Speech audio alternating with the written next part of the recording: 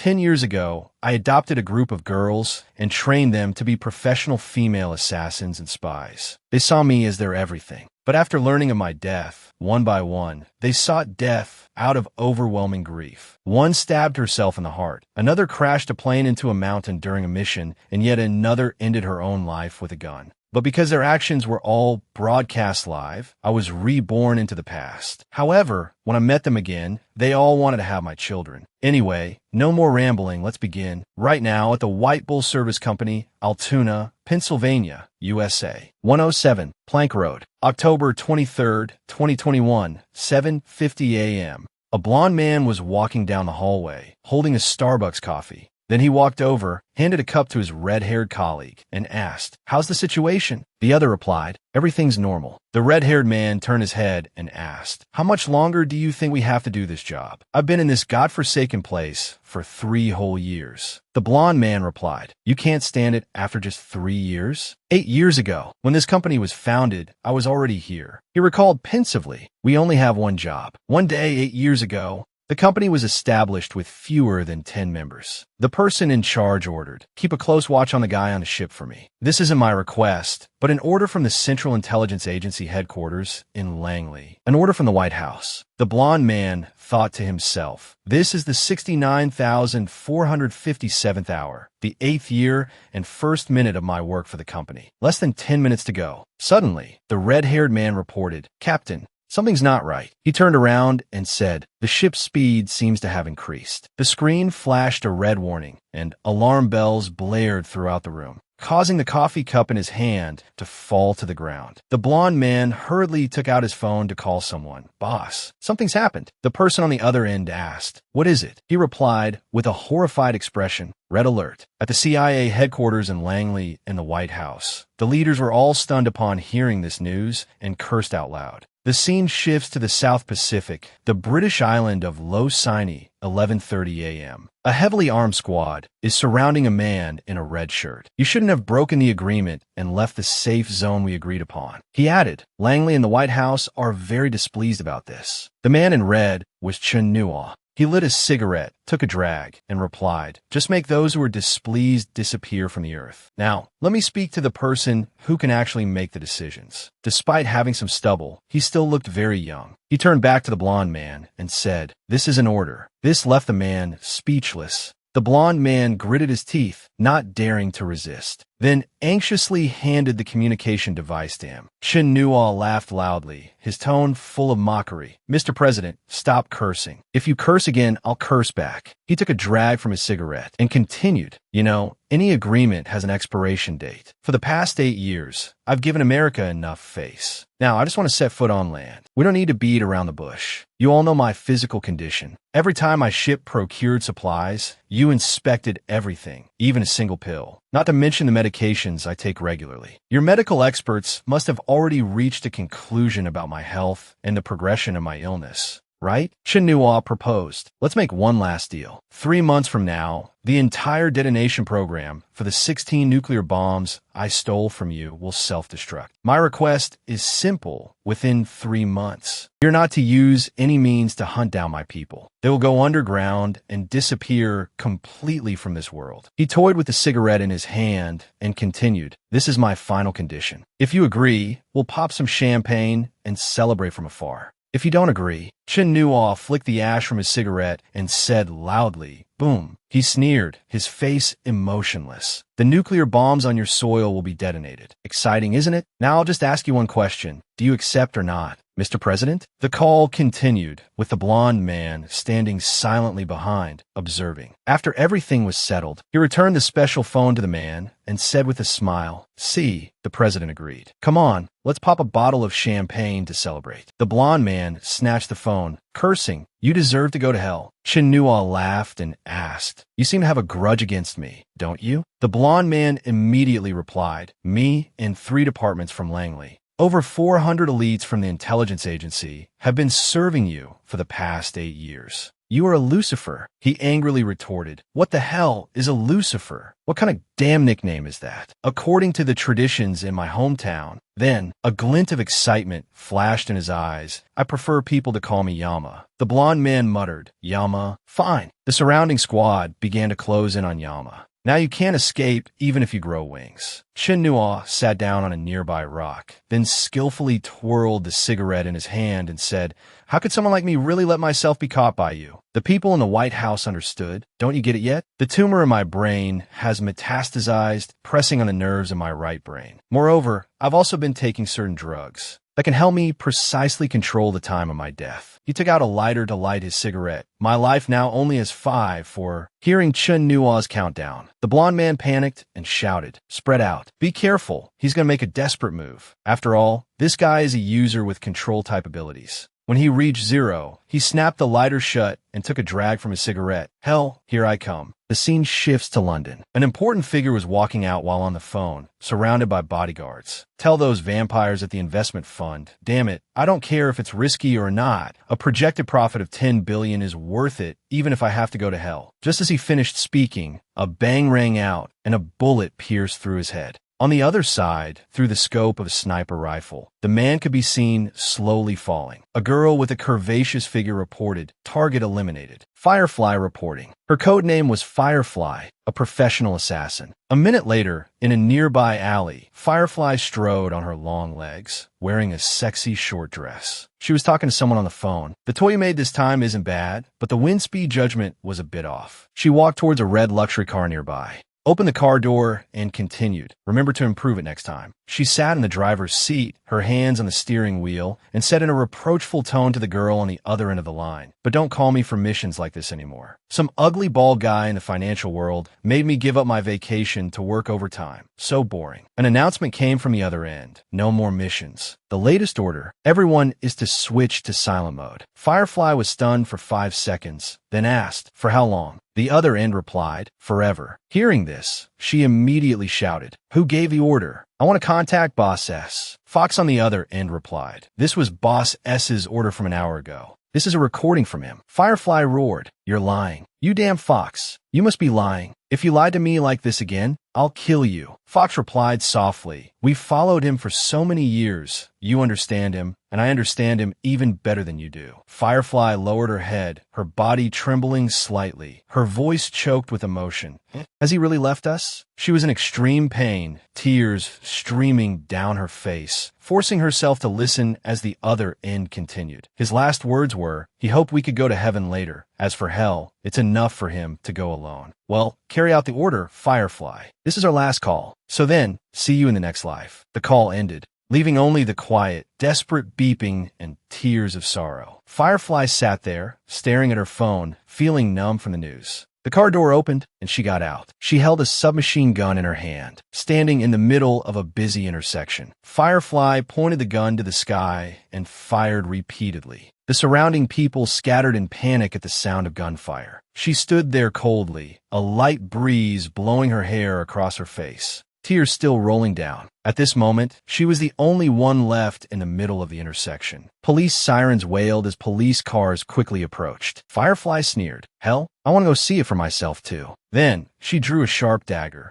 Her eyes glinting with a deadly light mixed with tears, she stabbed the dagger into her own heart. Fresh blood spurted out as she slowly collapsed in front of her car. The phone screen inside her car was still lit. In the group chat, Yama and the Little Devils, Firefly's profile picture had turned gray. The scene shifts to South America. A plane was flying over a vast jungle. The girl codenamed Hummingbird sat there, holding a glass of wine, also receiving a call. She listened intently, only replying briefly, Okay. Got it. Her foot was pressing on the head of a gagged and bound man. Just like Firefly, Hummingbird sneered, Hell, I've always wanted to go see it for myself. The plane crashed straight into a mountain range, a massive explosion echoing through the sky. Another girl sat in front of a computer screen, her hands clenched so tightly her nails dug in her flesh, drawing blood. The screen continuously displayed notifications. Hummingbird offline, Jinju offline, Yinwei offline. She gently reached into a drawer to get something. With a pistol in her hand, she began to load it. She smiled, tears rolling down her face, pointed the gun at her temple and said softly, "Fox, offline." Then, she slowly closed her eyes.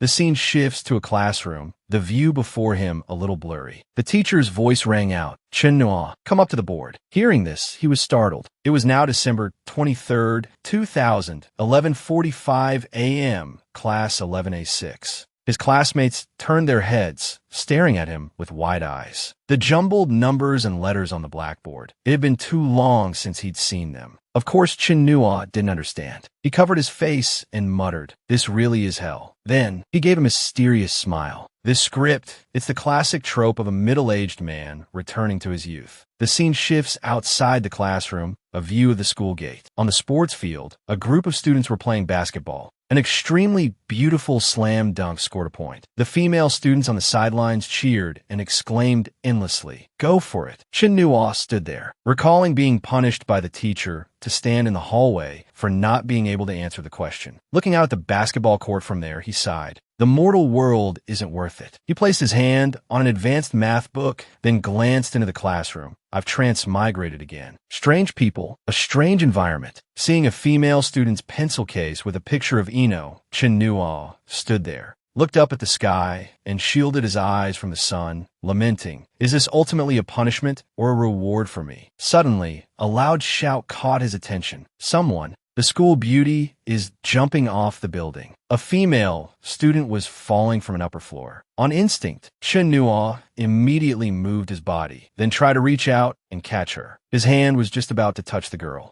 A cloud of dust rose, followed by the image of her landing on top of him. This girl was Sun Kiki, a girl with an appearance as lovely as her name. She stared at him with wide eyes. Some people around also witnessed this scene. A while later, the two stood in the dean's office, the atmosphere unusually silent. Chen Nua secretly glanced at Sun Kiki. She was still standing there with an innocent expression. He thought to himself, good thing she fell from the second floor. If it were any higher, forget a C cup, even a D cup would have been shattered. Impossible to save. The office door opened, and a man walked in, coughing twice, startling them both. It was the Dean of Discipline, Sun Shengli. He walked in and asked, "Have you been checked at the nurse's office? No serious problems, right?" Chen Nua smiled and said, "We've been checked. We're fine. I just happened to be standing there, and this student fell from upstairs and landed on me. So I guess you could say I saved her, right?" He immediately turned to Sun Kiki and asked, "You jumped? Why did you jump?" She stammered, I was leaning on the second floor railing to look at the scenery, and I accidentally fell." She was about to cry, changing her form of address. "Dad, I didn't jump." Chen Nua looked over, thinking to himself, their appearances are so different. She must be adopted, right? He turned to Chen Nua and said, "Student Chen Nua, regardless, thank you very much. I've already asked for leave from your homeroom teacher for you. Do you need to go to the hospital? Do I need to contact your family?" He smiled and waved his hand, walking out. "Sir, I'm fine. It was probably just a coincidence that I wasn't injured. A little rest will be enough." Dean Sun was still very enthusiastic. "All right, if you feel unwell anywhere, just let me know." He placed his hand on the doorknob, but suddenly stopped. Chen Nua was thinking about something. Then he turned around and asked Dean Sun, "Actually, there's one small thing.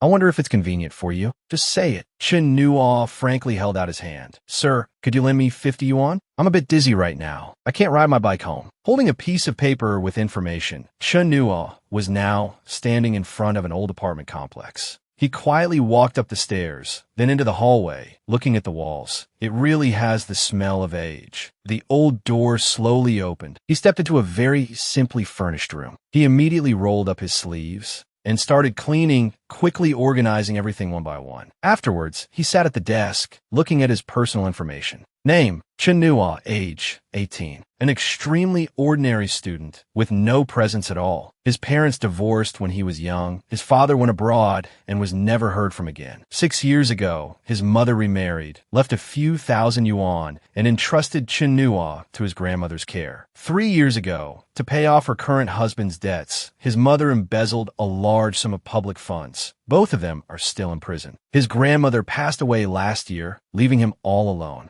Other than people from the neighborhood committee who visit periodically, he has almost no contact with anyone. Even at school, he is an introverted and withdrawn person with no friends. Having grasped this basic information, he smiled smugly. This is good too, simple social relationships. This kind of lone wolf setup really saves a lot of trouble. Chen Nua looked up at the wall calendar. muttering to himself, "It's the 25th. This is a bit troublesome." At this moment, Chen Nua was sitting in front of a computer, searching for some information. Only 18, but already used to holding a cigarette from his past life. He thought to himself, only 15 days left. He remembered that around midnight, 15 days from now, that girl would encounter the most terrible and tragic event of her life. Sitting in the internet cafe, Chen Nua thought to himself, "I have to save her. But I have no money for a ticket, no passport, no visa to go to South Korea. The normal way definitely won't work." That night, in Chen Nua's old room, the light was still on. He sat in contemplation at his desk, a glass of water in front of him. A light flashed in his eyes, and a faint aura emanated from his body, as if he was trying to do something. The glass of water didn't move at all. Chen Nua leaned back his chair in despair. Tonight, the moon was bright. Seen from outside, Sun Kiki was listening to music. She innocently enjoyed songs about love and healing. Sun Kiki recalled the scene from that day. While walking in the hallway, she recognized a familiar person. It was none other than him, Chen Nua. Sun Kiki's cheeks were slightly flushed at that moment, her hands on the railing, trying to lean out to get a better look at him. But unfortunately, her hand slipped and the other students misunderstood, shouting, "The school beauty is jumping off the building." Just remembering it made Sun Kiki blush with embarrassment, her cheeks burning. Why did it have to be him? So embarrassing. Her innocent eyes widened, lost in thought. She looked down at the love letter in front of her, which was written to her by Chen Nua. At the CG film set, the scene shifts to a public phone booth. Chen Nua's soul had transmigrated into an ordinary high school student with the same name, returning to the past. So, what is the me of this year actually doing? He dialed the number, but only heard a beeping tone. "The number you have dialed does not exist." Chen Nua went to knock on a certain door. He stood outside the door thinking, "This is the place I remember living here as a child." The door opened, and a chubby young man came out and asked, "Bro, who are you looking for?" Chen Nua was stunned. Almost everything from his past no longer existed. He walked down the street, full of doubt. "My home phone number doesn't exist. The person at home isn't someone I know." He went to the roadside grocery store. "Ma'am, a pack of cigarettes." But the lady at the downstairs grocery store was still the same person. Then he glanced to the side. "Even the fat kid who used to bully me is still here." In this timeline, where on earth did I go? It can't be that everything is the same, only I have disappeared. Could it be? Chen Nua pointed at the sky and cursed. "Author, get out here. Did you just use the no explanation trick because you couldn't handle two of me existing in the same timeline?" A pen nib shot down from the void, landing right where Chen Nua was standing. Luckily, he dodged in time. The pen nib grew arms and legs, then pulled itself up by its own head. Explaining now would be a spoiler. I've already thought out the plot. I guarantee the resolution will be convincing. I invite everyone to please read on patiently. The next day at school, the hallway was buzzing with gossip. "Have you heard? Chen Nua from class 11A6 wrote a love letter to the school beauty." At the same time, a familiar female figure approached. She walked past the crowd, gossiping behind her. "Look at Sun Kiki. Chen Nua is really brave. Isn't he afraid the dean will break his legs?" Sun Kiki blushed with embarrassment, but said nothing. She continued walking, stopping at the classroom door. Sun Kiki stood there for a moment, looking inside. Chen Nua was resting his chin on his hand, scribbling something in his notebook. Suddenly, he heard a girl's voice and looked up. In front of him was Sun Kiki. She asked softly, "Are you free right now?" Chen Nua replied blankly, "What's up?" Sun Kiki appeared nervous and anxious. Her hands clasped in front of her chest. She said, "The letter you wrote me a few days ago, I've read it. I'm sorry, I can't accept it." He thought to himself, this guy was pretty bold when he was alive, daring to pursue the dean's daughter. Seeing no reaction from him, she continued, "I'm talking to you. I said I can't accept it. Don't do things like this anymore." Only then did Chen Nua reply, "Oh, got it." Sun Kiki hadn't finished, stammering as she added, "We are all students. A student's main duty should be to study." Chen Nua agreed, "You're right." Then he asked her, "What was your rank in the whole grade for the midterm exams?" Sun Kiki's eyes widened, and she answered guiltily, 196th. He stood up, sarcastically, "You really do need to study hard." Then he thought to himself, "If I'm not mistaken, there are less than 300 students in the entire grade." He coldly walked past Sun Kiki, then patted her on the shoulder, advising, I hope you study hard and make progress every day. Sun Keek's body trembled, and she thought to herself, why does it feel like I'm the one who got rejected? My heart hurts. From outside, the teacher's voice could still be heard in the classroom. There's something I need to make clear. The teacher stood at the podium and announced, on the 10th of next month, our school will participate in a friendly match with Yanbian Sports High School. You can sign up now. The school has posted a notice. You can go and see it. The selected students will need a parent's signature and must pay a 150 yuan participation fee. Chinua suddenly realized, Yanbian, North Korea, South Korea, Seoul, this is a path. Then he boldly raised his hand and asked, Miss. Chinua asked, can anyone sign up? The teacher saw him and asked back, you want to sign up? You want to participate in the math competition? He asked doubtfully, aren't there any other competition events? Amidst the loud laughter of his classmates, the teacher replied, go look at the school and notice yourself. Chinua fell silent, and the class continued. All right, let's start the lesson. Everyone turned to page 46. Outside, the sky was blue with white clouds, and a gentle breeze was blowing. In the classroom, Chun Nuo had his head down on the desk, sleeping. A voice from below said, let's go, where all the spots will be taken. At this moment, the noise woke him up, and he yawned. Then he stood up, rubbed his neck, and sighed. So boring. Two classmates walked over and invited Chun Nuo to play games. He crossed his arms and replied, sure, I slept enough this morning. It's a good time to get some activity in. The scene shifts to an internet cafe on the street. It was quite crowded. The game screen was displayed up high, and two players were in a fierce battle. The kid with glasses thought to himself, I lost again. At the same time, Chinua stood up and said, I'm not playing anymore. Suddenly, a hand grabbed his shoulder. He immediately turned his head. Behind him was a cocky-looking blonde youth, who asked, are you Chinua? Then he ordered aggressively, come out, I have something to say to you. A moment later, in a nearby alley, the thug said to the two kids, you two did a good job, now get lost. On one side, 5 guys were staring at him. Facing them,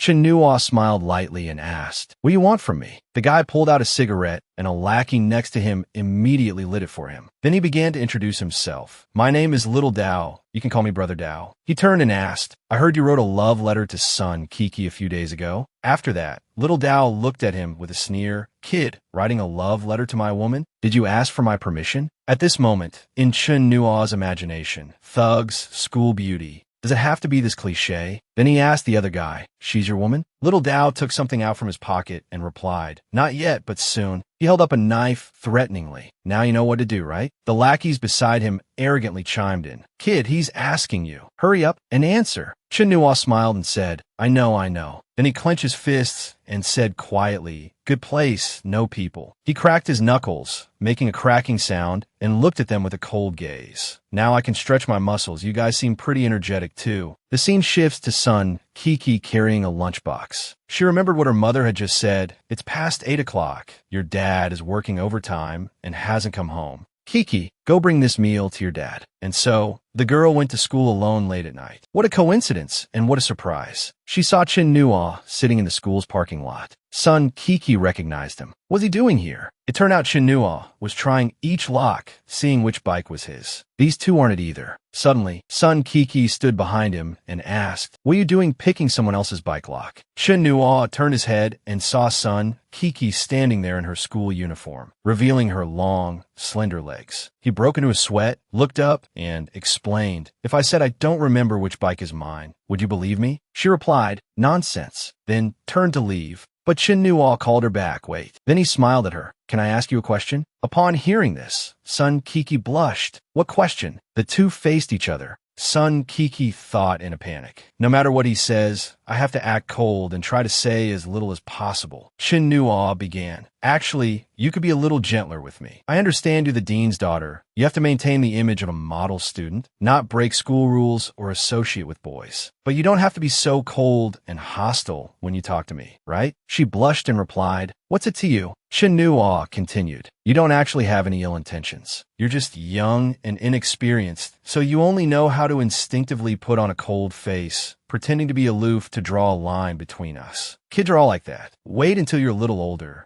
have a higher EQ, and you'll know how to handle things more gently. Chinua smiled. Look, I saved your life yesterday. Sun Kiki turned her face away, trying to argue. Falling from the second floor isn't necessarily fatal. He mused. If not dead, you'd be injured. All right, let's say it wasn't saving your life, but at least it counts as saving you once, right? Even if it was just a coincidence. Unable to refute him anymore, she let out a soft mmm. At this point, Chinua started asking about the thug. There's a guy named Zhang Xiong. Do you know him? His nickname is Little Knife or Brother Knife, something like that. Sun Kiki replied, I know him. He's blocked me at the school gate twice. The first time, my dad chased him away, but he came back again a few days later. He smiled and said, for a long time to come, that guy won't be back. Hearing this, she was a little surprised. What? Chinua repeated. I said, for a very long time, he won't come to bother you anymore. After all, it takes 100 days to recover from injuries to muscles and bones. The scene shifts to the city hospital. Inside, someone sneezes as if they were just being talked about. Little Knife was lying there, his limbs in casts and his head wrapped in bandages,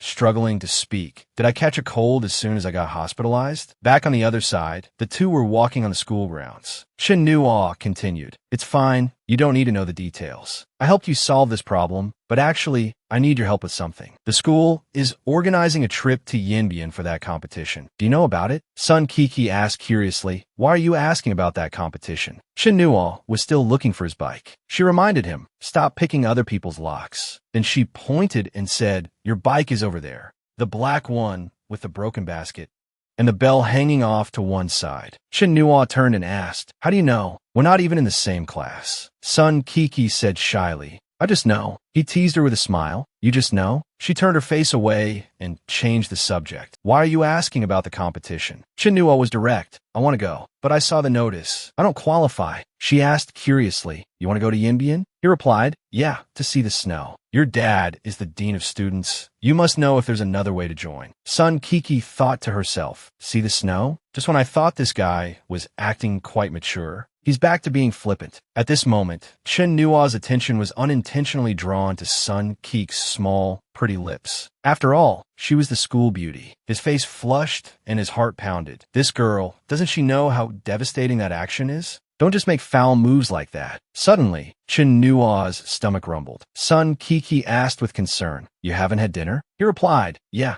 because I'm too poor. Why is this guy so flippant? She added, I know your family situation is difficult, but it's not so bad that you can't afford to eat, right? If you really don't have money, I'll talk to my dad and help you apply for poverty assistance. Seeing Chinua turn to look at her, Sun Kiki quickly explained, I don't mean to look down on you. Chinua asked, puzzled. You seem to know a lot about my family. Did you go out of your way to ask around? Sun Kiki blushed and denied it. Nonsense. I heard it from others. He glanced at the lunchbox in her hand, then pointed and asked, is that food in there? She quickly hugged the lunchbox and replied, this is my dad's dinner. Chinua suddenly broke into a relaxed smile, one that came from the bottom of his heart, completely genuine. A while later, under the bright moonlight, he found his bicycle, a chicken drumstick in his hand, taking a delicious bite. He ate while riding, praising how good it tasted. While Chinua was enjoying his food, on the other side, Dean's son asked his daughter, Kiki, why is there a drumstick missing today? How is one enough to eat? Back at the old apartment complex, the light in Chinua's room was still on.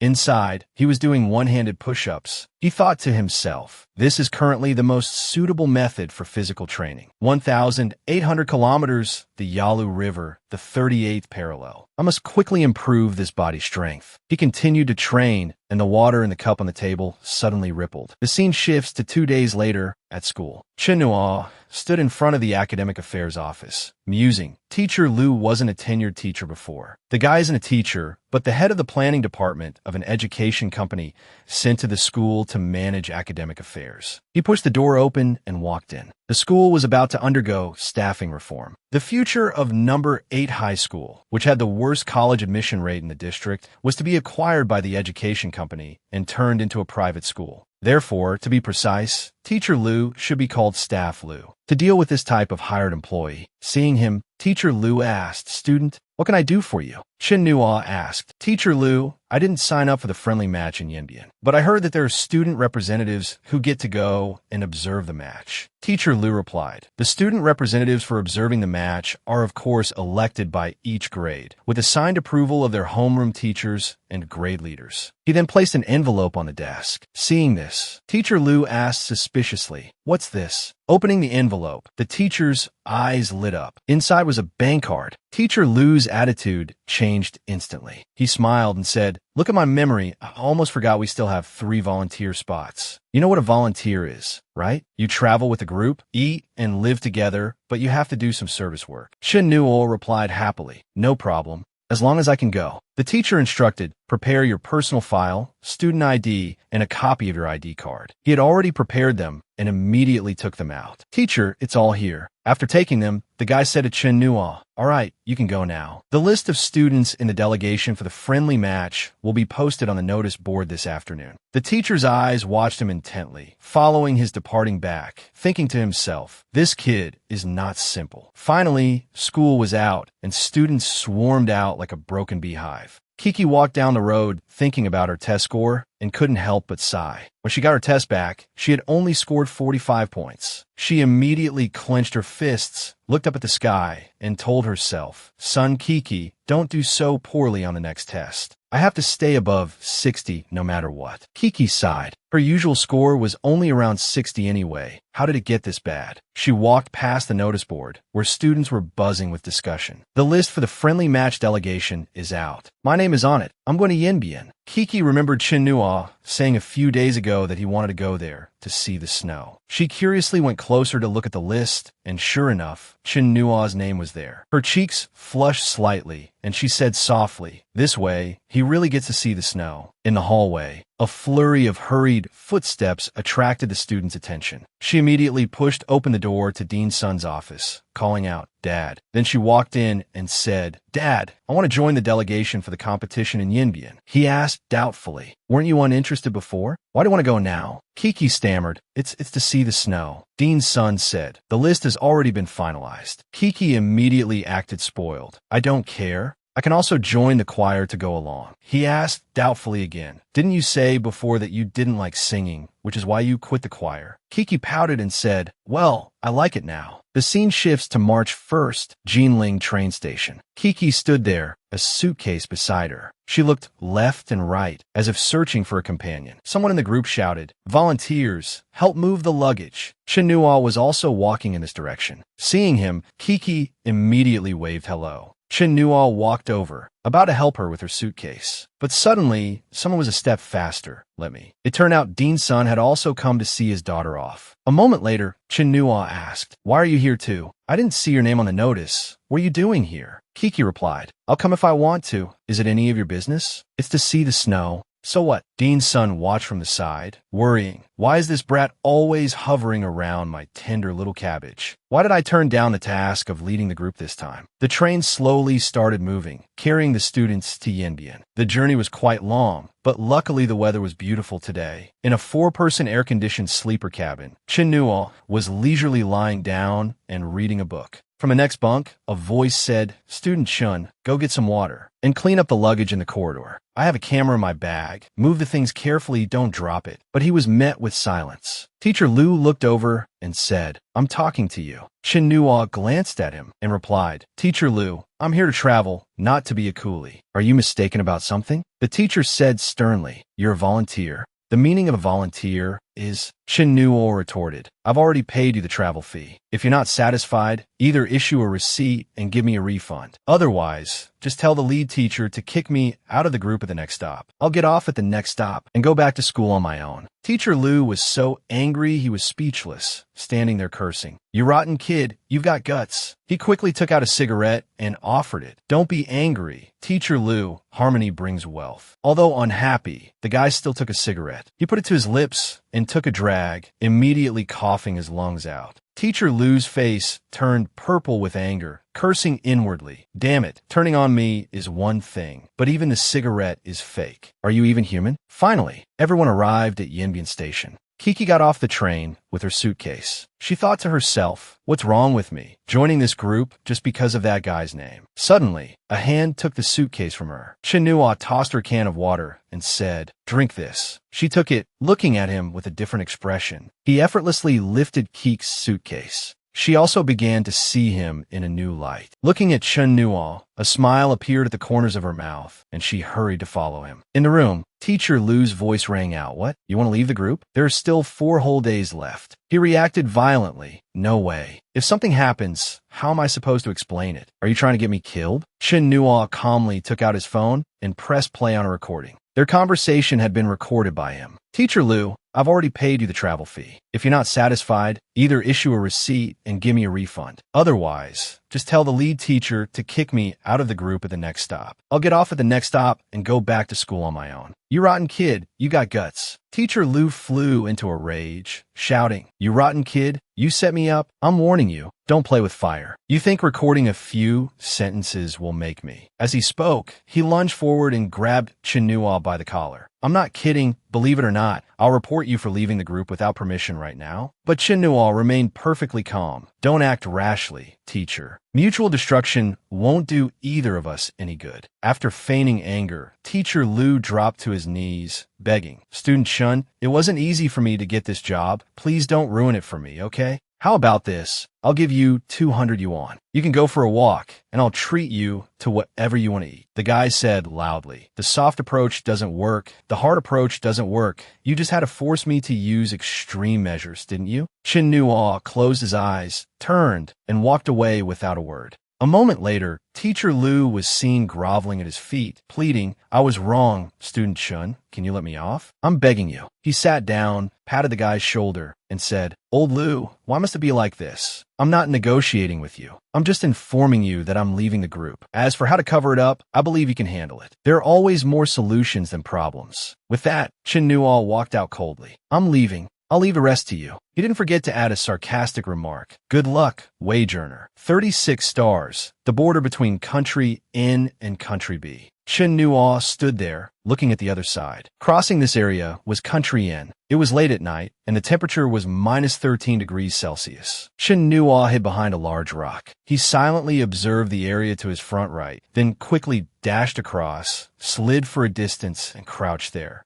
The military border searchlights swept back and forth relentlessly. Chinua saw a light about to hit him and quickly jumped to the side, then used Lingbo footwork to weave between 2 beams of light before dropping to the ground, basically safe. Suddenly, a pair of feet appeared in front of him. Chinua looked up, his face a little tense. In front of him was a soldier. He immediately asked, Who's there? Then quickly reached for the gun at his hip. Chinua quickly stood up and delivered a swift, powerful chop to the back of his neck. The soldier fell slowly without a sound. He quickly caught the soldier, covering his mouth with one hand, and gently dragged him to the side. There were 2 other soldiers on the watchtower. One of them seemed to notice something was wrong. He said, I think something flashed in the light. The other replied, probably just a crow. Besides, our hidden post down there is watching. He nodded, true. Crossing the border isn't just about getting past us. In the dense forest, Chinua was still silently crawling forward bit by bit. He thought to himself, this untrained body is still too weak. Then he continued forward. He put something in his mouth and took a small bite, then looked ahead, replenishing some calories, preparing to cross the minefield. He thought to himself, to others, this minefield is extremely dangerous, but to me, it's the easiest line of defense to break through. I've carried out missions here many times in my past life. I'm already familiar with the path. And so, he carefully crawled through the minefield step by step. Then he smiled, thinking, as expected, another 30 meters and I'll be out of the minefield. His joy was short-lived as his knee hit something. He frowned and looked back, cursing, damn it, old habits die hard. His leg was pressing on an anti-personnel mine. Chinua used his hands to clear away the snow, revealing the mine. Weighing nearly 3 kilograms, highly explosive, with a metal detonator, a blast height of 2 meters, and a kill radius of 10 meters. Chinua slowly took off his jacket. The moment his knee moved,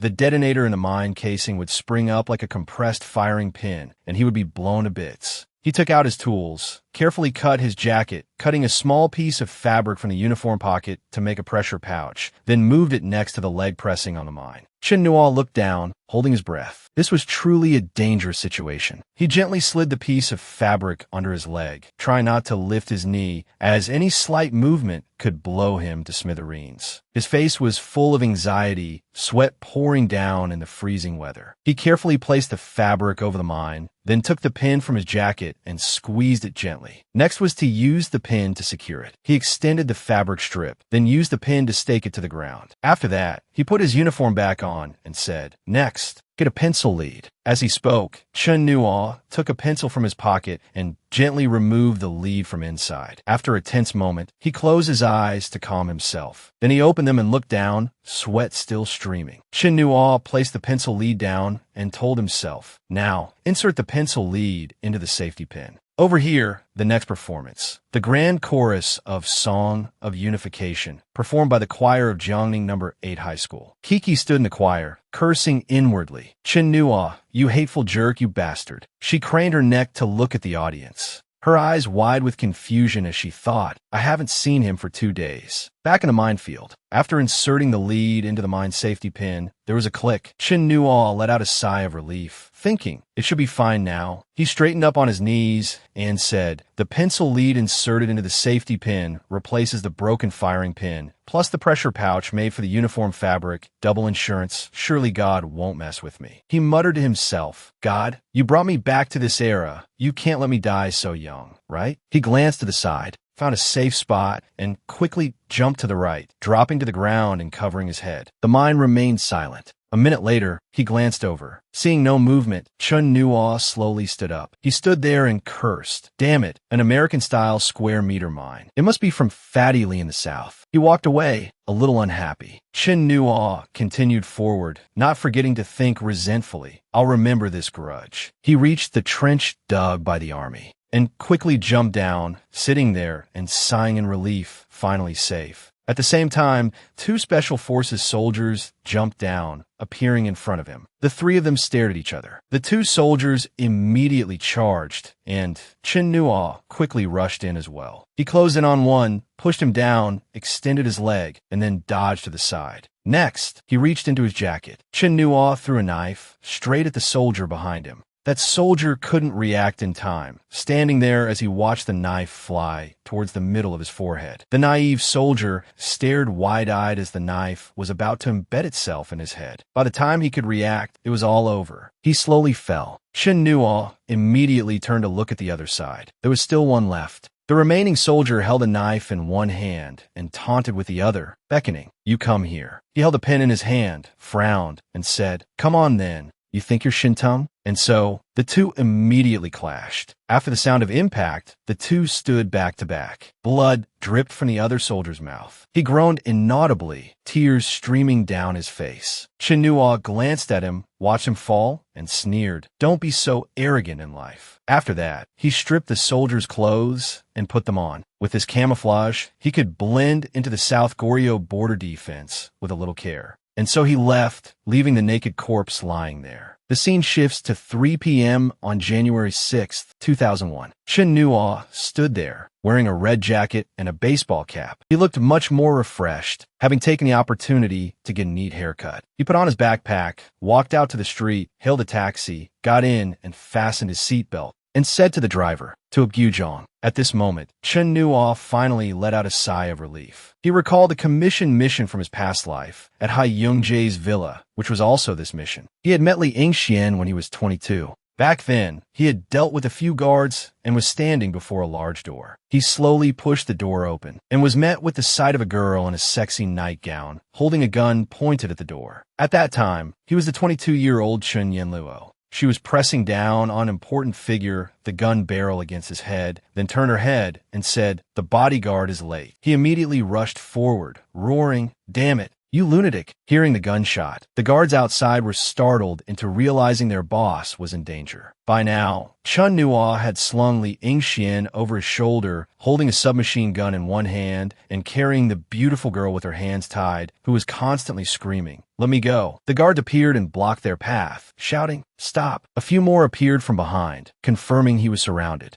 Chen Nuo raised his submachine gun, spun around in a sweeping motion, and took down 2 of them in an instant. The remaining few fired in anger, shouting, "Bastard!" With his superb skills at the time, he managed to dodge the dangerous bullets, then turned back and fired, finishing them off. The scene shifts to a wooden cabin in the forest. After escaping, he mercilessly threw Li Yingxian to the ground and said to her, "This is my house. No one can find us here." Li Yingxian at that time was a crazy girl with serious psychological problems. She sat up in a seductive pose, looked up, and asked, "Is that so? Does that mean we can do whatever we want?" He didn't answer, a hint of vigilance in his eyes. Li Yingxian gently caressed his face. Then a flash of resentment appeared in her eyes, and she slid down, changing her posture, seemingly about to attack him. She threw a punch, but he was just as quick, twisting to dodge it, then delivering a chop to the back of Li Yingxuan's neck. She was instantly knocked out. A while later, she slowly opened her eyes. Chen Nuo was still there, while Li Yingxian was wrapped in a blanket and hung up, a gag in her mouth. He took out a cigarette and lit it. He smoked and said, "Li Yingxian, quiet down a bit," despite her struggles and muffled sounds. The next morning, still at the wooden cabin, Chen Nuo untied Li Yingxian and asked, "Calm down yet?" He held a gun in his hand and continued to ask, "You really want to die?" She lay there and asked back, "Why did you save me? Because I'm beautiful?" Then she shot him a sharp, questioning look. "Want to sleep with me?" Chen Nuo used the butt of his gun to lift Li Yingxuan's chin,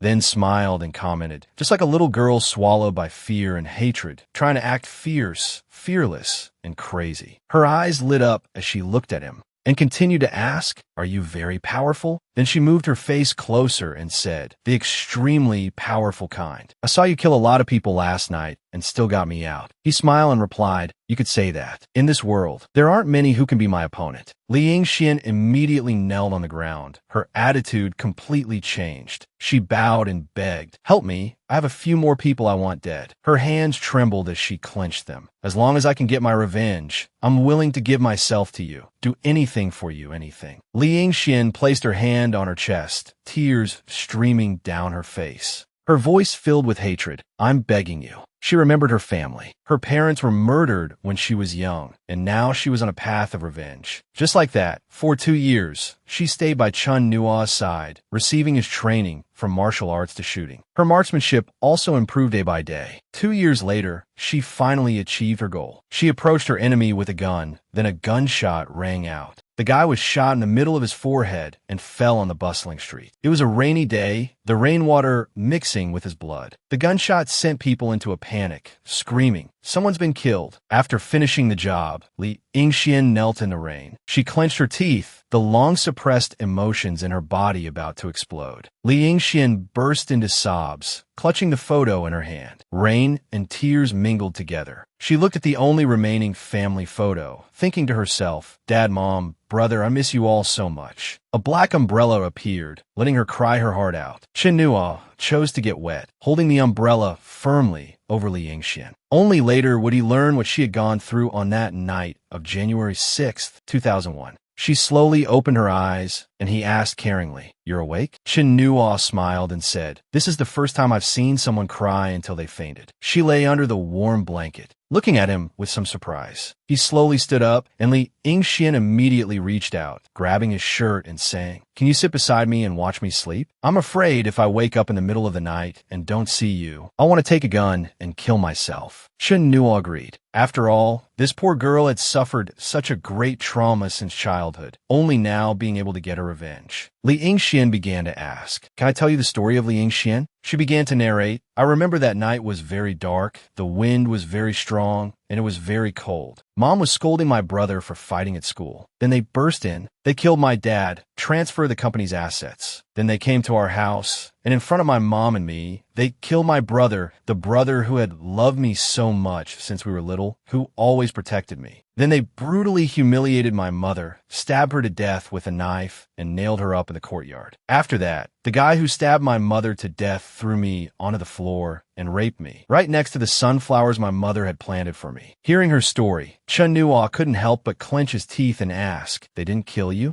Li Yingxian replied, "No, probably because I was pretty. They want to lock me up to rape me." On the way, as he was taking me back, I found a chance to jump into the river and escape. He asked again, "And then what?" She continued, "After escaping, I went to a friend of my father's from when he was alive. He took me in, and then that very night he raped me and even handed me over to that murderer." At this point, Li Yingxuan's tears fell uncontrollably. I took the chance while he was on the phone and used a chopstick to blind him. From then until I met you at 22, I lived in hell. She looked at him as if to repay him and said, "From today on, I live only for you. If you tell me to live, I will live. If you tell me to die, I will die. Whatever you tell me to do, I will do. If you tell me to kill, I will kill the whole world. My world has long been nothing but darkness. I can only catch the single ray of light from you. Truly the only ray of light." Chen Nuo replied, "No. If this world is only darkness, then shine on your own." She was stunned. He added, "No one can place their hope in others. Everyone can shine on their own, no matter how small or weak. So, learn to shine on your own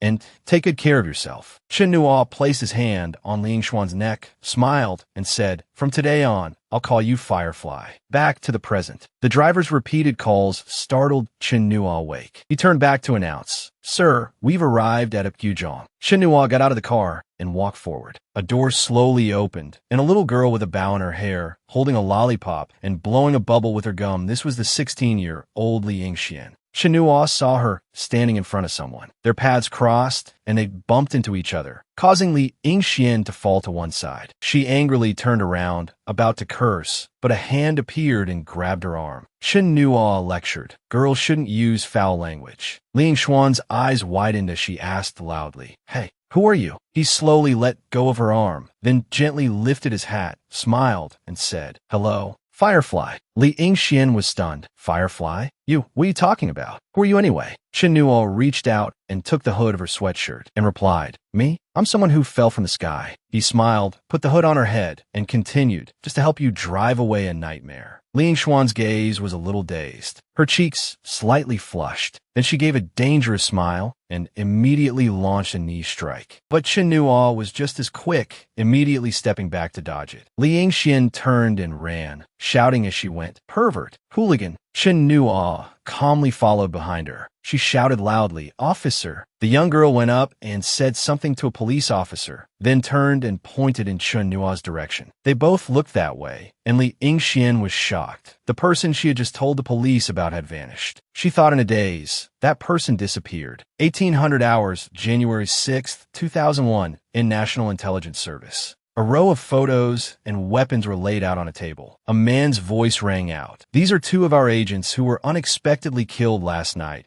while carrying out a secret military mission at the border. All items found at the scene are here." He continued, "In addition to these, 300 meters south of the victims, within our defensive minefield, an American-style Claymore mine was found, disabled by a special method." Everyone at the meeting table was focused. The person continued, "The information and photographic documents, along with a preliminary analysis, have been sent to you. Ladies and gentlemen, this is a military infiltration targeting our country." Then he said grimly, "The enemy from the north has drawn its sword against us. To protect the security of the great Nam Goryeo Republic, the Blue House has issued an order demanding that we, at all costs and in the shortest time possible, find the northern enemy who has likely infiltrated our territory." Everyone at the table shouted in unison, "Loyalty! Loyalty!" At the same time, north of the border, a secret border command post. The leader on this side announced sternly, "The enemy from the south has entered. I order all comrades, from this moment on, to upgrade patrol levels throughout the region and conduct a comprehensive sweep of the entire area and defense zone." Then he said sternly, "We must find the infiltrating enemy and absolutely not let their plot succeed." He turned to the person beside him and asked, "Who was in charge of the area where the incident occurred last night?" Before getting an answer, he ordered, "Execute him by firing squad." Meanwhile, Chen Nuo was sitting on the roof of some family's house and sneezed. Then he muttered to himself, "Is someone thinking of me?" As he spoke, He pulled out some chocolate to eat and said while chewing, "Forgot to buy water. I'm dying of thirst." Suddenly, a fragrant aroma wafted over. Chinua realized it seemed to be the smell of chicken soup. He then peeked down, trying to look inside the house. A young boy was kneeling there, and a woman's voice scolded, "You child, why did you get into a fight at school again?" The boy obediently replied, "Mom, I was wrong." Then, looking over at the dining table, Li Yingxian was sitting there smugly, a playful smile on her face. From a roof, Chinua looked down through the window as a car sped up and screeched to a halt in front of their house. He suddenly realized that today was the moment the tragedy would occur. Several men in black got out of the car and went inside. That's too many people, several cars. More than a dozen men carrying weapons stormed in. Chinua observed, saying, "Has it started?" They were now standing in front of the house. Side story. What kind of person was Tran Diem La in his past life? The CIA and many other intelligence agencies had studied him, and the conclusion was infuriating. This guy's behavior was unpredictable, but two things were certain. First, Tran Diem La was extremely protective of his own people. Second, he and his teammates had a symbiotic relationship. This relationship transcended love, family, and friendship. "You are my only hope for survival." "Boss, pat my head. This side is okay." "Good night, Shao Gang." "Good night, Shao Gang." This unbreakable symbiotic relationship only officially ended when Tran Diem La passed away. Hell, here I come. So, in this life, how will Tran Diem La, having decided to change the tragic fate of his subordinates, embrace a romantic relationship? We invite you to read the following chapters to find out. The scene changes to the hotel where the student group is staying. Hearing the continuous knocking on the door, Teacher Lu came out, coming. As soon as he opened the door, Cuckoo appeared before him. He smiled and asked, "It's Cuckoo, isn't it? What's the matter so late at night?" She asked softly, "Where is Chinua? I haven't seen him for 2 days." The teacher feigned a yawn and asked again, "Is something wrong?" "I was asleep," Cuckoo asked naively. "I'm here to see Chinua. Teacher Lu, I have something to tell him." Teacher Lu was still evasive. "But it's so late, I have to sleep too." She persisted. "Teacher Lu, where on earth is Chun-Nu?" He secretly pressed a button on the phone hidden behind his back. The phone rang, and Teacher Lu pretended to answer. "Hello? Is this Director's son?" Hello, sir, hello. Is something the matter?" He glanced at Cuckoo and said into the phone, "Oh, what a coincidence you should say that. Your daughter." She immediately clasped her hands together and said softly, "Don't tell my dad. I was never here." Then Cuckoo turned and ran away. Teacher Lu stood there and continued, "It's nothing. Director's son, you were saying?" Certain she was gone, he gently closed the door, then slid to the floor, his eyes welling with tears as he lamented to himself. These days, it's so hard to make a living. The scene changes to the house Chinua is watching. The underlings, armed, stormed in, kicking the door open for their 3 bosses to slowly approach. The sound of chaotic footsteps echoed in the hallway. Then they kicked open the dining room door and rushed in, startling the 3 people inside. Li Yingxuan's brother jumped up and demanded, "Who are you?" An underling immediately kicked him to the ground. "Get out of the way." The 3 men walked in. From left to right, they were Sa Tiyong, Ha Youngjae, and Sa Kyung-hoon. Ha Youngjae tilted his head to look inside. Outside, Chinua was also watching silently. He recognized him. It was the man Li Yingxian had dealt with in her past life. The massacre of the Li family in the previous life had to start with these 3. Ha Youngjae and Li Yingxuan's father had been partners in a freight transport business in 2000. Their freight business had grown to a considerable scale. That year, the brothers Sa Tae-yong and Sa Kyung-hoon were secretly involved in all sorts of black market dealings, such as smuggling high-profit goods, illegal drugs, and human organ trafficking. They had set their sights on Mr. Lee and Ha Youngjae's company.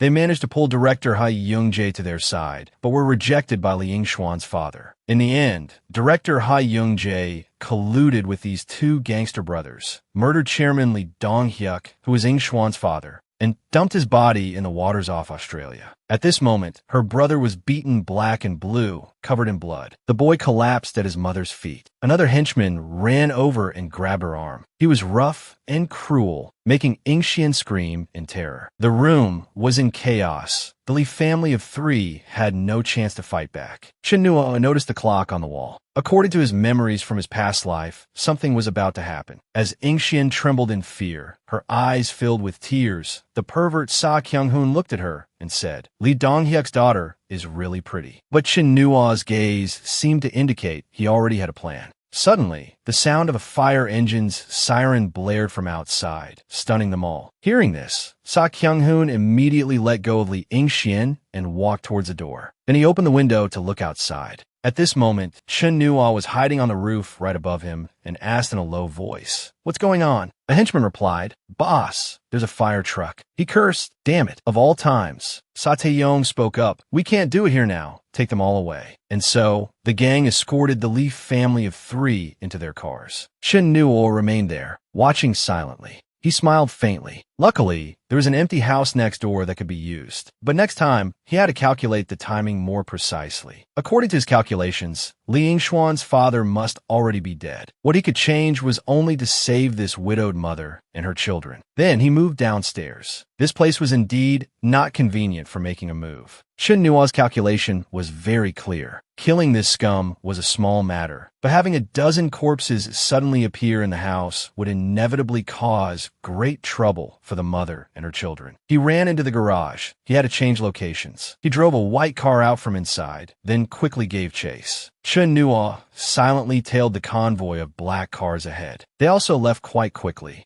In Ha Young-jae's car, he recalled the scene from earlier, thinking to himself, so Lee Dong-hyuk has a day like this too. Then he cursed inwardly. "You used to lecture me like a dog, used fake news to get more money, fame, and status than me, and even stole the woman I secretly loved, giving birth to those 2 bastards." The person next to him handed him a cigarette. Sa Tae-yong asked, "What's wrong? Still feeling uneasy?" Ha Young-jae took out a lighter to light it. Sa Tae-yong beside him continued, "When we get there later, that woman is yours tonight. Do whatever you want with her." After hearing this, he took a deep drag, then said viciously, "I don't just want to enjoy Lee Dong-hyuk's wife, I also want to taste his daughter. Even if that bastard goes to hell, he'll still be a loser." After speaking, he threw the half-smoked cigarette outside. An abandoned factory in the south of Seoul. Ing-shwan's mother tearfully begged Ha Young-jae, "Please spare our family, for the sake of the decades of brotherhood between Lee Dong-hyuk and you." He advanced with a cold smile, a leather whip in his hand. She cried while clasping her hands, trying to plead. He didn't respond, but raised the whip and brought it down, his face showing a look of anger. A mother's instinct took over, and she used her body to shield her 2 children. The whip had just torn a gash in her white dress, and blood seeped from it. Ing-shwan's mother tearfully turned back to question Ha Young-jae. "Why are you doing this? What on earth did we do wrong to you? Has your conscience completely rotted away?" Her brother glared at him, then struggled and lunged at him, cursing, "Bastard!" The boy grabbed him and pushed.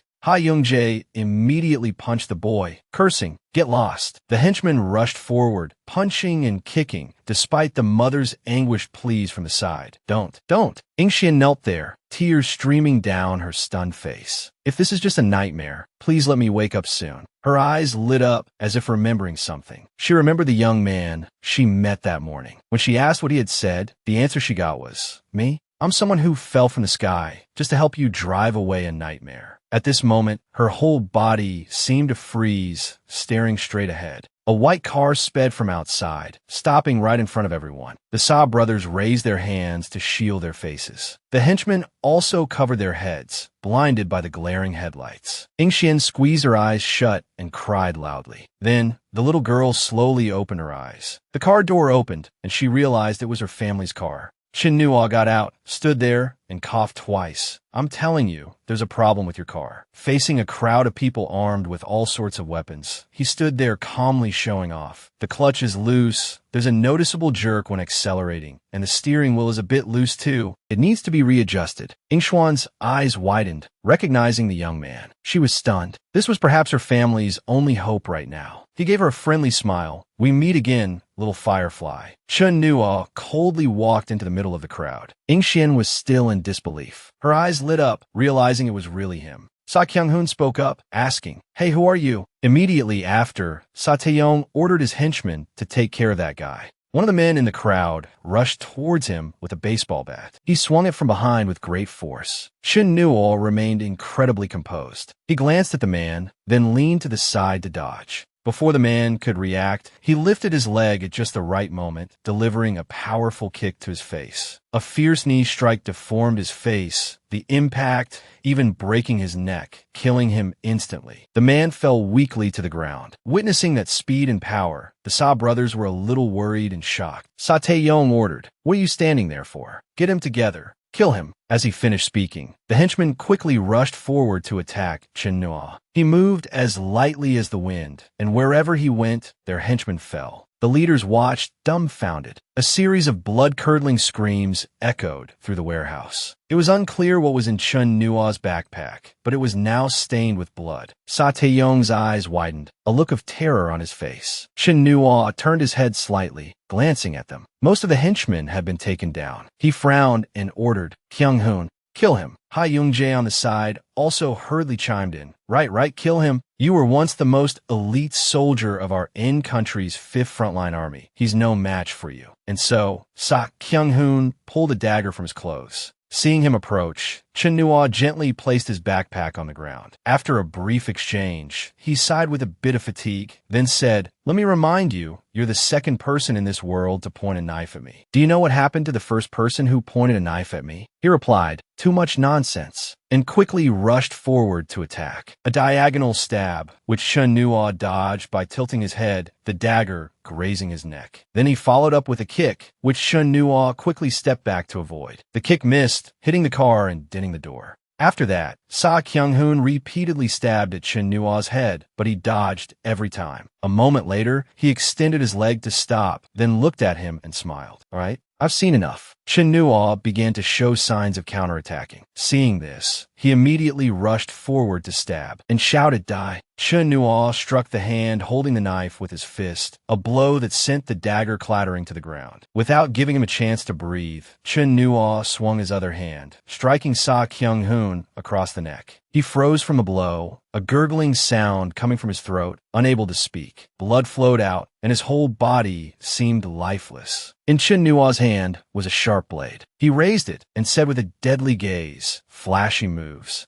Unnecessary." Seeing this, Ha Young-jae's face showed fear and anxiety, and he backed away. Chen Nua turned his head and found him turning tail to run. He picked up his backpack and said, "Trying to run?" As he spoke, he prepared to throw it, shouting, "Not a chance." As he finished, the backpack hit him in the head with a thud. Just one hit sent Ha Young-jae sprawling face first onto the ground. Several bricks fell out of the backpack. Sa Taeyong's face turned pale with fear when he saw this, and he cursed, "Damn it, there are bricks in the bag." Chen Nua glanced at him and asked, "What are you looking at?" This was obviously prepared to smash you. After speaking, he turned to face him. For a moment, both were silent. Sa Taeyong's gaze shifted to Li Yingxian standing there, and a vicious idea suddenly flashed in his mind. He grabbed her shirt and roared, "Come here." Sa Taeyong held a knife to Yingxuan's neck, taunting, "I don't care who you are, it seems you care a lot about this little girl. So let me go." The sharp blade was right at her neck, and her tears continued to fall. Chen Nua frowned and looked over, asking, "Yingxian, little girl, are you very scared?" Her whole body trembled. She was speechless, tears automatically streaming down, looking utterly pitiful. He gave her a friendly, encouraging smile. "Don't be afraid." His sincere gaze moved the little girl. At this moment, she placed her absolute trust in the young man before her. Chen Nua raised his hand and said, "I didn't originally intend to use this move. I just haven't perfected it yet. I'll use you for practice first." He held out 2 fingers, which was a bit confusing. Then he closed his eyes tightly, as if concentrating his spirit on something. His face turned pale.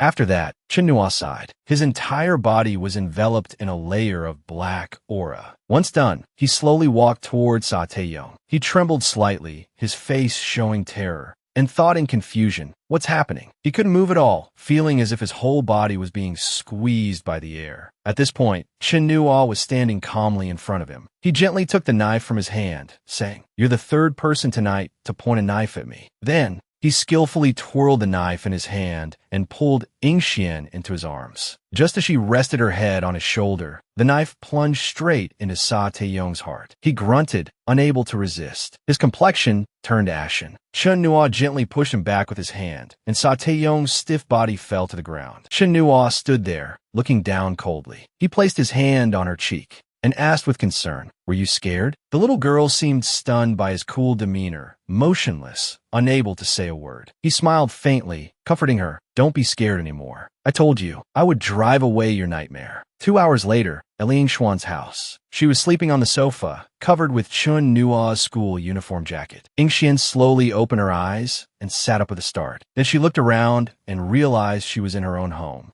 A male voice asked, "You're awake?" Chin Nua came out holding a small bowl and said, "You were overly frightened and fainted." Then he lifted the bowl and drank it all down. After finishing, he set the bowl down, smacked his lips, and praised, "Oh, that's really good." He walked over, held out his hand, and asked, "Can I have this jacket back now?" Seeing the girl didn't answer, he added, "I was afraid you'd be cold when you fainted, so I covered you with it. But you were holding it so tightly, and I was afraid of waking you, so I had to leave it for the time being." Chun Nuo had been doing all the talking, while Ing Xian just stared at him blankly. Chun Nuo took hold of the jacket, but Ing Xian remained seated, clutching it tightly. He sighed, looked at her, and said, "Hey, little girl, this jacket is mine." Ing Xian sat there, thought for a moment, and then gently let go. Chen Nuo put the jacket in his backpack and said, "I've heated up the chicken porridge in the pot. You can eat it if you're hungry. Your brother is slightly injured. Your mom has already applied medicine for him. Before you woke up, your mom and I talked about some things." He sat down in front of Ing Xian and continued, "As for the specifics, she will naturally tell you. My advice is, it's best for your family not to call the police. After all, I've already taken care of all the trouble." He unconsciously reached his hand towards her face, but then suddenly stopped. Her gaze towards him was still as innocent and pure as before. Suddenly, she proactively took his hand, then gently placed it on her own cheek, her round eyes wide, her cheeks slightly flushed. This small action from Ingxian stunned him for a moment. Only then did she speak, asking with concern, "Why do you talk like you're so much older?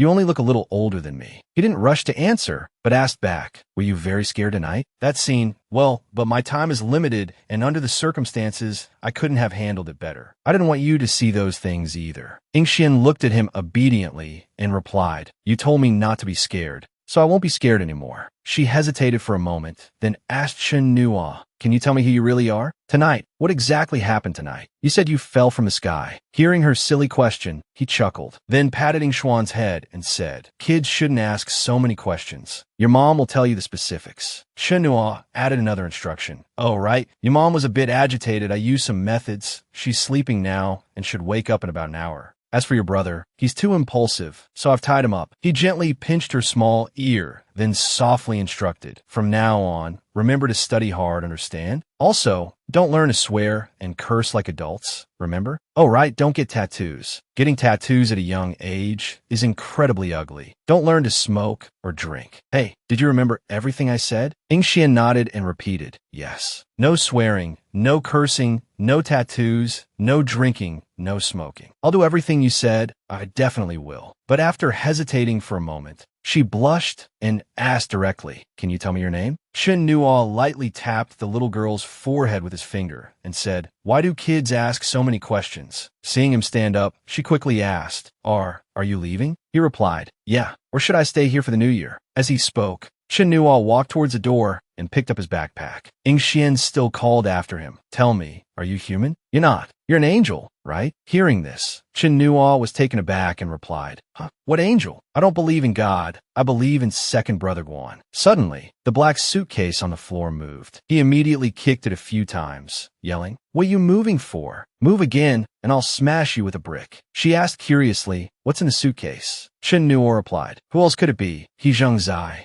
That old man is still of some use to me." Then he turned to leave. "All right, I'm going. Take care." Ing Xian reached out and grabbed his sleeve. She knelt on the sofa, looking at him innocently, and asked directly, "Can I see you again?" Chen Nuo asked in return, "Do you like fireflies?" Ing Xian smiled and replied, "I do. In the summer, my brother takes me to catch fireflies." Just as she said this, Chen Nuo placed his hand on the back of her neck, and somehow, Ing Xian slowly fell against him. Chen Nuo said softly, "Don't catch them anymore." The little girl's eyes were shut tight, as if she had been knocked out or hypnotized, his figure vaguely appearing in her mind, trying to reach out to hold him back. "Don't go. Don't go." Ing Xian suddenly woke up, her face full of panic, still shouting, "Don't go." She sat up on the sofa and looked around. Only then did she sadly lower her head, confirming that he was really gone. She accidentally noticed something was wrong. Ying Xian's eyes widened. She turned and discovered the study.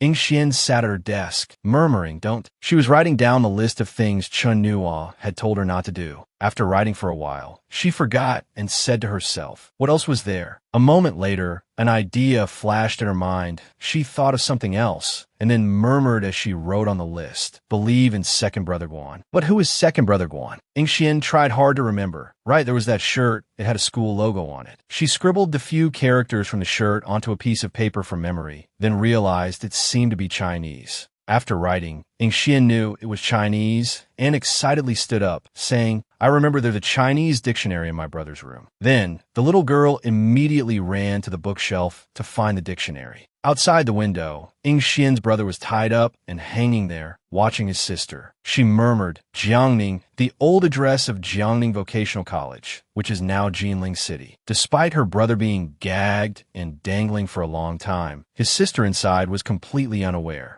The scene shifts to Hansheng, Hezheng Zai's secret residence. Chen Nuo carefully put on gloves, then slowly unlocked the suitcase. He opened the suitcase and looked inside. The old man, Hezheng Zai, was lying inside, his face bruised and swollen, tears and snot streaming down. He screamed, asking, "Who the hell are you?" No rush. Chen Nuo gently grabbed the old man's ankle and dragged him across the floor into the next room. He pulled him into the bedroom, went to the head of the bed, and gently moved the nightstand aside, revealing a secret safe door. Chen Nuo turned his head to look at Hezheng Zai and proposed, "Let's make a deal. You open it." The old man asked back, "Will you let me go?" He replied, "I can let you die with dignity." The old man was so scared he stammered, Dignity? Chen Nuo smiled. "That's right. You can choose the most decent set of clothes from the closet to wear and then die. Isn't that very dignified?" Hearing this, the old man hurriedly begged, "Can you spare me? I'm begging you. Please let me go." Then Hezheng Zai kowtowed a few times, trying to plead. "I can give you money. I can give you a lot of money. All my money is yours. Just don't kill me. I don't want to die." Chen Nuo resolutely pointed at the safe, demanding, "Open it." He stammered, his eyes filled with tears. "The password is..." The door opened, and inside there was indeed a ledger and a lot of gold and silver. Chen Nuo picked up the ledger, then tossed it aside, saying, "I'm not interested in this. I'm not interested in your books." Then he reached in to grab the money. Chen Nuo smiled meaningfully, stuffing the money and gold into his backpack, saying, "I'm just taking a little money to get by." After taking the money, he stood up to leave, but a photo on the wall caught his eye. Chen Nuo grabbed his hair, then looked at the photo and asked, "Is that ship yours?" He asked curiously, "How fast can it go?" The old man replied, 30 knots at its fastest. Chen Nuo proposed, "Then one more condition for our deal. I'll take this ship." He immediately bargained. "Then you have to spare me. Trade it for my life. You can't kill me." He smiled and agreed. "All right, deal. I'll spare you."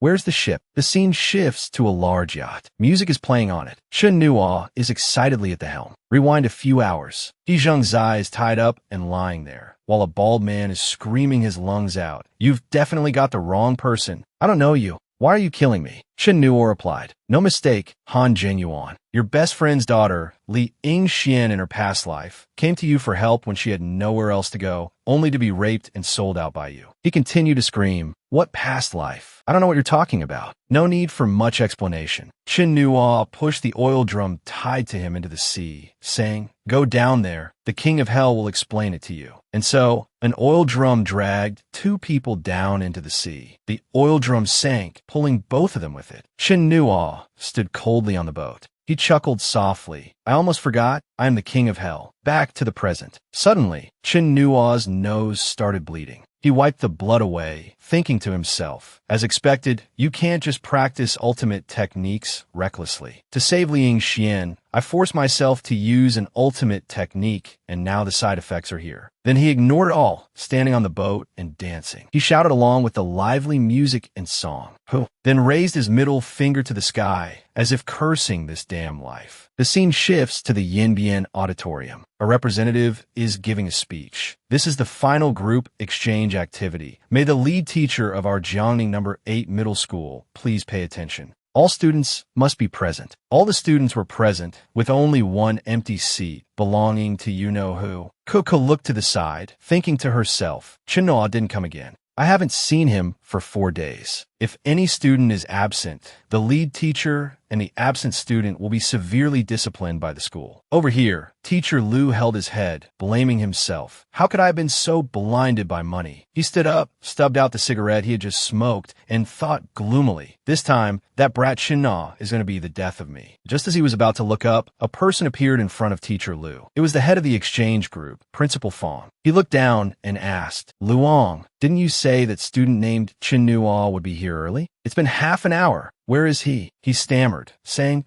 he might have gone to a nearby internet cafe to play games. Principal Fong also knew that boys this age are all playful. The principal looked at his watch and continued, that had better be the case. The activity starts in just over half an hour. I've already sent a few teachers and students to help you look for him. It's best if nothing has happened. As he spoke, he walked up to Teacher Lu and pointed at his face, scolding, otherwise, forget about you, Luong. Even I won't be able to bear the consequences. We'll see how I deal with you then. Teacher Lu still tried to force a smile and explain, Principal Fong, don't worry. The student definitely isn't lost. Then he waved goodbye. Take care, Principal Fong. Luong stood there, his expression ugly, cursing, damn it, he grumbled. Isn't he just an assistant principal who got sent down by the Education Bureau to gain experience through connections? People only call him Principal Fong to flatter him, and he thinks he's a big shot. What's so great about pointing at my nose? As he spoke, he angrily clenched his fist, then looked up and thought, but Chin-na, damn it, where the hell did you die? Half an hour later, in front of the auditorium where the students were gathered, Principal Fong stood there asking, still haven't found him? Cuckoo suggested worriedly, let's call the police. Sir, a student is missing. If we can't find him, we should call the police immediately. He stood there pondering, no. If we call the police, whether he's really missing in the end or not, as the head of the group, I'll have a hard time escaping responsibility. Poor management,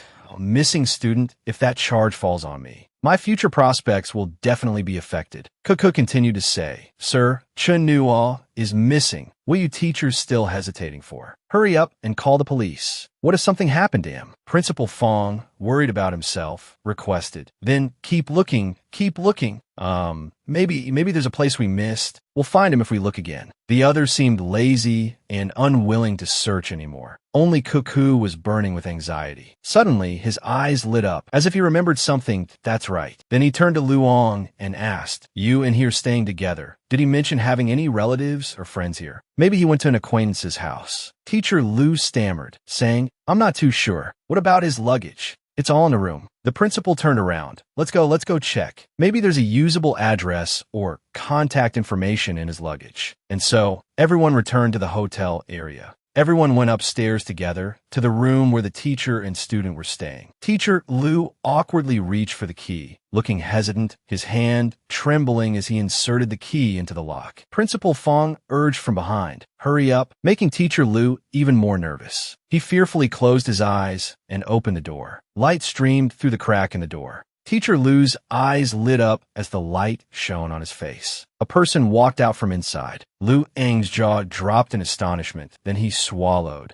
and his whole body relaxed in relief, thinking to himself, thank heavens he's back. Not knowing what she saw, Cuckoo covered her eyes, and Principal Fong was also stunned. Chin Nuo had just finished showering, with only a bath towel wrapped around him. Seeing the people outside, he let out an involuntary huh. A moment later, Chin Nuo was fully dressed, standing there listening to Principal Fong's lecture. He scratched his head and explained, I went out to play games for a bit. The moment he finished speaking, he was immediately berated. Foolish. No discipline. No organization. Absolutely foolish. Do you have any discipline at all? Teacher Lu sat listening on the side. How do I normally teach you? How do you act as a student? Go write a self-criticism report for me and criticize yourself in front of all the students. Chin Nuo glanced at Teacher Lu as if signaling something. Luong, with a guilty conscience, immediately stood up to smooth things over for him. Principal Fong, you see, you've already scolded him, and this activity is about to start. Hearing this, Principal Fong finally said, "Consider yourself lucky today. I have other things to do." Lu Ong stood at the door, shouting after his retreating figure, "Don't worry, Principal Fong, I will definitely educate him well. I'm going to the restroom for a moment, then I'll bring him over." After speaking, Teacher Lu gently closed the door. Chen Nuo sat there smiling. "Old Lu, you're really righteous and quick-witted." He turned around and scolded. "This time I was almost done for because of you. A school warning is unavoidable now." Chen Nuo took out his phone and deleted something. He held up his phone and said to Teacher Lu, "To show my sincerity, I've deleted that recording." Then he smiled friendly. "Let's live in peace from now on. You can rest assured about my character. I'm a man of my word." He still looked suspicious. "I'd be a fool to believe you." Yinbian Convenience Inn. Chen Nuo stood in front of room 502 and knocked. A female student poked her head out and asked,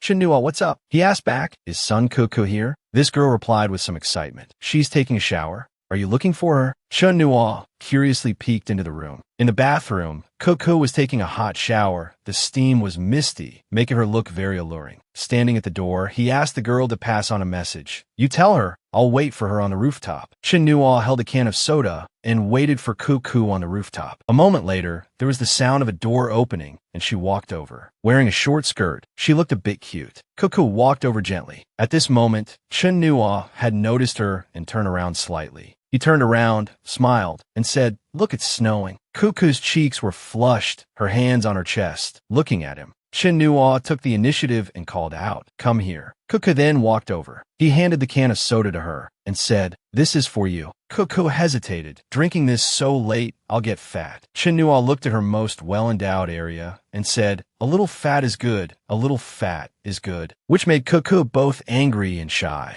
Pouting, "You're so annoying." After drinking the soda, she felt it was a bit sweet. Chen Nuo started the conversation. "You know what? I'm especially happy today." Kuku asked curiously, "Huh? Why?" He reached out his hand to catch the snowflakes and replied, "Maybe it's because I did something I've always wanted to do." She immediately asked, "Is it watching the snow together?" Chen Nuo looked up at the sky and continued, "I used to hear that life is always about making up for regrets. This is what makes a life beautiful and complex. What is there to regret? Life in this world is like a fleeting glimpse of a white colt flashing past a crack, over in an instant. Life is like a white steed, and I want to be my own reins man." Seeing Chen Nuo say these words, Kuku had a look of adoration on her face. So cool. Chen Nuo turned his head to look at her, and then asked softly, "Kuku, can you promise me one thing?" She tightened her grip on the soda can, asking with anticipation, "Okay, go ahead." Kuku blushed, her mind starting to wander. He's not going to make an outrageous request, is he? At most,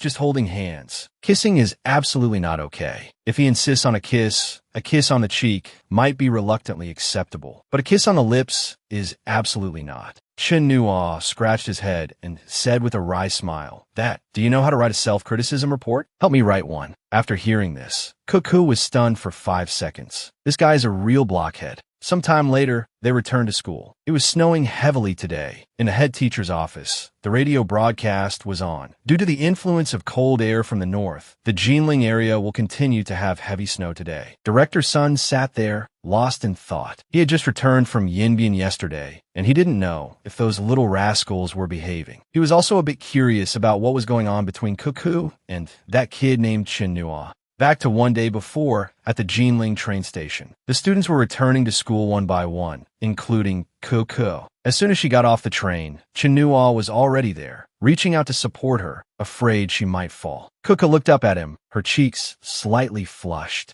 Director Sun was also there at the time, and seeing this scene, he was immediately displeased, faking a few coughs. Kuku looked at him awkwardly and asked, "Dad, didn't you say you weren't coming?" Recalling that scene, Director Sun felt a headache coming on. He stood up, picked up his water cup, and thought to himself, could it be that Kuku is in a puppy love? The school bell rang, Class A6. Director Sun stood outside the window with his water cup, looking inside. Then he slowly walked into the classroom and stood on the podium. Below, the students whispered nervously, "Oh my God, it's Old Sunday. Why is Old Sun here? Did someone mess up? Is there a special announcement? I heard there's bad news. I hope it's not true. Where's Teacher Wu? Why isn't he here? We're doomed. No more fooling around this time. Chinua's eyes also seemed to notice something unusual. He thought to himself, the atmosphere suddenly became so quiet, it feels a bit off. At this moment, Chinua finally looked up and recognized the person standing on the podium. His face was full of worry, and he cursed inwardly. Damn it. Teacher Sun began to speak. Students, I have a few announcements. Yesterday, Teacher Wu went out and encountered heavy snow and unfortunately fell and got injured. Therefore, for the time being,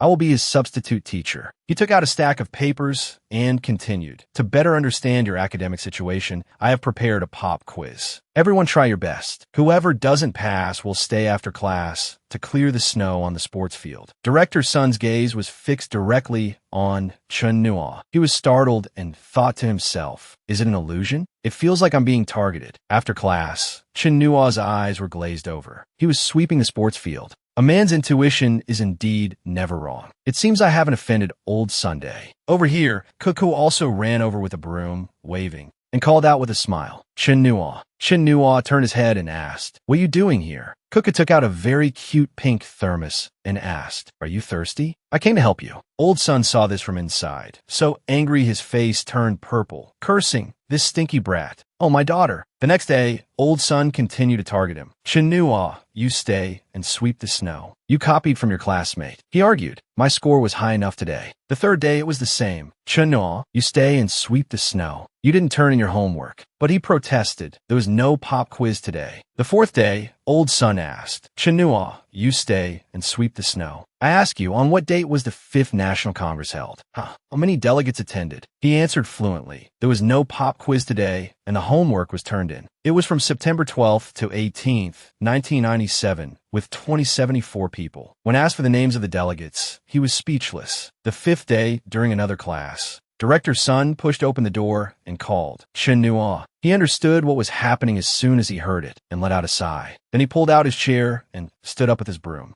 Old Sun scolded, what are you holding a broom for? He replied, to sweep the snow. I'm always ready for your command. He lowered his voice and said, put the broom back. No sweeping today. You come with me to the office. Afterwards, the two of them went to the head teacher's office. A police officer was already waiting there. Seeing him arrive, the person immediately asked, are you Chinua? Old Sun introduced, Chinua, this is Warden Zhang from Longton Prison. He asked with wide eyes, what's the matter? The warden said, it's like this. Your mother, Oshio Hua, is undergoing reform in our prison. She performed well last year, so her application for a family visit was approved. He asked, for some reason, we haven't seen you come to visit. Chinua thought to himself, this happened before my rebirth. I didn't know about it. The warden asked, so Oshio Hua asked me to come and talk to you. She misses you very much, son. Are you really not planning to visit her? Chinua was lost in thought. Thinking about Chunua's family relationships, it's understandable why he wouldn't go for a prison visit. Director Sun stood there listening to all this, also somewhat contemplative. He looked at this child. He must be feeling very uncomfortable inside. Then he stepped forward to smooth things over. Warden Zhang, he's my student. Let me talk to him. How about you head back first? The warden added, usually, family visits are helpful for the inmates' psychological reform.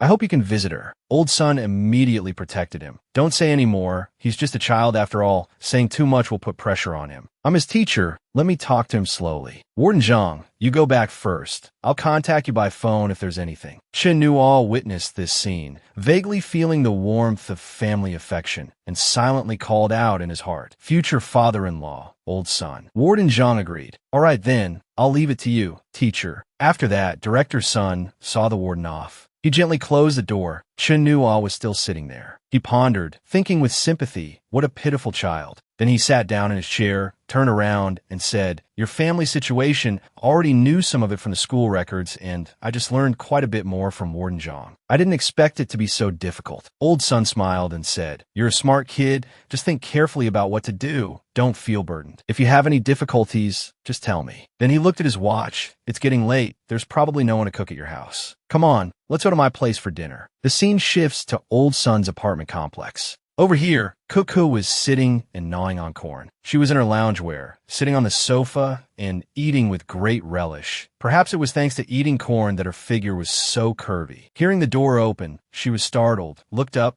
and then happily called out, "Dad, you're back." As soon as the words left her mouth, Chinua poked his head out from behind Director's son, waving. He made a V sign with his hand to greet Cuckoo. Seeing him, Cuckoo panicked and threw away the half-eaten corn cob, her face full of horror, then zipped into her room, slamming the door shut with a bang. Cuckoo sat behind the door, holding her blushing ears and thinking, "Chinua, why is he at my house? And I'm dressed like this, and my eating posture was so crude just now." Outside, Chinua smiled as he watched, praising her for being cute. Only then did Old Son react. "Oh dear, a miscalculation. I've let a wolf into the house." He patted Chinua on the shoulder and said, "Change your shoes. Then go to the living room and do your homework first." A moment later, Cuckoo, having changed her clothes, slowly walked out. She was wearing a very cute short skirt and walked out asking, "Daddy, why is he here?" Old Son replied, "I brought him back for a meal. You two sit down and do your homework obediently." Then he sternly shouted, "Chinua, you sit and write at the dining table. Cuckoo, you go to the living room and write. No private conversations." A moment later, Chinua sat there, scribbling on a piece of paper. Cuckoo saw it and thought to herself, acting all high and mighty, "Isn't he just scared of my dad?"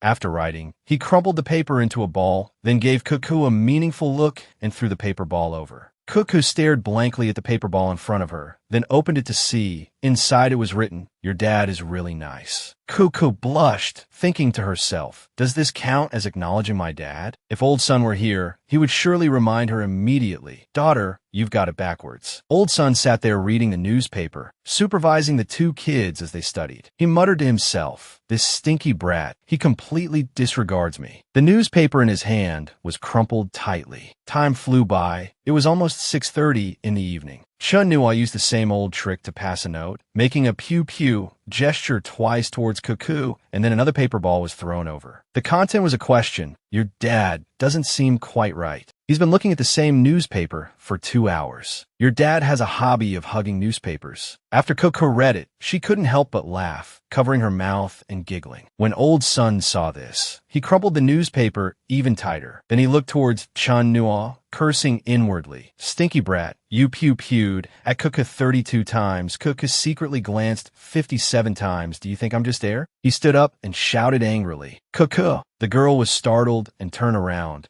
asking, "Dad?" She thought he would be very fierce, but as soon as he saw his daughter, his expression immediately softened. Old Son said with a wry smile, "It's already 7:30. Your mom is probably working overtime. I'm going out to buy some groceries to cook dinner." With that, he went out to buy groceries, muttering as he walked, "Out of sight, out of mind. From now on, no matter what, I can't let Chinua come to the house again." A moment later, a table full of food was served. Old Ton picked up a duck leg for Chinua, saying, "Here, have a duck leg. You're at a growing age. Eat up." On the other side, Cuckoo also picked up a piece. The dinner table suddenly fell silent. Seeing this, Old Ton gave his daughter a gentle glare. Cuckoo smiled slyly, put a piece in his bowl, and said, "Dad, you eat." 3 minutes later, everyone was eating heartily, especially Chinua, who kept shoveling rice into his mouth. Director Ton turned to remind Chinua, "Go home after you finish eating. It's not safe to be out too late." He replied, "It's fine. I'm used to walking at night." Then he rubbed his belly, smiled, and said, "That was great. Cuckoo, can I have another bowl of rice?" She immediately reached out to take the bowl,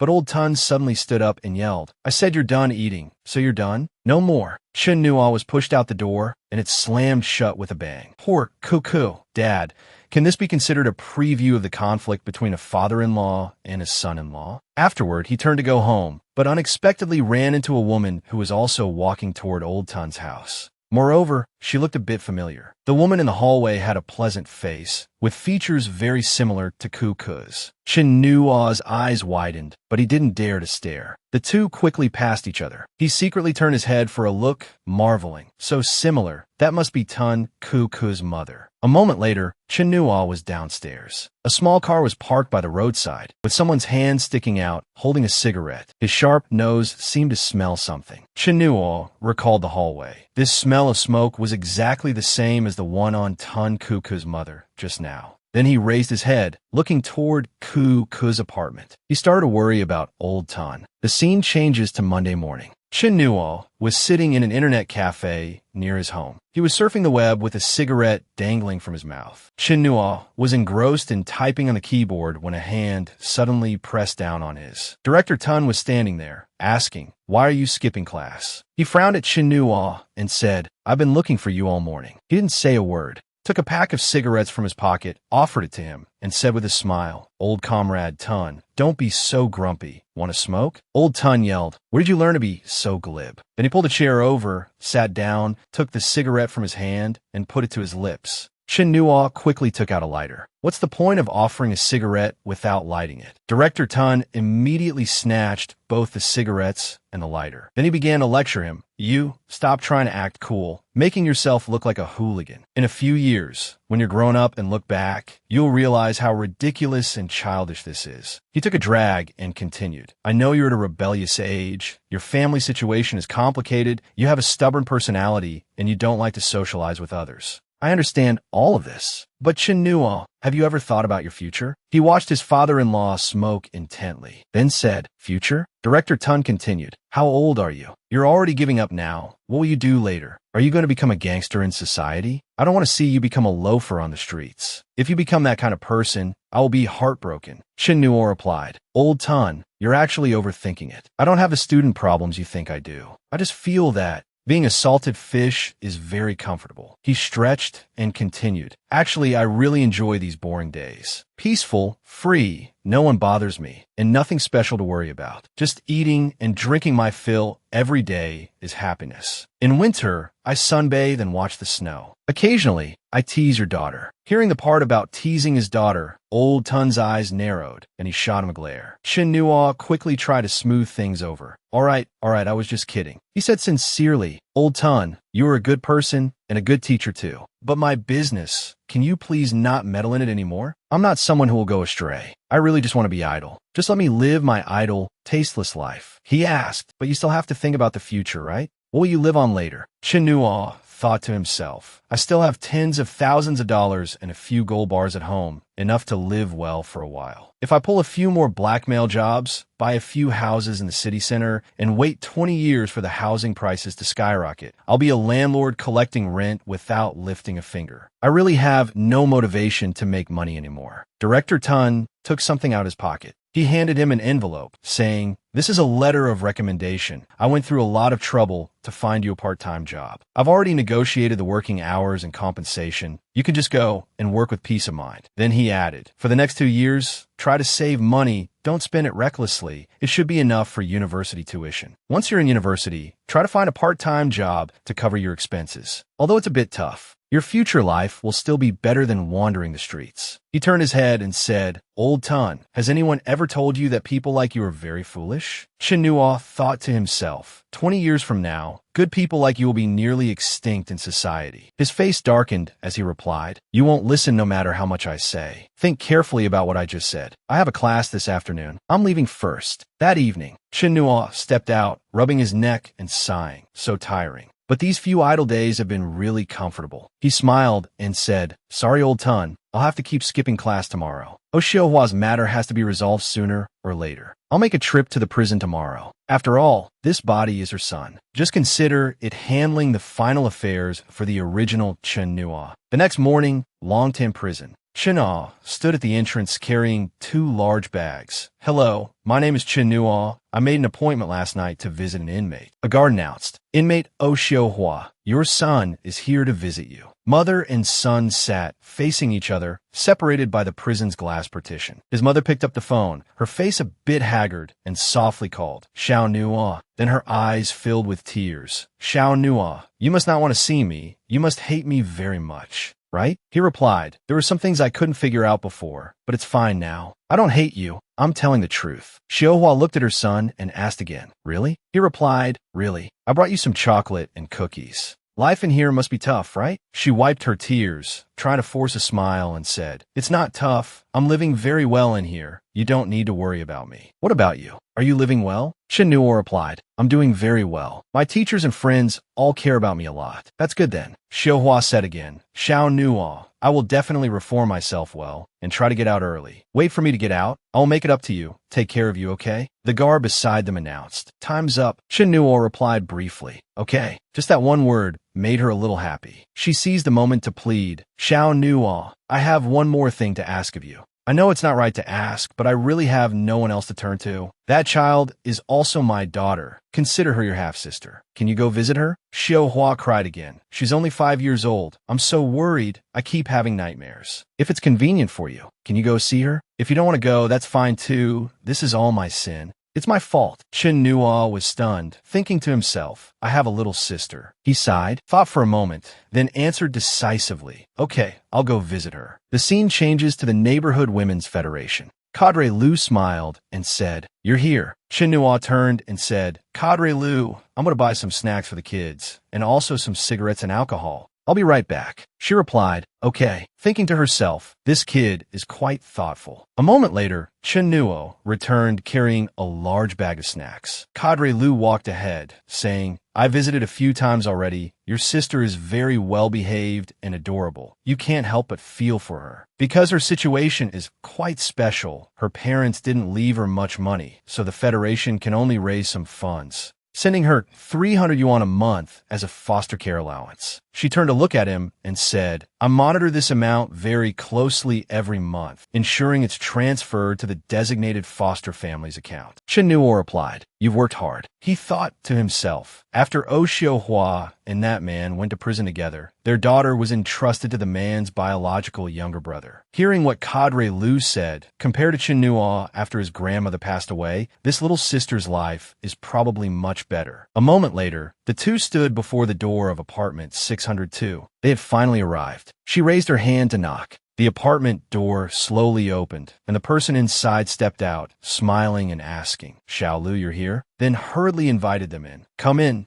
come in." Chen Nuo saw an old woman and a little girl watching a children's show. Cadre Lu introduced them. "This is Uncle Gu and Aunt Fong. Uncle Gu is the child's paternal uncle. This is Chen Nuo." Uncle Gu looked at him and said, "Chen Nuo." He quickly handed over the bag of gifts, smiling and saying, "I've come to trouble you all. I didn't come for any particular reason this time, mainly just to see my sister." The uncle took the bag of gifts, gently opened it to see what was inside, then smiled happily and said, "Sit, sit. I'll have your aunt bring your sister out. This kid always likes to hide and play in her room alone." A moment later, Chen Nuo saw Aunt Fong leading a little girl out. Aunt Fong said to the little girl, "This is your biological older brother. Hurry up and greet him." A cute little girl with a bow in her hair, hugging a black teddy bear, mumbled, "Hello, brother." Uncle Gu came over to explain. "She's a bit shy with strangers and usually doesn't talk much, but we take very good care of her." Aunt Fong also smiled and said, "That's right.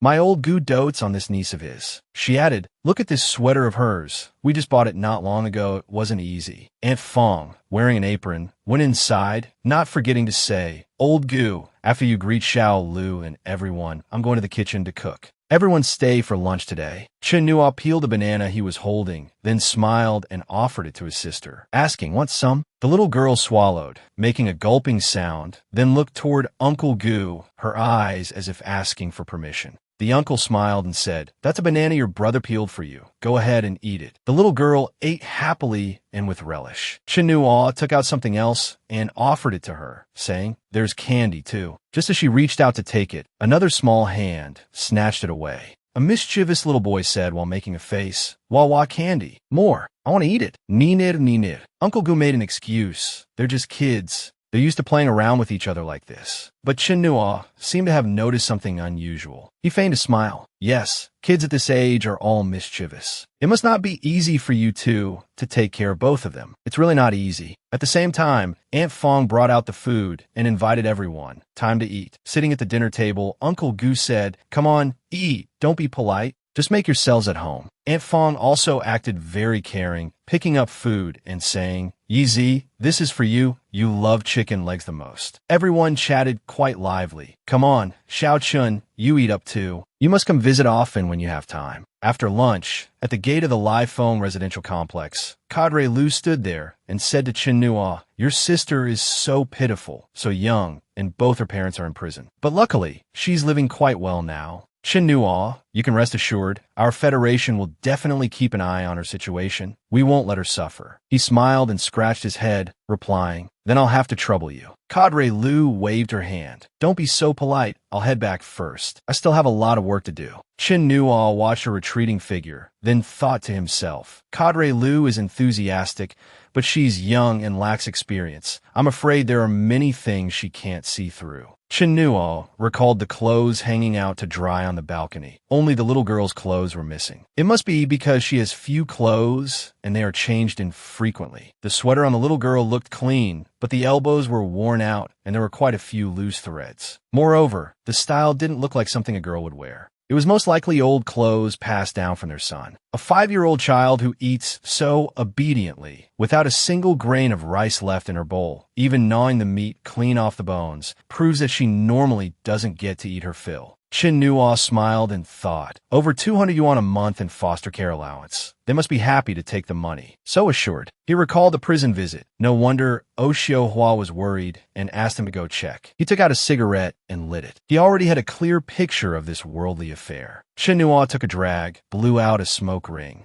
then thought as he walked, I've taken over your body, so I might as well do a few things for your family. He abruptly turned back toward apartment 602 and knocked on the door. The door opened once again. Uncle Gu, holding a bag of trash, was startled to see him. Chen Nua's gaze went past him into the house, where he witnessed Aunt Fong holding a ruler while his sister sat there sobbing. She stood there with a switch, scolding, don't you dare cry out loud. Shut up. Then she hit her as she scolded. You useless thing. I told you to wash a bowl, and you broke it. You tell me, did you do it on purpose? Uncle Gu pushed Chen Nua outside, asking, why are you here again? At this moment, Aunt Fong inside looked out in surprise. Chen Nua's anger flared, and he said, you people, then kicked the man, sending him flying inside, saying, this is how you treat my sister? Aunt Fong rushed out, saying fiercely, you hit my husband? You dare hit my husband? He didn't even look at her, pushing her aside, get lost. Then he advanced toward the uncle. He gently grabbed the man's ankle. Uncle Gu was dragged along, screaming in fear. Xiao Nua, Chen Nua, then asked in terror, what are you trying to do? The old woman who was sitting there also stood up, shouting loudly, you let go of my son, then rushed forward, pushing him relentlessly, scolding, let go, let go. Chen Nua glared. So you're not dead yet? Your daughter-in-law is beating your own granddaughter, and you could just sit there and watch? She's only 5 years old. What are you thinking? The old woman pointed at him and cursed. The older one is a jinx, and the younger one is a jinx too. The older one married my son, gave birth to this little one, and my son ended up in prison. Your whole family are jinxes. Chen Nua understood. I get it. So you're also a disgusting old hag. With that, he dragged the man with one hand, opened the balcony door, and stepped out. Then with a heave, he dangled the man over the balcony. Uncle Gu, suspended in midair, screamed in terror. Help. Save me. Murder. Chen Nua threatened. Shut up. If you dare make another sound, I'll let go. Then he turned his head and said to the two women in the house, don't come over here. Whoever comes over, I'll let go. The man's wife quickly pulled her mother-in-law back, advising, Mom, don't provoke him. Then she changed her tone, calling out, Chun Xiao Nua, let my husband down, we can talk things over. Talk things over. He let out a cold laugh, then glanced at her and replied, finally speaking like a human being. Chen Nua still held the man's ankle tightly, leaving him dangling in midair. The man was so scared his face was covered in tears. He swung his arm, throwing the uncle back into the apartment. The old woman rushed over, calling out worriedly, son. Then she started cursing, you goddamn bastard. You're a jinx. You little animal. You have a mother, but no father to teach you. I hope you get hit by a car on the street. I hope you choke to death while eating. The man's wife also chimed in, pointing at him and scolding. You're dead meat. What you're doing is illegal. You know that. I'm calling the police to arrest you right now. Chin-Nua couldn't be bothered to reply, just smiling at Uncle Gu with a deathly gaze. The man immediately turned and scolded the two women. Damn it, both of you shut up. Are you trying to get me killed? Then he immediately raised his hands to placate him. Xiao Chun, don't get agitated. Let's talk things over calmly. Calmly, Chin-Nua smiled and said, now this is more interesting. Then he quietly walked toward the kitchen, and when he returned, he had a knife in his hand. All three of them were terrified. The old woman stepped forward and said, come on, kill me. This old bag of bones has lived long enough anyway. Chin-Nua sneered. He placed the knife on the table and said, don't worry, I won't use the knife. Not today. After the intimidation, he began his questioning. If you don't want to see blood, then answer honestly. Aunt Fong pointed at him and scolded. You, surnamed Chun, aren't you afraid of retribution for doing this? I'm telling you, you're going to jail. He smiled and replied, I'm not afraid. I didn't hurt anyone today. At most, the police will just give me a warning when they come. After I get out, what do you think? Will I come looking for you? Chin-Nua added, you have a family, a wife and kids. I'm all alone. If I come to your house with a knife later, Uncle Chun, do you think I'd dare? Dare take that bet? The man's wife was so angry her face turned purple, unable to speak. The uncle turned and scolded. If you don't want to get us killed, then shut up. Uncle Gu stood up trembling, then said in a gentle tone, Xiao Chun, what exactly do you want? Just to vent your anger. Is it necessary to go this far? We treat your sister. Chin-Nua smiled and said, cut the crap with me. Let's make this simple. I want to take my sister with me. Aunt Fong interjected. We are her legal guardians. He replied coldly. Isn't it just for the 200 plus you a month, right? And the foster care allowance her biological parents left for you. The couple was speechless, as he had hit the nail on the head. He smiled and continued, I don't want anything. I don't want a single cent of the allowance. You can keep it. You can also continue to receive the monthly allowance in the future. Nominally, you are still the guardians. But I want to take her with me. She will live with me. Uncle Gu was a bit troubled, stammering, This.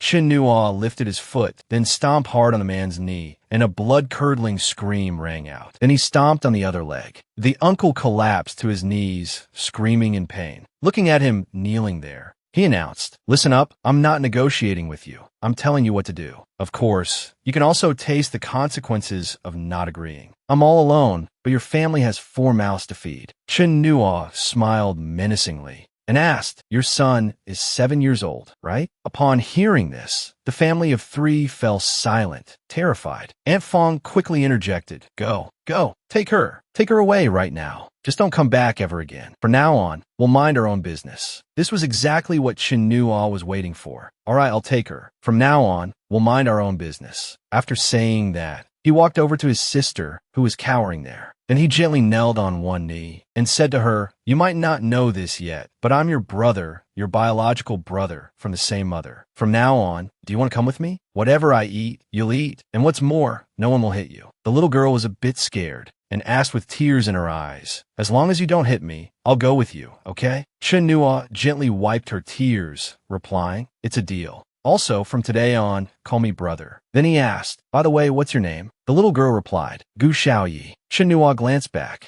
and said, no one with the surname Gu is any good. You're with me now, so from now on your surname will be Chun, and your name will be Chun Xiaoyi. That afternoon, on the way home, he took his sister to buy some delicious food and also bought her a lot of new clothes. The 2 siblings walked happily down the street. When they got back to the apartment complex, a familiar figure was standing there. Cuckoo saw him returning with a little girl. Her eyes widened, and she called out Chin-Nua's name. Seeing Cuckoo standing there, Chin-Nua asked, why are you here? She replied softly, I called you. Why didn't you pick up? He took out his phone and saw that the battery was dead. Cuckoo's gaze fell on Xiaoyi, and she praised with a smile. This little sister is so cute. She squatted down, smiled warmly, and asked, who is this little sister? Chin-Nua, where did you trick her from? He suddenly had an idea to tease Cuckoo and replied, this? She's my daughter. Then he turned to the little girl and said, Xiaoyi, call me Dad. The little girl was very cooperative and immediately called out Dad. When Cuckoo heard this, she felt as if her whole world had collapsed, slumping to the ground with a look of disbelief, thinking to herself, Dad? What? Xiaoyi, on the other hand, had an innocent face, lying without batting an eye, a true natural actress.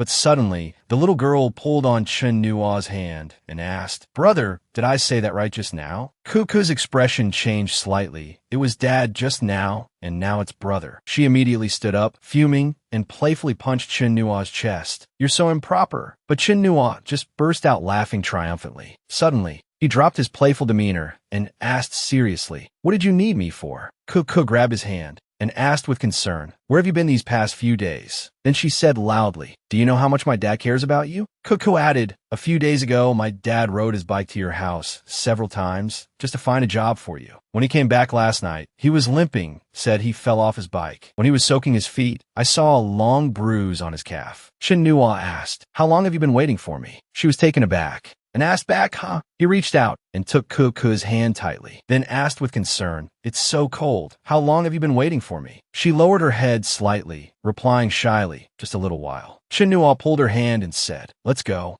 to my place." Cuckoo immediately pulled her hand away, saying flusteredly, "No way." Xiao Yi witnessed the young couple's interaction, thinking to herself, "Are you two in love? Am I being a third wheel?" Chen Nua thought for a moment and said, "It gets dark early these days. Never mind. I'll take you somewhere else." And so, they walked into a KFC together. Chen Nua asked, "Is your dad especially fond of meddling in other people's business?" Facing a table full of fried chicken, Cuckoo replied, "Not really." She recalled, a few years ago, when he was still a director, he often brought a student home for dinner. That student had no one left in his family, his grades were poor, and he was always getting into fights with others. Once, to stop him, my dad held him tightly and wouldn't let him go, and even got pushed down by him. That night, that student ran to our house, knelt before my dad, cried his eyes out, and kept apologizing, begging my dad not to bother with him anymore, saying he wasn't worth it. My dad was very sad that day. Cuckoo continued, "A few years after that, something happened to that student. He was stabbed to death on the street. Ever since then, my dad stopped being a director. Because of this, my mom argued with my dad several times. Not being a director meant his bonus and some extra income would be reduced." The Chen Nua siblings listened intently, then looked at each other. He pondered for a moment, understanding. "Your dad sees a shadow of that person in me. He doesn't want me to follow the same path." As they were talking, he glanced at the food on the table and said to Xiao Yi, "Why aren't you eating?" Seeing that the little girl still didn't react, Chen Nua said again, "Eat up." The little girl politely offered him a piece, saying, "Brother, you eat first." He offered a piece of cake to Xiao Yi, replying, "It's okay, I have my own, you eat yours." Just then, the server brought their order, smiling and saying, "Sir, here is your ice cream." The little girl's eyes lit up when she saw the ice cream, as if it were the most delicious delicacy in the world she had always dreamed of. Xiao Yi scooped up a spoonful of ice cream, put it in her mouth, and ate it with relish. The adorable girl pressed her hands to her cheeks, feeling the coolness of the ice cream in the middle of winter, her face filled with comfort and happiness. Xiao Yi scooped up a spoonful of ice cream and offered it to Chen Nua, her eyes sparkling as she said in a pleading voice, "Brother, can you not send me back? I won't cause any trouble. I'll bathe myself and sleep by myself. I also know how to sweep the floor, wipe the table, and I even know how to wash rice." Hearing this, Chen Nua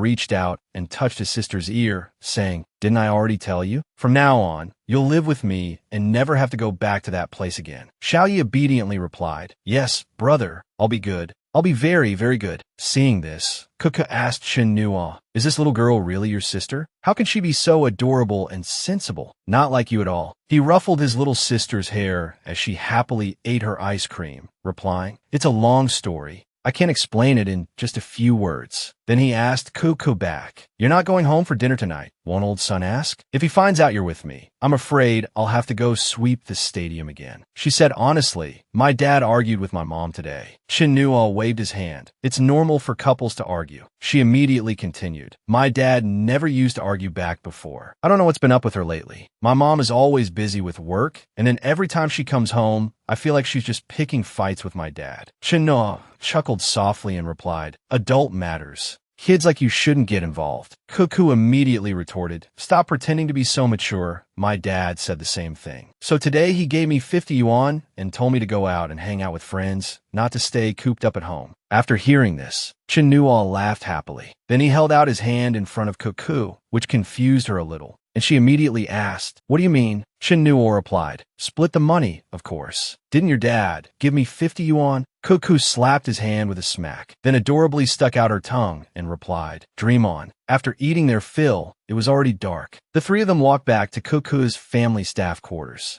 She waved her hand. "I'm home. Thank you both for walking me back." Xiaoyi politely smiled and waved back. "Goodbye, big sister." Suddenly, Cuckoo opened her arms wide, as if wanting a hug, which made Chen Nuo's heart flutter. He laughed and rushed forward. "It's just walking you home. No need to be so moved you have to give me a hug." But he ended up hugging empty air, as Cuckoo bent down and hugged Xiaoyi instead. He froze on the spot. She praised Xiaoyi. "You're such an adorable little sister. How about you ask your brother if he can sleep over at my place tonight?" Watching Cuckoo go inside, Chen Nuo said to his sister, "Let's go home." As soon as they reached the street, he again saw the black car from a few days ago. Inside were a man and a woman. The woman looked a bit familiar. It was Cuckoo's mother. Seeing the scene again, Chen Nuo was also lost in thought. Early the next morning, Xiao Ye's voice echoed in the room. "Brother, time to get up and eat breakfast." He quickly washed up, then came out wiping his face, looked at the food on the table, and asked, "You made this?" The little girl obediently replied, "Yes." He looked at his sister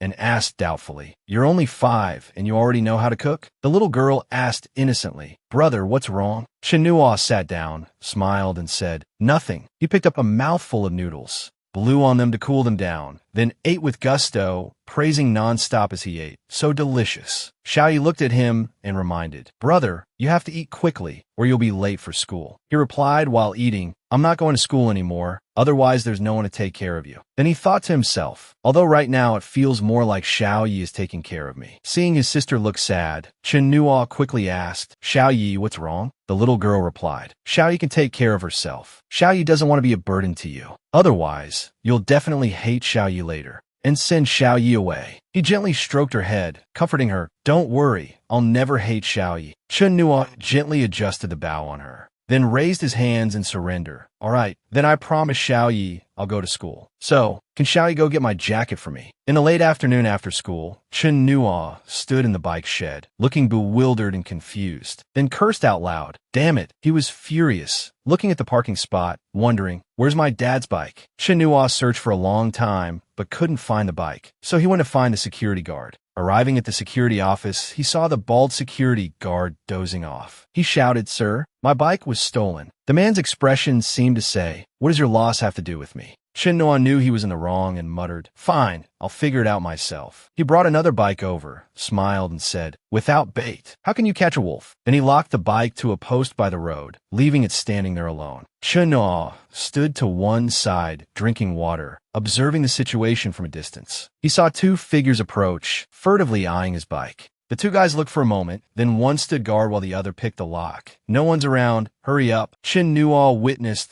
the whole process, watching the 2 ride away on the bike. He followed behind, thinking to himself, they took the bait, as expected. A while later, on Tongzi Street, at a gate with the sign, Shanyang District, the 2 bike thieves were pushing the bike inside. Chen Nuo looked inside, smiling to himself. Tongzi Street, I didn't expect it to be here. It truly is Jinling's most famous street for used bike sales. The 2 thieves went in, waving a tall, bald man. The man crossed his arms and asked, "New goods?" The one in the hat pointed behind him and replied, "Brand new. Look, the oil hasn't even been changed once." The man asked again, "Where do you get it?" The other guy smiled and said, "Don't worry, it's from far away, all the way from Jiangning." The bald man prepared to pull money from his pocket, replying, "All right, same old price." The thief wanted to ask for more. "Brother Lei, this is a brand new bike. Can you give a little extra?" The man handed over the money, cursing, "Cut the crap." At the same time, Chen Nuo stood outside the main gate and knocked. The bald man roared, "What are you knocking for? What do you want?" He stood outside and answered, "Boss, I have a few questions." The other man came to the gate, waving him away dismissively. "What questions? Go ask somewhere else." It seemed a civil conversation was impossible. He stood there inside. Then, from inside Chen Nuo's sleeve, an iron chain slowly slid down. He grabbed one end, the other end of the chain hanging straight to the ground. Chen Nuo coldly pushed the gate open, then strode in aggressively. Just as he crossed the threshold, he kicked his leg back slightly, slamming the iron gate shut. The iron gate clanged shut with a loud noise, and they were surrounded by Chen Nuo alone.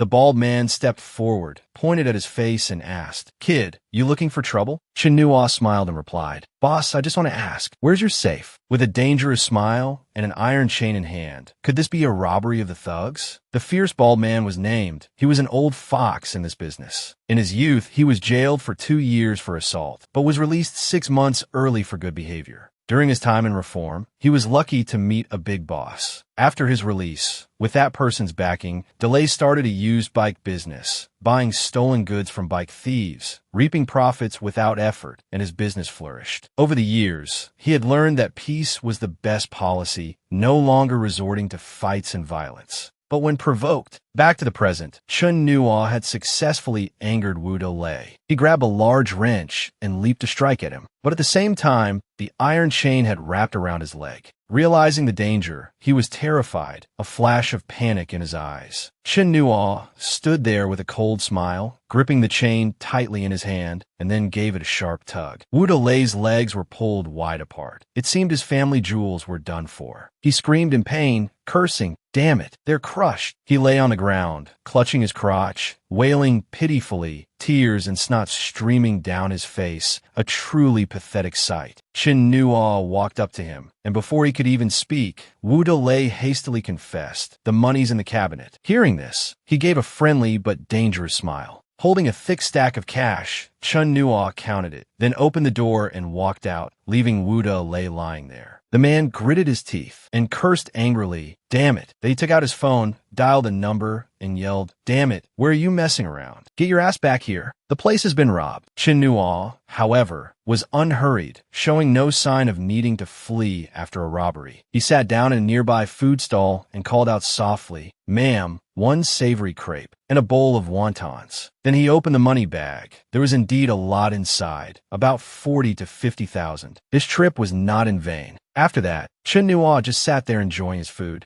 As he was enjoying his meal, a car screeched to a halt beside him. A person got out of the car, followed by several others, heading towards Wu Delay's warehouse. A while later, having finished his meal, Chin Nua smiled, stood up to leave, and ordered more food. "Ma'am, pack up 8 steamed buns. I'll be back to get them later." Over here, the underlings had rushed back, storming in to check on Wu Delay. "Big brother, are you okay?" He roared at them. "Find that kid for me. Damn it, I'm gonna beat him to death. Beat that little brat to death." Wu Delay was furious, thinking to himself, 60,000 yuan. That kid made off with 60,000. That money was for buying a batch of motorcycles in 2 days. One of the underlings spoke up and asked, "Big brother, what does he look like?" "Damn it, just a snot-nosed kid, ordinary looking, not very old." "Was he walking very casually?" "Yes, that's right." "How did you know?" Hearing this, the underling pointed towards the door and stammered, "Big brother." Chun Nua was walking in from outside the door. "See if that kid looks like him?" Wu Delay was utterly astonished and roared, "Damn it, how dare you come back?" Chun Nua stood there, smiling dangerously. "I never said where I was going. My bike is still here. I just went out for a meal." Hearing his tone, Wu Delay couldn't help but shudder, and cursed, "Damn you." Then he immediately pointed and ordered his underlings, "Get him, beat him to death for me." He also ordered, "Lock the door, don't let him run. The money's on him." Chin Nua stood there calmly, letting them set up their formation.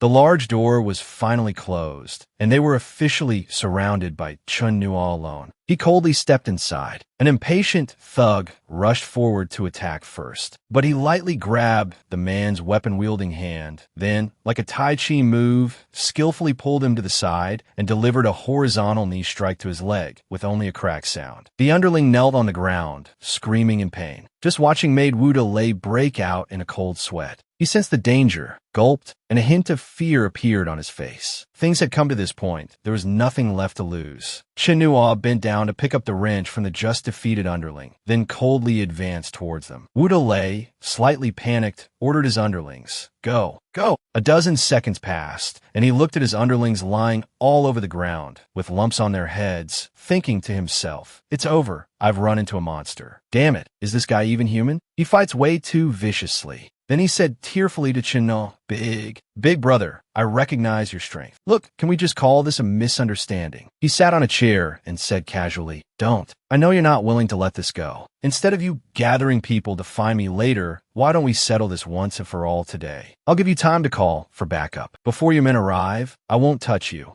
How about it? Wu Delay knelt there, hands on the ground, crying and begging, "Big brother, I was wrong, I was really wrong." Then he said nonstop, "This time, I can't escape even if I had wings. I still have a business to run. I admit defeat. Can you let me go? You can take all the money, and you've already beaten up all my men. Isn't it just a bicycle, big brother? What's the big deal?" Chin Nua gave a cold laugh, then rubbed his chin and said, "I'm tired of riding bicycles." He said to Wu Delay, "Find me a lighter bike." The man hastily agreed. Okay. As long as you show mercy, big brother. I guarantee I'll make you satisfied." Then he led Chin Nua inside. "Big brother, I just got this one last week, refurbished from top to bottom. The paint is new too." In front of them was a large displacement motorcycle, a genuine Japanese Yamaha. "I even installed the exhaust pipe myself." Wu Delay rubbed his hands together and asked, "Big brother, are you satisfied?" A moment later, the two came out. Chin Nua looked at him and blurted out, "It's missing a helmet." Wu Delay quickly said, I have one. I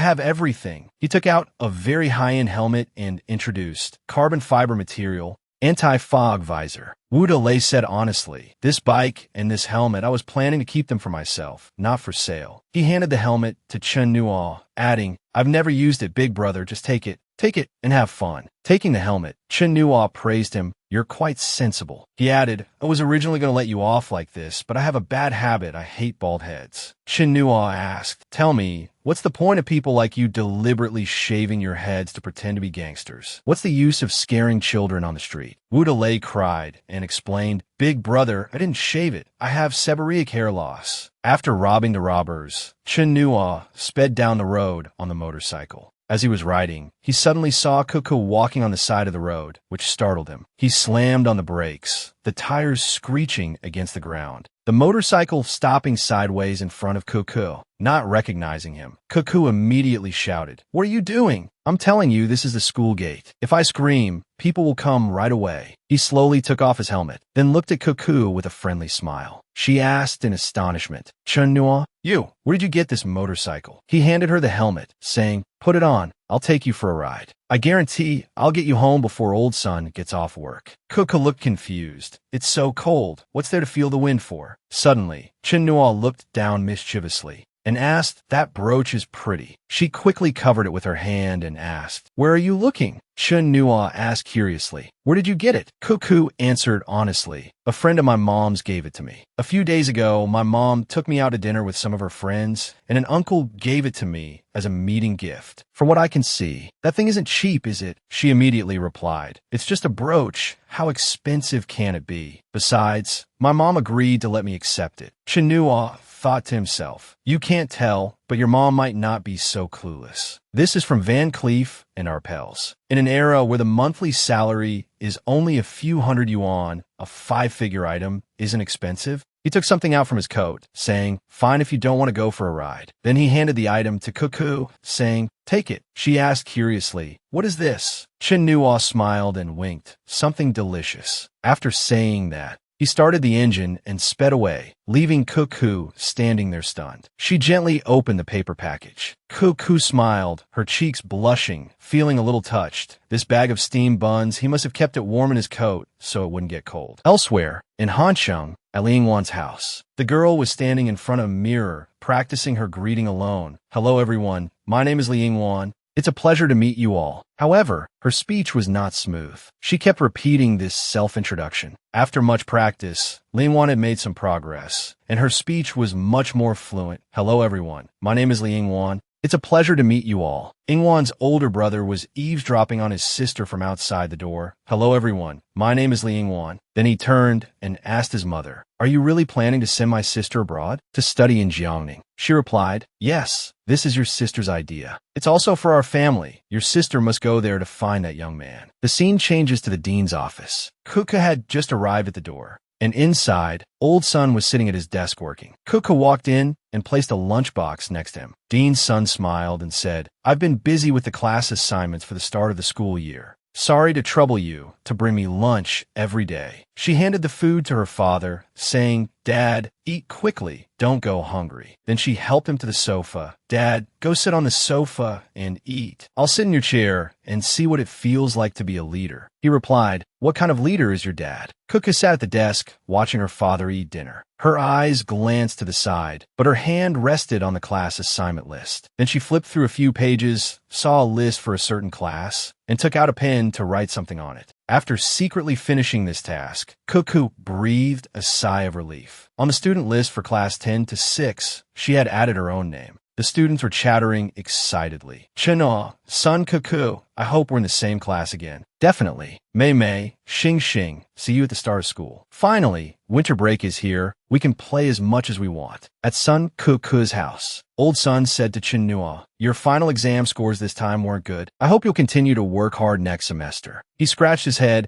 recalling the scene of copying from his friend during the exam, and thought to himself, "It should be fine." He added, "By the way, Chinua, I heard from Cuckoo that you brought your sister back. Are you taking care of your sister by yourself? That won't do. You're still young and have to go to school. Where will you find the time to take care of a child?" He answered honestly, "I can skip school." Hearing this, Dean's son thought helplessly, "Is it really okay for you to say such things in front of your dean?" He continued to advise him, "I went home and asked for you. This child can definitely go to kindergarten. Didn't the Goof family tell you? You're too thoughtless in your actions. Even if you want to raise your sister, you have to handle everything properly." Chinuo recalled his past life raising those fireflies. There were no kindergartens. They were all left to grow up on their own. As they were talking animatedly, there was a series of urgent knocks on the door. Old Son said to his daughter, "Cuckoo, that must be your mother." As she walked out, her mother was just coming in. Cuckoo called out, "Mom," and her mother handed her handbag to her. Old Son stood up to introduce them. "This is your Auntie Yang." He politely greeted, "Hello, Auntie Yang." He then introduced his wife. "This is my student. His name is Chun Nua." She also smiled and said hello, then put her hair up, saying, "I'm going to take off my makeup, and then I'll prepare dinner." The scene changes to a kindergarten, new semester, Friday morning. Behind the gate, children were crying and calling for their mothers. "I want my mommy. I want to go home and watch TV." Witnessing this scene, Chinua was a bit stunned. He looked down at his sister and saw her looking up, her small face about to cry, her body trembling slightly. Chinua squatted down and said gently, "From now on, you'll be here from Monday to Friday, and I'll pick you up to go home on weekends. Today is the first day. Just get used to it." Xiao Yi asked politely, "Brother, you'll come pick me up every weekend from now on, right?" He stroked her cheek and replied, "Of course. I'll come pick you up after school today." Back at Chinua's school, he walked into class 10 to 6, where a few unfamiliar students were playing around. He looked up at the class sign, confirming he wasn't in the wrong class. Then he rubbed his chin and thought, "I almost forgot. Classes are reassigned in the new semester. No wonder there's so many new faces I don't recognize." Looking into the classroom, he also saw Cuckoo and her best friend. Her friend said to Cuckoo, "Hey, Chinua is here." She shyly pushed everyone away. "Stop messing around. Class is about to start. Everyone go back to your seats." Chinua threw his backpack onto the desk with a thud, right next to Cuckoo. She was startled, then turned her head to ask him, "Are you really sitting here?" Chinua asked back, "Do you have a problem with it?" The bell for class rang,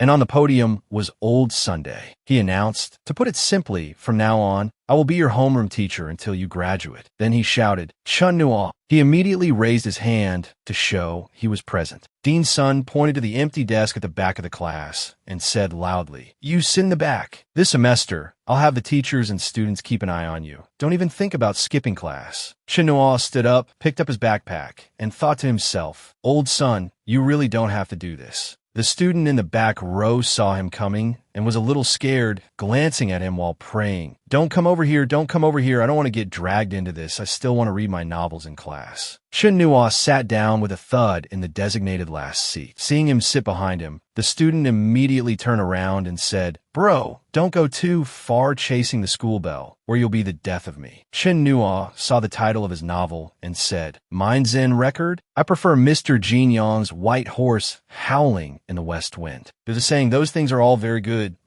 but I just don't like them. Reading it makes people," the student, Luo Chung, said excitedly. "Exactly. Chinua, I didn't expect you to be a kindred spirit. After school, Chen Nuo went to pick up his sister Xiao Yi. A teacher let her out, standing there reminding everyone, "Children, calm down. Don't push. Be careful not to fall." Seeing him, she shouted with some joy, but her eyes were teary and her mouth was pouting, looking extremely pitiful. She buried her face in his chest, sobbing. Chen Nuo immediately asked, "Did someone bully you in there?" Xiao Yi stopped crying, wiped her tears, then looked at him and said, "No, but I was scared you wouldn't come and pick me up." He smiled and pinched her cheek, saying, "How could that be? Come on, I'll take you to go freeload off a rich family." The two siblings sat on the bike, chatting happily. "Are we going to the big sister's house?" "How did you know?" Kids don't understand those things. A moment later, he slammed on the brakes. On the side of the road, Cuckoo was standing with Luo Cheng. She smiled brightly, waving and calling to him, "Chen Nuo." He handed the bike to Luo Cheng. "Thanks. Here's your bike back." The classmate was surprised and asked, "Is this your sister?" Then Luo Cheng squatted down and offered candy to Xiao Yi. "Take it. It's chocolate. I'm your brother's friend. Just call me brother." Seeing her hesitate a little, he sat down and said, "Go on, eat it." Xiao Yi politely took it with both hands and said, "Thank you, brother." Luo Cheng smiled and said, "Your sister is so cute. If I had known, I would have told my parents to have a little sister back then." The classmate added, "My dad spent the first half of his life just making money, so he got married late and had me late. He was 40 when I was born, and now he's 57. Chen Nuo replied, "That's considered having a child late." Cuckoo stood there and said, "I originally planned for you to bring Xiao Yi to my house for dinner tonight, but my dad has to work overtime. I heard the District Education Bureau is coming for an inspection in 2 weeks, and it's about staffing reform, so the dinner will have to be postponed." Luo Cheng smiled and said, "What a coincidence. I'm bored at home alone. How about we go play some games? A big shopping mall just opened in Dongshan, and there's a KFC inside. We can play to our heart's content, and then I'll treat you guys to a meal." The scene changes to an arcade, and the group walks in. Luo Cheng smiled and said, "I'm going to play the masterpiece racing. You three can play together." Before leaving, the classmate didn't forget to give a meaningful wink. Chen Nuo understood perfectly. This is true friendship between men. Cuckoo excitedly pulled Xiao Ye's hand. "Chen Nuo, shall we go play basketball shooting?" He immediately agreed. "Sure, but I'm going to the restroom for a bit." Then he said, "You take my sister to play first." So he walked into the restroom, and it seemed like someone was watching him. Over here, Xiao Dao's group had arrived, and his underlings surrounded him as he walked in. One of them asked, "Brother Dao, are you drunk?" He replied, "I am.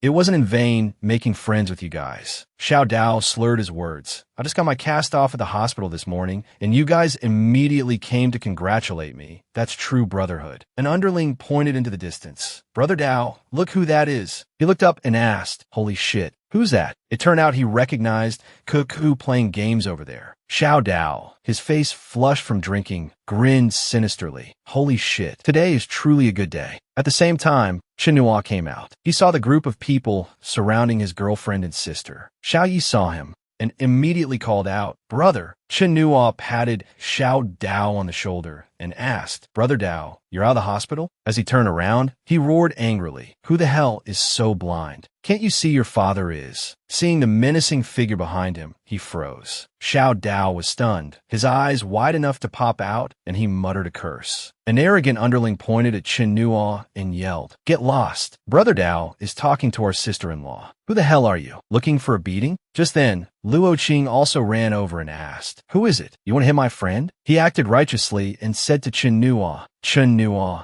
don't be afraid." Then he turned to the thugs and asked, "Who's causing trouble?" That underling pointed at him and continued to curse. "Fuck, I see you're itching for a fight, aren't you?" Luo Cheng taunted back defiantly. "Come on, hit me." The underling rushed forward, swinging his fist. Luo Cheng shouted, "My dad is Luo Dashin. You dare touch me? Hit me." As soon as Luo Cheng said his father's name, the thugs seemed to be crushed by the name Luo Dashin, standing frozen. Xiao Dao was sweating profusely and stammered, Your boss Luo's son?" "A misunderstanding. It's just a misunderstanding, brother. I was just having a few words with your friend. For today's matter, we'll give face to Boss Luo. Let's go, let's go." Go. Luo Qing stood there and shouted, Brother Gord, someone wants to hit me. Damn it. Are you going to do something about it? At a nearby table, 3 men were playing cards. Hearing this, the man in the middle reacted slightly. He stood up and shouted, Damn it, Qing Zi. The crowd turned to watch the commotion. Brother Gord walked over and asked, Are you okay? Luo Qing pointed at Xiao Dao and replied, A little later, and there would have been a problem.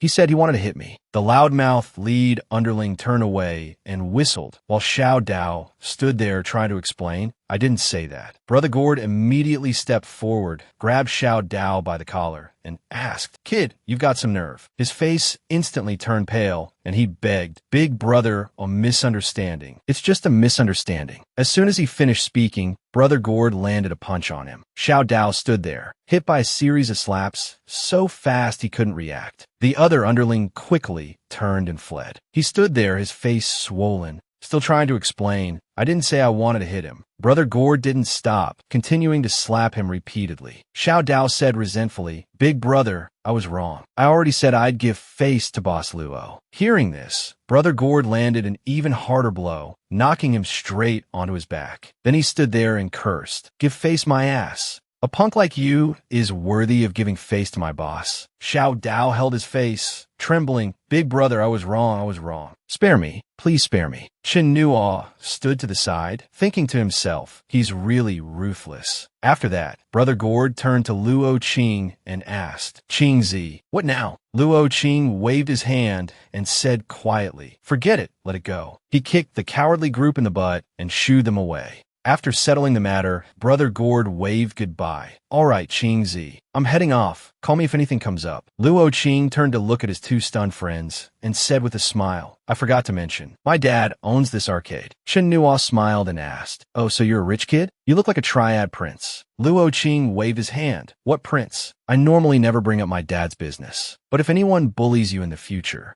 I'll stand up for you. Chen Nuo sensed the sincerity of his new friend and smiled in thanks. Chen Nuo thought to himself, I never expected Luo Qing to be Luo Dashan's son. Luo Qing sat down and asked, Is Xiao Yizi hungry? I'll take you to KFC. Chen Nuo recalled his past life. For someone like him who grew up in Jinling, the name Luo Dashan was not unfamiliar. He used to be a sand dredger at state-owned gravel plant, but later struck it rich, becoming a businessman in the Jiangning district. Relying on his underworld connections, he built a considerable empire. It's just that for those in the underworld, sooner or later, you have to pay the price. After being targeted by a more powerful force, Luo Dashan met a tragic end in his old age. Chen Nuo silently calculated the time. The Luo family probably had another year or 2 of prosperity. Looking at his cheerful and lively friend, who was dotingly holding his sister, Chen Nuo thought to himself that someone like Luo Qing was truly humble. He disliked reading novels, treated people gently and kindly, and was fundamentally a good person.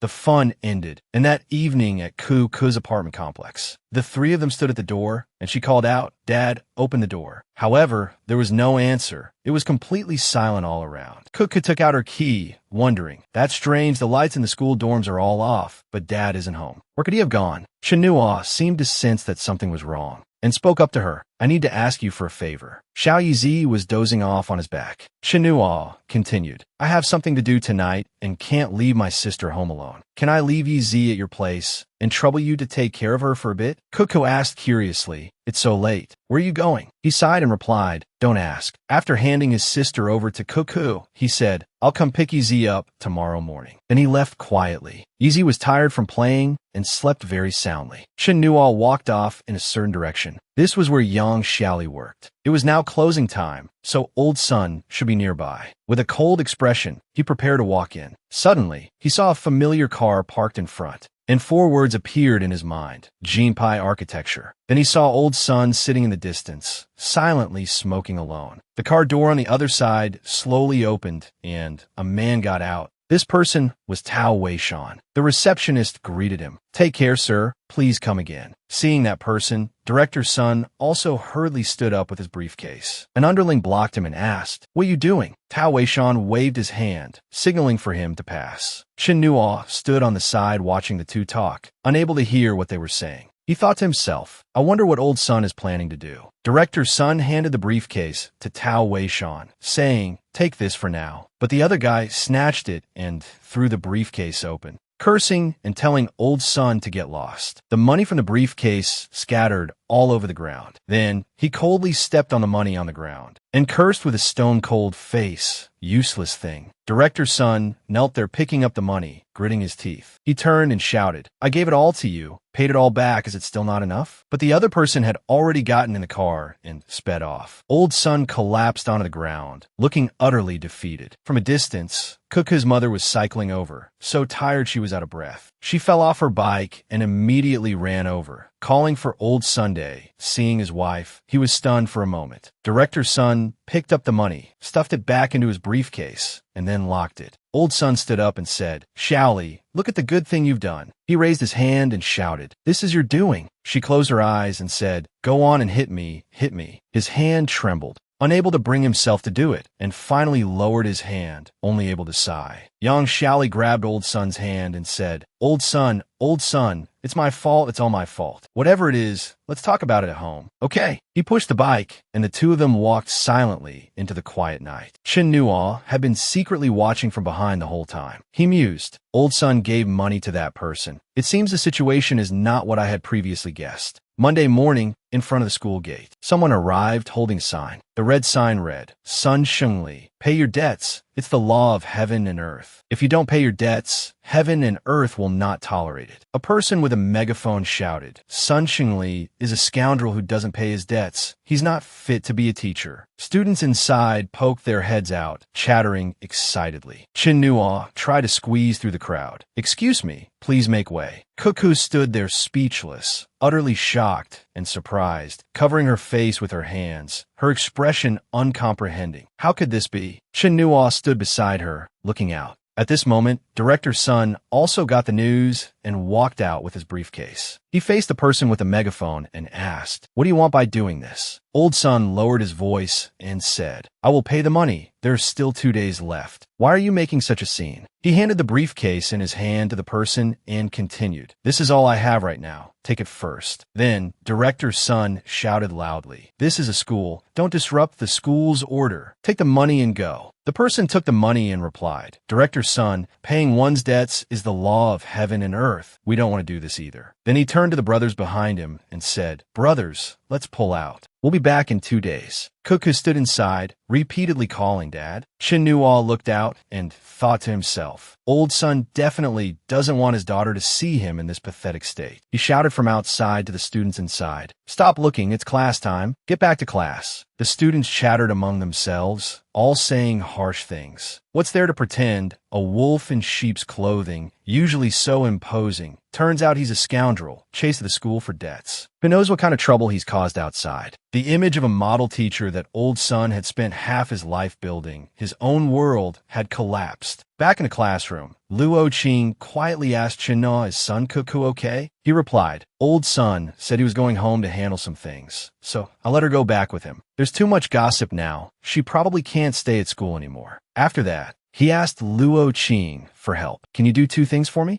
Luo Qing readily agreed. Sure, go ahead. Chin Nuo continued. Help me find out which group the debt collectors from today belong to. He speculated, even for loan sharks, they wouldn't make such a big scene. In Jiangning, your dad's people in this line of work would probably know. Help me check which faction did it, okay? Luo Qing replied, not difficult. I'll have Brother Gord make a call later. But why are you asking this? Do you want to help Old Sun? How can you help? Chin Nuo smiled and said, I'll help him pay the money. After hearing this, Luo Qing was speechless for a moment, then asked, okay, what's the second thing? He smiled and replied, help me ask the teacher for leave. Just say I'm skipping class for the reason. Then he stood up, I'm heading back first. Chin Nuo patted his friend's shoulder. Text me when you find out. Luo Qing sat there, watching him leave with a serious expression. An hour later, Chin Nuo sat thoughtfully on a motorcycle. This Luo Qing works really fast. He looked up, then slowly walked into the Guohua finance company on the 3rd floor. This is the place. Chin Nuo stood there and knocked on the door. Beside it hung a vertical sign that read Guohua Finance Company. The door slowly opened, and the man with the megaphone from the morning stood there and asked, what are you doing? He replied, looking for someone. The man frowned and asked again, who are you looking for? Chin Nuo replied coldly, you.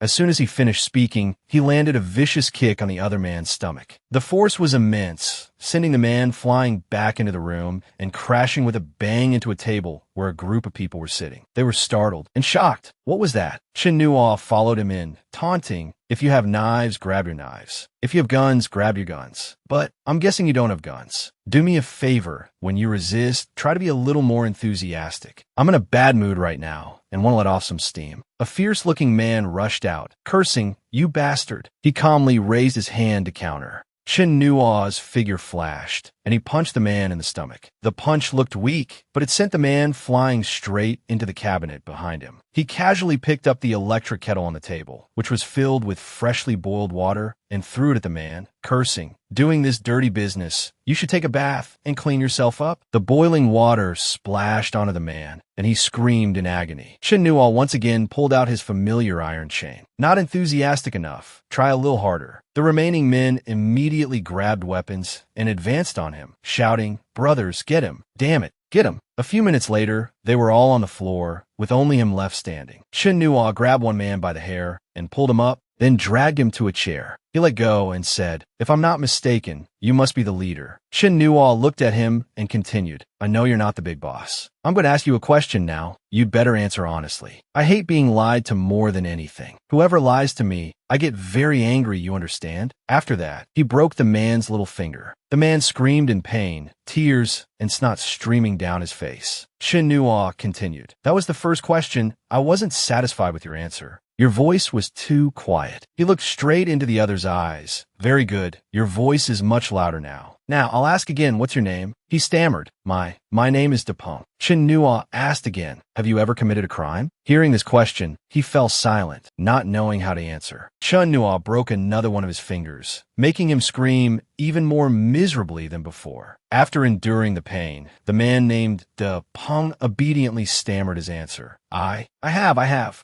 I was in prison for 3 years." "For what crime?" He answered, "Intentional injury." Chen Nuo lowered his voice and praised. "Very good. See, we're starting to have an initial understanding. Okay, I'll ask again. Do you guys have a safe here?" He immediately nodded his head vigorously. Yes.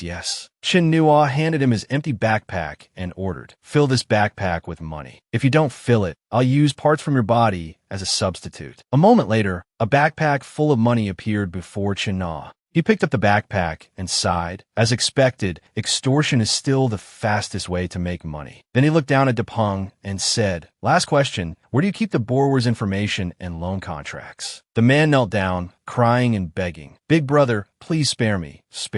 I can't touch that. The boss will bury me alive." As soon as Chen Nuo grabbed his hand, he immediately changed his tune, pointing and saying, I'll talk. It's in the second drawer of the file cabinet." He walked over, opened the cabinet door, and looked at the pile of documents inside. Then he flipped through the files on top to search. Finally, he stopped at one file and said, "Found it." Chen Nuo tucked the file into his jacket. Finally done, he took out a lighter and lit it, then threw it into the pile of loan files, and the documents immediately burst into flames. An underling lying on the ground managed to speak up. "Do you know who my boss is? If you dare to touch the borrower's information, you're cutting off my boss's source of income, and you're not leaving yourself any way out." Chen Nuo asked, "Who is your boss?" The person replied, "Xiao Guohua." He glanced over and asked again, "Then do you know who I am?" The bruised underling thought to himself, "All covered up like this, how the hell would anyone know who you are?" Chen Nuo stood there and ordered, "Hand over all your phones." Chen Nuo walked out, then locked the door with the iron chain. He threw the phones he had just collected back through the crack in the door. He walked down the corridor, thinking about the name he had just heard, Xiao Guohua. That evening, at the Frog KTV, Xiao Guohua walked along, thinking, who on earth was so bold today? Luo, Dashin, Xiao Manhwa, Fu Daqing. Xiao Guohua felt it wasn't any of them. They weren't in the same business as him now. There was no conflict of interest, no need to offend him like this. The KTV manager followed behind, fawning, "Boss Xiao, let me see you to your car." He replied, "No need." Xiao Guohua mused. This matter was most likely caused by some wandering criminal. Some big shot from out of town who was short on cash decided to target him. Even if it was a big shot from elsewhere, coming to Jiangning, they'd have to spit out everything they swallowed when they met him. When he received the news of the robbery, he had ordered his men to mobilize all their brothers. Even if they had to turn Jiangning upside down, they had to find that guy for him. As he thought, he quietly walked towards the waiting car and slipped inside. He placed his wallet on the seat and said to the driver, "Old way, let's go home." He was drowsy from drinking. About 10 minutes passed, and he suddenly snapped his eyes open. Xiao Guohua realized this was not the way home.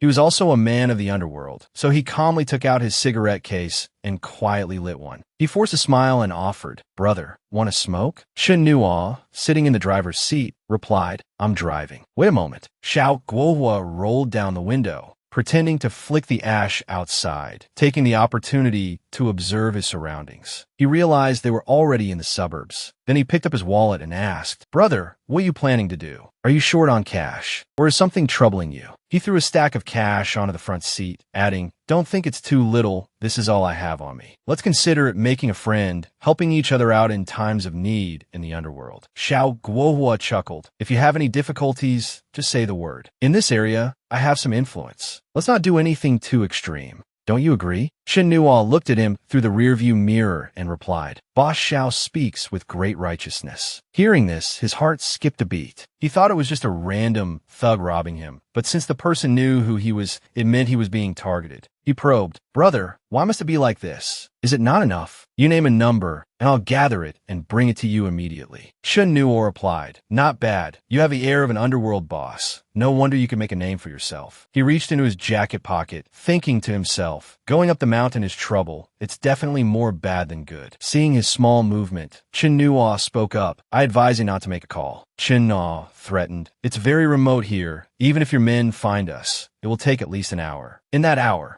I'll have enough time to dig a hole and bury you." Xiao Guohua quickly held out his hands and stammered, "No, it won't come to that. It won't come to that. Brother, what kind of grudge is so deep that it makes you think of such desperate measures?" He suddenly slammed on the brakes, and the car stopped by the side of the road, where an iron shovel was stuck in the ground. Chen Nuo turned around and said, "Then I'll take the liberty of having a chat with Boss Xiao." "Boss Xiao, may I have a cigarette?" Then he reached for the lighter, and while lighting his cigarette, he said, "Boss Xiao's business has been booming lately, hasn't it?" After taking a drag, Chen Nuo asked him, "I heard you're also keeping a mistress in Een Alley, who gave you a chubby baby boy last year." Stunned for a moment, he forced a tense smile. "It's all just some romantic affairs." Chen Nuo smiled and said, "If you're tired, you should rest. Don't bother with these romantic affairs anymore. Rest for a few days, spend time with your wife and children, play with your son. Wouldn't that be nice?" He replied fearfully, Yes, you're right, brother. Is a month's rest enough?" Chen Nuo interrupted. "Boss Xiao earns tens of thousands a day. A month is too great a loss. No need, 2 weeks would do. I hear Southeast Asia is quite warm now." He immediately replied obediently, "Okay, I'll have someone book the tickets tomorrow and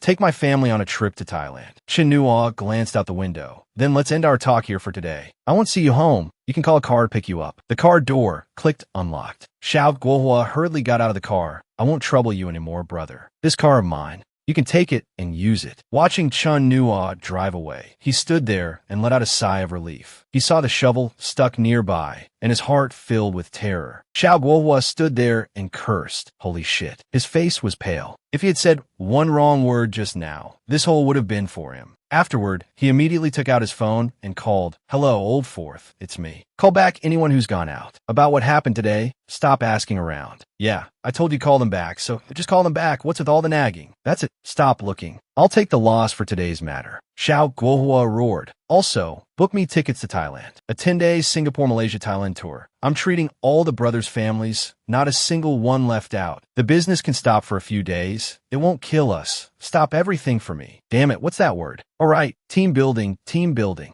Do you understand?" The scene changes to a Xinliangson convenience store. Teacher Lu was shopping, standing at the checkout counter and thinking with a smile. The card that Kid Chinua bribed me with to go to Yinbian is finally coming in handy. He was carrying a super large shopping bag. The cashier swiped the card and announced, "Sir, your card has an insufficient balance." Teacher Lu took out a bill and replied, "Yeah, I know. I'm short 6 yuan, right? I'll pay cash." The cashier replied, "You're short 504 yuan and 20 cents. Hearing this, he froze on the spot. and asked what? Teacher Lu asked the cashier. Damn it, how much money is in this card? The result was a balance of 1 yuan and 80 cents. He walked out of the supermarket on the verge of tears and cursed. Chino, have a heart. Then he went home carrying a super small shopping bag. Teacher Lu saw old son standing there. He thought to himself, it's so late. Why would old son come to a love hotel? Could he be getting a room? This old son, I wonder what he's up to. He was about to turn and leave. Forget it. I must have nothing better to do. Why meddle in other people's business? Just then, Chen Nuo walked past him. Teacher Lu turned his head and blurted out, I think I just saw Chen Nuo. Could it be that kid made me so angry I'm seeing things? The scene changes to the hotel's VIP room. Tao Weishan sat there, a cigarette in his mouth, and said with a cold smile, Sun Xingli, you're here?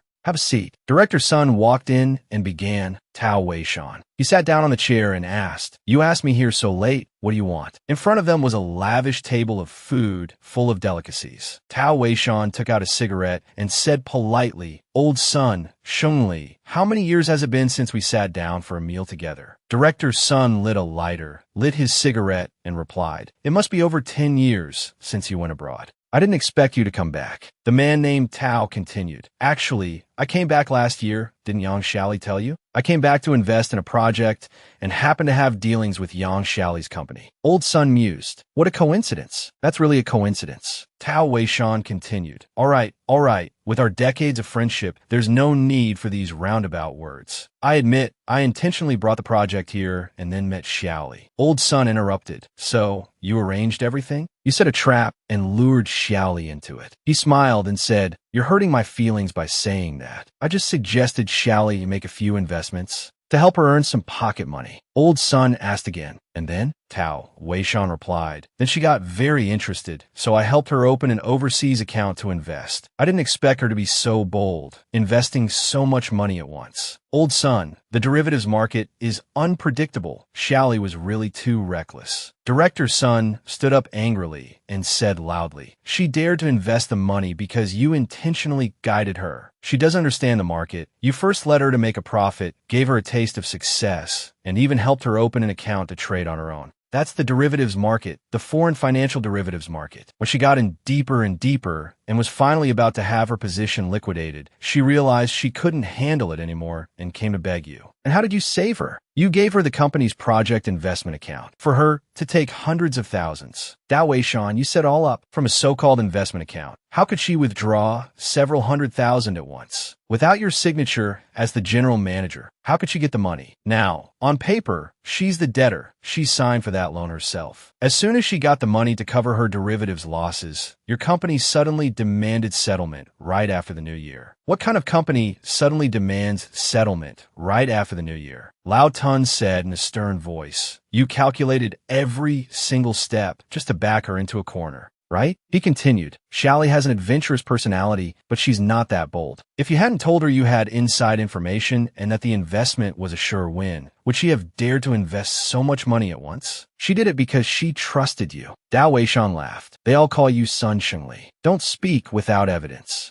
Why do you think she trusts me so much? He lit a cigarette, reminiscing. If she had gone abroad with me over 10 years ago, there wouldn't be so much trouble now. There's someone in Jinling I can't let go of. Lao Tun immediately cursed. Tao Weishan, you shameless bastard. Xiaoli is my wife now. He interrupted. You think I'm talking about Xiaoli? Hearing this, Lao Tun was stunned and paused for a moment. He stammered. What are you saying? Lao Tun sat down, his voice a little low. I don't understand what you're talking about. Tao Weishan continued. See, Lao Tun, I told you back then that you were very smart, just always half a beat slow when it comes to dealing with people. You actually understand. You just never dare to think deeper, right? Lao Tun waved his hand. Don't say any more. Don't say any more. He continued. 2 years ago, while I was still abroad, a friend sent me a photo. I couldn't forget it after that. There's a saying, blood is thicker than water. You have no choice, and I have no choice. Did you think I came back to fight you for Xiaoli? With my current status, would I be short of women? He walked up to Lao Tun. I didn't want to come back either. But a few years ago, I had a serious illness. After I recovered, the doctor told me I could no longer have children. What's the medical term for it? Teratozoospermia. Director's son shouted, Kiki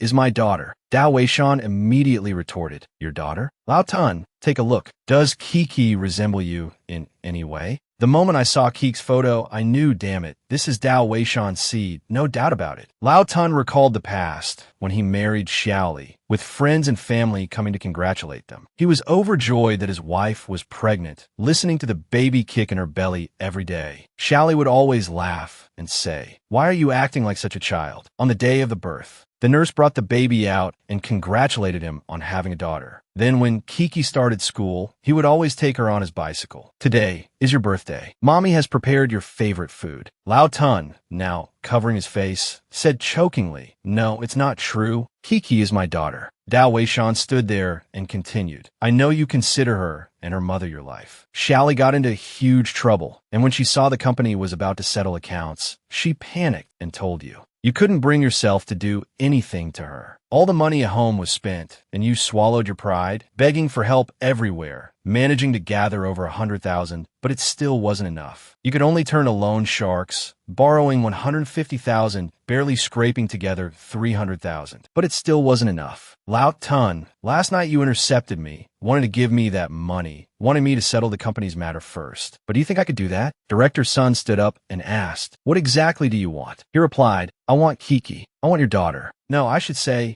I want my daughter." Lao Tun laughed loudly. "Still haven't given up? Do you want to find someone to do a DNA test?" Dao Weishan smiled and said, "Fine, then I'll let you die with a clear understanding. It's almost time now." Lao Tun. Suddenly, someone pushed the door open and entered. It was a woman. Lao Tun saw her, astonished. It turned out to be Xiaoli. She walked in holding a folder. When Xiaoli saw Lao Tun, the folder in her hand immediately fell to the ground. Dao Weishan smiled and said, "You're here. You're all here. Good. Everyone's present." Then he pulled Xiaoli over and asked, come on, you tell Lao Tun, whose daughter is Kiki really?" She screamed in panic. "Why are you doing this?" I don't know anything." Lao Tun at the side shouted loudly, "Let her go." Then he walked towards him and threw a punch, yelling, "I told you to let go of my wife." Dao Weishan rubbed his face and replied, "Fine, I'll take this punch as payment for you raising Kiki for over 10 years. I won't hold it against you." Lao Tun went to Xiaoli and asked, "Tell me, Kiki is my child, right? She is my daughter, right?" She suddenly knelt down, crying as she spoke. "Lao Tun, I've wronged you. When I married you, I was already pregnant. Then you went abroad and abandoned me. I didn't know what to do." Lao Tun interrupted. "So, you accepted me?" Xiaoli lowered her head. "Lao Tun, you are a good husband, a good father. It's me who has wronged you." Lao Tun gave a pained smile. "Fine, the scene you wanted to see, you've seen it. I will not hand Kiki over to you, Dao Weishan, so give up on that idea." After speaking, he helped his wife up, saying, "Let's go." Dao Weishan blocked them. "Wait." He sneered. "The company will settle accounts next week at the latest. If you walk out that door tonight, just be prepared to see your wife go to jail." Then he took out a black card. "There's $1 million in this card, which can solve your current predicament. Take this money, and you can start over. As for Kiki, I can take her to Country M, enroll her in the best school, and give her a life of wealth. She can even live a different life for the rest of her days." Dao Weishan placed a stack of documents on the table and continued, "As long as you agree to sign these 3 agreements, a paternity test report, a declaration of severing parental relationship, and a consent form for the transfer of guardianship." The couple stood there without a word, listening to him continue. "Lao Tun, I know you're a straightforward man and can't decide right away. I'll give you 3 days. Within these 3 days, come find me. Sign the papers with one hand and take the money with the other." The scene changes to the bathroom. Dao Weishan is laughing loudly. "It's exhilarating, even more exhilarating than forcing that guy who opposed me 4 years ago to his death, and then using money to get his daughter into bed." He laughed perversely. "Once I get Kiki to Country M, Sun Xingli, you're finished too. To pull out the weeds, you have to pull out the roots. I have to stomp you to death to be satisfied." Turning off the shower, Dao Weishan pulled open the bathroom door and stepped out. He stood there drying himself. Chen Nuo was sitting there, who knows since when. He asked in alarm, "Who are you?" Chen Nuo held a gun in his hand, pointing it at Dao Weishan. "Good evening." He quickly raised his hands, saying nervously, "My friend, if you need money, we can talk." Chen Nuo slowly stood up and replied, "No, I don't need money." He looked at him seriously. "I need justice." Dao Weishan's eyes widened, his face full of fear, and he turned to run, shouting, "Someone!" A cold glint flashed in Chen Nuo's eyes. Dao Weishan was immobilized, frozen at the door. He thought in terror, "What's happening? Why can't I move all of a sudden? And it's hard to breathe." Chen Nuo walked over to support him, saying, "You can't escape. Don't waste your energy. Then he snapped his fingers. He was released from the control, clutching his throat and coughing violently. Then he stammered, What kind of sorcery did you use? Chen Nuo took out some liquor, poured a glass, and replied, I don't know if you're unlucky or if Lao Tun is lucky. If I hadn't come to this world, I'm afraid all your calculations would have come true. Then he handed him the full glass of liquor. Here, drink it all. While he was drinking, Chen Nuo continued, Now let's talk about Lao Tun. Hearing this, he blurted out, You came for Lao Tun? That poor, useless old Tun? Chen Nuo replied coldly, Actually, I've met many villains. You're not the worst, but you're very disgusting. Lao Tun is just an ordinary person who has never thought of harming anyone. He endures being taken advantage of and just wants to live a peaceful life with his wife and child. But such an honest man, you stomp on him as if he were a cockroach, and you humiliate him. You shouldn't have done that. He frowned, glaring at Dao Weishan and cursing. Damn it. Did he dig up your ancestral grave in a past life? Seeing that look, he replied in fear, My friend, let's talk this out. I'll stop right now, and I won't touch that girl. I swear, I'll never mess with Lao Tun again. Dao Weishan took out his phone and dialed. I'll go back to Country M right now. I'll prove it to you. Then he called someone and ordered, Director Zhao, it's me. Immediately cancel the plan to settle the company's books. Yes,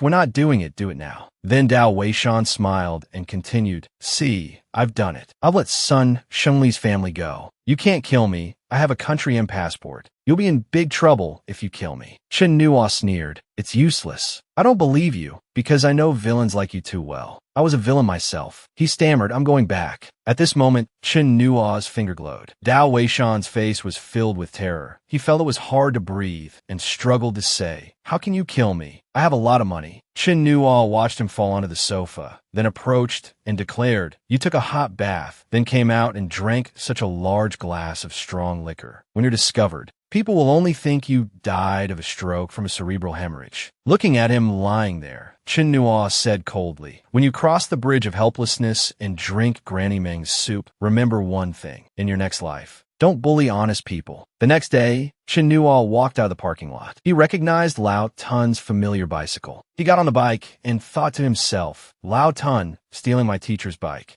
It's really not, because I'm bullying an honest person like you. The scene changes to DeLay's used car garage. He was lying down, smoking, cursing inwardly. Damn it, why does my right eye keep twitching today? Seeing Chen Nuo walk in, DeLay was so scared he dropped his cigarette. A subordinate who was fixing a car immediately ran out to greet him, asking, Sir, here to look at cars? What kind of car are you looking for? Chen Nuo threw his backpack on the ground with a thud. Then he took out a cigarette. He sat there and sighed. It's still more comfortable here. The subordinate didn't recognize him and pointed at him, scolding. Damn it, where did this kid come from? You think this is your house? DeLay walked over and kicked him, scolding. Damn it, is that how you talk to Big Brother? Then he ran to Chen Nuo's side, fawning. Big Brother, oh Big Brother, what wind blew you here? Whichever car you like today, just drive it away. Chen Nuo replied, I'm not short of anything today, just borrowing your place to wait for someone. He smiled warmly. Please wait, Big Brother. I'll go make some Longjing tea for you. DeLay massaged his leg and asked, Big Brother, how's this pressure? Chen Nuo replied with enjoyment, Not bad. DeLay cursed himself inwardly. Damn it, what have I done to deserve this? I've gone from a Big Brother to a masseuse. Suddenly,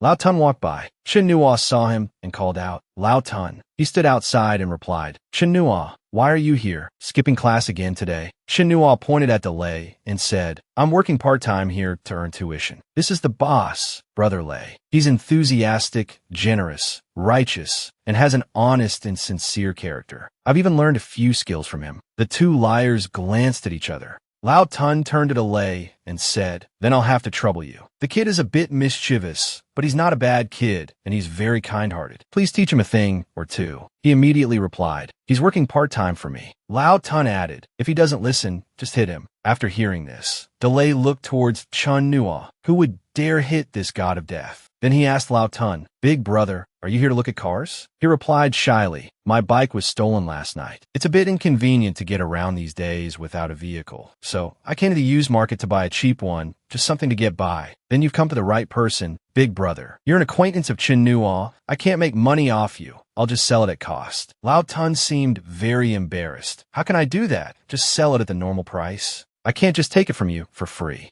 After picking one out, Chen Nua kicked away the price sign and turned to ask Lao Tun, "How about this bike? The boss is having a huge sale." The purchase price was only 80. Delay understood, held up 5 fingers and said, "What, 80? 50, and it's yours." Chen Nua turned his head and hinted, "Brother Lei, weren't you going to the company to check the books this morning?" Chen Nua turned his head and introduced further, "Brother Lei also runs a financial company, specializing in some small loan services. He's a kind person and abides by the law. His business is very prosperous." The two looked at each other again, saying nothing. Delay thought to himself again, "I also do loan sharking?" He wanted to cry, but had no tears. "Big brother, are you improvising a script? My acting is poor. I can't keep up with your rhythm." Then Delay immediately played along. Yes, it's all thanks to everyone's help and my peers going easy on me. In my business, I value righteousness and trust the most. Lao Tun immediately took the initiative to say, "Can I have your phone number? I'll call you if I have a need." After director's son left, Delay turned his head and tentatively asked, "Big brother, how was my performance? Was it okay?" Chen Nua smiled and praised, "Brother Lei, I see that a person like you is destined to make a fortune in the future." Inside Delay's garage, which was also his bedroom and office, he said respectfully, "Big brother, is there anything else? Just say the word, big brother." Chen Nua opened his backpack, which was full of money. He replied in fear, "Big brother, I only deal in used cars with this much money. I don't dare to get involved in murder for hire." Chen Nua explained, "I'm not asking you to do that. Teacher's son just left. Find a way to lend him this money, 200,000. Delay, thinking he was smart. "I get it, big brother wants to set him up. You're after his house deed." Chen Nua slapped him on the head. "What are you thinking? Who wants the deed? Just find a way to lend him the money." Chen Nua instructed, "You still have to sign a contract, otherwise he won't believe it. But don't make the terms too harsh. Keep the interest rate low and write the installment plan for 15 or 8 years, whatever you want. In short, the terms must be attractive enough for him to borrow money from you. If you mess it up, I'll settle the score with you." Delay took the money and replied, "Understood. Rest assured, big brother." "Oh, big brother, this money isn't right. There's too much here." Chen Nua smiled and said, "There's 300,000 here. The extra 100,000, 60,000 of it is for the motorcycle I took from you last time, and also for your medical expenses." Looking at his bald head, Chen Nua added, "Use the rest to treat your hair. You're so young and already bald. If you treat it early, it might grow back." Delay hugged Chen Nua's thigh, moved, and said, "Big brother, you are too gentle and kind. Others only see my fierce, bald appearance. Only you can see the pain in my heart." Chen Nua scolded, "Damn it, can you not wipe your snot on me?" Then he left. Delay waved him off. "Take care. Come visit often when you're free." The subordinate asked, "Boss, who on earth is this person? You serve him like he's your ancestor." Delay turned his head and lectured, "What the hell do you know? When you find a backer, you have to hold on tight. When I was in prison back then, I used these sharp eyes to pick the right person, and that's how I got this shop after I got out. Now, if I serve this ancestor well, I might just make it big in the future." At an investment office in Vietnam, a secretary handed over a report. "Director, the investment invitation for the project from country N has been sent. Please take a look." He smiled after reading it. "The terms are very good. This can be considered this year's key project. For this quarter's investment promotion task, if we do this project well, it's half the battle won." The secretary added, "But there is one request. They said the daughter of one of their board members wants to come here to study, so they're asking us to help with her school admission. Judging by her age, she should be in high school." He replied, "This is not a difficult matter. They're investing so much money, and it can also solve future employment issues. You contact the Education Bureau, provide the investor with a list of the best schools in the district to choose from, and then you discuss it with them." The secretary immediately replied, "They've already chosen a school. They only want to go there." The director asked in surprise, "Which school?" She replied, "They said they want to go to number 8 middle school." He immediately asked, "What was this school's citywide ranking last year?" The secretary replied, "Third from the bottom." The scene changes to Luku International Airport, Jinling. A blonde foreign man is standing there. A young woman was there to pick him up. She turned her head and said to him, "Mr. Yushin, we'll take you to the hotel first." He took off his glasses and replied, "No, take me to the police station. I want to see Dao Weishan's case file as soon as possible. The head office needs the news at the earliest." Back at the hotel, Yushin immediately made a phone call to report, "It's me. I've arrived at the hotel where Dao Weishan was staying when the incident occurred, and I've also seen the police file." The person on the other end asked, "What's your judgment?" He replied, "The cause of death for minor number 16, The preliminary judgment is a normal accidental death due to a cerebral hemorrhage after bathing and drinking. The person on the other end said, if it's normal, then wrap it up quickly. He was just an outer circle miner making money for us. Don't waste too much energy. Yixian added, but Dao Weishan's death contains a hostility that makes me extremely uncomfortable. I request to investigate further. I need 2 types of documents. First, the credit card statements for the 6 months before the miner's death. Second, the mysterious person replied, fine, I can give them to you, but don't make any unusual moves. We don't want things to get more complicated when a long-planned national-level project has just begun. Dao Weishan was just the first person we sent. You must remember, we are the ones who should be hidden in the abyss. Also, the death of miner number 4 in country N is listed as a key investigation target. They need your help more over there. More than an hour later, Yixian looked at his laptop and called to report the situation. I found a suspicious point. Before his death, Dao Weishan had frequent contact with a woman named Yang Xiaoi.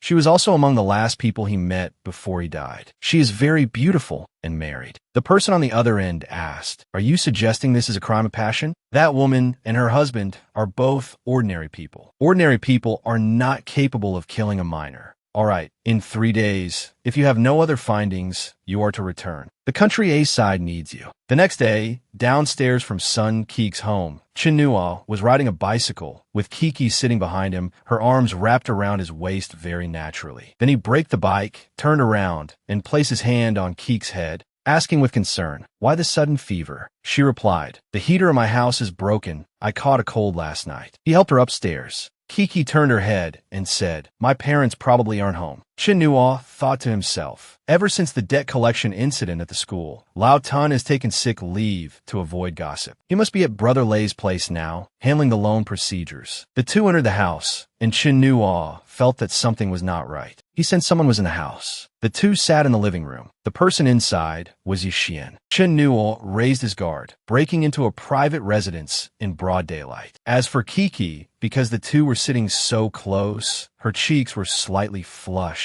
She closed her eyes, her mouth puckered slightly. Chinua reminded her, don't fall asleep. Where's your family's cold medicine? Take the medicine first. Kiki immediately replied, in the drawer of my parents' dressing table. When Chinua walked in, he had already left. Chinua thought to himself, this person has some skill. Then he pretended to look for medicine in the drawer. That person had silently appeared behind him. Yixian observed and assessed. Shoulder muscles are relaxed, completely unguarded. This is an ordinary person. Meanwhile, Chinua, while getting the medicine, sensed he's a master and a foreigner at that. So he's not an ordinary thief. A moment later, he said softly, found it. Then he slowly stood up and the shadow behind him vanished. Chinua walked out of the room, while Yixian was clinging to the ceiling like Spider-Man. He gently closed the door, then went to the sofa to pour water and gave the medicine to Kiki. Here, take your medicine. Chinua sensed that he had left. He gently stroked Keek's head and said, go to sleep. She said, I'm not sleepy. But her eyes could no longer stay open. After Kiki fell asleep on the sofa, he quietly entered her parents' bedroom and saw the door was ajar. He deduced, it seems he jumped in through the window. Chinua pulled open the window and quickly jumped down from the high floor. A while later, at the International Hotel, Yixian was standing in front of a whiteboard, analyzing Dao Weishan's death and the people involved. He crossed out Director Sun's name, saying, could it really have been an accident? Chinua was observing quietly from outside. Yixian inadvertently turned his head to look, but there was only the wind blowing, nothing else. A while later, at Noodle Shop, Chinua sat down and called out, boss, 1 bowl of mixed noodles with extra meat and add a soft-boiled egg. The boss replied, just a moment. He sat there peeling garlic, preparing to eat his noodles. Then he smiled. I was wondering who it was. Turns out it's Xian from the Abyss organization. Should I bury him? After all, I already buried him once in my past life. Abyss, a B-level organization in the underworld, has been established for at least 55 years. This organization has a few extraordinary individuals with remarkable abilities and has carried out countless undisclosed secret missions. Some notable figures are a doctor who looks like a crazy pervert, a hunter whose appearance matches his name and specializes in hunting prey, and a blonde man named Yuxian. Among them, the strongest is their leader, nicknamed the Captain, a Viscount-level Esper. In addition, there's a type of person in the organization called miners, who are responsible for moving through the secular world, building social networks to make money for the organization. Dao Weishan was one of them.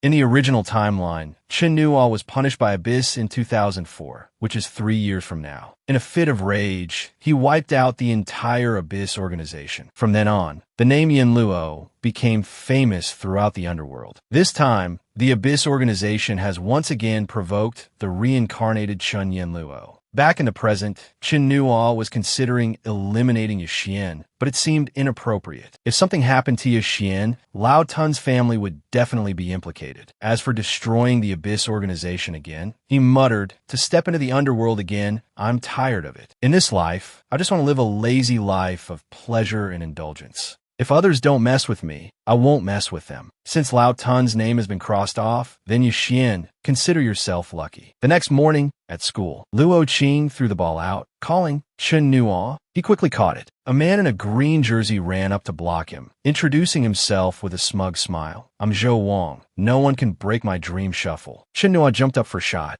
not forgetting to give him 2 words, you wish. A beautiful 3-pointer. Off the court, the female fans went wild for him, cheering nonstop. Chen Nuo, invincible heartthrob, so handsome. Cuckoo stood there, blushing without a word, her heart pounding at that moment. The boy she had rejected last year now made her heart flutter, and she thought he was so cool. The game ended, and Chen Nuo walked towards Cuckoo. She held a water bottle in her hand, handing him a pre-poured cup of water, which was goji berry water. Holding the cup, Chen Nuo thought to himself, I'm in the prime of my youth, and I'm already starting the middle-aged life of a thermos filled with goji berries. Cuckoo said, my dad says you shouldn't drink cold water after exercising, or you'll regret it when you get old and have stomach problems. She blushed and added, my dad also said, drinking goji berries is good for digestion. Just then, someone called his name from a distance, making him turn his head to look. Over there was a group of thugs holding steel pipes, baseball bats, and even iron chains. A song played over the school's PA system. Oh, the storms of life, revealing heroic spirit, climbing high to look far. Admire by thousands. The guy glared at Chen Nuo and said, pretty arrogant, huh? I've had my eye on you for a while. Chen Nuo wondered, who are you? The lackeys answered, our school's one and only big brother, Haonan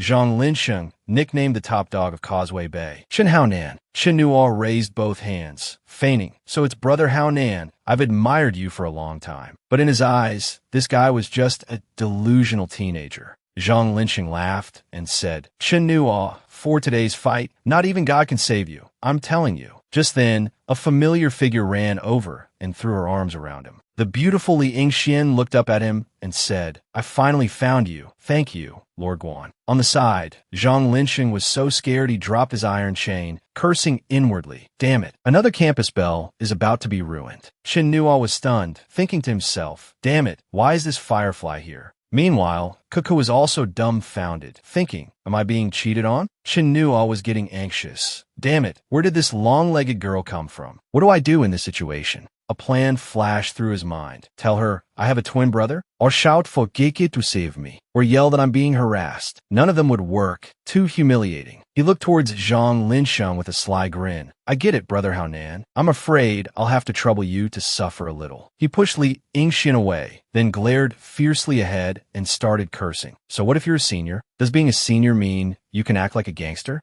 You think I'm scared of a gangster? As soon as he finished speaking, he rushed forward. Today, I'll take away your dignity and your right to speak and let you know that what goes around comes around. Zhang Linsheng didn't have time to react. His lower body was hit squarely by a knee. He was immediately knocked to the ground, screaming in pain. The female spectators off the court were still watching intently. Chen Nuo squatted down and said in his ear, let me take you to the hospital where you might not be able to keep your family jewels. Zhang Linsheng's face turned pale and he shouted, quick, take me to the hospital. Damn it, I'm really hurt. He quickly carried him on his back and left, ignoring the two beauties behind him who were chasing and calling for Chen Nua. The lackeys stood there, still not understanding what had happened, asking each other in confusion. Wasn't our big brother taken down in a second and then carried away? I saw it too. That bastard Chen Nua is ruthless. At the school gate, the two girls lost track of Chen Nua. One looked left, calling for Chen Nua. The other looked right, calling for Appa. Li Yingxian stood there shouting, "Appa, where did you run off to?" Suddenly, a hand appeared from behind, covering her mouth and grabbing her, preventing her from screaming. Chen Nua turned Li Yingxian around, gestured for her to be quiet, and said, "It's me." As for Zhang Linsheng, he was lying in a nearby trash can. He let go of his hand, about to ask, "Why are you?" Li Yingxian immediately spread her arms and ran to hug him. Shouting Appa, Chen Nua put his hand on her forehead, pushed her away, and ordered, "Stand still." He said to Li Yingxian, "Stop with the Appa. You've caused me trouble. First things first. How did you find me?" Li Yingxian snapped her fingers, winked playfully, and replied, "I remembered the Chinese characters on your jacket, so I asked my mom to let me transfer to this school." She recalled, "I was doing the enrollment paperwork in the principal's office, and then I heard a commotion on the sports field and saw you." Chen Nua held his head. "That actually worked, but I can't believe your mom agreed to let you transfer." He turned his head and asked, "You don't want to cause me trouble, right? So, I'm going to set some rules. Can you follow them?" Li Yingxian obediently said, "I'll listen to whatever Appa says." Chen Nua began to state his 3 rules. Good. First, you absolutely cannot reveal that I saved your family and country in. Li Yingxian thought to herself, "Doesn't that mean I'm the only one by the superhero's side who knows his true identity?" Second, we need to get our story straight about how we met. Third, when other people are around, I won't speak the language of country in, so you have to learn Mandarin. That's all I can think of for now. I'll contact you later. After hearing this, Li Yingxian followed him and asked, "Appa, are you leaving?" Chen Nua grunted in agreement, thinking to himself, "There's still another pursuer. I can't just ignore her." Meanwhile, Cuckoo was sitting there, recalling the scene of the strange girl hugging Chen Nua, sobbing. Her mind was filled with blame for Chen Nua. "How could you do this to me?" A hand appeared, offering Cuckoo a tissue. Chen Nua stood there and asked, "What are you crying about?" She snatched the tissue and blamed him. "Why did she hug you like that?" Chen Nua pretended to be deep in thought. When a girl corners you with a question, it's best not to answer, because at that moment, any answer you give is wrong. You have to break out of that mindset and regain the initiative. The two began a rapid-fire conversation. "Are you crying because of that? Do you know her?" "I guess you could say that." "How do you two know each other?" Chen Nua asked. "When I ran out, did you see anyone else?" Cuckoo replied, "No. I was just focused on chasing you two." Then she slowly stood up. Cuckoo turned her head and asked, "Where's that girl? Didn't she chase after you two? Did you see her? She was running even faster than me." He feigned innocence. "I didn't see her. She ran out too." She kept pressing him relentlessly. "Stop asking me questions. What is your relationship with that girl?" Chen Nu was in a tough spot. This girl is too straightforward. She's not falling for any tricks. Just then, Teacher Lu appeared, calling out, "Chen Nua, Cuckoo, I've found you too. Are you two okay? Come with me quickly. Principal Fong is very worried." Over here, Zhang Linxing's 3 lackeys were being scolded harshly. "What you did was very dangerous. Do you want to go down the path of breaking the law? You're so young and already talking about fighting and killing. What's next, carrying guns and knives when you're out in the world?" Teacher Lu turned and said, "Principal Fong, I've found them." Principal Fong saw Chen Nua and suddenly remembered, thinking to himself, "It's this kid again. I still haven't forgotten about the incident in Yanbian." He then turned and questioned him. "What just happened?" Chen Nua replied, "They wanted to beat me up. I couldn't fight back, so I ran." The principal immediately pressed, "Then why didn't they pick on someone else? Why you? Birds of a feather flock together. It'd be strange if you didn't have conflicts." Chen Nua retorted, "Principal Fong, by that logic, I should just let myself be bullied and take a few punches to be in the right." The principal roared, "Is that how you talk to the principal? Do you want the school to call your parents?" Chen Nua turned to leave. "No need to trouble the school. I'll go home and call them right now." Principal Fong pointed at him and continued to scold, "You undisciplined, lawless brat. I don't believe your parents can't control you." Teacher Lu whispered in his ear, "Principal Fong, Chen Nua's parents are divorced. His father is in America, and his mother is in prison." Kuka followed behind, thinking, "He's just leaving like that? I haven't even finished asking my questions." Chen Nua just walked away. praising himself inwardly. I'm so damn smart. That evening, at Sun Kuku's house, old Sun turned his head and asked, Chinua, I didn't call you over for anything in particular. I heard a transfer student from Country M came to our school. Do you two know her? Looking at Ku's expression, Chun Nua guessed. Her eyes are all swollen. She must have had a good cry when she got home. Pressed by old Sun, he turned and replied, It's quite a coincidence, actually. 2 days ago, I was learning to fix cars at Brother Lay's shop, and that girl's car happened to break down nearby. So I helped her fix it. Old Sun was suspicious. A foreign girl, not very old, out on her own? Chin Nua replied, Of course not. She was with an adult. But they weren't fluent in the language, so they couldn't speak clearly. His father-in-law nitpicked, not fluent, and she was that enthusiastic towards you after just one meeting? Chin Nua went along with it, posturing, It's probably because I'm handsome. Old Sun looked at him, feeling a bit of approval. This kid Chinua is indeed quite handsome. Cook has said, that girl from Country M is quite pretty, and they're about the same age, so it's normal for them to be attracted to each other. Then he chuckled, thinking to himself, let them get to know each other. If dry wood meets a raging fire, it'll save my own cabbage from being ruined. With that settled, he looked at Chinua and said, all right, if there's nothing else, you can go home. Cook quickly said, Dad, I'll walk him out. The two walked down the stairs without a word. When they reached the bottom, Chinua turned his head and said, all right, you should go back up. Kuku took the initiative to rush forward and hug Chinua, her reason being, I haven't hugged you like she did yet. The two looked at each other, very close, and Kuku blushed a little. What an interesting teenage romance. After the hug, Kuku shyly turned and ran upstairs, not forgetting to say she'd see him tomorrow. Chinua stood there, a little smug, thinking to himself, a little chubby is actually nice. The scene changes to a small alley near the school, where there's a large trash can. Zhang Linsheng had now woken up, holding his dizzy head and asking himself, who am I? Where am I? What did I do? He remembered, that's right, I'm Brother Hao Nan. Chinua, you and I can't live under the same sky. While he was dazed, a hand swung out, slap. It hit Linsheng right in the face, making him see stars. It turned out to be his father, who was pointing at his face and scolding. You bastard, you caused trouble and now you don't dare to come home. Is that it? The principal came all the way to our house, he said as he dragged Linsheng away. Let's see if I don't beat you to death today. Linsheng cursed inwardly. Chinua, the old score between us isn't settled, and now there's a new grudge. This slap from my old man, I'm counting on your head too. The next day, in the classroom, Teacher Wu, the homeroom teacher and head of the grade subject department, was introducing a new student. This is Li Yingxian, who transferred from Country E. She will be studying at our school for the time being and will temporarily join our class. Yingxian bowed her head and greeted, hello everyone, I'm Li Yingxian. It's a pleasure to be studying with you all. Teacher Wu looked around, found a spot for her, and said, Li Yingxian, you can sit in the last row, in the empty seat next to Chinua. Hearing this, Kuku immediately stood up and suggested, Teacher,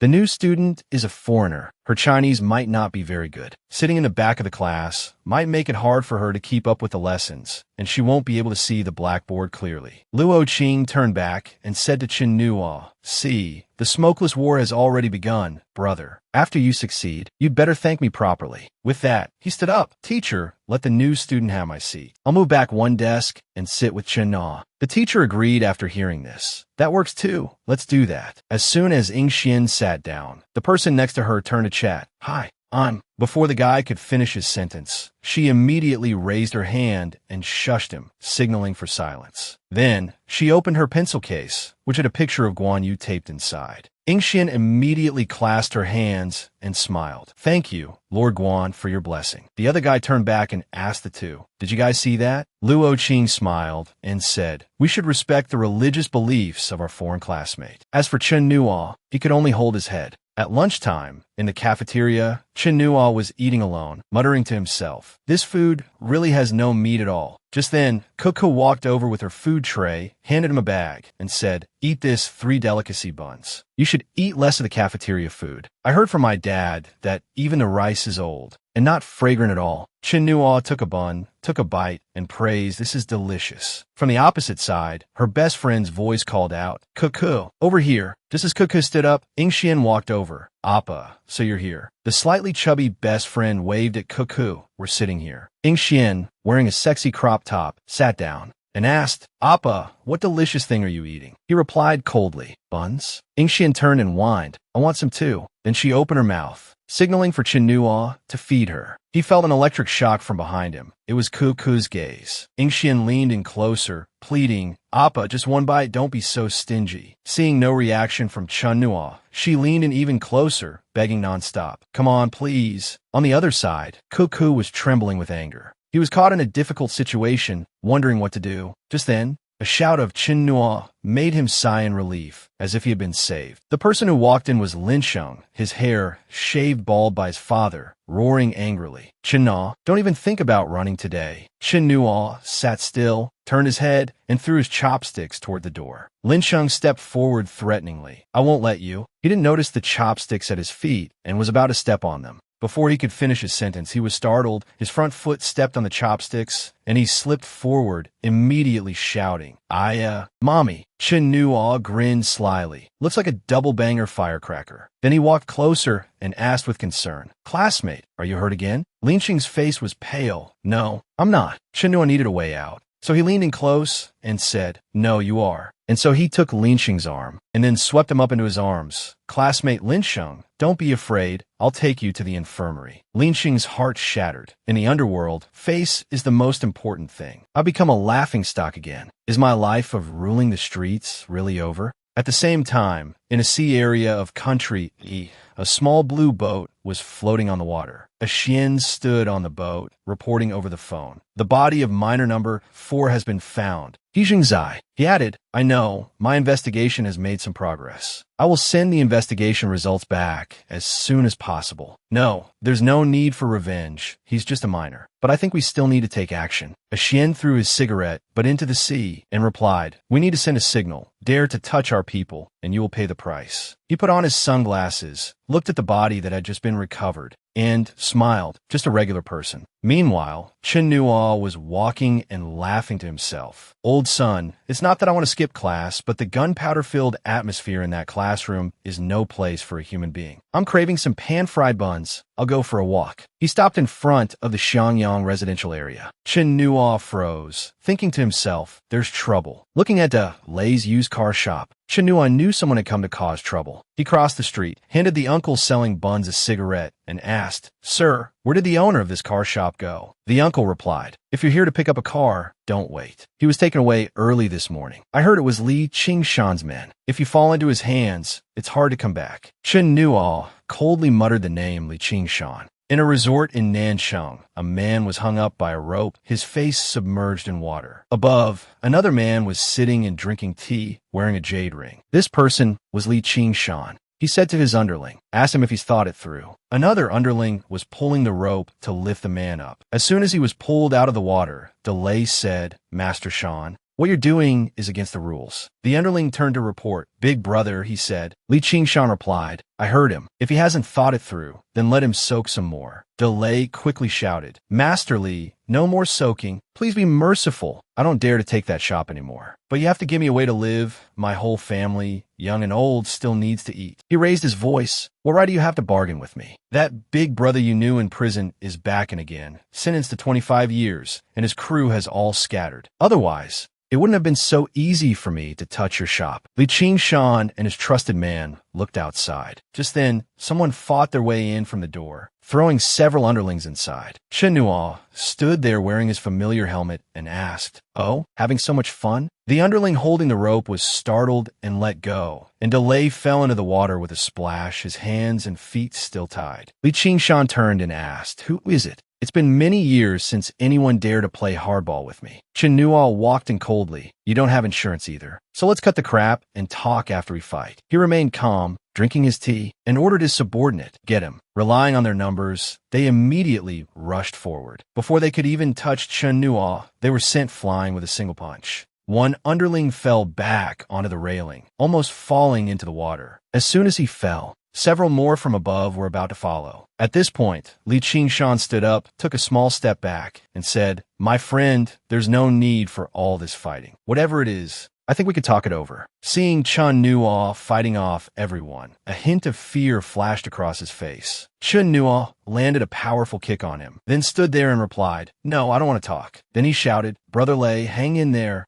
I'm here to get you out." Back at the shop, DeLay spoke up. "If you hadn't saved me today, I'd be dead for sure." Chin Nuo asked, "Your big brother's in prison. His leaderless crew has scattered. What are you going to do when Li Qingshan comes knocking?" "I can't be your bodyguard forever," he replied. "I also want to get the brothers back together, but I don't have enough clout. I'm short on cash." DeLay, with his bruised face, continued, "Supporting this group of people costs several $100,000 a year, and you can't just feed them for nothing. They need work. We can't just be fighting all day. This little business of mine can't support so many people." Chin Nuo gestured for him to continue. "I think continuing to buy and sell stolen cars is not a long-term solution. With this hanging over my head, if I get investigated one day, I might end up back in prison. So this year, I want to try to become a dealer for electric vehicles." After hearing this, Chun Nuo smiled to himself. The new century is in 2 years. The market for electric vehicles is getting bigger and bigger. It seems this brother Lei isn't brainless. He knows how to plan for the future. Then he said to him, "I'll give you 500,000. Can you get the business going again?" DeLay said joyfully, "Yes. I'll add my own savings and we can scrape together 700,000, enough to take over the storefront next door and set up a dealership. I can also bring back all of my big brother's old crew. With this, we'll be fine. Although we can't fight Li Qingshan, if he wants to mess with me, he'll have to think twice." Chin Nuo decided, "I'll give you the money tomorrow. It's settled." He also became excited. "From now on, I'll follow you. You're the boss of this business." Chin Nuo waved his hand. "No, this money isn't an investment. It's just a loan. Pay me back when you have the money." He turned around gratefully. "Big brother, you're like my second parents. I am truly impressed." Chin Nuo asked, "You're not borrowing it anymore?" His voice echoed throughout the residential area. "Big brother, I'll borrow it." The scene shifts to the school gate. Yingxian was about to get in her car when a male student walked up, holding a letter, and said to her, "Li Yingxian, we were lab partners in biology class today. Do you remember? I wrote you a letter." She turned around and asked bluntly, "You like me, don't you?" Without waiting for the boy to answer, she put one foot on the car, then tore up the letter right in front of him, throwing the pieces on the ground, and said with an arrogant expression, "But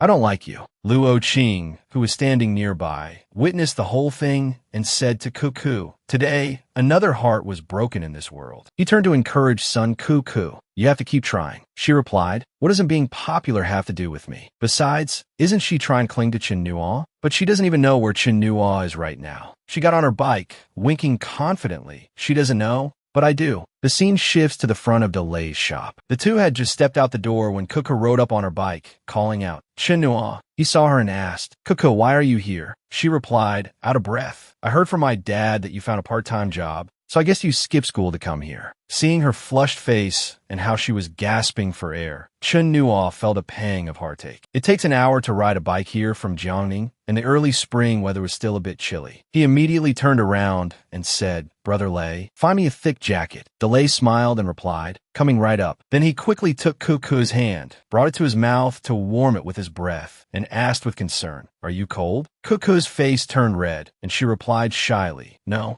not cold." Seeing someone come out, she quickly pulled her hand back. DeLay brought out a brand new down jacket. Zegna brand, never worn. This one has a thick cotton lining, and it's windproof. He hesitated for a moment. This pretty little lady, Chin Nuo immediately introduced her. "She's Cuckoo, old son's daughter." Hearing about director's son, DeLay thought to himself, "Such a little beauty. No wonder Chin Nuo helped old son, so he has his eyes on his daughter." Then he gently put the jacket on Cuckoo. "Here, let me put this on for you." She was a little shy because of the stranger. DeLay understood, scratched his head, and said, "I have something urgent to do. I'll be leaving first." Chin Nuo gently pinched Cuckoo's cheek, then got on the bike and said to her, "I'll give you a ride back." The two of them on the blue bicycle. The atmosphere was so warm. She gently placed her hand on his waist as a gentle melody played. "Maybe I can forget the whole world, but I don't want to lose news of you." The scene shifts to Hansheng, Li Yingxuan's home. A white car was parked in front of the door. A woman got out of the car. It was Mrs. Li, full name Jiang Yingzi. As soon as the butler saw her, He immediately stood up straight and greeted Madam. Ingzi slowly pushed the door open, then looked inside and sighed in relief. I'm home. Standing in the grand hall, Jiang Ingzi thought to herself, although I've won back my husband's company, managing it well is still a difficult task. Now I need to hide my womanly weakness and become stronger. From behind, a Xian appeared,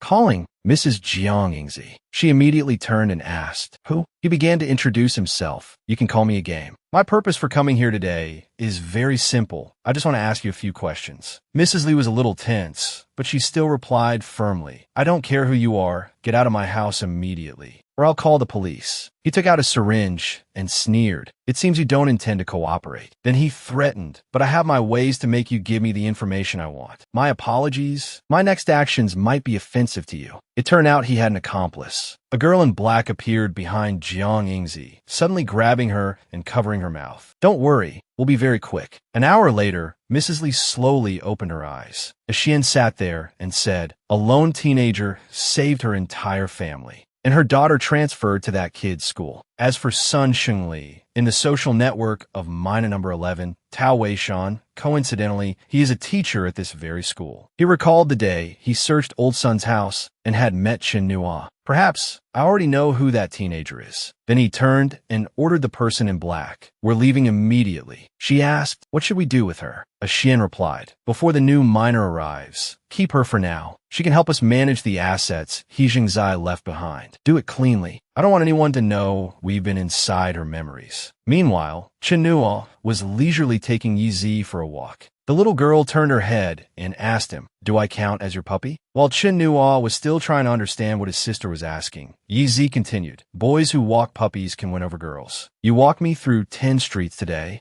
and 53 girls have already asked for your phone number." Chen Nua laughed and asked, "Where did you learn such twisted logic?" The little girl turned her face away and replied, "My friend told me. I have 8 boyfriends in kindergarten. I'm that amazing." Hearing this, he was startled and thought to himself, "It seems I need to take a trip to the kindergarten and have a talk with the principal about family values." While he was lost in thought, Ing Xian waved from a distance, calling out, "Appa?" Then she ran over and asked, "Appa, is this your sister? I heard from my friends that you have a super cute little sister." Chen Nua looked down at Yi Zi, who was hiding behind him, and said, "Don't be afraid. This is my friend." The girl bent down and introduced herself. "Hi, my name is Li Yingxian. I'm your brother's future wife. Can I play with you?" The little girl peeked out and said, "My name is Chen Xiaoyi." What followed was an incredibly naive conversation. One said, "I'm 18 this year, born in the year of the ox, and I believe in Lord Guan." The other said, "I'm almost 5 this year, born in the year of the rat, and I believe in Guanyin Bodhisattva." Ing Xian pointed at Chen Nua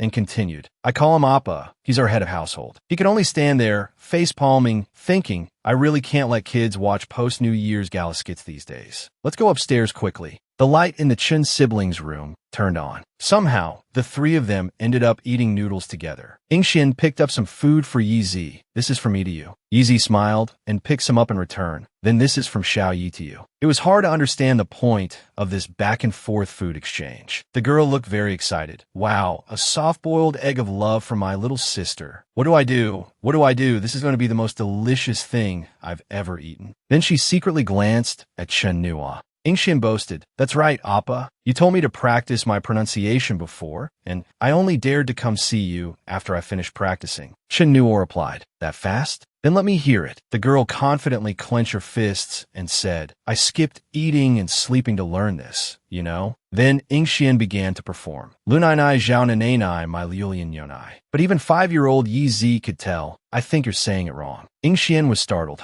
"How is it wrong? I studied so hard." Chen Nua patted his sister's head and said, "Yi Zi, tell her the correct way." The little girl innocently repeated what she had learned. "Grandma Lu drinks cow's milk, buys durian. Look for Grandma Nyo." Ing Xian stood up and asked, "Wait, is that how you all say it?" Xiao Yi replied, "That's how my brother taught me." Chen Nua added, "I'm not tricking you. All kids say it like that." Then he turned to his sister, Yi Zi. "Recite another one for her." The little girl excitedly recited, "The carrying pole is long. The bench is wide. The carrying pole is not as wide as the bench. The bench is not as long as the carrying pole." He kept saying, "Shao Yi, keep going." Meanwhile, Yingxian could only cry out, "Lord Guan, save me." A while later, playtime was finally over. Yingxian went downstairs. The driver opened the car door. "Miss, please get in." Chen Nuo stood there, smiled, and instructed, "Remember, don't come looking for me until you've finished practicing." He looked up as the car slowly drove away, muttering, "I should be able to get some peace and quiet for a while this time." Suddenly, he sensed something unusual. In the distance, someone was watching him with binoculars. The person reported the situation. Outer reporting, Li Yingxian has left. The target has gone upstairs.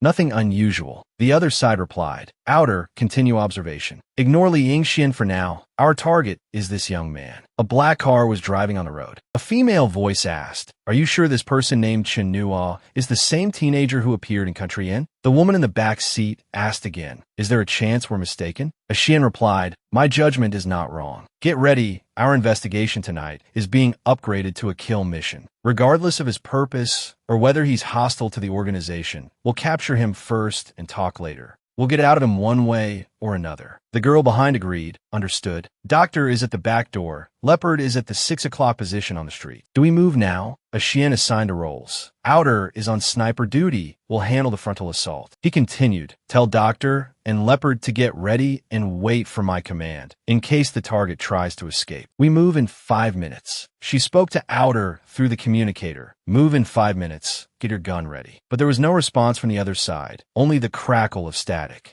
Then, Chen Nuo's voice came through, "My apologies." He stood there, his foot on the lookout, and continued, "The Outer you're talking about, I'm afraid he can't talk to you right now." Chen Nuo provoked them. "You all should hurry over. I don't have much time. I still have to go home and do the dishes." Outer, lying on the ground, said defiantly, "You're dead today. You've messed with the abyss." Hearing that, he kicked the man in the chest. "If you're weak, don't try to act tough. Got it?" Not long after, the rooftop door clicked open, and 3 people from the abyss appeared. A Xian spoke up, "Let him go." Chen Nuo replied firmly, "I won't." "What are you going to do about it?" He raised his hand and signaled, "Leopard, go get that little girl." On the floor above Chen Nuo's apartment, a black man who had long been in position received the order. And like a gecko, he clung to the wall and climbed down. Downstairs, Yi Zi was watching TV, completely unaware. Chen Nuo tensed up. "Are you threatening me?" You've made a wrong decision." As he finished speaking, he stomped hard on Outer, who was on the ground. Seeing his pained expression, Chen Nuo smiled. First blood. A Xian, facing a tough opponent, could only stand there in shock. Then he yelled into his radio, ordering, "Leopard, move, kill that girl." Chen Nuo stretched out his hand and began to use his special ability. He aimed his hand towards Leopard, who was on the wall of his building. The man was completely immobilized, unable to move. Then Chen Nuo pulled him over, grabbed his neck, and with a crack, double kill. A Xian felt a flicker of fear, thinking to himself. From over 20 meters away, he caught Leopard in one move. What kind of ability is this? He shouted, "Damn it, he's a controller. Jam him." The girl beside him received the order and immediately used sound waves for a mental attack, making him a little dizzy. A flash of anger appeared in Chen Nuo's eyes, then controlled her, forcing her to her knees as fresh blood trickled from her eyes. He stood there and sneered, "Triple kill." A Xian charged forward with a knife. "Die?" Chen Nuo controlled him, but walked past him, saying, "Don't be hasty, you're the last one." On the other side, Doctor threw a scalpel,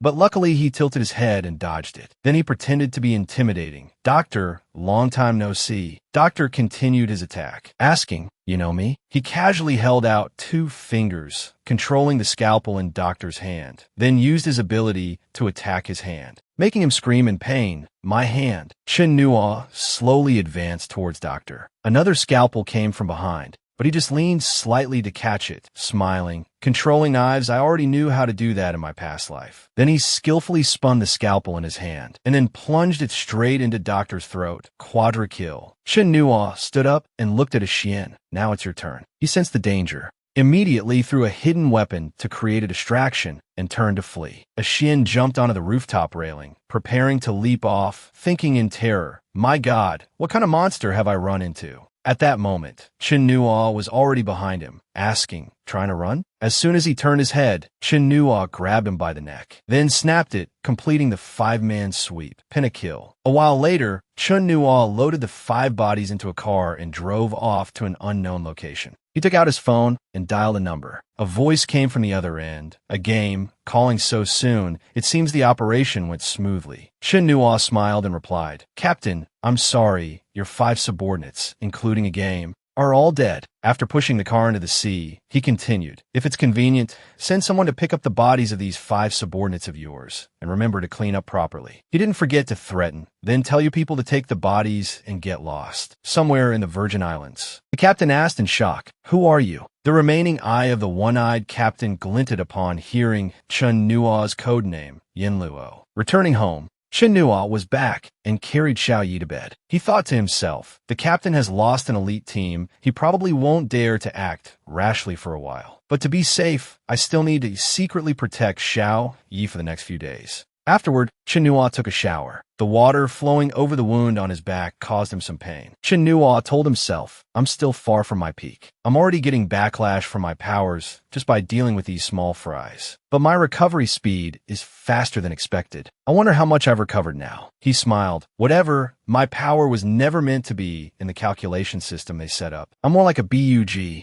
It was like that in my past life." 2 days later, during the lunch break, seeing Chin Nua dozing off at his desk, Yingxian ran down and said, "Appa." She happily took out a food container. "Appa, ginseng chicken soup. Hurry up and drink it." Chin Nua said coldly, "I don't want it." Yingxian was still very persistent, sitting beside him and scooping up a spoonful, saying, "Appa, just one bite. My mom said you should drink chicken soup when you have a cold." She then asked, "Appa, what do you want to eat tonight? Should I buy you seafood tofu soup?" Chin Nua smiled. "At a portion of crab sticks, I'm suddenly craving it." "All right, and a portion of cold noodles." The bespectacled friend upstairs saw the girl of his dreams being so attentive to someone else and was so angry he cursed inwardly. "Chin Nua, you shameless bastard. You think you can do whatever you want just because you're handsome? So arrogant. That girl from country, you should hurry up and beat him. She can't be his errand girl." But contrary to his expectations, Yingxian stood up, smiled warmly, and obediently replied, "Yes, Appa, I'll go prepare it right away." He ate and thought it didn't taste too bad.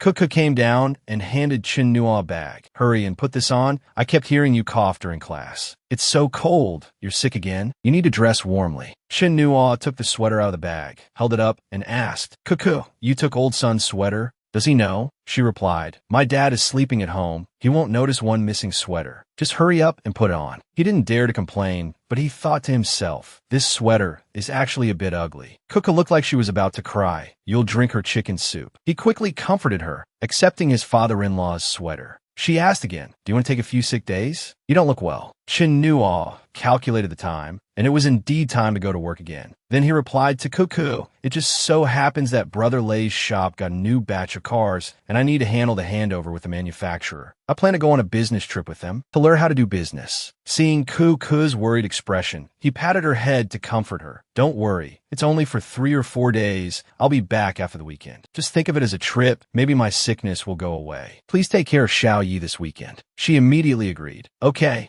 I'll pick Xiao Yi up next Friday." March 20th, 2001, Kathmandu, the capital of Nepal. Chin Nua placed a stack of US dollars on the reception desk and said, "I want to go to Lukla and then to EBC." He added, "I'm in a hurry. Please help me make the arrangements." The receptionist replied, "What a coincidence. I have a few old friends who are taking a private flight to EBC tomorrow. You know, the price isn't cheap, and I have to ask if they're willing to take on a strange passenger." EBC is short for Everest Base Camp. Chin Nua immediately put down another stack of money. The receptionist's attitude changed instantly, and he said with a smile, "Those friends of mine are all very easygoing people. I don't think they would refuse a young friend from the East who is passionate about mountaineering." 9:40 a.m., March 21st, 2001, Lukla Airport. A group of people was preparing to board the plane. A young man carrying a suitcase said to his companions, "Girls, let's get ready to go." These 2 girls were sisters. The younger one, Neville de Fonseca, 18 years old. The older one, Raka de Fonseca, 24 years old. Neville asked, "Uncle,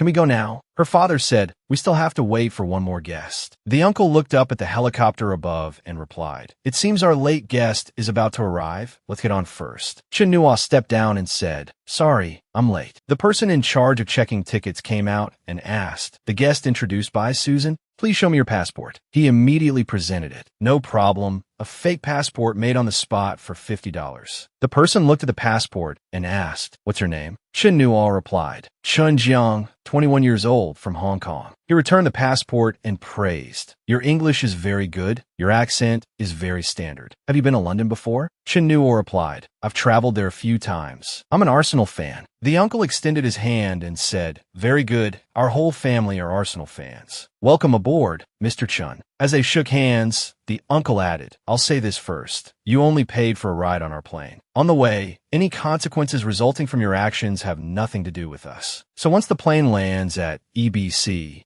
there will be no further cooperative relationship between us. Chen Nuo understood and smiled. Of course, I'm just hitching a ride. Raka observed, thinking to herself, so he's a rookie. She glanced over, assessing him. Anyone with a bit of climbing experience knows not to waste battery because once you get to EBC, charging your devices is not easy. His body is also thin, not like a climber at all, right? And he was late. He doesn't seem serious. He must be here for the empty fame of conquering Everest without knowing the dangers involved. Both showy and ignorant. At this moment, Chen Nuo took off his headphones and went up to strike a conversation. Hello, you look very familiar. May I ask if your nickname is Hummingbird? Raka replied, that's right. It seems you've read my magazine. He exclaimed, of course, you're very beautiful. Raka immediately thanked him. Chen Nuo's gaze shifted to her younger sister, and he recognized her as Neville. He remembered Hummingbird, a nickname that would later belong to Neville in memory of her sister Raka, who saved her in the previous life. Tomorrow, the Fonseca clan will be wiped out, leaving her all alone. Recalling Chun Nuo's past life, his story with Hummingbird had begun just like this. March 22nd, 2001. Lotzi face. At this time, the uncle leading the team was enthusiastically climbing upwards, shouting down as he climbed. Everyone, keep it up. We're almost at the rest point. Below were the two Fonseca sisters. They used a tool like an ice axe to hook onto the cliff and climb up. The bearded uncle took out a knife, thinking to himself, this custom-made knife. It finally has a use today. The woman above saw him cutting the rope and immediately shouted, hey, what are you doing? He stood there and roared, you two die, so that I can inherit your fortune. And so, the two people above fell. The two sisters witnessed this scene, their hearts breaking, and screamed, Dad,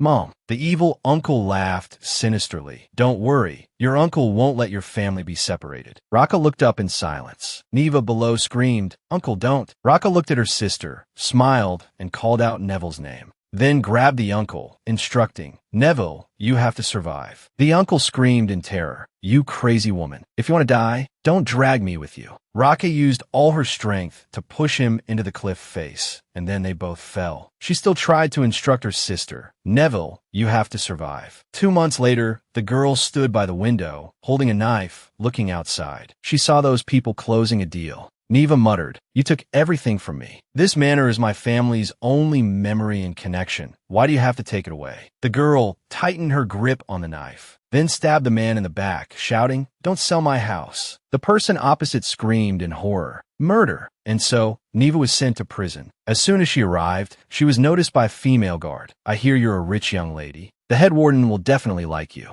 At that time, Chen Nuo was on a mission and happened to be in front of the head warden's office. He thought to himself, killing a warden, such a low-level mission, I'd better not take these in the future. It's too demeaning. He kicked the door open with one foot and saw an incredibly horrifying scene. The perverted female head warden was licking a whip, holding an iron chain wrapped around Neva's neck, saying, come on, sweetie, scream in pain for me. A gunshot went straight through the female head warden's chest. The head warden fell, groaning, help. Neva stood up and shouted, you've tortured me for 6 whole years. She lunged forward and strangled the head warden, shouting again, you've tortured me for 6 whole years. Afterwards, he took off his cloak and draped it over her. Put this on. Chen Nuo carried Neva on his shoulder and asked for her name. After a moment of silence, he wondered, you don't want to say? She stammered, Hummingbird, Chen Nuo said at the time. Hummingbird? I'll remember it. But to him, in this life, she would not be Hummingbird. She would be herself, Neva. Back to this life. On March 22nd, 2001,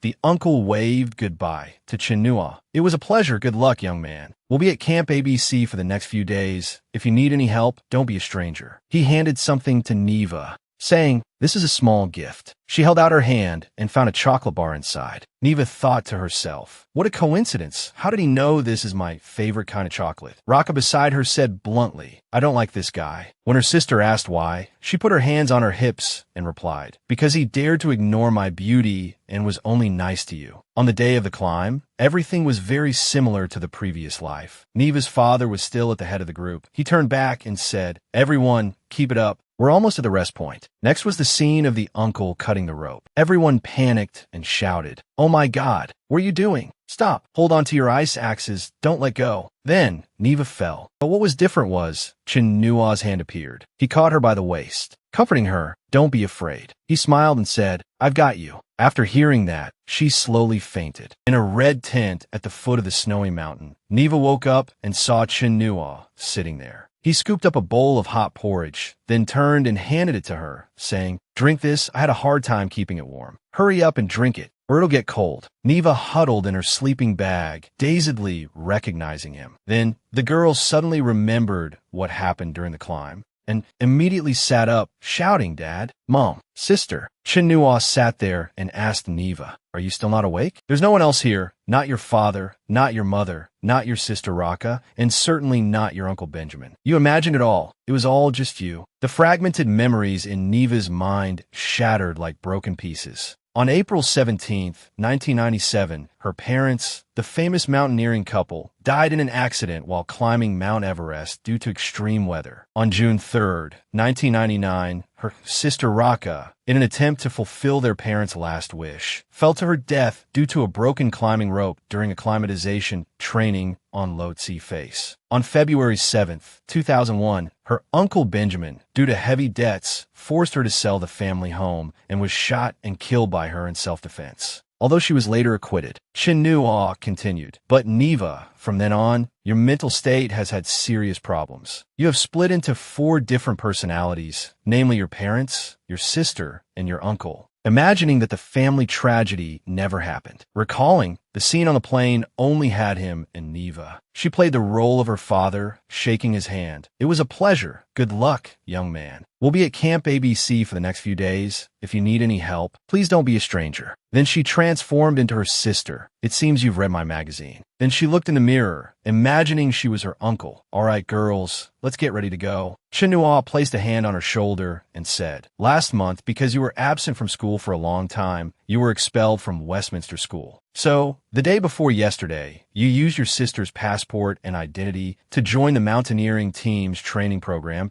and paid all the expenses, taking everyone on a helicopter to Camp ABC. Then, I paid to hitch a ride on your plane. This afternoon, you and your teammates had hallucinations while climbing, and you were about to cut the climbing rope with a knife. At that time, your companions were all terrified. Oh my God, what are you doing? Hold on, don't let go. We're about to fall. Ice axe, ice axe." Chen Nuo thought to himself. In the previous life, Neva cut the rope, causing 2 team members to be seriously injured, and she was forcibly admitted to a mental hospital. And my commission mission was to kill Neva. But unfortunately, that perverted and evil warden was real. At that time, outside the warden's office, he thought, killing a noble heiress, and in a mental hospital at that, such a low-level mission, I'd better not take these in the future. It's too demeaning. He said sincerely, all of this is the truth. I'm very sorry to pull you out of this dream. Because, Hummingbird, what you are immersed in is a nightmare of your own making. It may look beautiful, but it is actually a dark abyss. Hearing these words, Neva was stunned, and tears flowed uncontrollably. She buried her head in Chen Nuo's chest and sobbed. He remembered how, in her past life, after being tortured by the perverted warden for years, Neva's spirit completely collapsed, and she never escaped. In this life, I will help you dispel this nightmare. The next day, at a gravesite, a cross was inscribed, "The Fonsecas, forever resting on Mount Everest. May their souls rest in peace." Beside it, a climbing carabiner held a name tag. Neva slowly took the name tag from her neck and hung it with her sisters. She said, "Dad, Mom, and Sister all stayed on this mountain. This mountain is etched into my heart." The two turned to leave. Chin Nua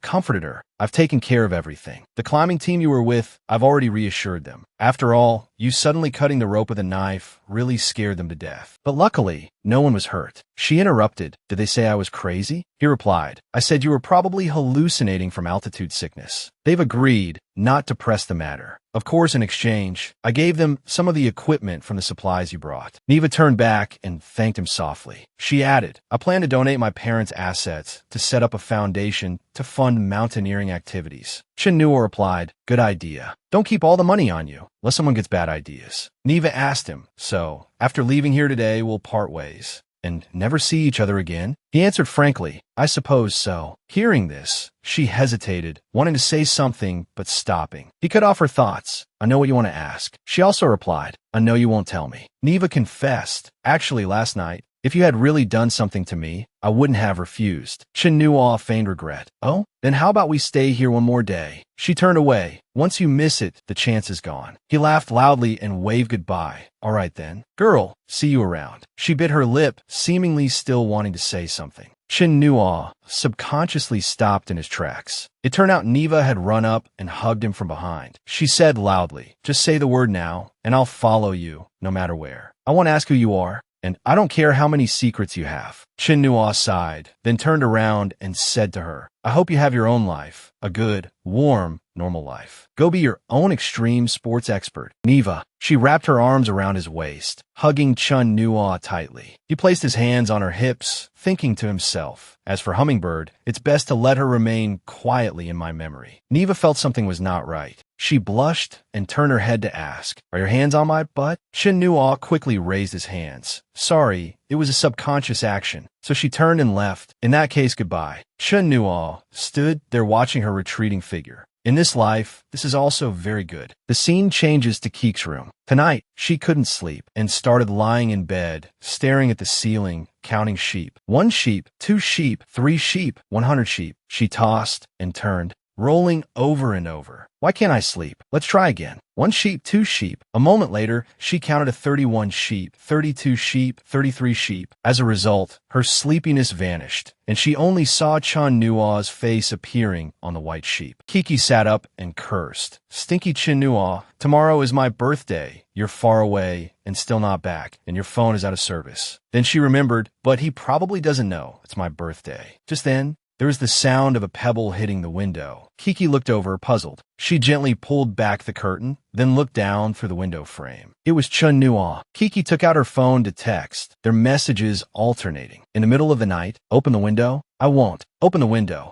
Not opening it." Seeing no reply, Kiki looked out the window, thinking to herself, "Can't see anything. He didn't actually get angry and leave, did he?" Just then, her phone vibrated again. Seeing Chun Nua's happy birthday message sent right at midnight. Kiki was overjoyed, smiling as she said, "So he knew, and he even remembered." So she threw open the curtains and looked down, blushing. What caught his eye was Keek's soul, making him widen his eyes in admiration. Holy crap, they're huge. Just like that, in his distraction, he forgot to control the force of the pebble he threw and didn't watch where it was going. Kiki covered her mouth, looking at the shattered window of the room next door. She worried. "That's my parents' room." Chun Nua stood there blaming himself. "Forgot to control my strength and accuracy." The light in Old Son's room came on, followed by a loud shout. "Who's there? Have you no decency?" Smashing someone's window in the middle of the night. He immediately turned and ran to avoid being discovered. A few days later, at Keek's apartment complex, next to Teacher Liu, a man who looked like a high-level leader stood at the door and said, "Well then, Director's son, we'll take our leave today. You can think more about the conditions we've offered." After the two left, he closed the door and sighed. Suddenly, a series of urgent knocks on the door startled him. As soon as the door cracked open, Chun Nua's smiling face appeared. "Old son."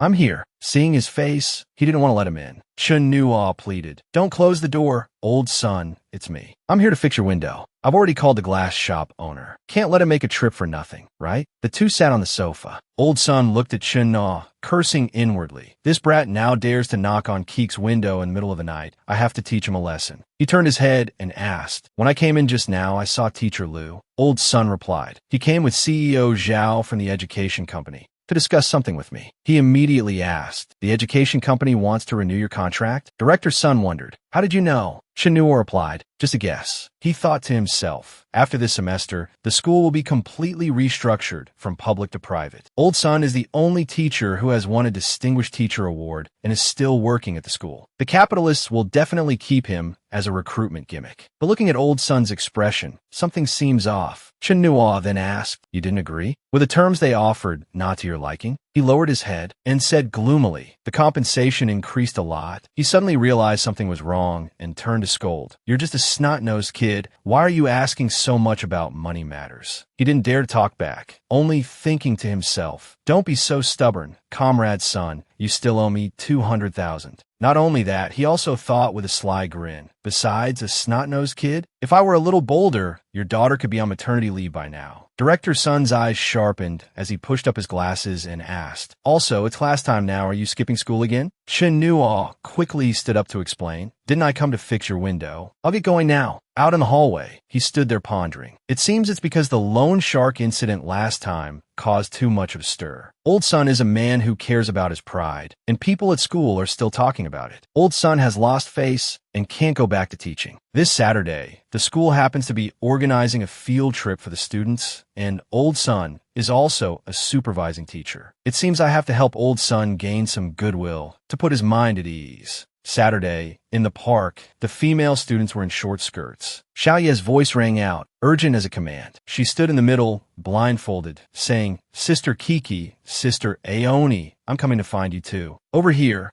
Luo Chung sat there enviously. It's so great to have a good little sister. It makes chasing girls so much more convenient. Chun Nuo waved his hand. You're still young. You don't understand the troubles of a man with many women. The other friend immediately retorted. You say that as if you have so many. 1 month later, Xiaoye caught someone. Got you. It's Sister Aoni. Kiki, on the other side, wasn't caught, but felt a little unwilling to accept it. Chun Nuo thought smugly, good thing I was smart enough to bring Xiaoye along. Otherwise, it would have been a hassle. Then he stood up and instructed Luo Chung. By the way, keep an eye on them for me. I'll be back in a bit. He walked over, saw Lin Sheng cowering there, and greeted him. Is that Brother Haonan? He replied, I'm not Brother Haonan anymore. I'm Zhang Linqing now. What's up? Dao Ming Si, Huaze Lei. Some female students stood there shouting, we love you. Those four were called the knockoff F4. Lin Sheng looked over and sighed. Being a gangster boss isn't popular anymore. Brotherhood is just a joke. I should wash my hands of it all. Chun Nuo encouraged him. Being sick is what's popular. That F4 thing will lose its hype soon enough. Let the little kids play with that nonsense. He smiled and continued to ask, by the way, Zhang Linsheng, can you swim? Lin Sheng replied, no. Chun Nuo muttered, can't swim, huh? Brother Haonan,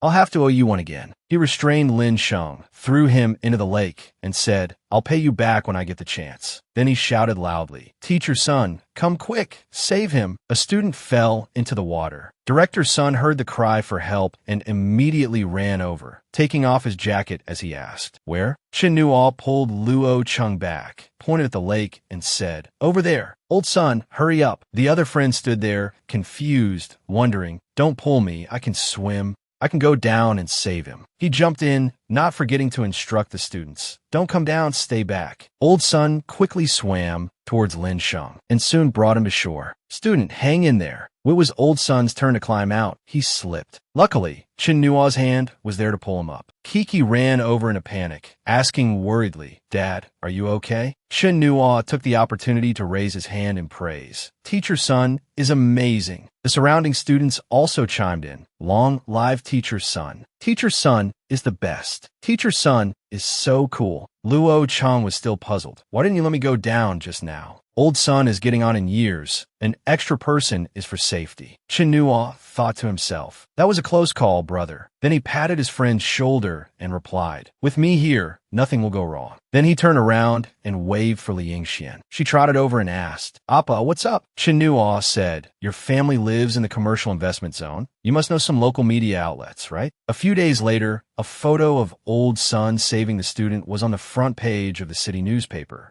And the television also reported number 8 middle school teacher Sun Shengli at Qinghu Park. Afterwards, a commendation ceremony was even held. Model teacher of Jiangning District, Sun Shengli. And at old son's home, the representative from the private company came to announce, Teacher Sun, the head office has given an order. We must keep you at all costs. We can slowly discuss the compensation, and moreover, we'll have you be the head teacher of the graduating class and the grade level leader, while also being in charge of the school's teaching research and serving as the principal's assistant. This position was already equivalent to a vice principal. The contract is ready. You can sign it any time. Old son, in his 40s, had suddenly reached the pinnacle of his life. After school, Lin Sheng, having just bought a protective amulet to wear around his neck, walked out of the school gate thinking, every time I run into that bastard Chen Nuo, I get stabbed in the back. From now on, I have to take a detour when I see him. He saw son Kiki. Doesn't she live in the school's faculty housing? This isn't the way to her home. Lin Sheng quietly followed and saw her walk into Brother Lei's bike shop. Is she here to buy a bicycle? Inside, DeLay announced. He went out to eat. He's at the snail noodle shop at the end of the street. He should be back soon. How about you give him a call? Kiki quickly walked out, saying, no need, I'll go find him. Outside,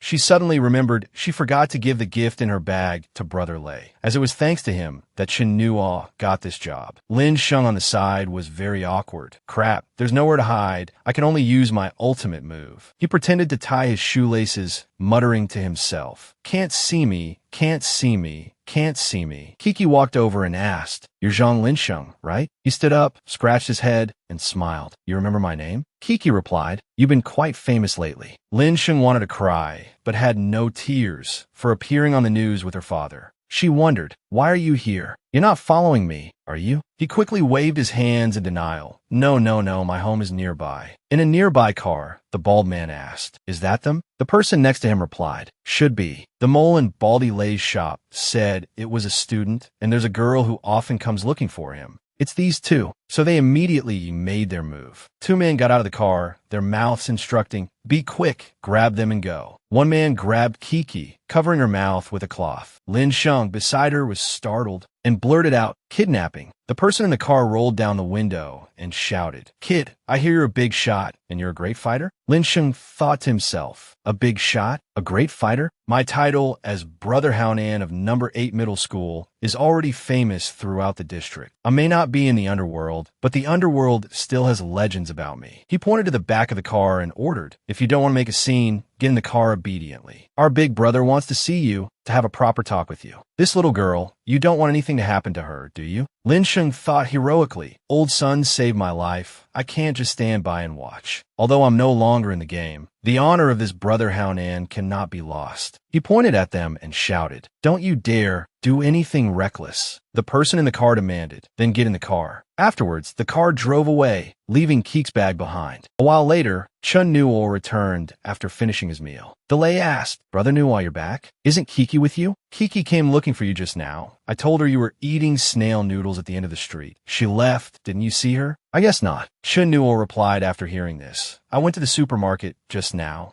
I'll go back and look for her. A few minutes later, he recognized that this was Keek's bag. Chen Nuo bent down to pick up the bag. It seemed he knew something had happened to her. The scene changes to the backyard of Raging Wind Hall. The kidnapping car from earlier was parked here. The person sitting in the chair was Li Qingshan. A group of underlings greeted in unison, Hallmaster. They brought the two in, saying, we've brought the people. Seeing Kiki screaming, he threatened, shut up, scream again, and I'll kill you. Meanwhile, Lin Sheng was bewildered. Where is this? He gestured. Since you're here, have a seat. After Lin Sheng sat down, Li Qingshan, beside him, picked up a teacup and said, first, I really admire you. By my count, it's been 25 years since I've suffered such a big loss. I was in the hospital for a full 15 days and even got pneumonia. The 4 drips almost made my hands swell up. He asked himself in confusion, "Who is this? Why is he looking for me? Damn it, I don't know anything." He continued, "To this day, my stitches still haven't fully healed. Young man, don't you have anything to say to me?" Lin Sheng replied blankly, "You should drink more hot water." Oldly spat out a mouthful of tea. Hearing this, the underlings rushed forward. "Kid, what are you being so arrogant for? Get him, cripple him." Lin Sheng was terrified. "Holy crap, are they going to chop me up?" Oldly took a towel to wipe his mouth, raising a hand to signal his underlings to stop. Then he picked up his teacup and continued, "Young man, actually, we haven't properly introduced ourselves." He introduced himself. "My name is Li Qingshan. My brothers in the underworld give me face, calling me Hall Master.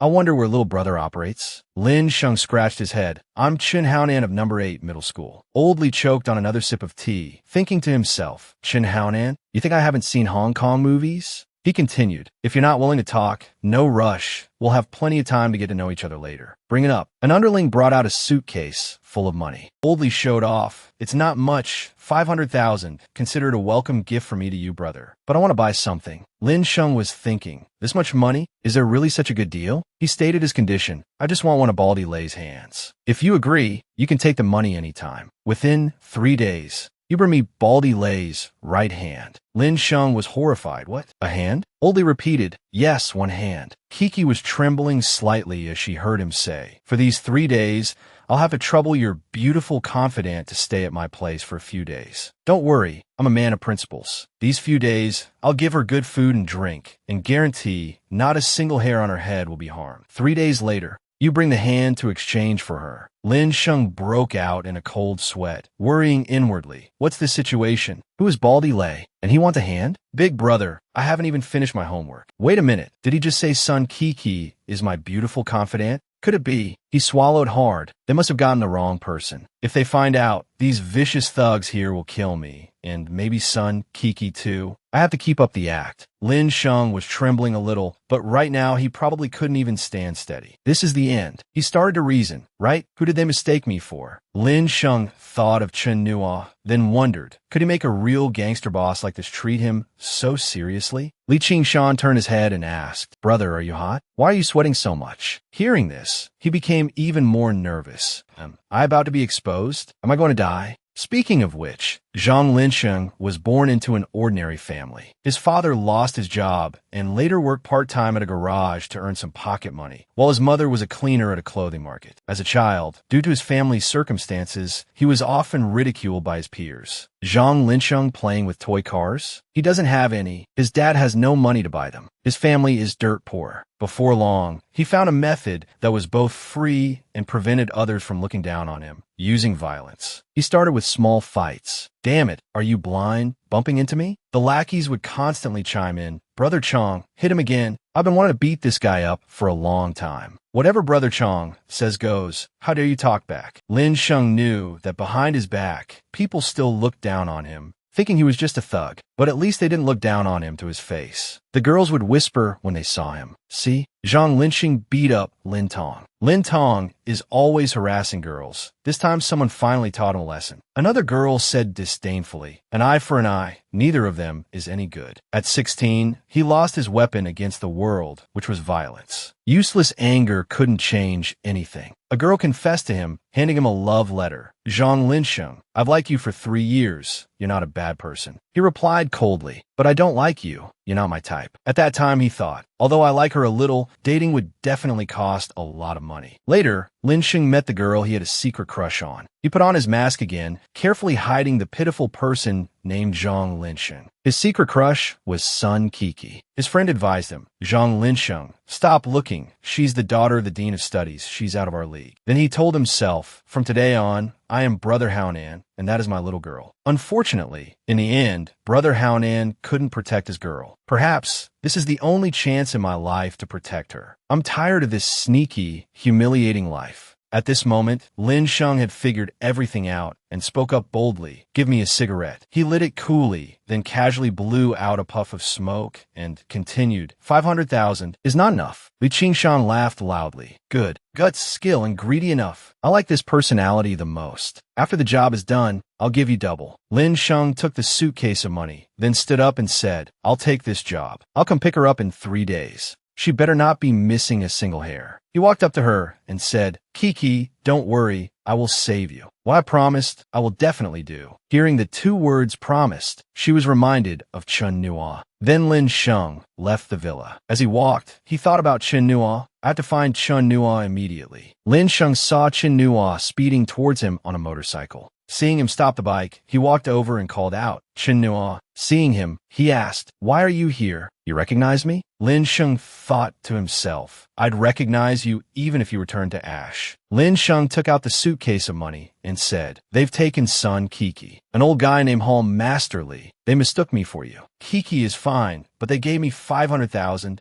and want to buy the right hand of someone named Baldy Lay. Chen Nua asked, Kiki is in there? He nodded. She's fine for now. Hearing Chen Nua tell him to go home, Lin Sheng stammered. Is there anything I can do to help? Should I call the police? Or find some people? He just instructed, go home. What happens next is not something you should be involved in. Inside, an underling held a knife to Keek's neck and said, Big brother, this girl looks pretty tasty. How about? Li Qingshan replied, Aren't there enough girls here for you to vent on? For the next 2 days, have a few people tail Baldy Lay closely and bring some good cameras. As soon as something happens to Baldy Lay, remember to film the kid making his move. The underling asked, and then? The old man smiled slyly. Then we call the police, of course. We are law-abiding citizens. You think this Li Qingshan's money is that easy to take? 500,000 yuan to buy one of Baldy Lay's hands, plus 15, 18 years of that kid's prison time. Now that's a fair price. Once that kid is in prison, this matter will be considered over. As for his girlfriend, you can play with her however you want. Hearing this, all the underlings praised him. As expected of our big brother, such a brilliant move. Not like us with our empty heads, only knowing how to chop and kill. Big brother is amazing. Big brother is brilliant. Li Qingshan sat there and said, The times have changed. You can't get ahead just by fighting and killing. When you have free time, use those walnut-sized brains of yours. A small noise at the door startled him. Chen Nua stood right at the door, wearing a helmet. Li Qingshan sat still and asked, Brother Haonan, why are you back? And you even changed into the exact same outfit as when we first met. Chen Nua rolled his shoulders and replied, Afraid of being photographed. I was in a hurry last time we met, so I didn't get to observe your building carefully. I didn't see a safe. In this den of yours, there must be a safe, right? The old man smiled and said, I admit you're a good fighter, but you're not the best I've ever seen. Last time was a sneak attack. This time, with just one shout from me, the 50 able-bodied men in this room will be your enemies. Can you take on 50 men by yourself? This old Li really doesn't believe it. The old man sat there confidently, lit a cigarette, and continued. Chen Nua held up 2 fingers and said, 2 minutes. Let's see if you finish this cigarette first, or if your men fall first. Li Qingshan tilted his head back, blew a smoke ring, and said, Arrogant. Today, this Li will have his eyes opened. The best fighter I've ever met in my life was the bodyguard of a big boss when I was in the jade business in Burma at the age of 40. The old man closed his eyes, reminiscing. Now that was a true master. The underlings immediately asked each other, Brothers, should we go? I saw with my own eyes that man could fly over rooftops and walk on walls. His fists whistled through the air, and one punch could break a wooden stick as thick as a bowl. At the mines in Burma, that master single-handedly faced more than a dozen men with knives and beat them so badly they scattered like ducks. But so what? 2 years later, that big boss was trapped in a mine, and that master had 2 guns pointed at his head and was beaten black and blue. The old man took another drag from his cigarette and continued. So, no matter how high your martial arts, you still fear Cleaver. No matter how good your kung fu, one shot and you're down. In this day and age, what matters is power, connections, and brains. A lone wolf, no matter how good at fighting, is just a knife to be used by others. As soon as he finished speaking, Li Qingshan froze at the scene before him. Only Chen Nua was left standing, while his underlings were all lying on the floor. The old man, terrified, reached into his coat and stammered, How? How is this possible? Chen Nua walked over and said, You're considered a big shot, so of course you have a brain to think with. If I don't let you pull out the gun you're carrying today, you won't be satisfied. Go on, pull it out. Li Qingshan pulled out the gun and pulled the trigger. Shouting died. But unexpectedly, Chen Nua had caught the bullet with 2 fingers. He pushed the old man back into his chair and continued. For some people, the times have never changed because they themselves are the times. Chen Nua asked, Convinced yet? I gave you a chance to shoot, and I'll let you take your shot. Now it's time to end understand this. I don't meddle in the affairs of the underworld, and what's between you and that bald guy, Lei, has nothing to do with me. But you're not a fool. You should know what needs to be done. Li Qingshan hurriedly replied, yes, from now on, you are the heavens, and I will do as you command. Chen Nuo declared, but that bullet you just fired at me, we can't just pretend it never happened. Spend the rest of your life in a wheelchair. He placed his hand on the old man's thigh. Li Qingshan screamed in agony. Afterwards, Chen Nuo carried Ku to the vehicle, comforting her. It's okay now. Don't be afraid. Lin Sheng stood by and watched, thinking to himself that in the end, he still couldn't do anything. Chen Nuo must protect son Kuku well. She is his girl. Kuku timidly asked, are you still Chen Nuo? You seem so strange that I don't recognize you anymore. He asked back, isn't changing a good thing? She replied with some worry, it's good, but your old self was too gloomy, always making people not want to get close. Now you're much more radiant as a person, but I'm very scared. He asked again, scared of what? Kuku hugged Chen Nuo tightly, confessing, just now I saw you. You took down a whole group of people. What did you become so formidable? Chen Nuo, what on earth have you been through? Why do I feel like you're getting further and further away from me? You're like a mysterious tycoon, and I'm just an ordinary girl. I've always wondered what will become of us in the future. Even though you don't like studying and probably won't get into university, I like you. When I go to university, I'll come find you at Brother Lei's auto shop in my free time. After I graduate, I'll find a job near you and come cling to you every day after work. She even imagined a scene of her family visiting, with Chen Nuo fixing a car. The Lei would greet, Kuku's here. Chen Nuo, don't work overtime today. Go hang out with Kuku. Were you two planning to get married? Don't waste the girl's youth. She also thought that if they got married, they would work hard to earn money, buy a small house, and live with little Yizi. Then I'll have a baby as adorable as little Yizi. Kuku even dreamed of them sharing a bed, asking each other, why aren't you sleeping, just staring at me like that? I'm afraid I'll forget you in the next life, so I want to engrave your image in my mind. In the next life, no matter what you become, even a dog or a grasshopper, I will find you. You're the grasshopper. If we have extra money, we'll go shopping, go to the movies, and we can even walk hand in hand in the square. Time would pass like that until our hair turns white. Even if I grow old and senile, unable to remember anyone, I will still remember you. Then a scene of old age. One person with a cane leading another old person. Old man, are you still going to Brother Lei's place to work today? Brother Lei? Who's Brother Lei? For that matter, who am I? You are Chen Nuo. What about me? Do you remember who I am? You are my woman. Returning to reality, she sobbed, but now,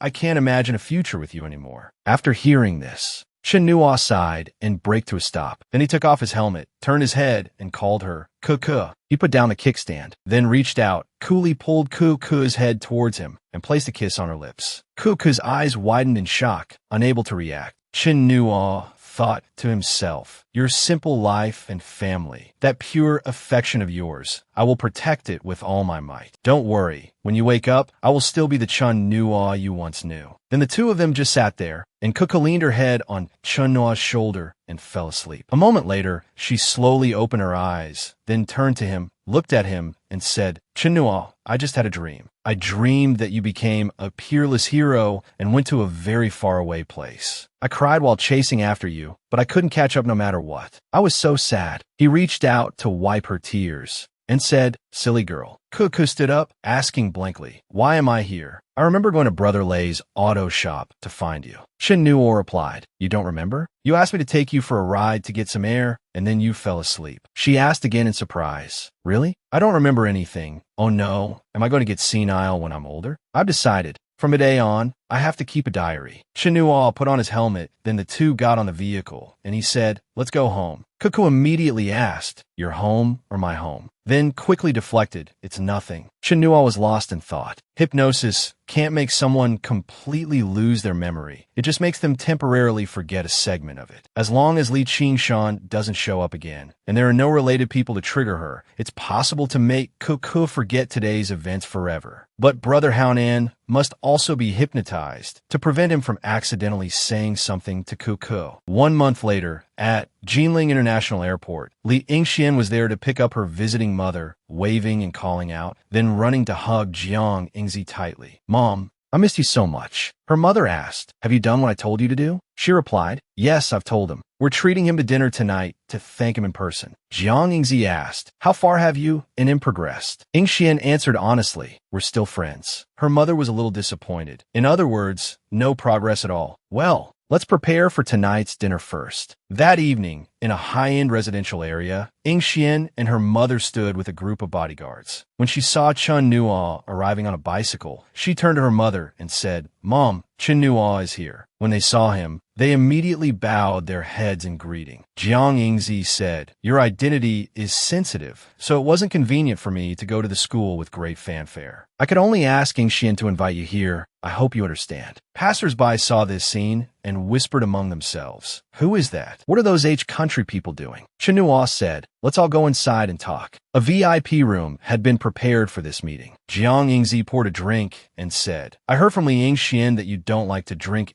country liquor, so I had someone prepare a specialty white spirit from our province, Yanghe liquor. I thought that inviting a local to drink local liquor wouldn't be too abrupt. Chen Nuo smiled and thought to himself, this kind of reception looks like they have a favor to ask. She handed Yingxian a glass. You'll drink a little today, too. Then turned to offer a toast to Chen Nuo. The three of them drained their glasses. After drinking, the daughter frowned and fanned herself with her hand. The mother exclaimed, Huaxia's white spirit is really strong. Chen Nuo sat between them, his face full of helplessness. Downing white spirit in one go on your first try. If you two get drunk, how am I supposed to carry you? Jiang Yingzi stood up again. Then the mother and daughter knelt down and said, this glass of liquor represents the gratitude of our Li family for your kindness. Logically, the men of the family should be the ones to express thanks, but my son has not been in good health recently, so I did not bring him. He was startled and quickly waved his hands. There's no need for this. Auntie, please get up quickly. Li Yingxian and I are peers. You are an elder. This is not appropriate. Jiang Yingzi continued, it must be so. I heard from Li Yingxian that you were the one who took care of He Zhengzai that day. You have avenged the bloody feud for my late husband. This meal is to thank you for avenging my husband. Moreover, if you hadn't acted that time, our Li family would have been wiped out. So this time, I came for two reasons. One is to sincerely thank you, and the other is that I have something to discuss with you. Regarding Yingxuan's matter, Chen Nuo stepped forward to help Jiang Yingzi up. Actually, I also have something to tell you. Annie Li Yingxian. She interrupted. Please let this child stay by your side. He was stunned, thinking to himself, I was just about to ask you to take Li Yingxian home. She continued, please let her follow you. I know we might be aiming too high, but she can be a servant. She can work like an ox or a horse. This is a small token of our Li family's sincerity. Please, you must accept it. Hearing these words, Yingxian was a little stunned. Mom, what are you talking about? Chen Nuo asked her, are you sure you know what you just said? She replied, I am sure. He asked again, do you understand how ridiculous and absurd your words just were? She still said honestly, I understand very well. He asked again, have you run into some trouble recently? Jiang Yingzi answered, no. This is the only way our Li family can repay your kindness. As he helped her up, he said, repay a kindness? There's really no need for that. Chen Nuo looked at the lovely girl beside him, feeling a bit reluctant in his heart. He picked up the liquor bottle, poured himself a glass, and drank it all. Chen Nuo put the glass down on the table and said, I accept this sentiment, then turned and left, leaving the mother and daughter behind calling after him. Chen Nuo Appa. He walked to the door and waved goodbye.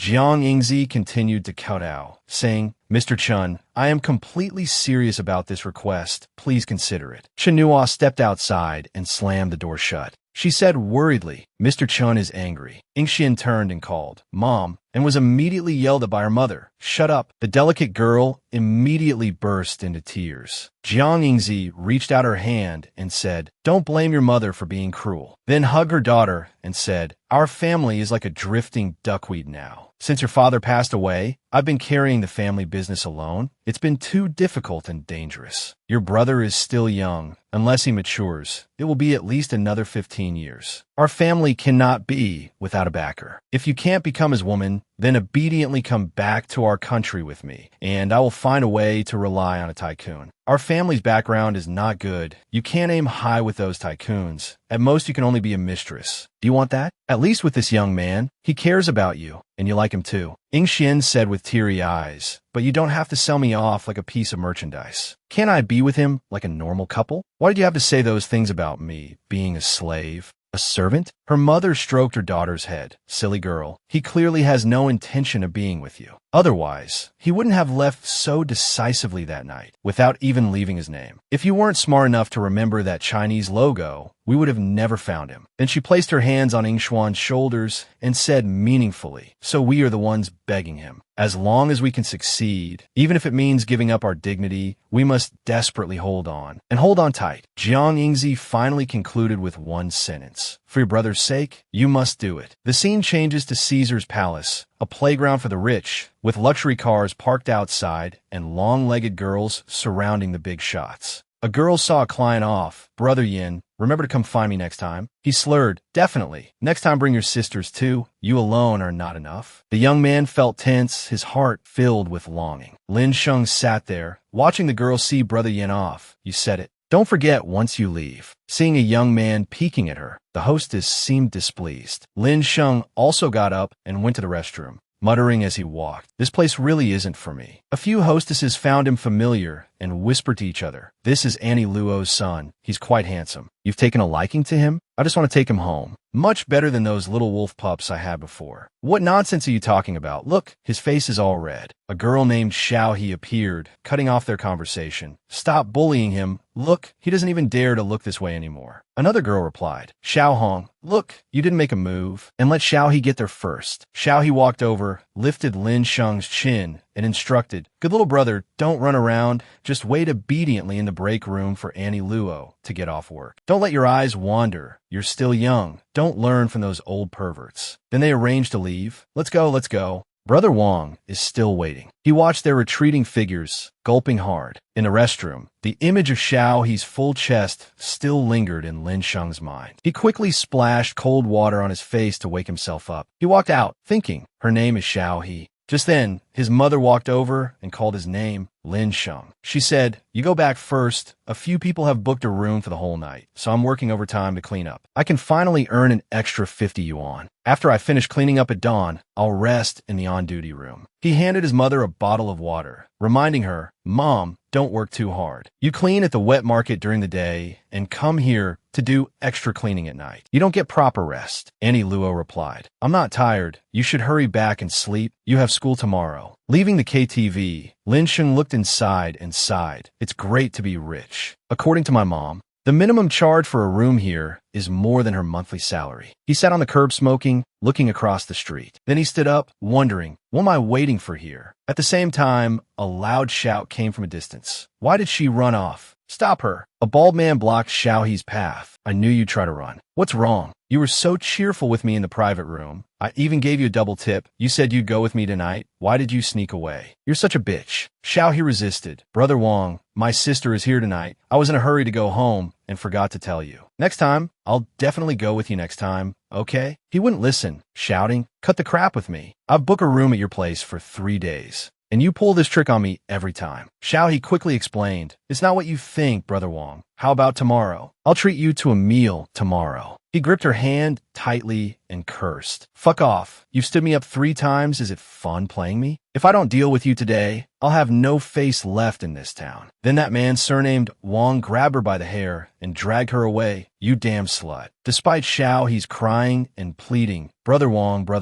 don't do this. Just then, a somewhat familiar-looking water bottle flew straight at his face. Then Lin Sheng grabbed Xiao He's hand, pulling her as he ran, and said, let's go. Damn it. The lackeys beside him shouted, fuck, stop, stop. After them, Lin Sheng and Xiao He were surrounded. The man surnamed Wang stepped forward and cursed. No wonder you were pushing and pulling with me. So you're keeping a little wolf pup, are you? Come here. Let me see who dares to interfere with my business. Xiao He immediately pushed Lin Sheng's hand away, scolding, what are you doing? Are you trying to get yourself killed? This is none of your business. Go away. Go. Then she ran over to explain, big brother, I have no relationship with him. He's just a delivery boy for me. Don't mind him, okay. Let's go for a late-night snack, shall we? He laughed and replied, it's not up to me. We'll have to see what Brother Wang says. She pushed Lin Sheng, telling him to go. Go, are you dead? Can't you move? What does this have to do with you? Why are you meddling? He stood there, stammering. The man surnamed Wang had already walked over, standing there and mocking. Oh, still talking tough. Let me see what your little wolf pup looks like. A glint flashed in his eyes.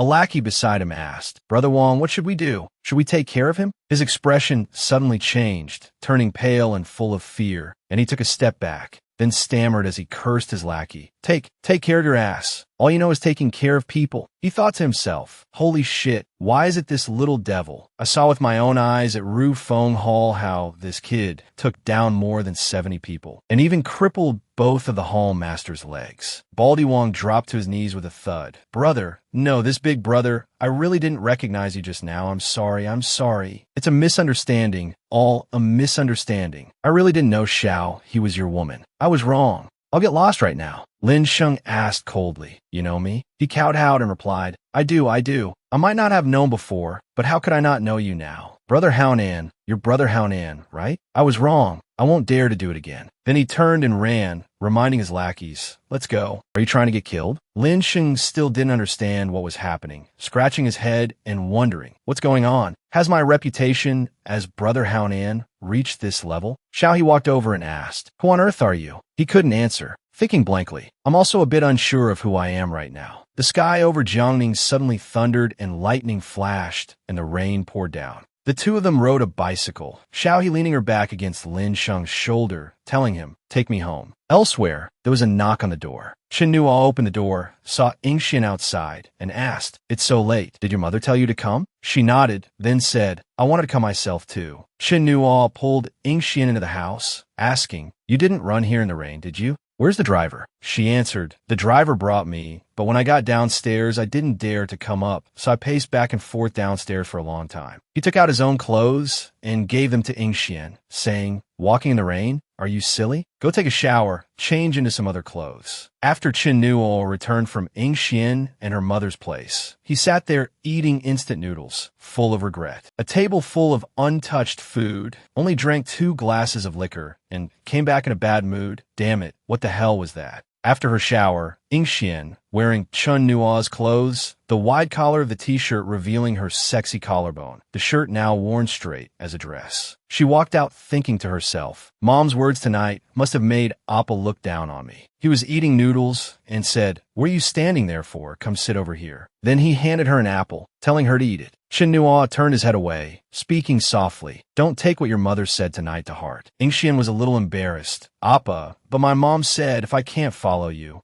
I have to go back to our country with her. He looked over and replied, going back is fine too. It's not a long-term plan for you to stay in Huaxia. As soon as Yingxian heard this, she burst into tears. You don't want me by your side, do you? You don't like me? You like that girl with the surname Sun, right? You want to send me away, don't you? She cried and complained. Mom said, if you don't want me, Mom will marry me off to a tycoon. Chen Nuo patted her head. You're so grown up. Why do you cry so ugly? Then just lie to your mother. Tell her you're with me now. Yingxian sobbed. How is that lying? Appa, why can't I be your woman? In the hallway, coincidentally, Lin Sheng and Xiao He had just gotten home. As she opened her door, he heard the girls crying from the opposite room. Chen Nuo tried to soothe her. It's the middle of the night. You'll get a complaint if you disturb others. Yingxian continued to cry loudly. My heart is so sad. I'll just cry a little longer. Lin Sheng cursed under his breath outside. Scumbag, making a girl cry. Then he turned and said, Xiao He, I'll head back first then. Just as he turned, she called out, wait. Lin Sheng asked blankly, what's wrong? Xiao He suddenly ran over and gave him a kiss, then went into her house, winking, thanks. Next time you take me home, I'll invite you in for a sit. Good night. Lin Sheng blushed and also waved her good night. Having been kissed by the girl, Lin Sheng excitedly raised his fist and shouted. Yes, while shouting awesome, Lin Sheng accidentally slammed his hand on Chen Nuo's door. In the room, Chen Nuo said, Yingxian, see, we're disturbing others. We've got a complaint. As he opened the door, Lin Sheng had already vanished. Chen Nuo scratched his head, looking at the familiar retreating figure. He went back into the room and asked Yingxian, are you done crying? Let's go. I'll take you home. She sobbed, hesitatingly saying, can I not go back today? Then continued, Mom asked me a lot of questions today, asking how long I've been here and how far I've progressed with you.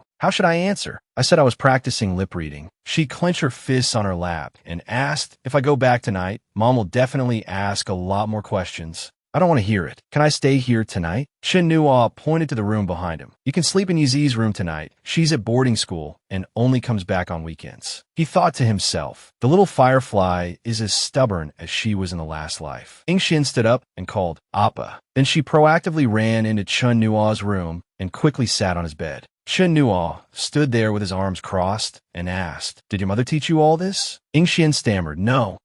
Chun Nuo pressed, Did she or not? She got a little agitated, her voice a little louder. So what if she did? Appa, why don't you like me? I'm not a child anymore. I'm not pretty? Don't you want to sleep with me? Shin Nuo remembered his past life. The little firefly had asked him the same question. Am I not pretty? Why don't you want to sleep with me? Then he walked towards the bed. Fine. Shin Nuo leaned down, and Ingxian closed her eyes tightly and lay down, thinking to herself, Appa will be very gentle. Then she slowly opened her eyes, bewildered. What is Appa doing? Why hasn't it started yet? Ingxian saw what Shin Nuo was doing. He stood up, dusting off his hands. Done. Ingxian was tied up, wrapped in the blanket. She shouted, What are you trying to do, Appa? Shin Nuo stood there and said, Stop shouting. Just sleep obediently tonight. If you shout or move around again, I'll throw you out the window and hang you with a rope. I mean what I say. Then came a series of dialogues interspersed in the darkness. Appa, am I not pretty? Why don't you like me? Some feelings are deeper than just liking. What kind of feelings? Love? Go to sleep. Appa, tell me. Appa, are you pretending to be asleep? The next day, Ingxian walked out, stretching in front of Chun Nuo. Seeing this, he asked, You're awake? Go brush your teeth and wash your face. Then go home. She ran over and hugged his arm. But about my mom is very sharp. Nothing happened last night. I'm afraid I can't fool her. I don't want to go back. Shin Nuo told her, There's a good way. Turn around. It'll hurt a little. Just bear with it. Then he gave her a smack on the butt. Ingxian blushed, letting out a small cry. Appa, that hurts. She rubbed her, but complained, It hurts so much. How could Appa be so cruel as to hit me? Looking at his hand, he remembered the feeling. It was still the same. In his past life, when teaching the little firefly a lesson, he had hit her quite a few times. Then he turned to her, smiled, and said, Your mom will understand when she sees the handprint on your butt. All right, it's best to add another one. Do you usually have pain? When you go back to see your mom, find that feeling and pretend a little. Ingxian asked blankly why. Shin Nuo replied, You'll understand this later. On Wednesday afternoon, Yizi walked out of the school gate, saying politely, Goodbye, teacher. The teacher also bid a gentle farewell. Have a nice weekend. Everyone, don't forget to do your homework. Music plays. I'm just afraid I'll fall in love with you. I don't dare to let myself get too close. Before this, her teacher had advised, Little Yizi seems to be maturing a bit early. Please don't let her watch movies at home that are not suitable for her age. Shin Nuo understood the problem at the time. Yes, teacher, I will definitely pay more attention. He decided, It seems I have to lock up the TV remote. The little firefly called, and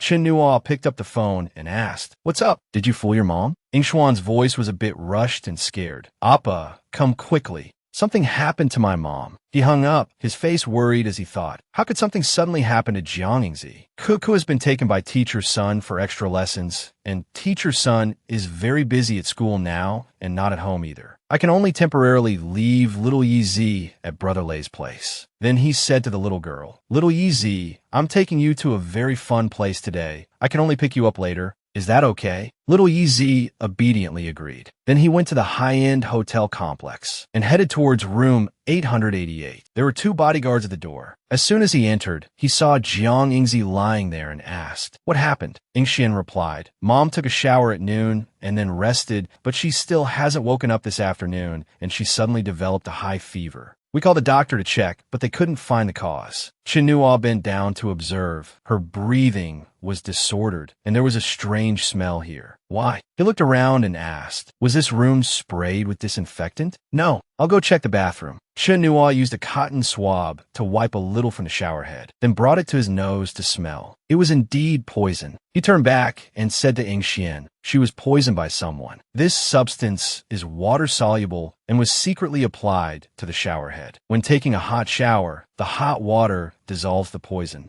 and then seeped into her body through the water. She asked worriedly, So what do we do now, Appa? He comforted her. Don't be afraid. Your mother's condition isn't serious right now. As long as she's no longer exposed to the poison, she can slowly recover. I'm here. I won't let anything happen to her. Then Chen Nuo instructed, but we have to pretend we don't know about this. From now on, besides me, you can't trust anyone, not even the bodyguards you brought with you. Ying Xian obediently replied, yes, I only trust you, Appa. She asked, Appa, so who exactly wants to harm my mother? He replied, that's something for me to solve. Chen Nuo walked outside, telling Ying Xian, take good care of your mother. I'm going for a walk around here and bury someone while I'm at it. He went downstairs, drank a can of Coke, and thought deeply. The assassination method is a slow-acting poison. To ensure success, the culprit must have left something behind to monitor the target's every move. That way, if anything unexpected happens, it would be easy to salvage the situation. In that case, the two bodyguards are the most suspicious. But after what happened with He Zhengzai, Jiang Yingzi is definitely not foolish enough to trust people of unknown origin. Chen Nuo looked up at the hotel floors opposite them, the most suitable place for surveillance. Based on Jiang Yingzi's floor, the poisoner must be hiding somewhere between the 8th and 10th floors.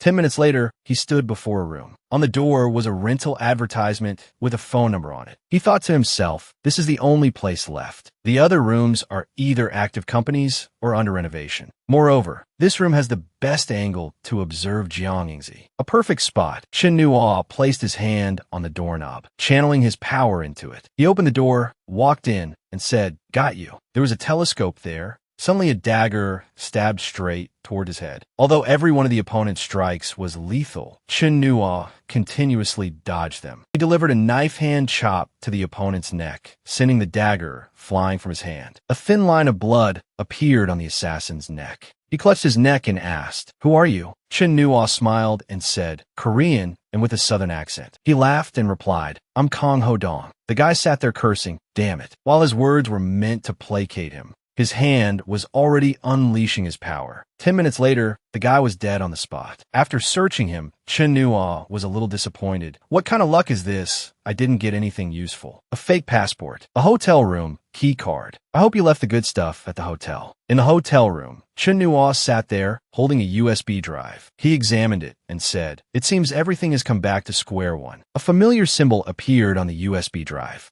A line of text appeared on the screen. Official commission. Seeking to buy giant octopuses, the bigger the better, purchasing at a high price. Chen Nuo logged in and said, a dark web dedicated to the underworld. How nostalgic. Superpowered individuals in the underworld are divided into 5 tiers based on their strength. In his past life, Chen Nuo possessed the strength of a controller-level user and was hired by the Weird Octopus Network as a security consultant for a staggering salary of $10 million a year. He only needed to act once a year to help the website deal with potential threats. Back then, the boss handed him a bag and said, this is $10 million and the website's golden account. Yama, a pleasure working with you. He took it, but compared to the high-level golden account, Chen Nuo preferred using a paid-for black iron-level sub-account. Back in the present, the username was Blade458. So uncreative, no personality, let me change it to something else. Arsonist Maiden's Heart. You could tell it's a handsome guy just by looking. Request to add $2 million. The computer screen displayed the information. Arsonist Maiden's Heart. Account level. Black iron. Balance. $2 million. Available for withdrawal and transfer. Commission type. Assassination. Target. Jiang Yingzi. With basic target information attached. Completion standard. Target's death. Commission time. 15 days. 11 days remaining. Reward. $500,000. Mission level D. Mission status. Incomplete. Chen Nuo muttered. The mission to kill Jiang Yingzi has 11 days left. During the mission period, it won't be commissioned to anyone else. Jiang Yingzi is temporarily safe. Chen Nuo spoke up. All right, denizens of the underworld, your king of spam has returned. Let out a long line to catch a big fish post. Seeking to buy weapons grade enriched uranium, 97% U, 235 concentration. Need over 1 kilogram. Purchase price $500,000 per kg. Private message arsonist Maiden's Heart. Long line big fish. You're insane. Small village profits. Intelligence consultant. Herd Country M is preparing to build a new military prison in Gatana Bay. Does anyone have specific info? Private message me. Can be exchanged for intelligence of equal value. Arsonist Maiden's Heart. Planning a prison break, are we? Young man, never walk the path of crime. Quack quack, intelligence consultant, space commander level powerhouse. The Starry Sky Queen has left her mark at the Tower of London, suspected to be challenging the Knights of the Blade. Will the Knights of the Blade become the second level organization to be destroyed under Her Majesty the Queen's record? Arsonist Maiden's Heart just arrived uninvited, fresh off the plane, still in Country M. What's so interesting about news of that old hag, the Starry Sky Queen? I am a new era man of 3 virtues, personal commission, scandal file of Country M's presidential candidate, no need for sex tapes. Need an update to that 1.5-minute video. Arsonist Maiden's Heart. I don't quite get it. I have a friend who also wants to see that 1 minute and 30-second video. As he continued typing with his head down, a message popped up in the notification bar. Someone has replied to your comment. Shin Nuo recognized it was a golden level big shot and a rival from his past life at that. Arsonist Maiden's Heart just arrived uninvited, fresh off the plane, still in Country M. What's so interesting about news of that old hag, the Starry Sky Queen? Starry Sky Queen. Bastard, who are you calling an old hag? Arsonist Maiden's Heart. I call him as I sin. Starry Sky Queen. Are you sick? Arsonist Maiden's Heart. You got the cure? Starry Sky Queen. I'll beat you to death. Arsonist Maiden's Heart. Come on, come and get me, old hag. He was truly a keyboard warrior, clacking away on the keyboard with a smug grin. Starry Sky Queen. I'm marking you, just you wait. Arsonist Maiden's Heart. This is the first time I've seen a request like this. You want to mark me? I've been lying here waiting for a while now. So what position do you like? I'll accommodate any of them. In some castle, a sky-shattering roar of anger erupted. The one screaming was none other than the Starry Sky Queen, Lu Gigi. She fired her gun wildly, yelling, I'll tear you to shreds. A little girl ran over and asked, Miss, why on earth are you so angry? Lu Gigi replied, a piece of trash insulted me on that damn weird octopus network. But due to the site's privacy policy, she couldn't find him. This little girl's name was Yu Yetong, nicknamed Oxhead. She sipped her milk and said, that's simple. I have a way. Shun Nua's little classroom. A brief explanation. As everyone knows, the internet is a multi-layered structure divided into the surface web and the deep web. The dark web is often considered a subset of the deep web. The weird octopus network is the most mysterious dark web, requiring a special USB to log in. The color of the USB is divided by user level into black, silver, and gold. The weird octopus network has 3 major characteristics. First is its extremely high security, absolutely never revealing any client information. Lu Gigi called the weird octopus network. I'll pay 10 million, and I'll even catch a giant octopus myself. I want the information on Arsonist Maiden's Heart immediately. The other party replied, don't try to bend the rules with me. No can do. Second is its power. A formidable technical team, plus a security consultant with a sky-high price. The website's strength is immense. It's impossible to hack. Moreover, they even wanted to hire him as a security consultant. Chin Nuo said, they want to kill 2 birds with 1 stone, paying for protection and recruiting troops at the same time. The third is the website's interface hasn't changed in 15 years, while the operators are extremely obsessed with beating octopuses. Official commission, seeking to buy giant octopuses, the bigger the better, purchasing at a high price. This mission is pinned to the top of the login interface, something to look into later. Because of this, superpowered individuals like to deposit money into this website's accounts,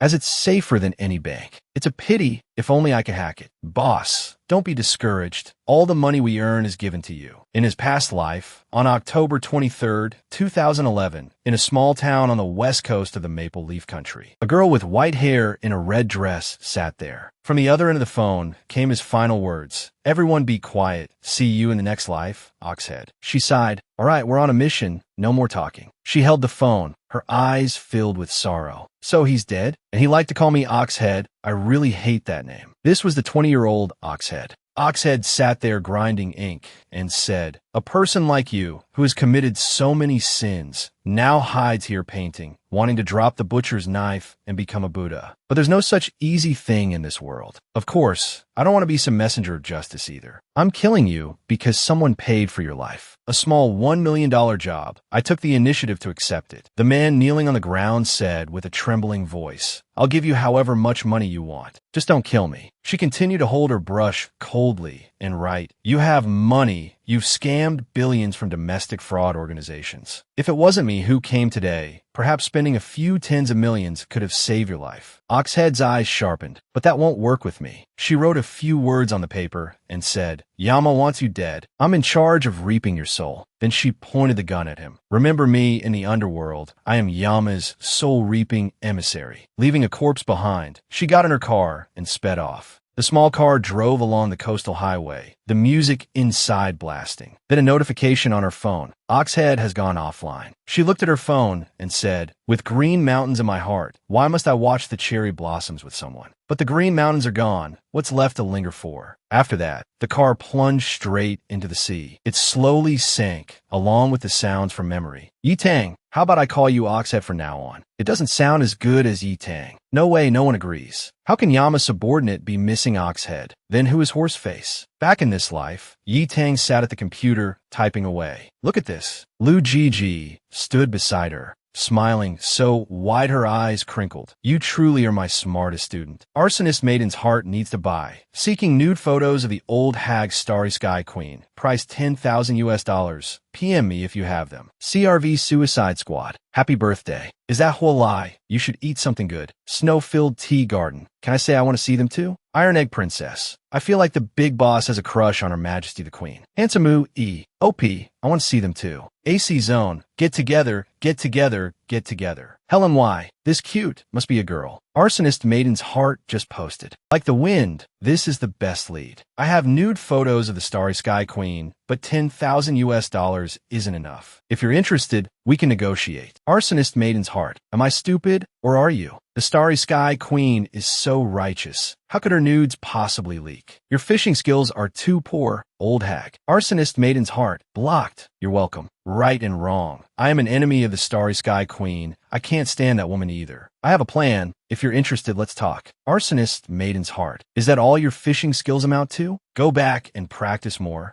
I'm blocking you. Yi-Tang said. I used 2 sub-accounts to deliberately fish in an obvious way, implying to him that the scamming level is very low, very easy to distinguish and deal with, to make him lower his guard. Next, based on the comments he replied to, I posted 4 new threads, including discussions on assassination, intelligence exchange on Country M's armories, analysis of the power development of commander-level powerhouses, and a post about the genetic decoding of superpowered individuals who have gone missing in recent years. Finally, this guy showed up in the assassination post, leading to the judgment that this person is very likely someone with object manipulation abilities. Blood Ancestor Dracula. How to use telekinesis to control the blood flow speed in a target's body, thereby causing reasonable damage to the heart valves. This way the target would be assassinated without even knowing. Arsonist Maiden's heart. Assuming the target has a history of cardiovascular disease, the difficulty of the assassination mission would be reduced. Just need to use psychic power to control the magnetic field, simulating a micromagnetic resonance effect to change the morphology of the cardiovascular system. Blood Ancestor Dracula. Friend, a kindred spirit. Shall we chat privately? Arsonist Maiden's heart. Okay, let's chat privately. The master and apprentice looked at each other and laughed loudly. He took the bait. Yi-Tang continued. Not so fast, Mississippi. But we have successfully approached the target. Lu Gigi clenched her fist. Find a way to trick him into giving his personal information. Then I will definitely find this guy and break his head. The little girl replied, yes. But everyone's identity on the site is anonymous. Everyone is very cautious. Tricking someone into giving real-life information takes time. I only used 9 sub-accounts, and he already took the bait. I don't know if I'm too smart or if he's too stupid. Yi-Tang continued. I'll just keep this up, slowly making him think he's met a kindred spirit and let his guard down. At most, in 1 or 2 months, we'll use the excuse of finding a way to carry out a mission and see if he takes the bait. Lu Gigi agreed. Good, you hurry up. I need to go out for a trip recently. There's a very interesting child. I have to go see them. Maybe I'll take on another disciple. The notification bar showed a message. Someone has replied to your comment. Yi-Tang's eyes widened. He replied to me, Blood Ancestor Dracula. Friend, the idea of using psychic power to create a micromagnetic resonance effect is brilliant. But as for how to compress telekinetic power into a small area, we could discuss it. Arsonist Maiden's heart. Of course we can.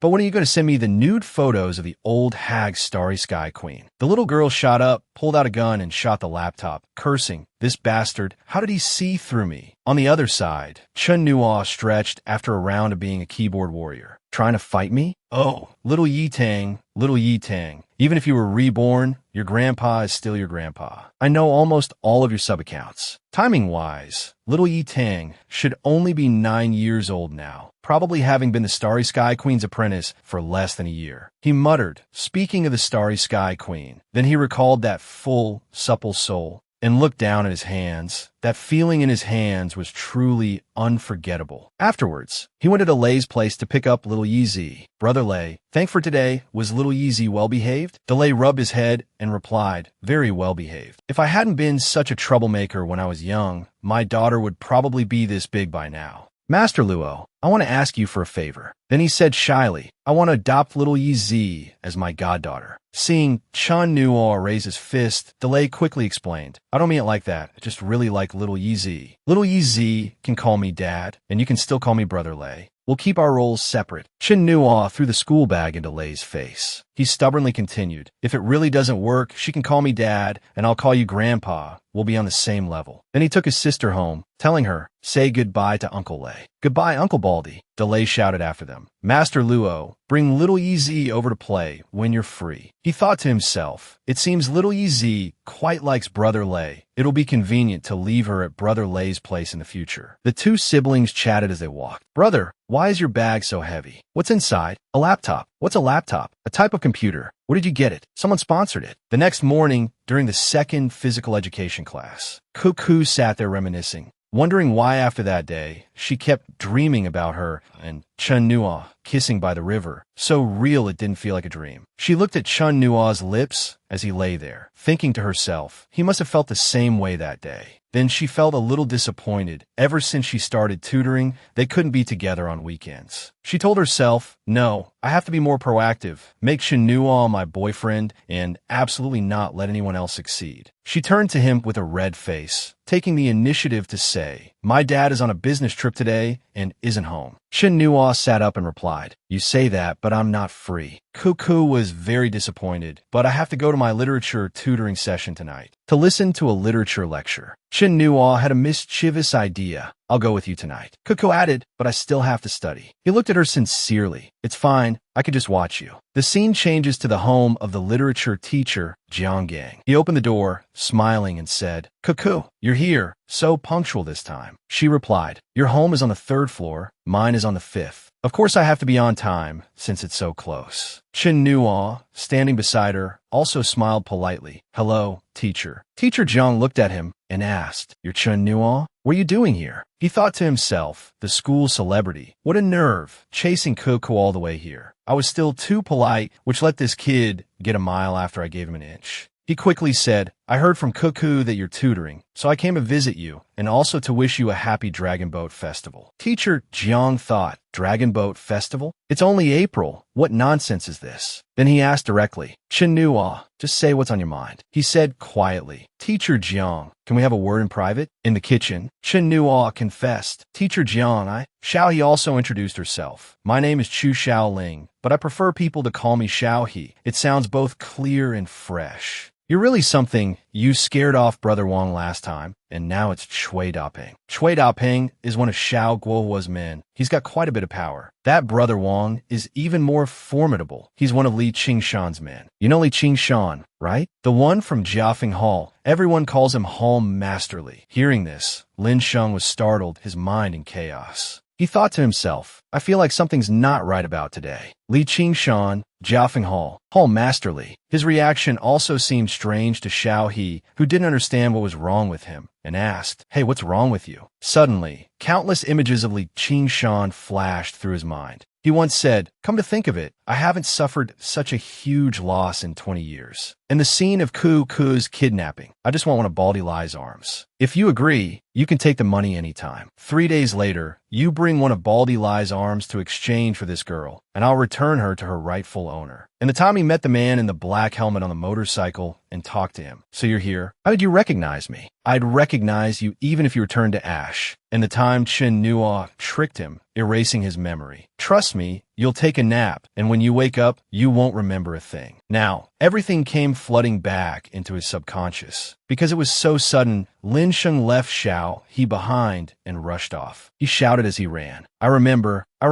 everything. Xiao He chased after him in confusion, calling, What's wrong with you? Where are you going? But she received no answer. Time flew by, and 2 days later, in front of the Emperor KTV, Xiao He stood alone and forlorn, muttering Xiao Hong's name. Lin Sheng appeared, and seeing him approach, Xiao He couldn't hold back the tears welling in her eyes. He quickly asked, What's wrong? Xiao He immediately threw herself into his arms and complained, Where did you run off to these past 2 days? I was so scared, I couldn't find you anywhere. I had no one to talk to. Lin Sheng hesitated. He was debating whether to tell her that for the past 2 days, he had been investigating what happened at Jiafeng Hall that day. Li Qingshan's leg had been broken. He was also afraid that Qin Nua would find out he had recovered his memory. He was worried about who this new friend of his really was. In the end, he decided not to tell her. Lin Sheng held Xiao He tightly, whispering in her ear, Xiao He, I missed you. My best sister is gone. I want to visit her family. Will you come with me? So the two of them went to the hospital together. On the way, Haonan walked and told the story. Xiao Hong's father is a gambler, and her mother has kidney disease, needing dialysis at the hospital every year. The girl had no choice but to work at the KTV, but the money still wasn't enough, so she could only turn to those blood-sucking loan sharks. I told her a long time ago, their money has to be paid back, but what could she do? In the end, she still didn't have enough money. They came to her home and workplace to cause trouble. A living person was just hounded to death like that. A while later, the two arrived at the hospital room, standing by the bed looking at the haggard woman lying there. Xiao He sighed, How pitiful. What a tragic girl. Afterwards, they waited for the auntie to wake up, and Xiao He chatted happily with her. Auntie, I'm a friend of your daughter. I know all about your situation. Please accept my condolences. Young lady, you look about the same age as my daughter. That child of mine had such a hard life. Don't cry. Auntie, if you cry, I want to cry too. This little bit of money is a token of my heart. Lin Sheng was about to go somewhere when, at that moment, 2 strange men walked into the hospital room. But he didn't pay them any mind, as his heart was heavy with worries at that moment. Suddenly, a loud shout from the hospital room made Lin Sheng turn back in shock. You people are not human. Someone just died, and you're already here to collect debts. When a person dies, their debts die with them. Don't you understand this principle? You still dare to demand payment? Do you have any regard for the law? The thug replied nonchalantly, A debt must be paid. 80,000 yuan is not a small sum. If you don't have it now, you can pay in installments. I'll even accept a few hundred at a time. That stack of cash on the table can conveniently be used to pay off a little. Xiao He angrily cursed at him. Where did 80,000 come from? I heard from Xiao Hong that it wasn't that much when she first borrowed it. Besides, loan sharking is illegal in the first place. Go ahead and sue. The guy stepped closer, saying coldly, I don't know anything about laws, little lady. I advise you, if you're not family, don't stick your nose in other people's business. If you're so righteous, why don't you pay the debt for them? Lin Sheng angrily rushed in and shouted, Don't go too far. Who collects debts like this? Even the code of the underworld doesn't work this way. The thug sneered contemptuously. The code of the underworld? For fuck's sake, what do you know about the underworld? The underworld is treacherous. Don't get involved in things that don't concern you. I made myself clear. I'll have someone come collect the money later. After saying that, they left.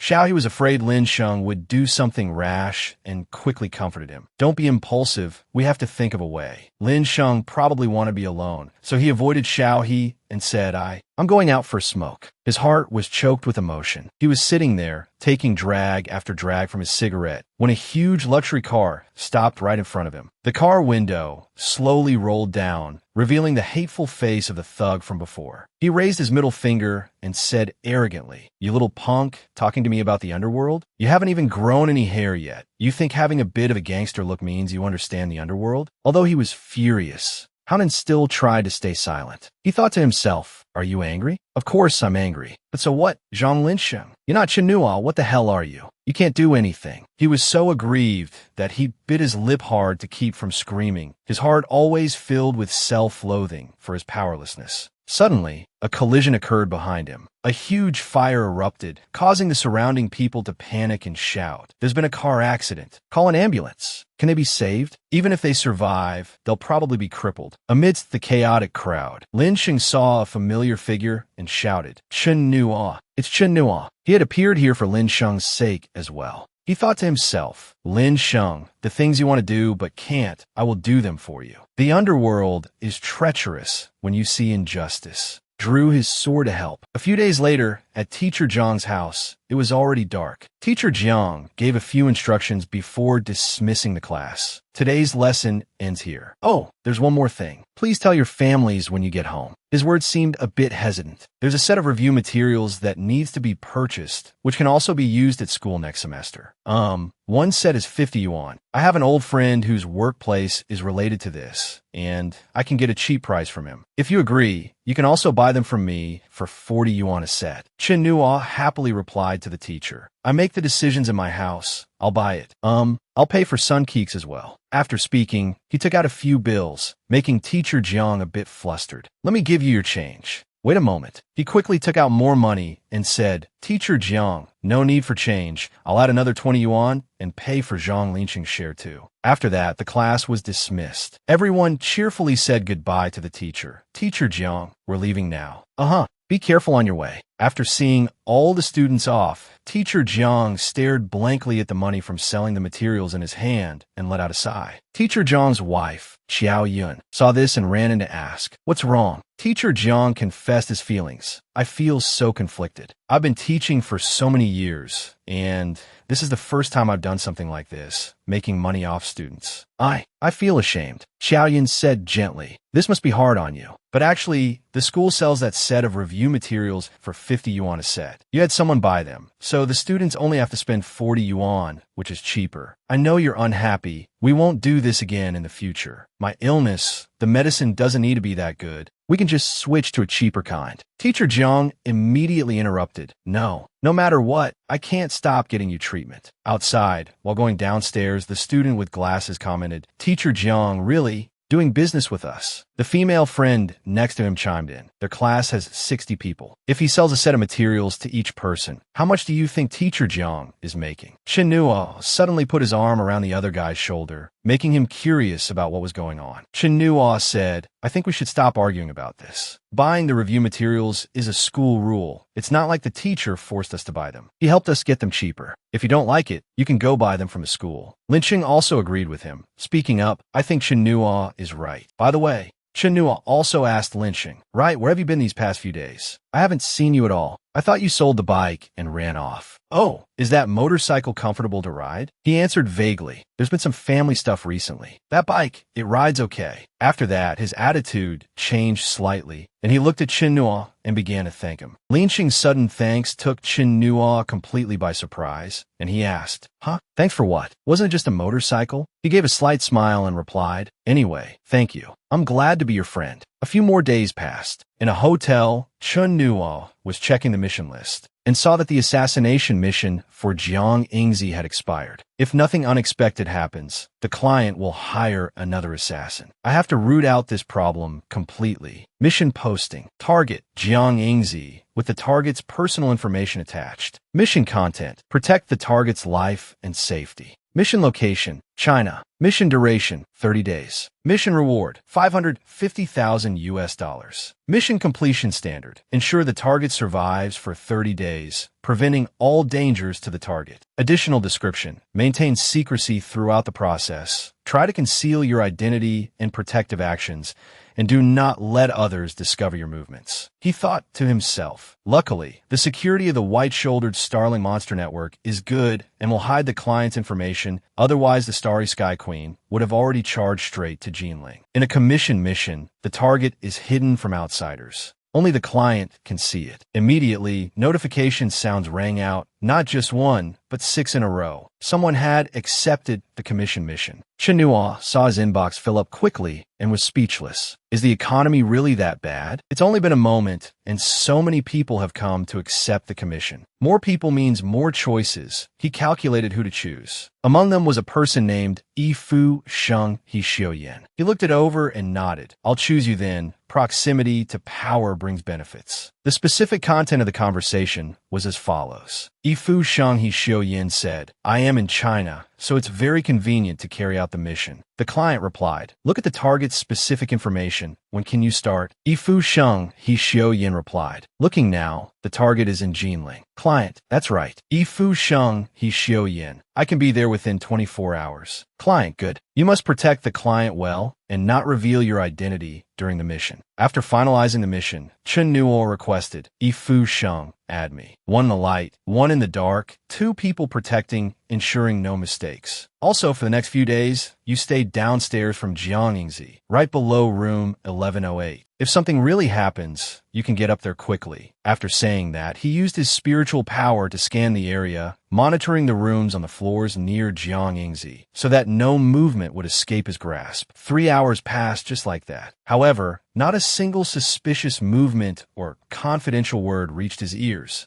He only heard things like, hubby, you're so good. A little higher, the flag calls to the resort. It's over already, you useless thing. Why isn't it working again? Don't, I'm scared of the pain, ma'am. You wouldn't want something to happen to your husband, would you? And even some haggling. No way. It's that expensive for how many nights? Chen Nuo couldn't take it anymore and suddenly realized, good heavens, I forgot it's the weekend. They'll be battling for days. He immediately took out his phone and hurriedly reported to the police. As a good citizen with a conscience and a sense of responsibility, I would like to report that there are people engaged in prostitution in this hotel. Send someone to investigate. It would be best if all the comrades came. Just a few minutes later, the police arrived, causing chaos throughout the hotel. Just a room check. Get your IDs out. Damn it. Remember this. We're in a boyfriend-girlfriend relationship. You, hurry up and hide under the bed. This is my first time. Stop, don't run. This scene made Chen Nuo visibly happy. The world is finally quiet. The next morning, he suddenly felt anxious, thinking to himself, I was still careless. The first half of the night was just a temporary ceasefire. The second half will be a declaration of vengeful war. Suddenly, there was a knock on the door. Chen Nuo curiously went to see who it was, only to find a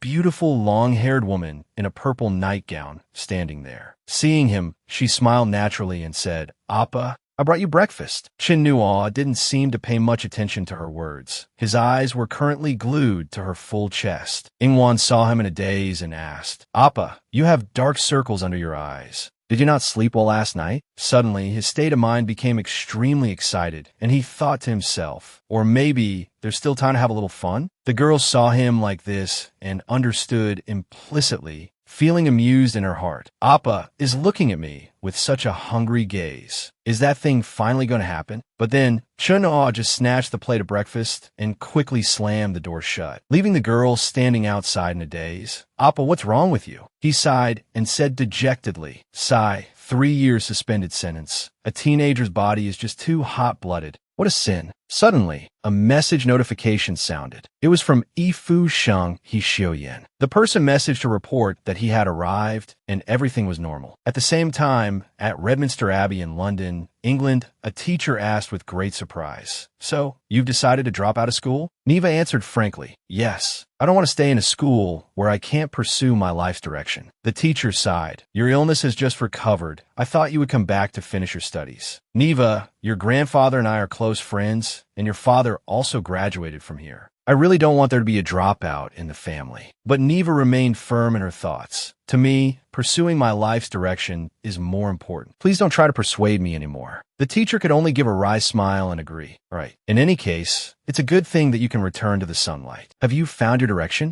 Where is it? She replied, cryptically, The direction is where it should be. The teacher could only wish her luck. God bless you. The scene changes to Neva's room. She looked at herself in the mirror and said with annoyance, I've never liked this uniform. Suddenly, Neva's older sister appeared, reminding her, Don't forget, everyone in our family has worn this uniform, my dear sister. Neva retorted unhappily, We've already talked about this. The daytime is my time. Her sister nodded and said dotingly. All right, as you wish, my lovely little pumpkin. So, where are we going for a next stop? She immediately said, to Hong Kong to find Chun Jiang. At the hotel where Jiang Yingzi and her daughter were staying, everything was still normal. The female secretary entered and announced, Chairwoman Jiang, you are still needed to preside over the meeting at the industrial park tonight. She nodded. I know. Get ready to leave. Across from the hotel, a man was standing there on the phone. Seeing the two of them come down, he immediately said urgently, Hello, I'm still working, don't you worry. The soup is simmering in the pot. Remember to turn down the heat and add the wood ear mushrooms. Yeah, got it, that's all, I'm busy. Tailing someone and still has time to worry about the soup simmering at home. But it was rush hour now, and the traffic was quite heavy. Seeing this, the man sneered. Foreigners really don't understand the local situation. He leisurely pedaled his bicycle and surged forward, pedaling while thinking smugly. See, a traffic jam. Not even as fast as me on my bike. The scene changes to the industrial park. It was starting to get dark, but the meeting hadn't ended yet. Inside, after getting a grasp of the situation, Chairwoman Jiang concluded, Finally, I want to emphasize once again, China will become the future development focus of our group. All of you must do your utmost to do your jobs well. As for Ingwan, she was glued to her phone throughout the entire meeting, constantly texting Chinua, reporting her situation and schedule. It seems he's a man of few words. She would send 10 messages before he replied to one. Appa, Mom and I have left the hotel. Appa, we just passed an intersection. There's a traffic jam. Appa, I'm almost at Mom's company. Good job. Appa, Mom and I are both out of the car. Mom said she has a meeting tonight and will be back very late. Appa, where are you? Don't worry, I'm here. Ingzi saw her daughter tapping on her phone until it was about to break and asked curiously, Who are you chatting with? Ingwan immediately replied happily, Chinua. Seeing her daughter so happy, she was also relieved. Okay, have a nice chat. Let's go. Let's get something to eat first. Just as the mother and daughter stepped out, Chairwoman Jiang couldn't help but continue asking, How have you and Chinua been lately? But Ingwan just pouted and huffed, ignoring her. Chinua was also there, tailing the two of them closely, not leaving their side for a moment. He thought to himself, Jiang Yingzi, forcibly picked melons aren't sweet. Hasn't this Chinese proverb made it to your country? But then again, where is my $50,000 bodyguard? Suddenly, he sensed a killing intent. The elevator door opened, and inside was a masked man, looking at the two of them with dangerous eyes. He had a sharp knife hidden in his sleeve. However, before he could even make a move, another man in black grabbed his hand, startling him. The man in the black mask immediately pressed the close button, saying at the same time, The elevator is broken, temporarily not taking any more people. As he finished speaking, the elevator doors closed and continued to move. Inside, the two men began to fight. The man in the surgical mask angrily counterattacked with his other hand, shouting, I've had my eye on you for a while. What normal person dresses like this to go out? Were you waiting until you were discovered to make a move? The masked man didn't say much. He used a crane stance fist to block the attack, followed by an Iron Mountain lean, sending the man in the surgical mask flying and slamming him hard against the wall. The man realized the masked man was using Chinese martial arts. However, he still refused to give up, saying stubbornly, Don't look down on me. I was just careless and got sneak attacked by you. The masked man raised his hands and performed a few martial arts moves, asserting, You want me to be scared? In your dreams. Next, all that could be heard from the elevator were the sounds of heavy impacts and breaking bones, along with a blood-curdling scream. The elevator door opened, and the man in the surgical mask quickly fled, shouting in panic, Damn it, I ran into an expert, but it wasn't so easy to just run away. The masked man quickly rushed forward and grabbed his shirt, saying, Why are you running? I have to see the Buddha off to the western heaven. However, the other guy still had a trick up his sleeve. He leaped up and threw two hidden weapons, shouting, Don't you know how to push people too far? At this close range, I don't believe you can dodge this. But the next scene made him unable to believe his eyes. The masked man quickly bent down and dodged the hidden weapons. Taking this opportunity, the man in the surgical mask fled for his life, his speed faster than an ex-girlfriend changing her mind. The other man couldn't help but exclaim, Damn, he runs fast. He was so cool when fighting, but after it was over, he just kept sighing, Oh my God, my back. This 50,000 is really hard earned. Chen Nua observed everything, pondering. This person is Yifu Shanghe Xiuyin, dressed like a street performer. He looks easy to fool. The The scene changes to an internet cafe late at night. The masked man seemed to be here as well. To be precise, this masked man was Yi Fu Sheng He Xiuyan. He came here to report the situation. Protected the target from an attack today. Someone wanted to assassinate her in the elevator. I fought with the opponent, but couldn't keep him. The client immediately messaged back asking, what are the opponent's characteristics? Yi Fu Sheng He Xiuyan described. Male, speaks Chinese, thin and small build, wearing a surgical mask, so I couldn't see his face clearly. His skills are very good. He's good at dirty tricks and uses throwing darts as a weapon. The client told him to continue protecting the target. Yi Fu Sheng He Xiuyan asserted. I think the person I blocked today definitely knows the target is being protected. The next time he makes a move, he will definitely be more careful. That was the official report, but privately he complained endlessly, Boss, I'm a bodyguard, not a bounty hunter. My back almost broke today. This affects me going home to pay my dues. Who's going to cover this? Suddenly, the client sent a message. The content was, I will create an opportunity for him to make a move. You stay alert and find a way to hold him. Yi Fu Sheng He Xiuyan didn't quite understand and asked. The client repeated again, find a way to help me hold the opponent, or even just stalling him will count as your contribution. The reward is an extra 100,000. Money makes the world go round. Yi Fu Sheng He Xiuyan immediately agreed. Okay, I'll follow your command. Who in this world would complain about having too much money? The next day, Jiang Yingzi and her daughter were leisurely strolling outside. Yingwan was feeling uneasy in her heart. Mom won't be in danger, will she? She recalled what Chen Nuo had told her. Li Yingwan,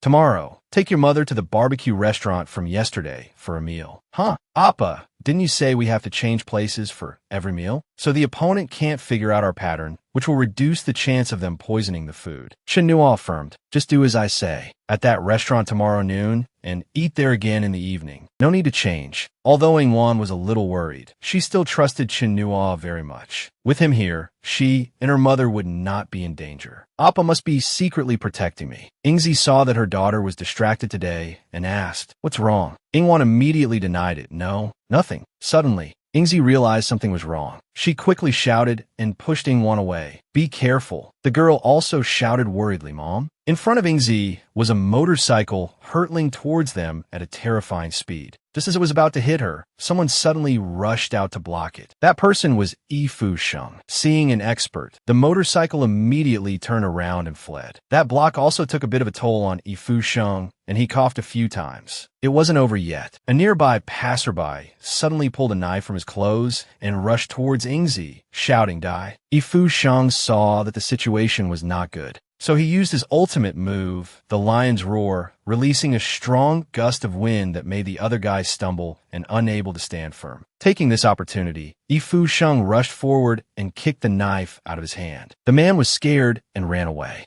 Yingwan quickly ran over to check on her mother's condition. Yi Fu Sheng also breathed a sigh of relief, because his protection target had not yet gone to meet the King of Hell. Luckily, the person is fine. Everyone is safe. Yi Fu Sheng left quickly without a word, which also made Yingzi and her daughter watch as retreating back with confusion. The thug cautiously approached a suspicious red car. It was incomprehensible, a wandering ghost out doing bad deeds and still driving such a conspicuous car. He looked around and thought to himself, luckily, no one is following. In the car, there was already a long-haired man puffing on a cigarette. As soon as he got in the car, he complained, this place is tough. Let's get out of here quickly. The other person said nothing and immediately stepped on the gas. He asked, did you fail? The short-haired man replied, unhappily, yeah, Old Third isn't in the van either. He must have been lying in ambush here. He sighed and said, we can only wait for news from Old Third. However, they didn't notice someone following them. A while later, they arrived at Jinxiang Auto Repair. In front of the door, a very familiar motorcycle seemed to be faintly parked. Two hooligans were sitting and smoking when they were suddenly startled by something. It turned out that the Old Third they mentioned had arrived. The other two were overjoyed to see him. Old Third is back. So fast. But Old Third didn't look happy at all. Failed again. After second brother failed, the target was picked up by a special car and left directly. I had no chance to make a move. It seems the other side has an expert guarding them. Old Fourth was also injured yesterday. We need to ask for more money for this job. The long-haired man agreed. Yeah,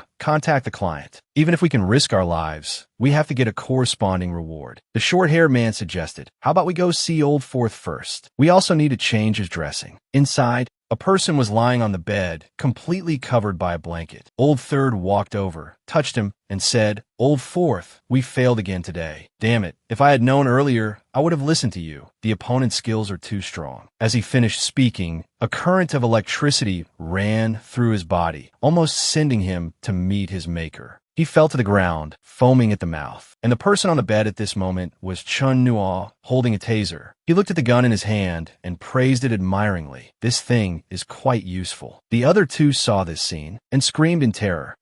Who are you? Where's Old Fourth? What did you do to Old Fourth? Chun Nua replied calmly, under the bed. I'm only here to ask you one question. The short-haired man said stubbornly and unhappily, don't even think about getting us to reveal the client. That's against the rules. Chun Nua just smiled and replied, who asked you that? I want to ask, what level is your white-shouldered Starling Monster Network account? And how much money is in it? Hearing this, the blood rushed to the other two's heads. They pulled out their weapons and charged together, intending to beat Chun Nua to death. The short-haired man jumped up to attack first. Chun Nua just gently blocked with the taser, and the current immediately traveled along the small knife in the man's hand. The result was predictable. He was electrocuted and convulsed all over. Chun Nua sneered contemptuously. Idiots, metal conducts electricity. Don't you know that? With his accomplice down, the remaining one became vigilant. He realized the thing in his hand was also made of iron. It seemed this guy was a bit smarter. He threw the long sword aside and rushed forward with his bare hands. To say this guy was smart was a mistake. Chun Nua directly blocked his fist with the head of the taser, and the man was immediately electrocuted until his whole body went numb. He also enthusiastically told him, the human body itself is conductive. Not to mention this one of mine is an ability-enhanced version. Clench your sphincter. After taking down the three of them, he walked up to the long-haired man and asked again, you're the boss, right? Who is the client? Still stubbornly silent. The boss said in a panic, I don't know. We really don't know. If you know that website, you're definitely not an outsider. The client's identity is protected. How would we know? The second in command next to him also spoke up. Boss, don't be scared anymore. This guy has no intention of letting us live. The boss also understood that, facing him directly like this, there was no way they could keep their lives. He was sure the boss's words were true. Moreover, seeing their attitude, it seemed they had some last words. Chun Nua spoke up, and they didn't hesitate to beg. You're definitely going to cause trouble for the client, right? When you deal with him, help us brothers stab him a few more times. Chun Nua was stunned and asked, confused, why? The boss immediately shouted with grievance. That swindler. The mission didn't say there was an expert like you guarding the target. If we had known earlier, would we have come here to die? Having heard their last wish, he also agreed out of respect. All right, I'll help you. I won't use the electrobaton anymore. I'll give you a quick death. The scene shifts to Fu Sheng's side. After unleashing a few powerful moves, his condition didn't seem good, as he was seen coughing nonstop. He unlocked the door to his house, thinking to himself, I'm getting old.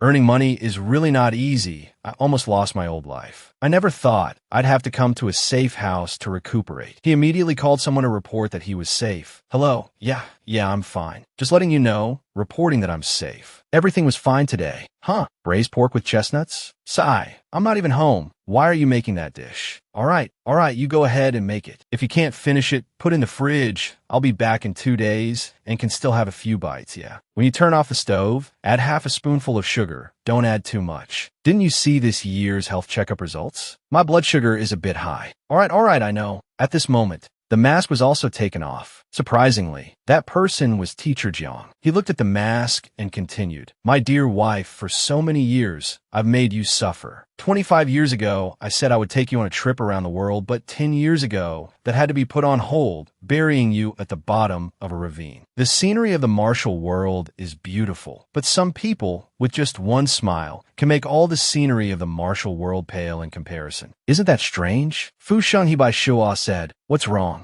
That night, Teacher Jiang and the client were talking. Fu Sheng He Bai Shua said, just to let you know, I'm injured and it's inconvenient for me to act for now. The client said, "The mission has been completed ahead of schedule. You can clock out." The client said again, "All right, go to Jinxiang Auto Repair at 444 Donglin Road. There are 4 bodies inside. You handle them." Fu Sheng Hebai Shua asked doubtfully, "Are they the opponent's men? You took care of them?" Client, "Yeah, I took care of them. I'll pay an extra 20,000. Teacher Zhang looked at the address and thought, it doesn't seem too far from here. A small Wame bird gently landed on a sign. Coincidentally, Chen Nuo was also here, and he wondered, a wild Wame bird in the city? That's a bit novel. At this time, Fu Shang had also arrived. He jumped inside, whistled, and the Wame bird immediately flew over. Chen Nuo was startled. So this bird was the eyes and ears of Fu Sheng Hebai Shua. Luckily, I concealed my entire aura from the beginning and wasn't discovered. Next, he saw Fu Sheng take out a small, unlabeled bottle and pour it directly onto the bodies of the 4 thugs. In an instant, the bodies turned to dust. He recognized this as corpse-dissolving powder, a traditional method of the old martial arts sections. The mission was complete, and Fu Sheng leisurely went home. The job is done. Time to go home and collect the money. An hour later, the two started chatting online again. Fu Sheng Hebai Shuo reported, "It's been handled. The mission is now complete. It was a pleasure working with you." The client praised, "Very good." Fu Sheng Hebai Shuo got straight to the point. "Then pay up." We agreed on a price increase to 120,000. 100,000 for helping you catch the assassin, and 20,000 for disposing of the body. Just transfer it directly. The client agreed. "All right, I'm transferring it now. Keep an eye out for it." Teacher Jiang was sure he had earned quite a bit this time. He thought happily, "Although I almost lost my life, Xiaoyun's medical expenses are now covered. After getting the money, I can still make it home for some braised pork with chestnuts. Sweet." Just as the balance change notification arrived, Teacher Jiang immediately opened it to check. But something seemed off. "Huh? What's this? Am I seeing things? Your account has received $12. The funds came from an anonymous account. The account balance is $10,012. Teacher Jiang was horrified and immediately contacted the client. Fu Sheng Hebai Shuo questioned, "The amount is wrong, isn't it? It's 120,000, not $12. Did you miss a few zeros?" The client replied, "It's not wrong. I said 120,000. I didn't say which country's currency." Fu Sheng Hebai Shuo pressed, "But it can't be $12, can it?" The client explained, 120,000 Vietnamese dong is about $12. I even rounded it up for you. Fu Sheng Hebai Shuo said angrily, "How can you be so dishonest?" Message failed to send. This user does not exist. Teacher Jiang was fuming and immediately started cursing. Shameless, shameless, shameless. Vietnamese dong. Why didn't you just say it was Zimbabwean dollars?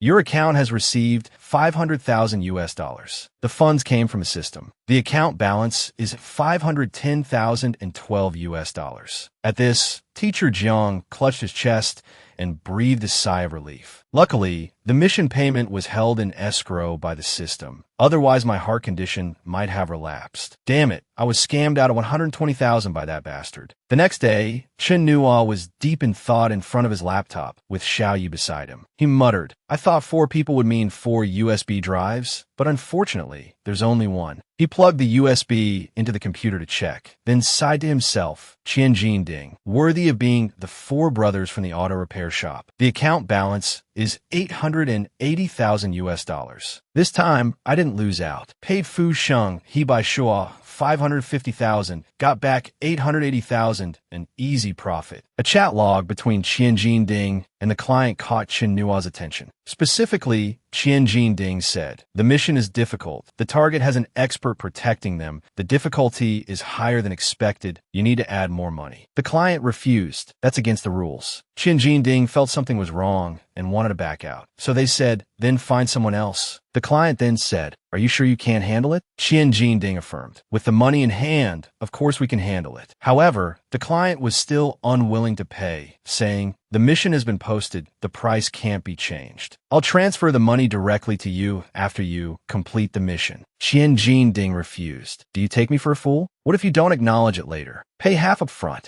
Reading up to this point, he rubbed his chin and thought, No, I can make even more this way. Your account has received 250,000 US dollars. The funds came from the system. The account balance is 113 million US dollars. Chun Nuo stretched comfortably, his heart filled with joy. So many sponsors. The White Ghoul Network is truly a money tree. Maybe I should just post a bounty on myself, then kill them one by one as they come, or kill them in pairs. Then he turned to Xiao Yi and said, "Get ready. Uncle Sun said today is a holiday and told us to go to his place for a meal." The little girl happily agreed. Although Chinuo was going to someone else's house for a free meal, he didn't go empty-handed. He brought a bottle of liquor. Cuckoo's father saw it and said to him worriedly, "Just coming for a meal is fine. Why buy such expensive liquor? You work hard. Take it back to the supermarket for a refund later." Chinuo smiled brightly. "I've already opened it. Can't return it now. Let's drink it. Teacher's son will share between us." Seeing him so enthusiastic, Teacher's son didn't know how to refuse. Sigh, this kid. Just like that, they went glass for glass, draining and refilling, then draining again. One glass after another, they kept downing them. Teacher's son also enthusiastically tipped his glass back, downing it in one go. After a while, Director's son was a little tipsy. It was then that he confided, "Kid, you must not be useless." Chinuo replied politely, "Yes, Teacher's son, I'm working very hard to earn money." Director's son said again, "I don't have any expectations for your studies anymore. Your heart isn't in it. But you must walk the right path, earn clean money, otherwise. At this point, Director's son's voice choked up a bit, but he still said it. "Otherwise, how can I entrust Cuckoo to you in the future?" Cuckoo was startled and called out, "Dad." Cuckoo's mother also interjected, "Old son, you've had too much to drink." But Director's son waved his hand and continued, "No, Sai, I can't hide it anymore. This kid is cunning and mischievous, and my daughter is stubborn. She's just being led by the nose by this kid. What else can be done?" Speaking of which, Director's son paused for a few seconds, then slammed his hand on the table, asserting, "But let me tell you too, no dating before graduation." Chun Nuo cheekily teased, "Yes, so what about after graduation?" Director's son's tone changed slightly as he said, After graduation, Cuckoo will be in university. I can't manage that much." Director's son's words were exactly what Chun Nuo wanted to hear. He immediately raised his glass to toast. "Yes, Teacher's son, I promise you, before Cuckoo graduates, we will absolutely not do anything that crosses the line." Director's son was very pleased with that statement and replied happily, "There you see, this kid is no ordinary person. He's become a sly fox." Cuckoo's mother was also helpless. She said dejectedly, "Old son, you've drunk too much. You're talking too much. The kids are still young. What's the point of talking about this nonsense? Can you even be sure about the future now?" Director's son replied, "I don't understand. This kid is young, raising his sister, working to earn his own money, and not going down the wrong path. Our Sun family doesn't look down on the poor and favor the rich. As long as the child has good character and strives to improve, I won't look down on him." As soon as he finished speaking, Director's son collapsed. Cuckoo's mother stood up and instructed her daughter, "Cuckoo, you entertain our guest. I'll help your father to the room to rest. He's too drunk." Chinuo understood and also took his leave. "Cuckoo, I'll take Xiao Yi home first then." Cuckoo, worried he would overthink it, said, "Chinuo, my mom." However, he immediately cut her off. "I understand. All parents hope for their children to be successful, hoping they will have a good life in the future." Cuckoo assured him, "Chinuo, believe me, I'm not afraid of hardship. I'm not afraid of anything." He didn't need anything either. Just having her by his side was enough. Chinuo said softly, "I believe you." Leaving Cuckoo's house, Chinuo and his sister stopped by Teacher Zhang's place on the way. The one who opened the door was Aunt Song Xiaoyan. Seeing her, he greeted politely, "Hello, teacher's wife. I'm Teacher Zhang's student. Today is a holiday. I just came from Teacher Sun's house and wanted to visit Teacher Jiang as well." Song Xiaoyan was very enthusiastic. "I remember now, you're the student who often comes for tutoring, right? Coming quickly, why spend money buying gifts?" After they sat down, Song Xiaoyan said, "Old Jiang went to the pharmacy to buy medicine." Hearing this, Chinuo asked with concern, "Teacher's wife, Teacher Jiang, are you too unwell?" Song Xiaoyan felt his address was too distant and said, "Don't keep calling me teacher's wife. It's too formal. My name is Song Xiaoyan. Just call me Aunt Song. It's your teacher, Jiang. He strained his back moving things a few days ago. He went out to buy some pain relief patches. He should be back soon." He also noticed a large pot of medicine simmering in the kitchen and asked curiously, Aunt Song, are you brewing traditional Chinese medicine? Song Xiaoyan replied, yes. My health isn't very good. I usually drink traditional medicine to recuperate. I don't dare to brew it at night when your teacher Jiang is tutoring for fear the smell will bother everyone. Actually, I've heard your name before. Chenua, right? The bold kid who's dating old son's daughter. Besides, why can't a 17 or 18-year-old girl be in a relationship? In our time, we could already get married. That old son can be really annoying sometimes. What's there to stop? I think you're already very good for your age. From the way Song Xiaoyan spoke, Chenua felt that Aunt Song was also very friendly. After chatting for a while, it was 1 in the morning. Seeing that teacher Jiang had been gone for a long time, Song Xiaoyan thought of an artistic way to liven things up so the two kids wouldn't be too bored waiting. But as soon as she started singing, the melody was bizarre, startling Chenua and his sister. Her singing sounded more like scolding. Where do you think you're running, you demon? The unparalleled beauty of Hangzhou by the West Lake. Strange flowers and exotic grasses fragrant all year round. Chenua felt a chill down his spine, thinking to himself, oh, why did the Taiping lyrics suddenly become like this? That's not all. Song Qian's talent was even more remarkable. She could skillfully mix and adapt her opera singing. Esteemed guests, in our last chapter, we spoke of Zhao Zilong, who single-handedly charged in and out of Cao Cao's grand army 7 times. What is Zhao Zilong? Wielding his spear and spurring his horse, he pointed at Cao Cao and shouted, "Old thief, don't you run." The two kids' faces turned pale with fear. Is this Lu Lanfang possessing her? It's over, what on earth is this? At this moment, the Wame bird in the cage flapped its wings and chirped. This caught Chenua's attention, and he began to piece things together. Wame bird mask. Suddenly, Teacher John's loud call came from outside the door. Xiaoyan, Xiaoyan.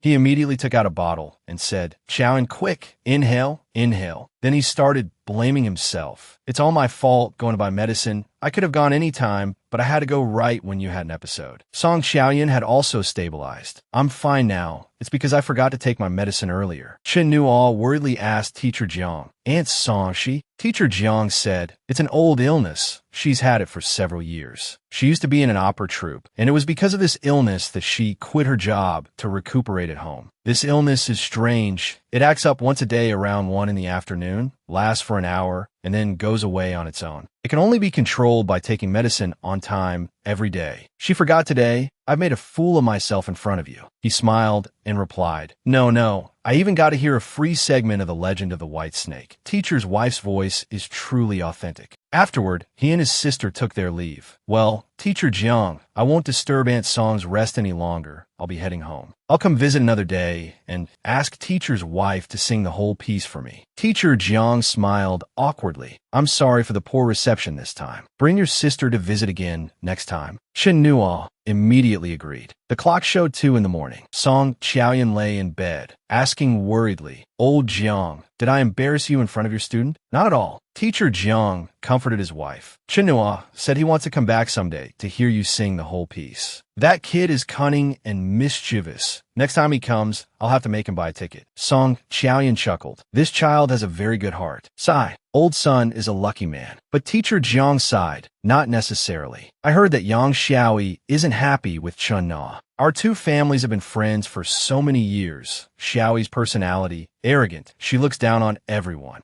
Song Qiaoyan then said this, I think this child Chen Nuo is very good. He made a special trip to visit for the holiday. That's very thoughtful. In the future, if anything happens between that child and Xiao Ku, if you can help him, you should. They are both good kids. Teacher Jiang nodded in agreement with his wife. Yes, I definitely will. In this day and age, how many students know how to respect their teachers? Song Xiaoyan took her husband's hand and said, being with you all these years, I've been a burden to you. I also really like Chen Nuo's sister. She's very adorable. Teacher Jiang looked at his wife gently and said, don't overthink things. Her eyes were moist. With this illness of mine, I haven't been able to give you a son or daughter all these years. I see other people's daughters, and I just adore them. Teacher Jiang said lovingly, it's all right. It's been so many years. I've let go of that thought. Whether we have children or not, we're both old now. Let's not think about those things. Besides, since we don't have children, we don't have to worry about raising a precious daughter just to have her snatched away by some rotten kid. Look at old son. His hair has turned quite gray these past 2 years. Isn't it because he's worried about Coco? Song Chaoyan teased. I think that Chinua is a bit like you when you were young. Remember? Back then, when my father heard I wanted to be with you, he was dead set against it. Teacher Jiang retorted, how can that kid compare to me? Then he said proudly, back then, I managed to please him, and in the end, he still married his daughter to me, and even passed on his family's secret skills to me. I'm what you call a master of both pen and sword. Teacher John's happy expression also made Song Chaoyan happy. Look at how pleased you are. He also told her, after this job is done, I can rest for a year or two. $500,000 is enough for our medical expenses for 2 or 3 years. Hearing this, Song Chaoyan nodded, but still looked worried.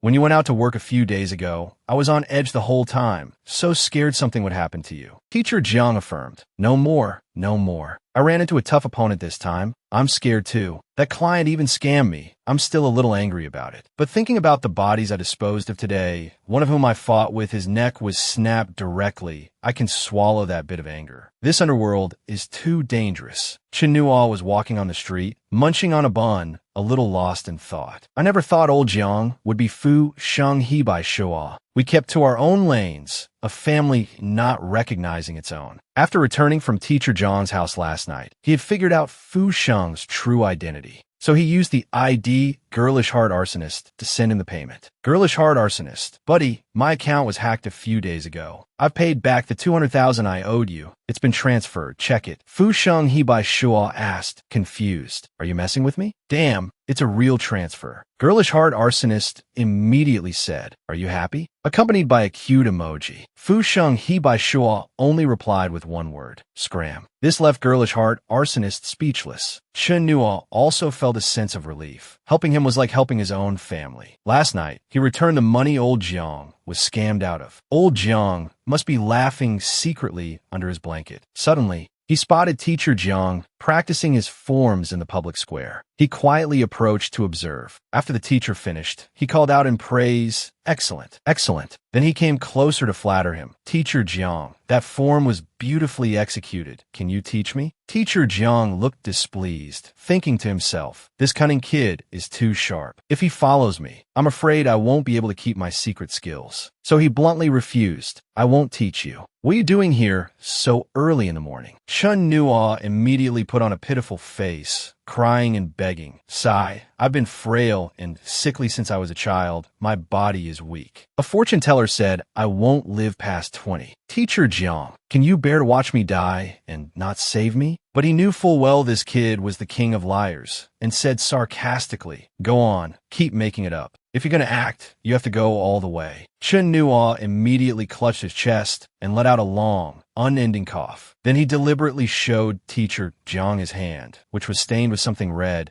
making the teacher worriedly think he was coughing up blood and ask, you're really sick? But he replied with a tone of resignation, no, it's nothing. Anyway, with this broken body, my dad left and my mom's in prison, reincarnating early might be a good thing. Living like this isn't fun anyway. Teacher Jiang couldn't stand it anymore and reluctantly agreed through gritted teeth. Fine, I'll teach you. I'm not skilled in medicine, so I can't help with your illness, but I can teach you some introductory martial arts and basic qigong to condense your internal breath, which will be good for your health. Then he stepped forward to help him up, asking with concern, Chinua, what illness do you really have? He grinned, then turned his head to ask Teacher Jiang, do you have a tissue? The teacher didn't understand, so he answered casually, ketchup mixed with chili sauce. It's a bit uncomfortable on my hand. Teacher Jiang, let me tell you a secret. Steamed buns dipped in a mix of ketchup and chili sauce are super delicious. This made Teacher Jiang furious. You tricked me. I'm not teaching you anymore, Chinua said shamelessly. As a teacher, how can you go back on your word? Then he bid farewell to Teacher Jiang and quickly left. Teacher Jiang, I'm off to class. I'll be here on time tomorrow morning. Having settled this with Teacher Jiang, Chinua felt much more at ease. Having one more skill is better than none. Plus his own ability had a fatal flaw. Maybe Teacher Jiang could help solve it. The next day,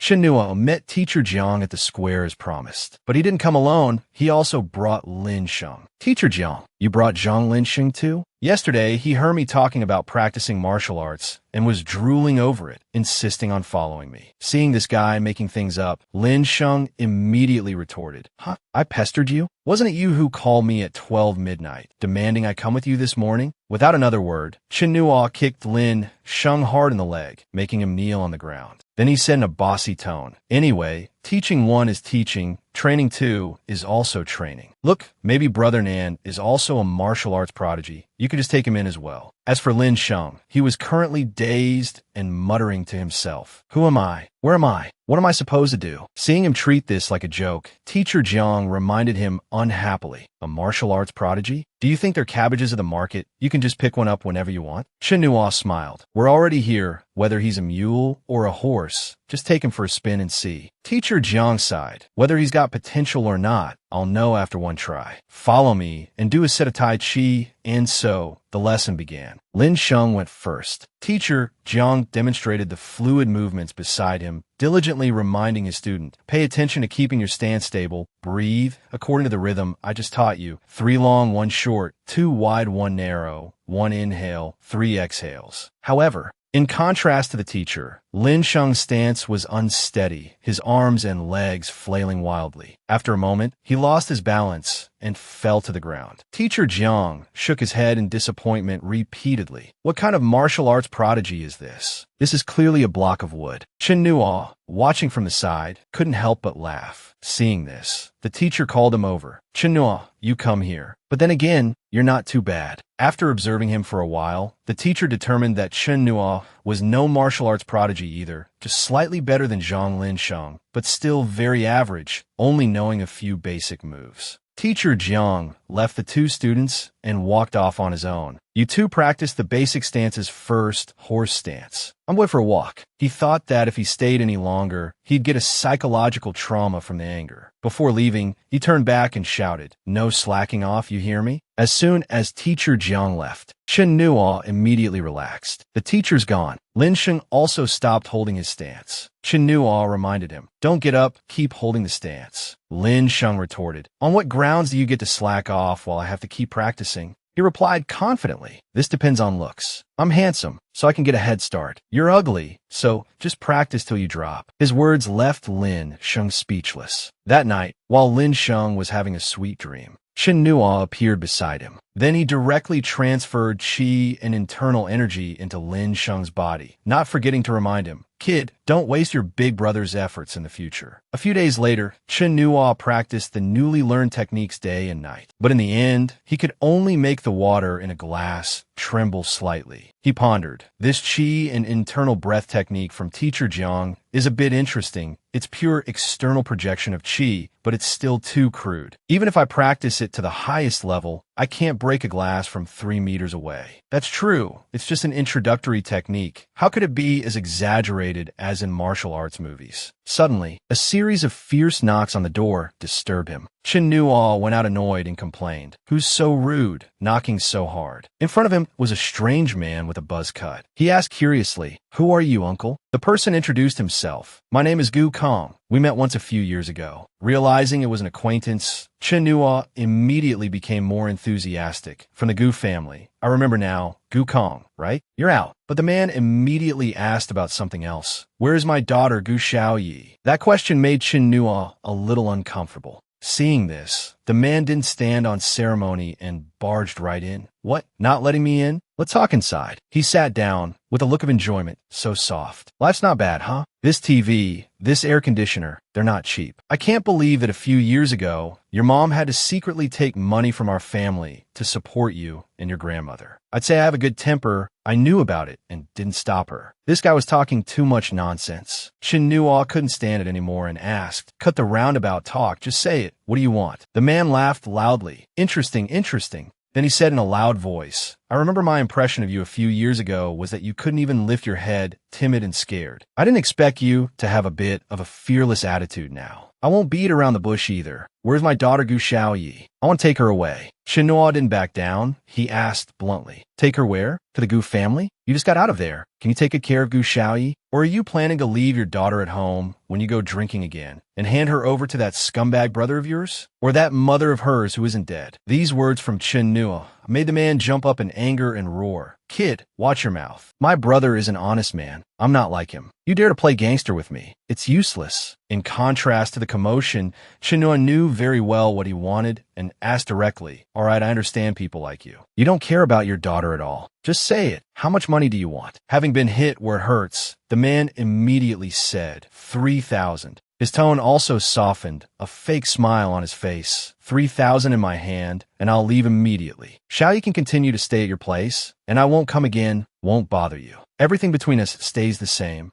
Shenhua immediately agreed. Not only that, he even raised the price. 3,000, right? I'll give you another 1,000. The man named Gu Kong seemed very surprised. Shenhua explained, today is Wednesday. Xiaoyi gets out of school later. You come with me to pick her up. Then, in the capacity of a father, have a meal with her. After you've done that, I'll give you another 1,000. That afternoon, at Xiaoye's school, the little girl saw Shenhua coming to pick her up and ran over happily. He caught her and then asked, Yizi, look who's here. The little girl was stunned for a moment, then called out, Dad. The man named Gu Kong also called his daughter's name affectionately. Yizi, Dad's here. The little girl immediately rushed over to hug his leg, crying her eyes out. But he quickly pushed her away. All right, don't cry anymore. Yizi refused, hugging her father tightly, sobbing. This made him a little impatient. Stop crying. Yizi, stop crying. Shenhua felt sorry for the little girl and asked, how could she not cry? You, as a father, were absent. Do you know how much she suffered at her uncle's house?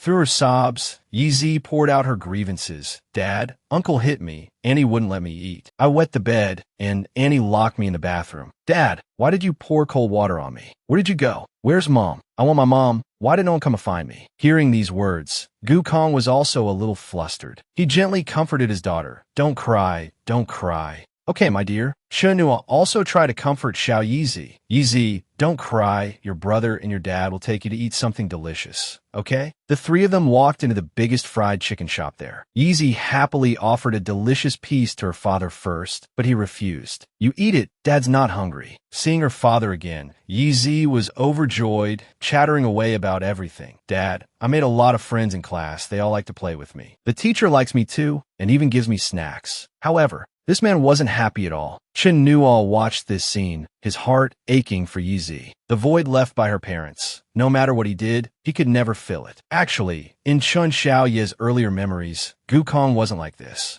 Xiao Yizi's family once had happy days too. She lived in a family with both a father and a mother, filled with laughter. Our Yizi is so amazing. She knows how to walk now. Xiao Yizi, where are we flying to? Hold the child carefully. Don't let little Yizi fall. It's just that later, Gu Kong got addicted to gambling, gradually lost his humanity, and became less and less like a person. He was crazily immersed in gambling, turning himself into a state that was neither human nor ghost. Your gambling money is all gone. Who says it's gone? This is all my gambling money. After playing for a whole day, Yizi, exhausted, fell asleep on her father's shoulder, and this reunion trip came to an end. Immediately after, Gu Kong pushed the child into Shenhua's arms, saying, Are we good now? I've done what you wanted me to do. I have to go. Shenhua asked unhappily, You're leaving right away? He thought he had done what was required of him, so of course he had to leave. Shenhua continued, She is your biological daughter. Shouldn't you take care of her and make it up to her? He immediately roared angrily at Shenhua. You brat, you're raising one kid and you think you can lecture me? You haven't even grown all your feathers yet. What the hell do you know? Shenhua tried to restrain himself and said, If you weren't little Yizi's father, I wouldn't even bother talking to you. I'm telling you for the last time, if you have any conscience left, stay and take good care of your daughter, even if it's just for one weekend. He cut him off, weekend my ass. Do you have any idea how busy I am? I have an important friend looking for me tonight. All right, stop nagging. I'm taking the money and leaving. After speaking, he turned and left heartlessly. Shenhua watched his retreating figure, thinking to himself, Gu Kong, I gave you a chance. I even paved the way for you. I have not failed my sister. Then he took out his phone and called his comrade. Brother Lei, do me a favor, it's a bit urgent. Let's do it tonight. The scene changes to a KTV hotel. As soon as Gu Kong arrived, there was a person already waiting there. Seeing the man, surnamed Gu, the person called him Brother Yong. Xiao Yong saw him and immediately cursed. Damn it, you're so slow. I told you 10 o'clock.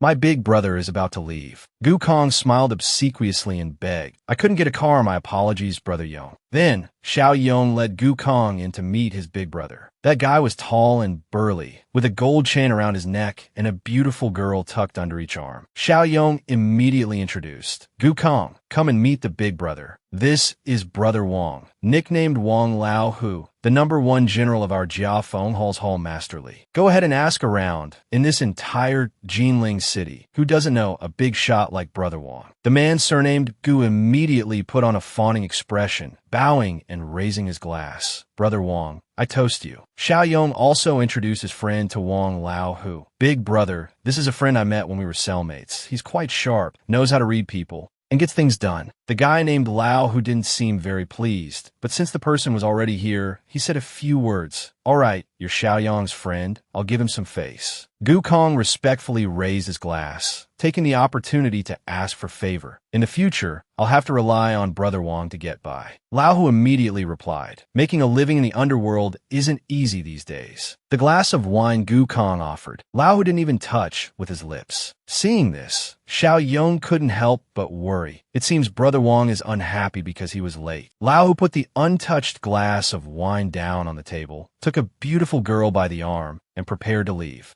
Gu Kong hurriedly said, Brother Wong, I've already paid for the room. This caused a slight change in Lao Hu's attitude. He happily turned back and instructed Xiao Yong. This friend of yours is not bad. Bring him to the company to see me tomorrow. Gu Kong hurriedly thanked him profusely. Thank you, Brother Wong. After that, Xiao Yong turned back and scolded. Damn it, you made me break out in a cold sweat. I'll call you tomorrow afternoon. Don't you dare turn off your phone. Gu Kong nodded repeatedly. Don't worry, Brother Yong, I'll definitely perform well. Xiao Yong also left. Only then did the man surnamed Gu reveal his true, annoyed face, cursing inwardly. Damn it, a loss of 1,200. That brat Chin Nua seems to have some money. Looks like I'll have to find an excuse to visit his house in a few days. At this moment, a long-haired girl was still left in the room. He turned around, sized her up, and asked, Little sister, what's her name? The girl replied, My name is San San. And so, this man surnamed Gu invited her out. The big boss had spoken, so of course San wouldn't refuse. She replied in a seductive tone, Is it your first time here, big brother? As long as the price is right. Which of us sisters here wouldn't go out to play? Gu Kang's face gradually became sinister. Serve me well, and money won't be an issue.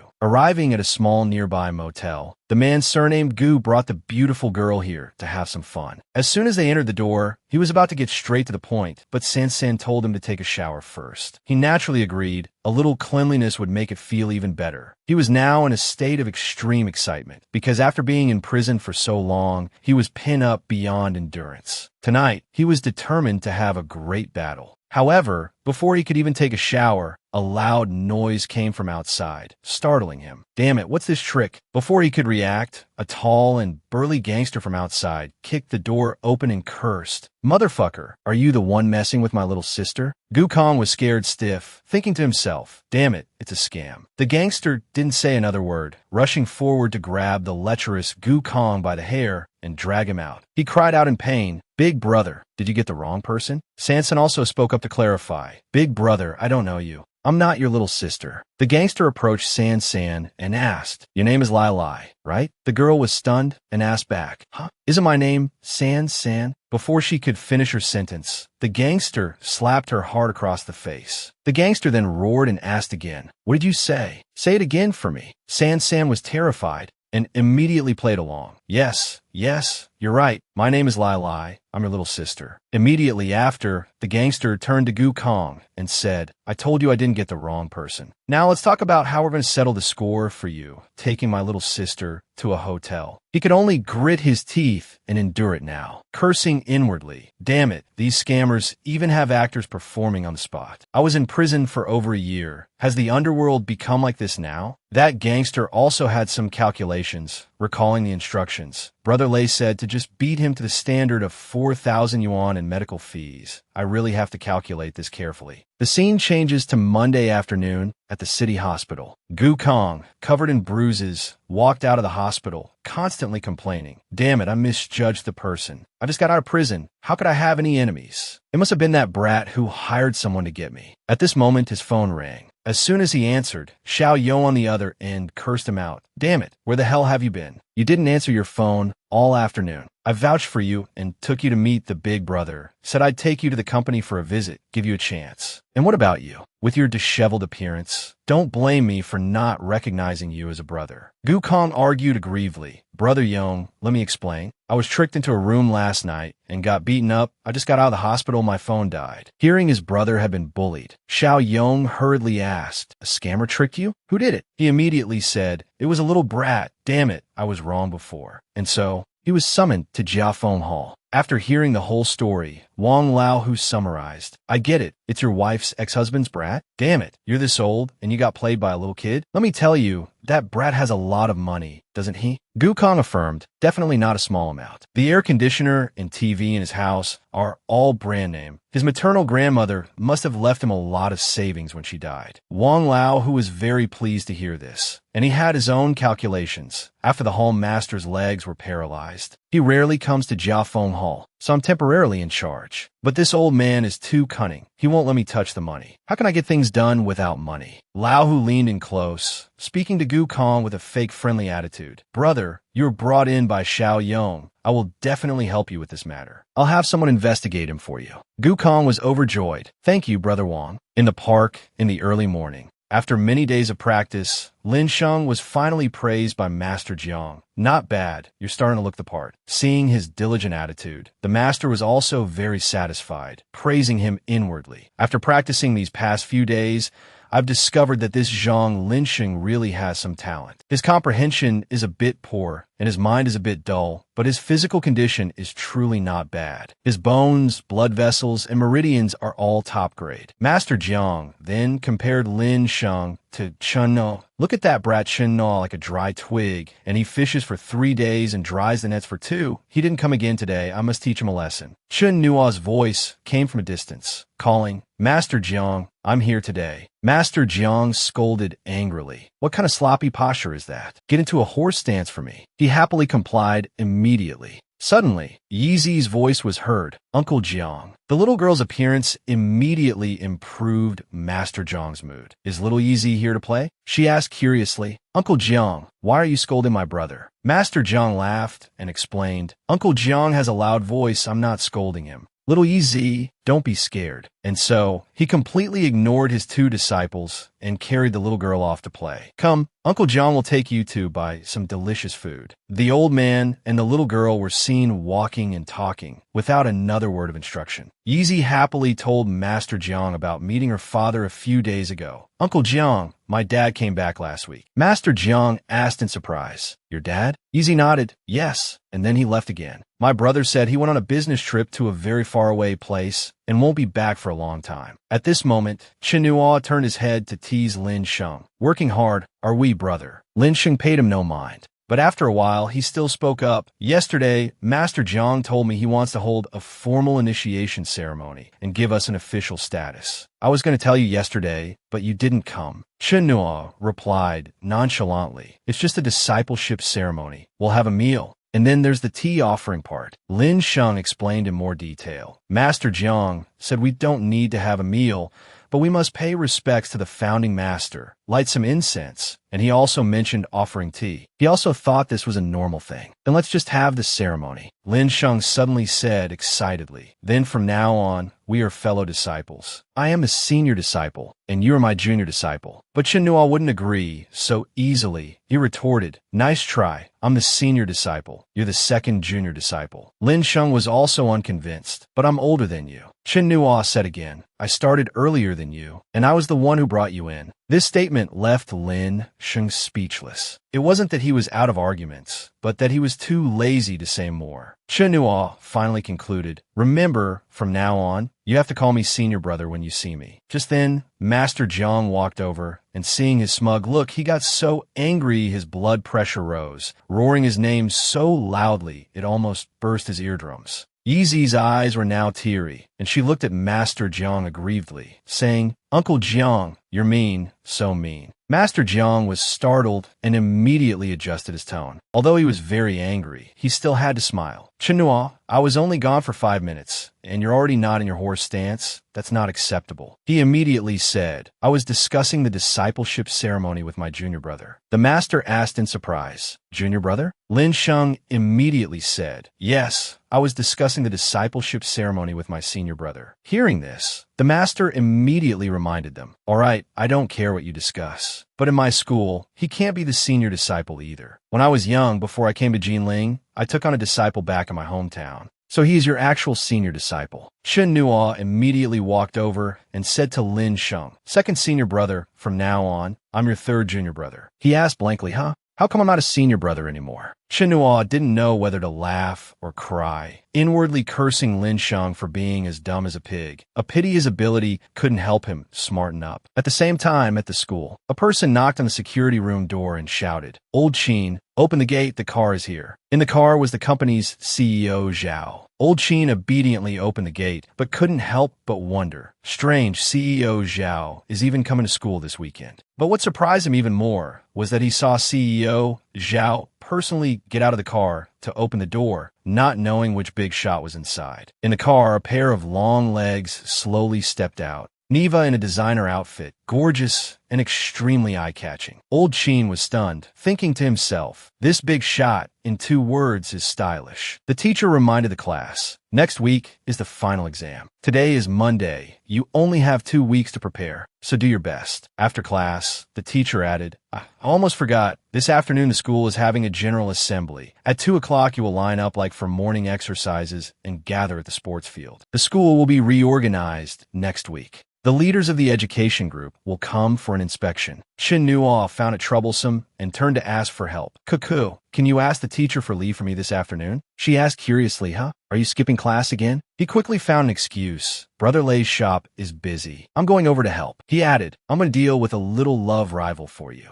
After handling Jiang Yingzi's matter, I'll let Li Yingwan go back to her country. He also thought to himself, luckily, I didn't let Li Yingwan come to school this month. Otherwise, who could handle it if she got attacked later? The scene changes to the afternoon. The teacher on stage was passionately envisioning the future. We will gradually expand the school's lecture halls and dormitories, rebuild the cafeteria, renovate the library, so that our school can hold its head high and step into a bright future. The students below applauded enthusiastically. Then, the teacher turned to Neva and asked, Would you like to say a few words? But she immediately refused. That's not necessary. Then, she gently took off her sunglasses, her eyes scanning around for something, thinking to herself, I thought I could use the excuse of being a supervisor to come and see that mysterious kid. Luo Chung, who had been paying attention to Neva all this time, this gossipy friend turned to Cuckoo and said, That woman is definitely a big shot. Look at the clothes she's wearing. Cuckoo asked curiously, That plaid coat? Luo Chung nodded affirmatively. That's Burberry. A coat like that costs at least over 10,000, 20,000 at the minimum. Cuckoo asked in shock, What kind of clothes are so expensive? Isn't that like wearing half a house on your body? Luo Chung explained to his friend, That's how world-class brands are. They're listed as supplies for the British royal family. Of course, they're expensive. Besides, have you noticed something strange? She asked, even more confused, What is it? Her friend immediately replied, According to my keen observation, although that woman is wearing sunglasses,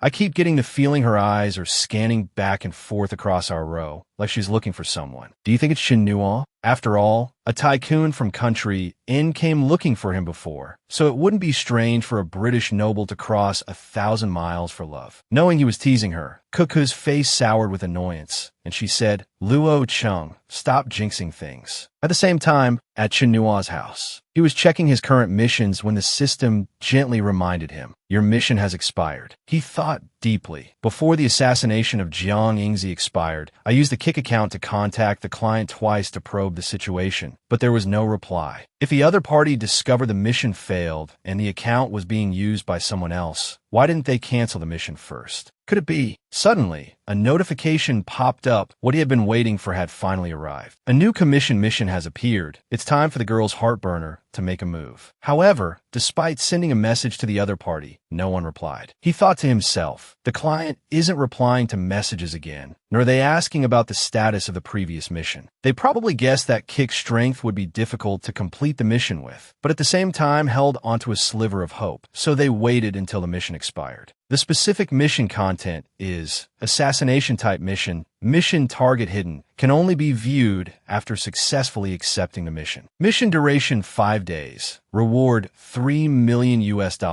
Can be shared among multiple people. Note 1. The mission is a multi-person mission. The client limits a maximum of 6 people to complete it together. Successful assassination can receive 70% of the total reward, and the remaining 30% will be distributed based on the client's evaluation of the contribution level. Note 2. The mission reward exceeds $1 million.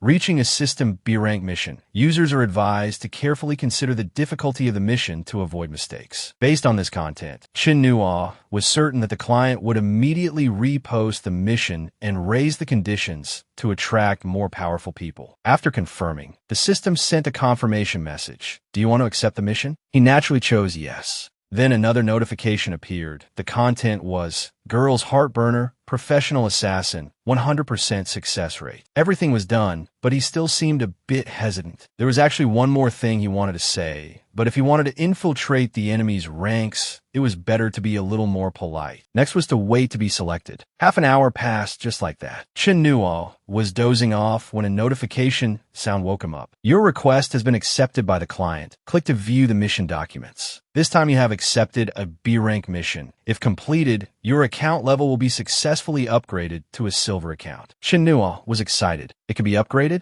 Am I finally not a small fry anymore? The mission details appeared. Mission target Gyani with personal information attached. As if he had anticipated this. When he saw it, the corner of his mouth curled up into a smile, and he said, as expected. Entering the temporary group chat, he saw 5 other people, plus himself and the client, a total of 7 people. The client requested the mission to be completed in 5 days. I will distribute the reward based on everyone's contribution. Happy cooperation. Girl's heartburner immediately replied, Sponsor Daddy, rest assured. Mission completion guaranteed. Manhwa thought excitedly. This time, let's see how the game of catching a turtle in a jar plays out. 6 people on a mission to kill Gyani. I'm afraid you never expected that the clown is right beside you. However, he also had some careful considerations to ensure the mission had no flaws. He still had to add a layer of double insurance. The scene changes to Master Zhang's house. The master was painstakingly typing on the keyboard. Today, someone sent a message to Kik again. My friend, interested in earning some extra cash? The mission location is in Jinling. It's the same protection mission as last time. Protect the target's safety. A fleeting life must speak asked suspiciously. Who are you? Kik replied, 20,000. Have you forgotten? A fleeting life must speak didn't say much. Just replied with 2 words. Fuck off. Kik immediately tried to placate him. My friend, don't be angry. This time the reward is $300,000. I'm not transacting through the website. I'll pay half in advance as a deposit. Master Zhang was still angry and was about to type a curse when the money really arrived in his account. A balance change notification appeared. You have received $150,000. Please check. Although he was still very angry, with money involved, Master Zhang's tone also changed. A fleeting life must speak asked cautiously. Last time you single-handedly dealt with 4 people. With you here, why do you still need to find me? Kik immediately said, No, your skills are good. Master Zhang was also quite suspicious. So generous this time? Just that my skills are good. That doesn't sound like a compliment. Nevertheless, the money was already in his account. How could he refuse? Master Zhang confidently decided, all right, I'll go ask old son for leave. Although the family has some money, We can't just sit around and eat it all away. This mission is local again, so it won't interfere with me taking care of Xiaoyan. The scene changes to another hotel. The beautiful Gigi was leisurely soaking in the bathtub. She was now full of anticipation. Girl's heartburner. I look forward to meeting you. How surprised will you be? Suddenly, her phone rang. It was Yi Tang calling. Gigi happily answered. My dear disciple, you've only been gone a few days, and you already miss me? Yi Tang got straight to the point. Master, they've agreed to our price. This time I've cleaned out their family fortune, so you must complete this commission. Don't let any mistakes happen. Gigi said excitedly. Baby, after we earn this sum, I'll take you to Las Vegas to play. We could buy a lot of wine, then go gambling, and we can also go see the girls' pole dance. Poor little Yi Tang, she sighed and said helplessly, Master, I'm only 9 years old. At my age, my worldview and values are still forming. Don't keep telling me those weird things. She was shameless, proudly recounting her achievements. Don't be like that. I was already secretly drinking wine when I was 9. For your birthday, I even secretly added some rum to the birthday cake. Didn't you think it was delicious? This statement of hers seemed to have angered the little girl, whose scream was about to break the phone. Lu Gigi, don't you ever do that again. I'm not going to be your disciple anymore. I'd rather go find that old witch. She even promised that as long as I'm willing to call her master once, she'll give me all her precious books. Gigi gently coaxed. Well, my dear disciple, don't be angry. You're my smartest disciple. Yi Tang added, secretly putting alcohol in my food will affect my brain development. Lu Gigi, you crazy woman. After saying that, she hung up the phone. Gigi sighed, looked at her phone, and said, she's angry. Well, this is a bit difficult. How do I coax her? Maybe I should go steal the unpublished manuscript of Harry Potter and give it to her? Suddenly, Yi Tang's phone called again. Gigi exclaimed happily, Little Tang, I knew you weren't really angry with me. A scream came from the other end of the line, the force of which almost blew away all of Gigi's elegance. I was just too angry, so I hung up on you once. I'm calling back, so you can hang up on me once too.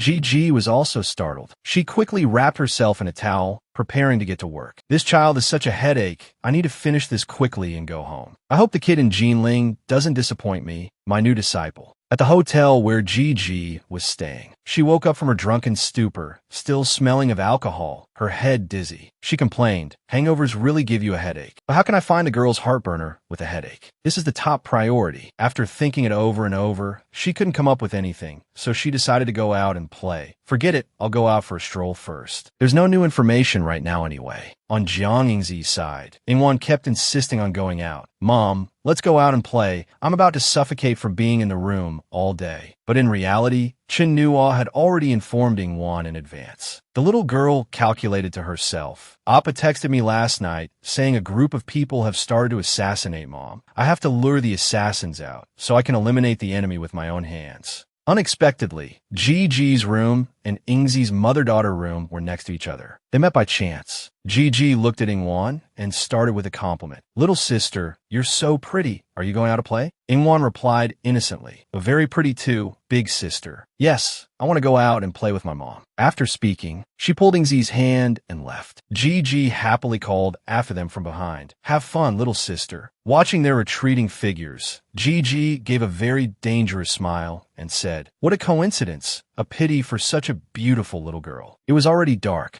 but everything seemed very peaceful. Chen Nuo, while munching on crayfish, was observing, and he also found it strange because everything was too quiet. These assassins are really patient. Li Yingwan has been walking around with Jiang Yingzi all day. Have they still not found them? Master Jiang had also released his painted bunting, but his vision was not as good as from his second-floor position. Everything here seemed to be proceeding very normally. Master Jiang had been following Yingzi and her daughter all day and saw no movement. It was already past 8 o'clock. It seemed today would be a peaceful day. Suddenly, he felt that something was wrong. The painted bunting circled around, then landed on a stranger's hand. That person spoke with interest. How interesting. That person was none other than Gigi. She admired the painted bunting, exclaiming, it's been a long time since I've met an ability user who can communicate with animals. Good bird. Tell me where your master is. The painted bunting as if bewitched, immediately flapped its wings, leading her forward. Gigi followed smugly after Jiang Yingzi, thinking to herself, as expected, I can find the girl's heartburner. Faced with Gigi's power, Master Jiang seemed helpless. He was drenched in sweat, gritting his teeth, so strong. Just looking at her makes my body tense up, breaking out in a cold sweat. There was a feeling, an oppressive feeling like an animal encountering its natural predator. Gigi saw Master Jiang and thought he was the person she was looking for. So this is what he looks like. Today I was just on a whim and casually accepted a mission. I didn't expect you to accept it too. It must be fate. As she got closer, she launched a palm strike straight at Master Jiang and shouted loudly, Old hag, did you enjoy screaming? My friend, the maiden's heartburner. Master Jiang was completely confused and asked back, Huh? What? Who was the maiden's heartburner? Before he could even react, he took the full force of an attack. At the same time, Chinua was still leisurely taking a sip of wine, saying decisively, That should be it for today, Master Jiang. Right after that, a loud noise reached him, startling him into spitting out all the wine he had just drunk. He panicked. Master Jiang. Oh my God. Then, when he realized who was attacking Master Jiang, he panicked even more. Why is this woman here? And targeting Master Jiang? Where are the 5 assassins? Only then did he hurriedly check the private chat group for the mission, and suddenly discovered that the first letters of their names spelled out Starry Sky Queen. Damn it. Chinua quickly sent a message. Run. Then he dashed out of the house like a flash. That shameless old demoness actually took on 5 by herself. Master Jiang took a hit and couldn't bear it, coughing up some blood. As Gigi was about to lift her leg for another kick, Master Jiang shouted to stop her. Wait, are you mistaken? But she wouldn't listen, her foot still stomping down hard, creating another violent explosion that destroyed the road surface. But luckily, Master Jiang dodged it. Otherwise, he would have already gone to meet King Yama. Gigi angrily stared into Master Jiang's eyes and said, Today, I put aside my main business just to find you. You're dead for sure. Master Jiang still insisted. You've got the wrong person. I'm not. But this big sister wouldn't listen at all, rushing forward like a flash to grab Master Jiang, then unleashing a supreme set of continuous techniques. With the first move, Master Jiang saw the technique and guessed that the opponent's movement was as fast as a ghost and could only rely on his years of martial arts instincts to barely defend. But it seemed his efforts were in vain. The next move was a palm strike straight to his back. Following that, Master Jiang's shoulder was also clawed open. Then a fiery attack rose up. Just getting beaten like this wasn't a solution, so Master Jiang immediately counterattacked. Gigi lightly raised her hand and blocked Master Jiang's fist. Finally, she launched a palm strike that sent Master Jiang flying into the bushes. Thinking she had defeated the person she hated, she cheered happily. So satisfying, so satisfying. This time it was really satisfying. As she was preparing to finish him off, Master Jiang weakly stopped her. It's not you. Wait, be clear. What's this about the maiden's heartburner? What are you talking about? She was stunned. Huh? It's you. Who else?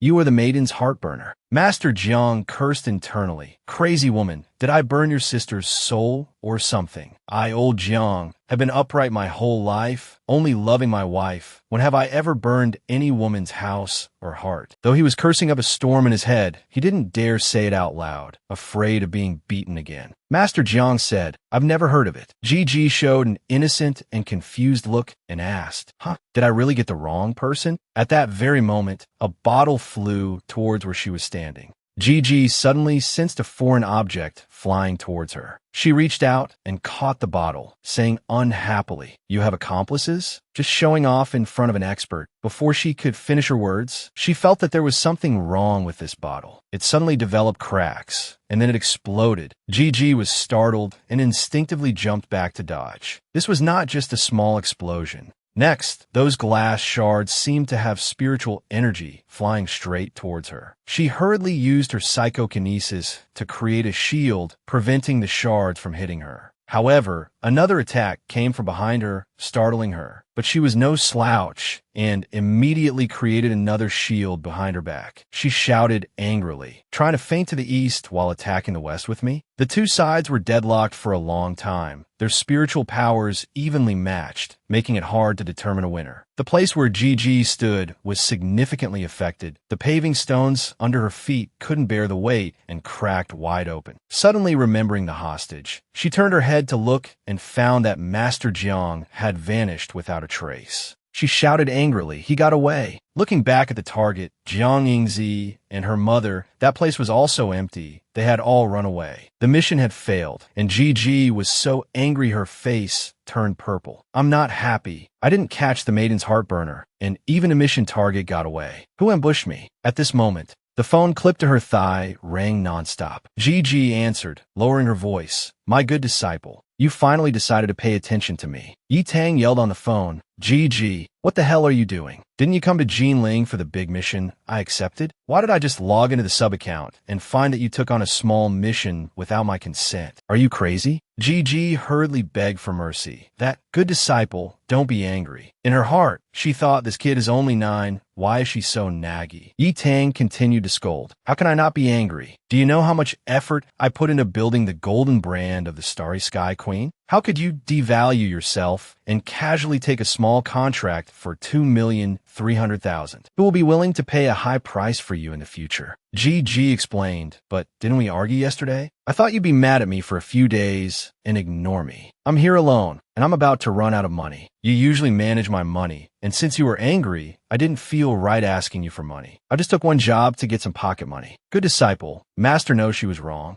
"I won't dare to do it again." Yi Tang couldn't be bothered to listen to her anymore. She said one last thing and hung up. "This mission is not to be done. I've already canceled it. I worked so hard to raise your price to the top of the market. So finish your main business and come home. You're a grown-up. Don't just run around outside for no reason." Being scolded so harshly by her little disciple, Gigi felt extremely wrong. Because the kid was too fierce, she also forgot something important. "Crap, I forgot to tell little Yi Tang that I found the maiden's heartburner." But pissing off the little one at home is more dangerous. So she had to put this matter aside and prepare to go home. "Sigh, forget it. My good disciple being angry is more important. She's been very unhappy with me lately. I can't make her any angrier. Having a smart disciple is so hard." The scene changes to Chen Nua's side. Master Jiang had been brought home by him. He also called to instruct Yingxian. "It's okay. You and your mom shouldn't go back to the hotel for a few days. Find another place to stay. This assassin is very strong. I need to investigate what happened." Next, while healing Master Jiang, he thought, what is Gigi doing in Jinling? A mission like assassinating Jiang Yingzi is definitely beneath her. Losing an online argument and tracking someone down to beat them up isn't that extreme, plus we're half a world apart. After a period of treatment, Master Jiang was finally out of danger. He let out a sigh of relief and said, "Luckily, Master Jiang's injuries are mostly external, but his lungs are a bit damaged, probably from the internal injuries of having to force himself to deal with a top master like the Starry Sky Queen. I've helped him regulate his internal energy. Once he wakes up and recuperate a bit, he should recover quickly." Master Jiang's consciousness had returned, but the trauma of being tormented by that crazy woman still haunted him like a nightmare. In his delirium, he kept protesting, "Damn it, I'm not some soul burner. You got the wrong person." Chen Nua felt a bit guilty. "Master Jiang, it really wasn't me who set you up this time." Suddenly, he became a bit suspicious. "No, that's not right." Gigi came to Jinling for something else. As a commander-level powerhouse in the top 5 of the combat power rankings, once she makes a move, she can easily destroy an A-level organization. She has no need to personally come out to crush an ant. I hope her visit this time has nothing to do with the person I have to protect. After all, I couldn't beat her in my prime, and with my current strength, there are only 2 words for it: very dangerous. But then again, no matter how dangerous it is, I have to fill my stomach first. Chen Nua went to a noodle shop and shouted generously, "Old Gua, 1 large bowl of braised pork noodles, extra egg, extra meat." The noodle shop owner, Old Gua, frowned and said, "The shop is about to close." So Chen Nua ordered a bunch of side dishes, including stir-fried lamb with scallions, less cilantro. With a big order, Old Gua couldn't bear to refuse. "Just got paid?" Eating so much, Chen Nua smiled as bright as a flower and praised, "Old Gua, the noodles you make really suit my taste. I crave them every few days." Suddenly, he sensed a powerful aura approaching, which meant danger was near. The person he was worried about was Gigi. She leisurely strolled into the shop from outside. Chen Nua tried to pretend he was just a normal customer, constantly telling himself not to panic. "This woman is definitely not here to find me." When I ambushed her, she didn't see my face. This is just a coincidence. I can't be too sure. I just need to feign the reaction of a normal person seeing a beautiful woman to avoid suspicion. Despite thinking this, the way he was staring at her was no different from a pervert's. Gigi saw a guy staring at her intently and asked, "Am I pretty today?" He grunted an uh-huh. So Gigi also casually said a few words. "You're handsome too. Are the noodles at the shop good?" He tried to force a smile and replied, "They're okay. It's just that the owner is a bit stingy with the meat." Gigi also replied cheerfully, "This kid is quite cute. Hurry home after you finish your noodles." At this moment, the owner came out and impatiently said to Chinua, "We're out of scallions. Can't make the stir-fried lamb with scallions. Finish your noodles and go home." An hour passed. Neither of them had any intention of getting up to leave. Oldwa sat next to Chinua, frowning, and said, "Why are you eating noodles so slowly today? Hurry up, I need to close the shop." Seeing that no one was paying attention to her, Gigi sighed in boredom. Oldwa also noticed her attitude. Gigi then asked, "Boss, aren't you going to ask me what I want to eat?" Oldwa bluntly replied, "You're not here to eat noodles. Why should I ask?" Gigi asked in surprise, "Can I pay? Your customer seems to be enjoying his food. I want to try too." Oldwa replied impatiently, "Can't you wait until my customer is done eating?" "Can't you wait?" She immediately retorted, "I have to go to the airport. It's getting late." So Oldwa agreed. At the same time, he used his internal energy to pat Chinua, causing him to dizzily slump onto the table. Seeing this, Gigi said, "You're just as they say, very interesting to work with. A few years ago, I heard you." Oldwa cut her off. "What you heard was surely nothing good." She shook her head. "No. Very interesting." Then she continued, "I heard the Snowy Domain sect produced a person of great talent who dominated in his youth. The old sect master gave both the sect's treasure and his daughter to that person. In the Snowy Domain sect's triennial martial arts competition, this son-in-law defeated everyone and then became a disciple of the sect. I heard that person's surname is Gua." Old Gua didn't want to hear anymore. He lit a cigarette and frankly admitted, "All right, stop talking. The person you're talking about is me." Gigi asked curiously, "But why did you run away? The old man in your sect wanted to groom you as his successor, yet you ran away before the competition and even injured 7 or 8 of your fellow disciples. Your Snowy Domain sect suffered heavy losses, lost that competition badly, and even lost several mineral veins. Wasn't that a bit much? If I hadn't heard about your bad deeds, I wouldn't have accepted this commission and come here." Hearing this, Old Gua roared angrily, "What the hell do you know? They forced me to get married." Gigi said tiredly, "But you were supposed to marry into the family anyway." Old Gua complained bitterly, "They have 6 daughters. I only like the 4th one, but they kept forcing me to marry the 5th one. Is that 5th one even marriageable? Do you know what she looks like? 160 kilograms. I, your old man, am exceptionally talented. I entered the sect for less than 3 years, and even the master who guided me into the profession was no match for me. After being accepted as the sect master's disciple, in 15 years, I achieved glorious feats, brought glory to the Snowy Domain sect, and won many benefits. I was originally living a glorious life, repaying grudges with grudges, repaying kindness with kindness, with a bright future ahead. Who are they to grab me by the neck and force me to marry a woman I've only met a few times since childhood, whose hands are bigger than mine, whose appetite is 10 times mine, who looks like a combination of Tyson and Liu Jishin? I'm even emphasizing it. If it were you, would you fucking run? Wouldn't you want to beat someone up?" Chinua, pretending to be unconscious and slumped over, heard this melodramatic story and was afraid of being exposed, not daring to laugh out loud. He thought to himself, "Damn, I'm dying of laughter." Gigi stood up and said, "But I've already accepted the mission. I can't just let you go. I can only let you suffer a little." After speaking, she immediately rushed up to attack. Old Gui said, "Fighting is fine, but if you break anything in the shop, you have to pay for it. Let's go somewhere else. Don't wreck my shop." And so, the two masters arranged to have a duel on Nyosho Mountain. It seems Old Gua was no match for Gigi. He was beaten black and blue by her, and even coughed up blood. She flew in front of him and asked, "You still won't surrender? Just come back with me." Old Gua wouldn't agree so easily. He said decisively, "I had a hard time escaping the hellhole. I'm free and easy here. Do I need you to meddle in my business? How much did the Snowy Domain sect pay you?" Gigi didn't hide it, saying directly, "A mineral vein." Old Guo laughed loudly. Not a single person in that sect is good. I went through life and death for them back then, and I never saw them be so generous. Now they're using such a high price to capture me. Gigi tried her best to persuade him. You should just surrender obediently and save yourself the physical suffering. However, Old Guo refused. He suddenly stomped his foot hard,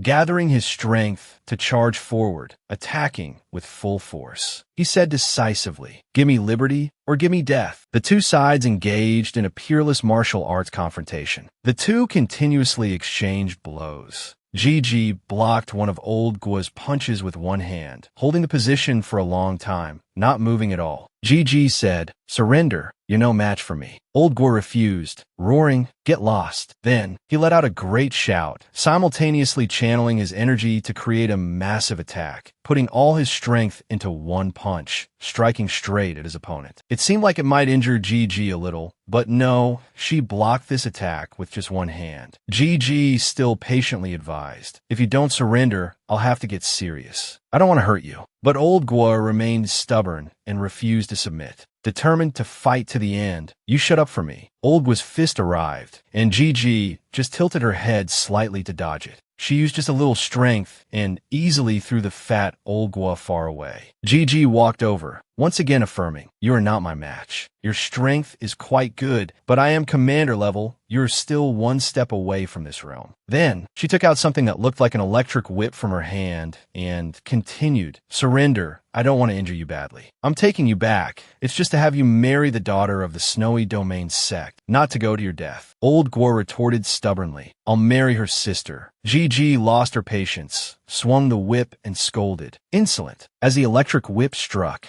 Old Guo reached out and grabbed it. In an instant, the purple flame spread up his entire arm. Old Guo shouted, "Not good. It's the Jade transformation art." Gigi said to him, "The Snowy Domain sect's Jade transformation art can't withstand my flames. You're wasting your energy. Burning any more will ruin your foundation." Old Guo said nothing more, calculating in his head, "She's right. I only have one option now, to temporarily run away." With that thought, he turned and ran for his life. Seeing this, Gigi asked doubtfully, "You think you can escape?" And so, Old Guo desperately ran to the nearby riverbank and jumped in with a splash without a second thought. And so, one on the bank, one in the water, they argued up a storm. "You come up here. You come down here." They went back and forth like this for half a day, neither giving in. As for Chun Nuo, after the other two left the noodle shop, he also quietly followed behind. Witnessing the entire event just now, he confirmed, "Old Guo's strength is on par with mine. If it were me tonight, the result would be the same. But this Starry Sky Queen has a fatal weakness, so staying alive wouldn't be a problem. I just don't know if Old Guo has discovered it." Chun Nuo knew this woman had a severe fear of water and would absolutely not go into the water. In the water, Old Guo shouted up, "Hey girl, don't tell me you can't swim."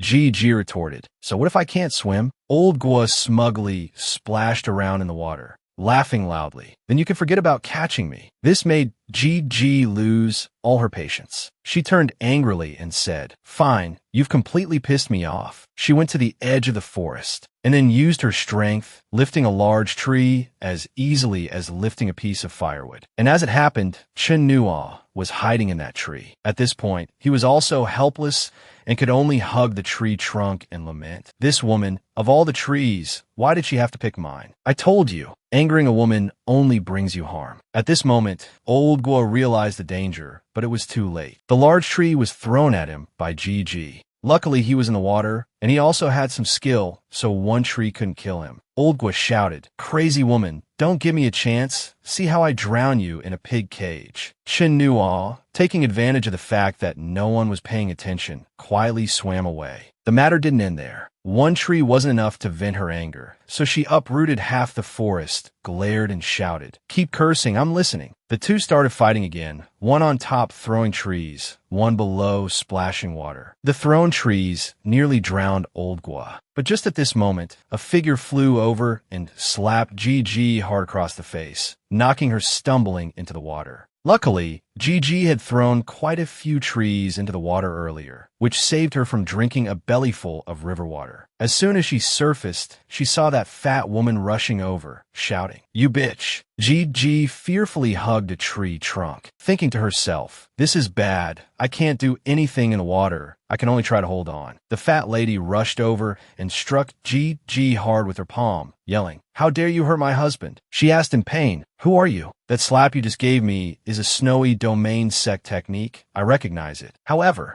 the fat lady completely ignored her, ran to Old Gua's side, hugged him, and asked caringly, "Hubby, are you okay?" He nodded and replied, "I'm fine." Seeing herself being ignored, Gigi continued, "You're the fifth miss of the snowy domain sect? Then why did you hit me? I came here to help you capture this man to be your husband." The fat lady turned and scolded, "He's already my husband. Do I need to capture him? Besides, I'm not the fifth. I'm the fourth miss." Gigi asked, confused, "What's the difference between you two sisters?" Angered, the fourth miss threw her husband aside, rushed in front of Gigi, and continued to scold. "How is it not different? My husband only likes me. We ran away together back then. I heard from my family that the sect master sent 10 masters to capture my husband." Suddenly thrown into the water, Old Gua had no strength left to struggle. He gurgled, "Help me. I'm out of energy to swim." The fourth miss not only scolded, but also attacked Gigi again, cursing nonstop. "It's you bitch, who hurt my husband. I'll beat you to death." Gigi's head was grabbed by the fourth miss like a chick, and she could only say unclearly, you people.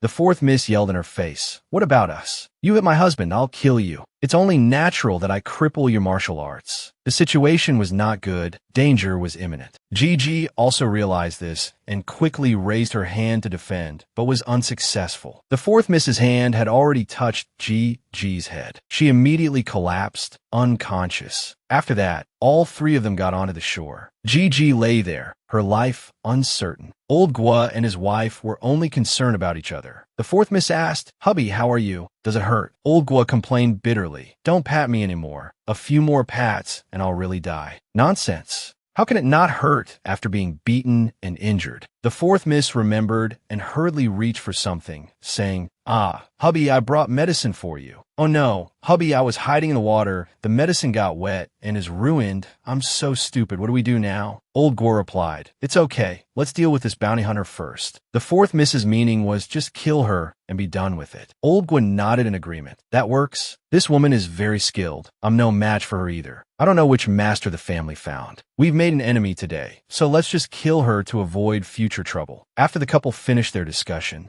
the fourth miss immediately began to act. Suddenly, a strange sound echoed in the quiet night, repeating, "Killing is one thing, but one should spare those who can be spared. You too have escaped danger. You can just leave like this. Why must you take a life?" The fourth miss angrily scolded, "So there's an accomplice, playing tricks and pretending to be a ghost. You come out and talk to me." Old Gua sensed a powerful force coming and immediately warned his wife, "Get down, just a little closer." And the fourth miss could have been seriously injured. Old Gua carefully warned, "Don't talk anymore. It's a master." The couple tensed up, standing back to back, vigilantly observing their surroundings. Old Gua spoke up and asked, "Who might this be? Friend, where are you from? Please show yourself and talk." The fourth miss also remembered something and said, "Hubby, I heard that Nyosho Mountain is a Buddhist holy land or the founding place of some sect. Could it be?" It turned out this trick was Chun Nua's doing. Hearing what the fourth miss said, an idea flashed in his mind, and so he spouted a stream of Buddhist scripture and reasoning. "Ba, heaven has the virtue of cherishing life. It is of no benefit for you two patrons to create too much karma. Listen to this old monk's advice. And stop here." The fourth miss said in confusion, "The sound is coming from all directions. I'm afraid the other party doesn't want to show themselves." Old Gua then asked, "Which venerable monk of Nyosho Mountain might this be? Please reveal your identity." The mysterious voice rang out, "It is just that I was cultivating in the mountains today and was disturbed by you all. This patron should quickly return." The two didn't want to cause more trouble and decided to follow the advice. "All right, we will listen to this venerable monk. Let's go." Chun Nua stood before the body of the abandoned girl and sighed. After checking her vital signs, he came to a conclusion. This is troublesome. Her spiritual force was heavily attacked and is in chaos. I'm afraid that in such a deep coma, it will be a long time before she wakes up. And so, Chen Nuo carried the Starry Sky Queen home. As he walked, he scolded this foolish girl. If that fourth miss was on land, you could have crushed her with a single breath. She hit you. Why didn't you know how to fight back? You even used your back to take the blows. Are you so afraid of water that you don't even care about your life? If this isn't stupid, what is? He said again, if I carry you like this, are you going to fall for me? Maybe I should change the way I'm carrying you.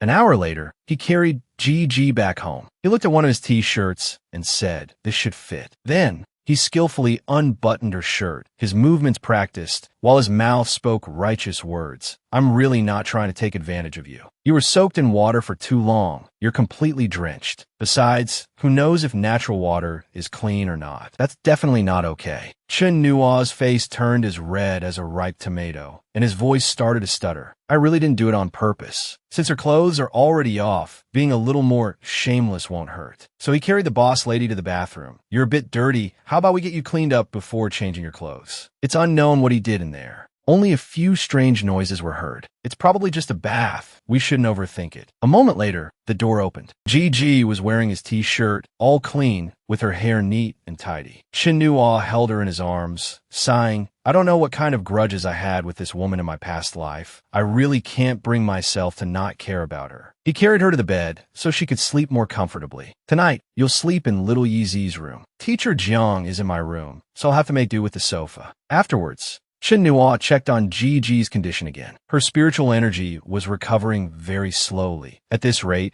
she'd probably have to sleep for 2 or 3 days to wake up. He looked at the girl before him and chuckled. The renowned Starry Sky Queen almost lost her life tonight. Who would believe it if I told them? Chen Nuo thought to himself. Her biggest weakness is her fear of water. I already knew this secret in my past life. He recalled that time they went to the South Pole on a mission together and ended up encountering a massive cracking glacier, causing them to fall into the sea together. Chen Nuo risked his life to save her. But her appearance at that time was utterly pathetic, without a shred of her usual image. Seeing the situation, he conveniently inquired, this pathetic state, is it because you have a fear of water? For experts of our level, being soaked in water for a few hours shouldn't be a problem. However, he didn't receive any thanks, but instead a sharp question from Gigi. Did you touch my butt just now? Chen Nuo asked back in surprise. Huh? When I was saving you, you were clinging to me like an octopus. I couldn't pull you off, so I must have touched it by accident. She insisted, so you did touch it. Before Chen Nuo could even react, Gigi landed a kick right on his face. Even though he tried to explain it was just an accident, she wouldn't listen. If I say you touched it, you touched it. That kick sent him flying backward, leaving a footprint on his face. That misunderstanding made Chen Nuo hold a grudge to this day, carrying it from his past life into this one without forgetting. He fumed. How unreasonable. She kicked me just for accidentally touching her,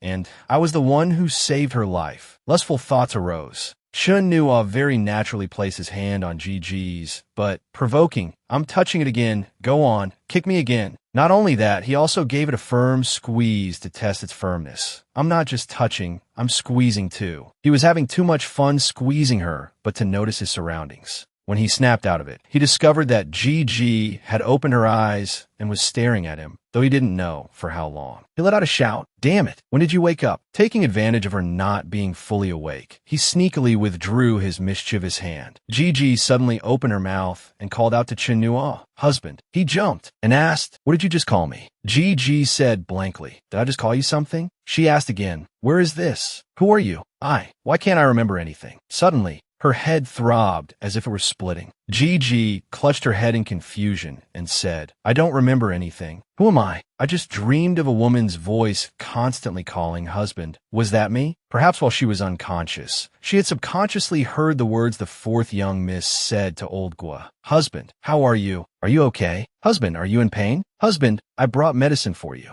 Oh no. Husband, I hid underwater. The medicine got wet and is ruined. I'm so stupid. What'd I do now? Gigi continued dazedly. Then I opened my eyes and saw you, and you were touching me. Her condition made Chen Nuo a little worried. Has this woman really lost her mind? Suddenly, she grabbed his hand and asked urgently, you know me, you know who I am, right? Where's this? Chinua asked in a low voice. You don't remember anything at all? Seeing him remain silent for a long time, she angrily tightened her grip on his hand, causing sparks of electricity to arc from her body. You tell me, where on earth is this? Gigi lost her patience and immediately launched a palm strike, sending Chinua flying. Tell me, he roared. You can't just... You change your tune way too fast. The angrier she got, the more powerful the energy radiating from Gigi became. She kept asking the same question over and over. Hurry up and tell me, who am I? She lunged forward and grabbed Chinua by the throat. Who are you? Where is this? Gigi shouted. Why were you touching me while I was sleeping? Chinua struggled to answer. How can I talk when you're choking me like this? So she stopped choking him and switched to grabbing his wrist, and with one move, slammed Chinua flat onto the table. As a result, the table broke in half. She asked again, who are you really? Who are you? Are you a bad person? Were you trying to harm me just now while I was sleeping? Unable to take it anymore,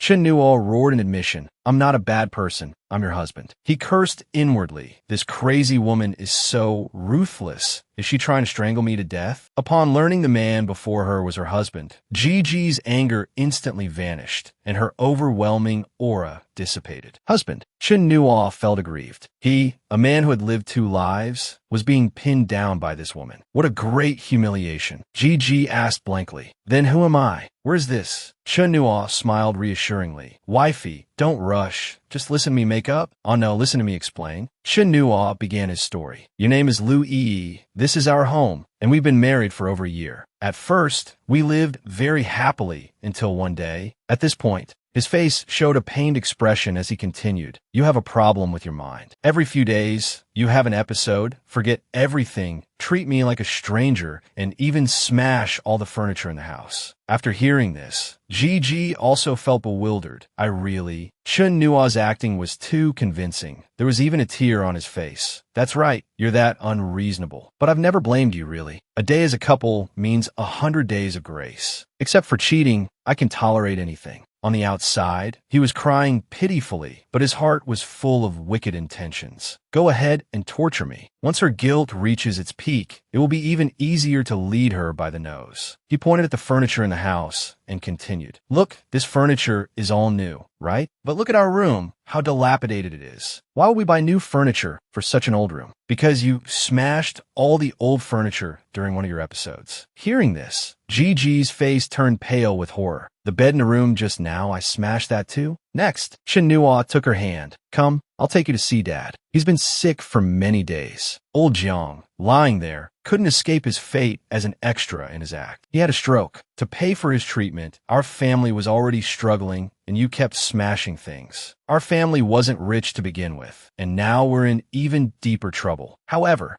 Gigi was still half believing, half doubting. You still don't completely believe me? That's right, if we're married, we must have photos and documents, right? Chinua sighed, gently stroking her head as he said, all of those things are gone. A few months ago, you had an episode and burned them all in a fire. Gigi still didn't believe him and asked again, then how can you prove we're husband and wife? He leaned in her ear and whispered, on your body, right there, there's a red mole. These words made Gigi's face flush and her heart pound. She thought to herself, he even knows about such a private spot on my body. Could he really be? She stuttered and asked again, husband, what's your name? Chinua smiled and replied, Louis. He rejoiced inwardly. Let's see you be picky now. At this moment, Gigi seemed to completely believe what Chinua said. She burst into tears. Husband, I'm sorry. I smashed things in the house again, and I almost strangled you. He gently wiped the tears from her face. It's okay. A day as a couple means 100 days of grace. Just don't do it again next time. Chinua turned aside, secretly delighted. When strength is lacking, acting makes up for it. Although it was a bit scary just now, I finally managed to fool her.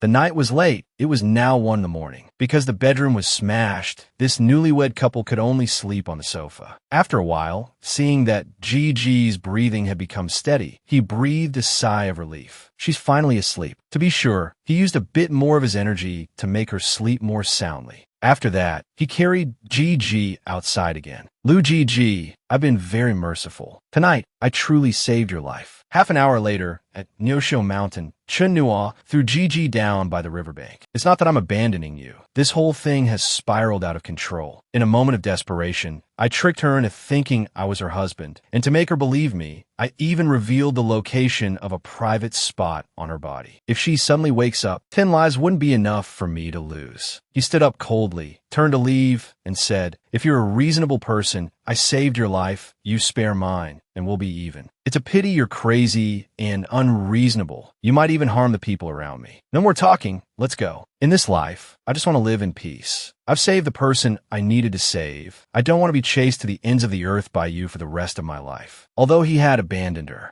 all sorts of scenarios played out in Chun Nua's mind, like her being eaten by wild beasts, wolves, or crushed by a large rock. As he was flagging down a car on the highway, his mind was a mess. Nothing will happen to that woman, right? Although she's the starry sky queen, she's a fool now. How about this? If the next car doesn't stop, I'll go back. The next car's light is on, it's occupied. So he decided to go back. I'll go back and check just a quick peek. Chun Nua thought to himself, based on what I knew from my past life, that woman is crazy and completely relies on the little nun as her nanny. Now she's injured, has amnesia, and has been abandoned in the wilderness. Returning to the original spot, he found no one there. Damn it, where did she go? He immediately shouted for her, Lu Yi. Fearing she might have drowned, he dived into the deep water, but it was no use. She wasn't in the lake either. So Chun Nua climbed the tallest tree there to observe. Neosho Mountain seems to be only about 4 or 5 kilometers from the new university district. There are no large wild animals on the mountain, so she couldn't have been dragged away by a beast. There are no footprints on the ground, so no one else could have taken her. After looking for a long time and seeing nothing, he jumped down from the tree in frustration.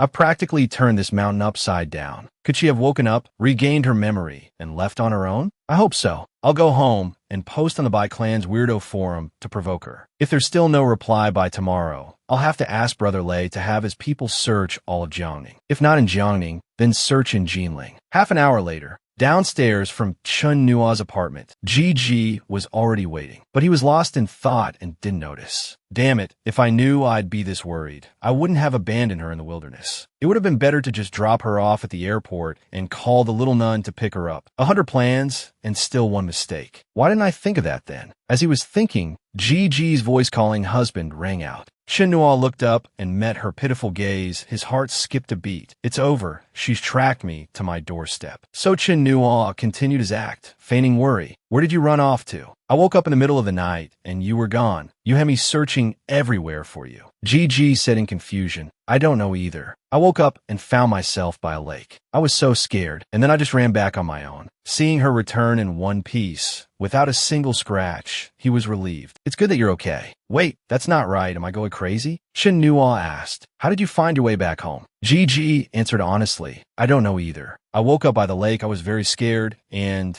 I cried for a while. Then I searched for your aura. I just kept searching, and then I found my way here. Hearing this, his hands and feet trembled, and his heart pounded wildly. Aura? She remembers me? Damn it, there's no escaping this time. How is this playing husband act supposed to end? At this moment, Gigi's stomach rumbled incessantly. Chun Nua said, You're hungry, right? Come on, let's go home, and I'll cook you a bowl of noodles. In the middle of the night, there's nowhere else to get food. Once inside, he asked again, Do you remember anything now? Gigi replied while eating her noodles, I don't remember anything from before I woke up. She was also a bit curious.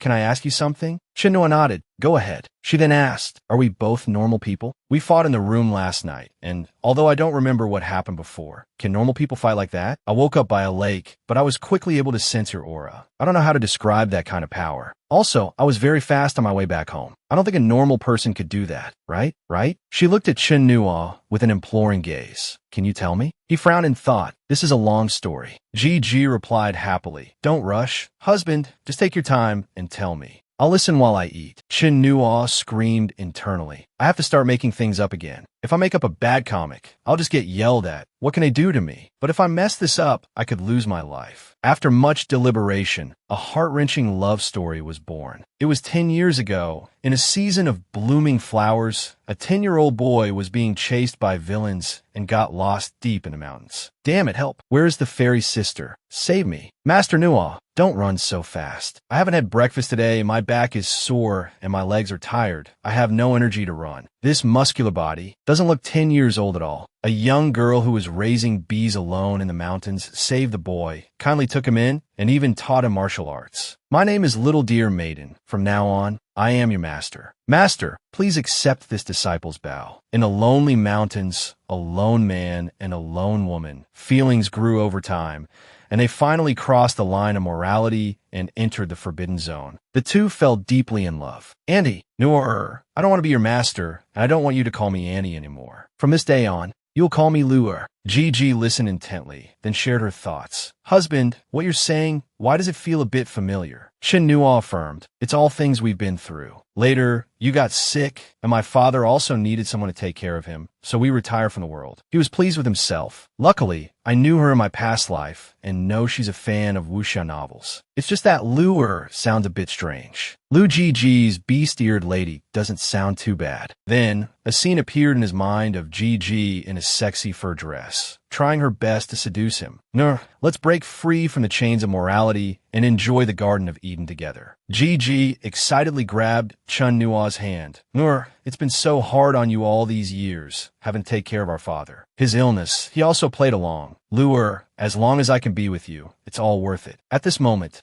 this good disciple finally remembered his master. That's right, I have to get old Jian to the hospital quickly. If he wakes up, I'm done for. The next morning, Gigi was fetching water while thinking about their beautiful love story. Luer Noor. Suddenly, she heard a woman's voice talking. It was Yinging on the phone. Appa, I'm still so scared. Is the assassin who wanted to kill my mom taken care of? Appa, I miss you so much. Can I come to your place to find you? Chinua said fearfully in a low voice. Don't be hasty. It's not convenient for me right now. Wait until I've handled things. Suddenly, he let out a scream. Gigi had appeared behind him at some point. He thought to himself, damn it, the top commander is as formidable as they say, moving without a sound. Gigi asked gently, husband, who are you on the phone with? Why do I hear a girl's voice? Chun Nua immediately made an excuse. It's the neighborhood management office calling to collect the electricity bill. What are you doing? She said, husband, I finished cleaning up the broken things in the house last night, and the rice is cooked too. I feel so useless, so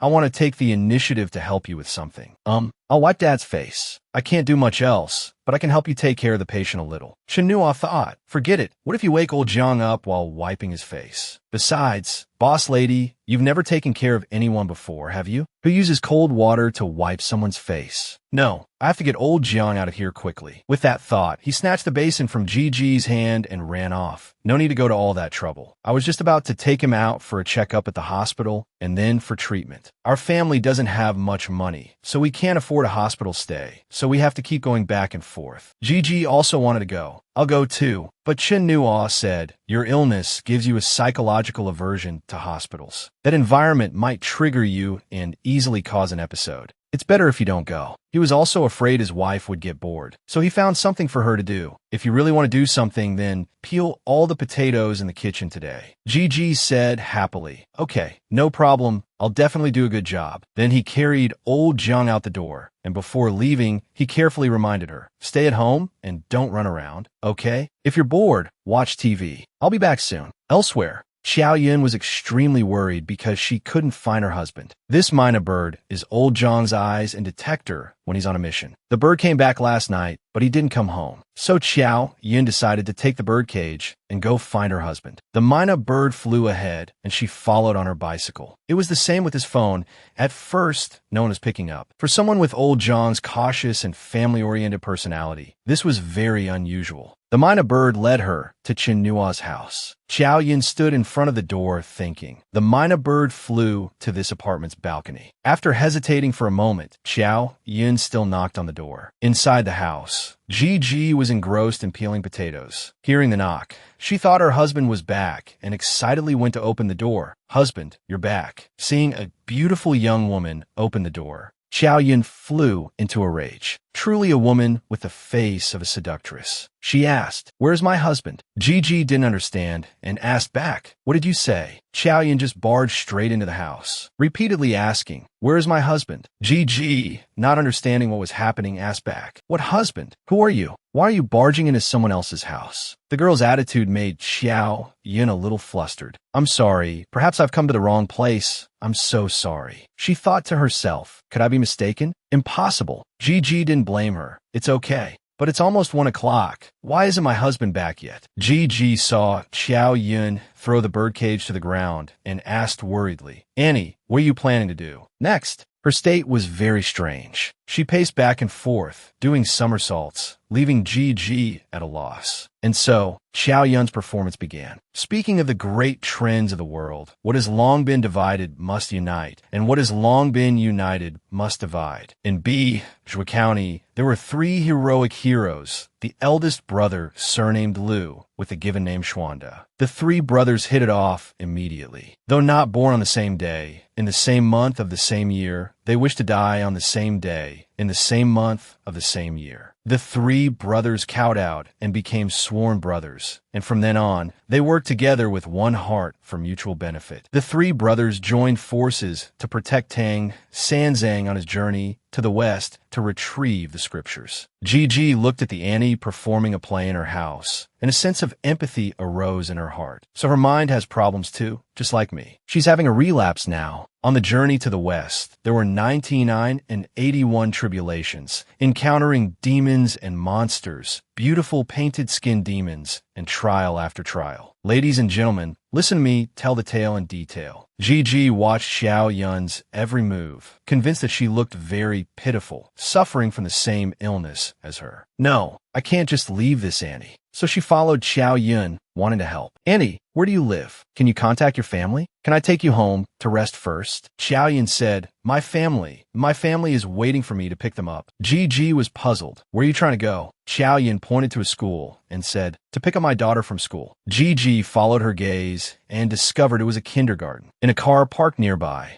a man named Old who slowly took out a cigarette case, then turned back and asked, A daughter goes to kindergarten here, right? Gukong immediately nodded. Yes, that's right. Old who ordered, Good. In a bit, you go in and bring the girl out, and we'll take her away. Your wife's son, doesn't he have a deep brotherly bond with your daughter? Once we have a girl, are you still afraid we won't get the money? Xiao Yong asked worriedly. Big brother, will we be considered kidnappers? If they call the police, none of us will be able to escape. Old who scolded. Idiot. What kidnapping? Gukong is the biological father, the legal guardian. A father taking his own daughter. No matter where he takes her, it's not kidnapping. One of the henchmen in the car saw a beautiful woman and shouted, Big brother, look! Damn, that girl is gorgeous. Old who roared angrily. Women, women, women, all you ever think about is what's between your legs. We're out on official business today. Stop looking where you shouldn't. He said that, but upon seeing the beautiful woman, his own eyes were about to pop out. Damn, she really is gorgeous. So the whole group immediately got out of the car. Old who impatiently urged Gukong, Hurry up, stop dawdling. On the other side, Xiao Yun told Gigi to wait there while she went to pick up Easy herself. Then I'll wait for you here, Auntie. On Old who's side,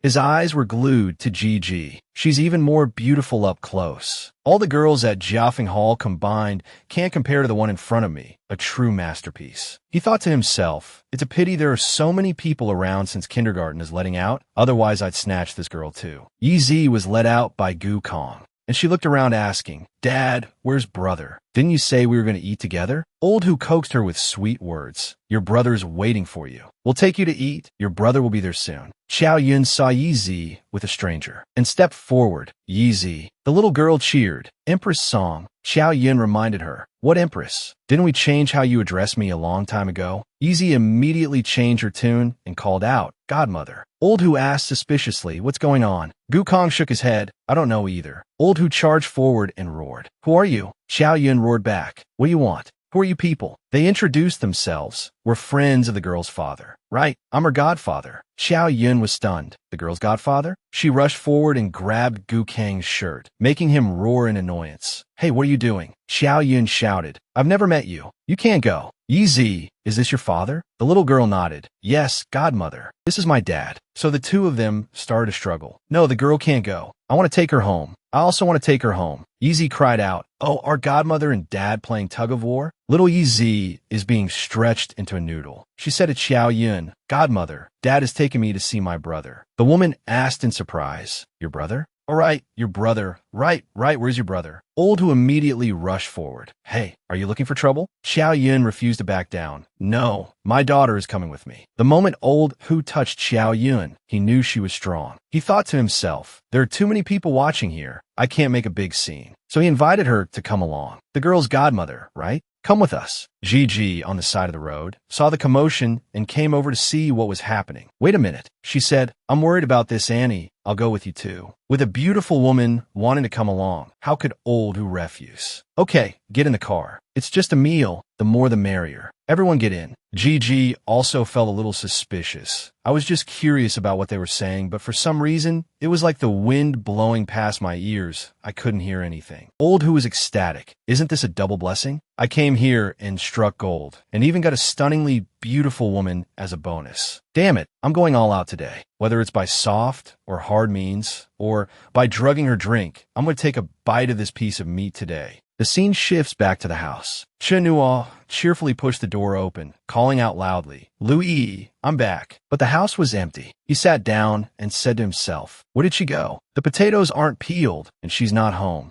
Did she go to take out the trash? After waiting for a long time without her returning, he hurriedly went to look for her. Louis, where are you? Chen Nuo thought to himself, damn it, she didn't regain her memory and run away, did she? Impossible. If she regained her memory, she would definitely stay here and wait for me. Suddenly his phone rang. As soon as he picked it up, the person on the other end asked, Kid, do you recognize my voice? He immediately replied, Gukong. He continued, I'm taking little Yizi out to eat. You get what I mean? Chen Nuo was incredibly smart and knew what he wanted. He said, Gukong, oh, Gukong, what can I even say to you? Forget it. I don't even want to waste my breath calling you inhuman. Just tell me, what do you want? Gukong immediately quoted a price, 5 fingers. Chen Nuo instantly agreed. Fine, I'll give you 50,000. I'll deliver the money to you in person. You know Jia Fengtang, right? Go there and give them your name. Someone will naturally lead you to me. Kid, don't try any tricks. Chen Nuo said softly. Jia Fengtang, I know it. Looks like Uncle Gu has latched onto a big shot. Huh. The other side said impatiently. All right, cut the crap. I'll give you 1 hour. He stated firmly. No need for an hour. I'll be there in half an hour. It seemed this Gukong had truly angered Chen Nuo. Gukong, I spared your life out of respect for you being Yi Zi's biological father, but it seems I was wrong. Even the king of hell can't be too merciful. In the backyard of Jia Fengtang, as everyone walked in, Gigi was a little worried. Auntie, wait for me here. Lao Hu enthusiastically invited them. Come, up to the 3rd floor. There's a private room for dinner there. Before getting into the elevator, he even instructed his underling. Later, no matter what you hear upstairs, don't come up. Just stand guard here. The underling replied decisively, Don't worry, Brother Wang. Arriving at the private room upstairs, Lao Hu said enthusiastically, Beautiful lady, and this godmother of the child, order whatever you want to eat. At our place, we have everything from things that swim in the water to things that fly in the sky. Whatever you want, we have it. Immediately, everyone started ordering. Gigi said happily, I want a drink. Xiao Yun asked cautiously, Is this meal on you? Yizi, however, asked, Where's my big brother? But he was only interested in what Gigi said. Drinking? Good. Drinking is good. Where's your big brother? Of course you're in my place, so of course it's on me. So Xiao Yun said, I want steamed lamb, steamed deer tail, roast duck, roasted spring chicken, roasted gosling, salt-boiled duck, sauce chicken, cured meat, preserved eggs, small tripe, air-dried meat, sausages, assorted cold cuts, smoked chicken, white tripe, 8 treasure steamed pork, glutinous rice stuffed duck. Even Gigi was stunned after hearing that. Little Yizi said, Godmother, I know this one. He didn't bring any money. So Xiao Yun said to Yizi, Oh, then you order your food. Lao was so angry he thought, What the hell is this? Giving me a whole menu recitation. Are you messing with me? This old woman is here to cause trouble. I have to separate them. He then told Gukong to go outside and make a call to hurry things along. You know what to say, right? Also, take your daughter and her godmother to another room. Prepare a table just like this for them. We'll be smoking and drinking over here. It's not good for the kid. Then he turned back and asked G, beautiful lady, what would you like to drink? Beer, wine, white liquor, spirits, we have every kind here. She immediately replied, then a little of each. Is that okay? Lao loved it. Straightforward. Gukong came forward to flatter him. Brother Wong, you should be here in about half an hour. I've had the kitchen press some watermelon juice. It's so hot. It'll quench your thirst and cool you down. Lao said with satisfaction, cool me down. Xiao Yong was right. You got a good eye. I was just thinking about it, and you've already done it. Gukong brought the watermelon juice to Gigi. Have some of this first. However, she refused. I only like to drink alcohol. Lao was excited. Good, then let's drink. He thought smugly. Just drink. It's easier to get drunk. The faster you're drunk, the better. I can't wait another second. Gigi turned and asked Gukong, you just made a call. You have a phone, right? Can I borrow it for a moment? On Chen Nua's end, he received another call. Gukong just called, and now he's calling again. Does he want to raise the price? He answered the call, and a very familiar voice came from the other end. Hubby. This left him speechless. Gigi continued. Hubby, I'm sorry. I came out. Are you home yet? I've run into a little trouble here. Can you come pick me up? Sorry, hubby. I disobeyed you and ran around again. Hubby, I met some people. They seem like bad guys. One of them keeps staring at me. It's so creepy. Can you come pick me up quickly? I'm so scared. Lao Hu, sitting beside her, heard every word clearly and thought to himself, you've got to be kidding me. Beautiful lady, you're telling your husband we're bad guys. Can't you be a little more discreet? Just sitting right next to us. It's not like we can't hear. Hearing the call, Chen Nua's legs went weak. I'm the one who's scared. Gukong brought little Yi Zi, and Lu Jiji used Gukang's phone to call, which means they're together. Speaking so casually, won't she blow her cover? He stammered in reply, Miss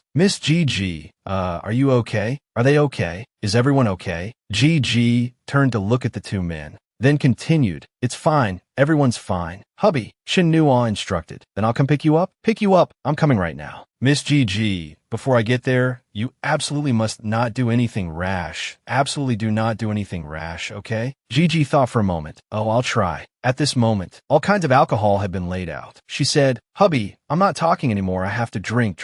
Suddenly, a terrifying scene of Gigi after getting drunk appeared in Chen Nua's mind. She beats the group of men to a pulp, then pulls Z to drink with her. Hey kid, drink with me. If you don't drink, I'll snap your neck, just like them. Chen Nua was horrified. Lu Jiji, this drunkard, she's capable of anything when she's drunk. So he roared, Lu Yi, you are not to drink. Give the phone to Gukong. Gukong, if you don't want to fucking die, if you don't want all of Jia Feng Tang to be reduced to rubble, you absolutely cannot let her drink. Don't let her drink. I'm fucking coming to save you guys. Just as he was about to tell Gigi to give the phone to Gukong so he could talk to him, Lao, who had already snatched the phone from her hand. The alcohol is here. What's the point of making calls? Scram.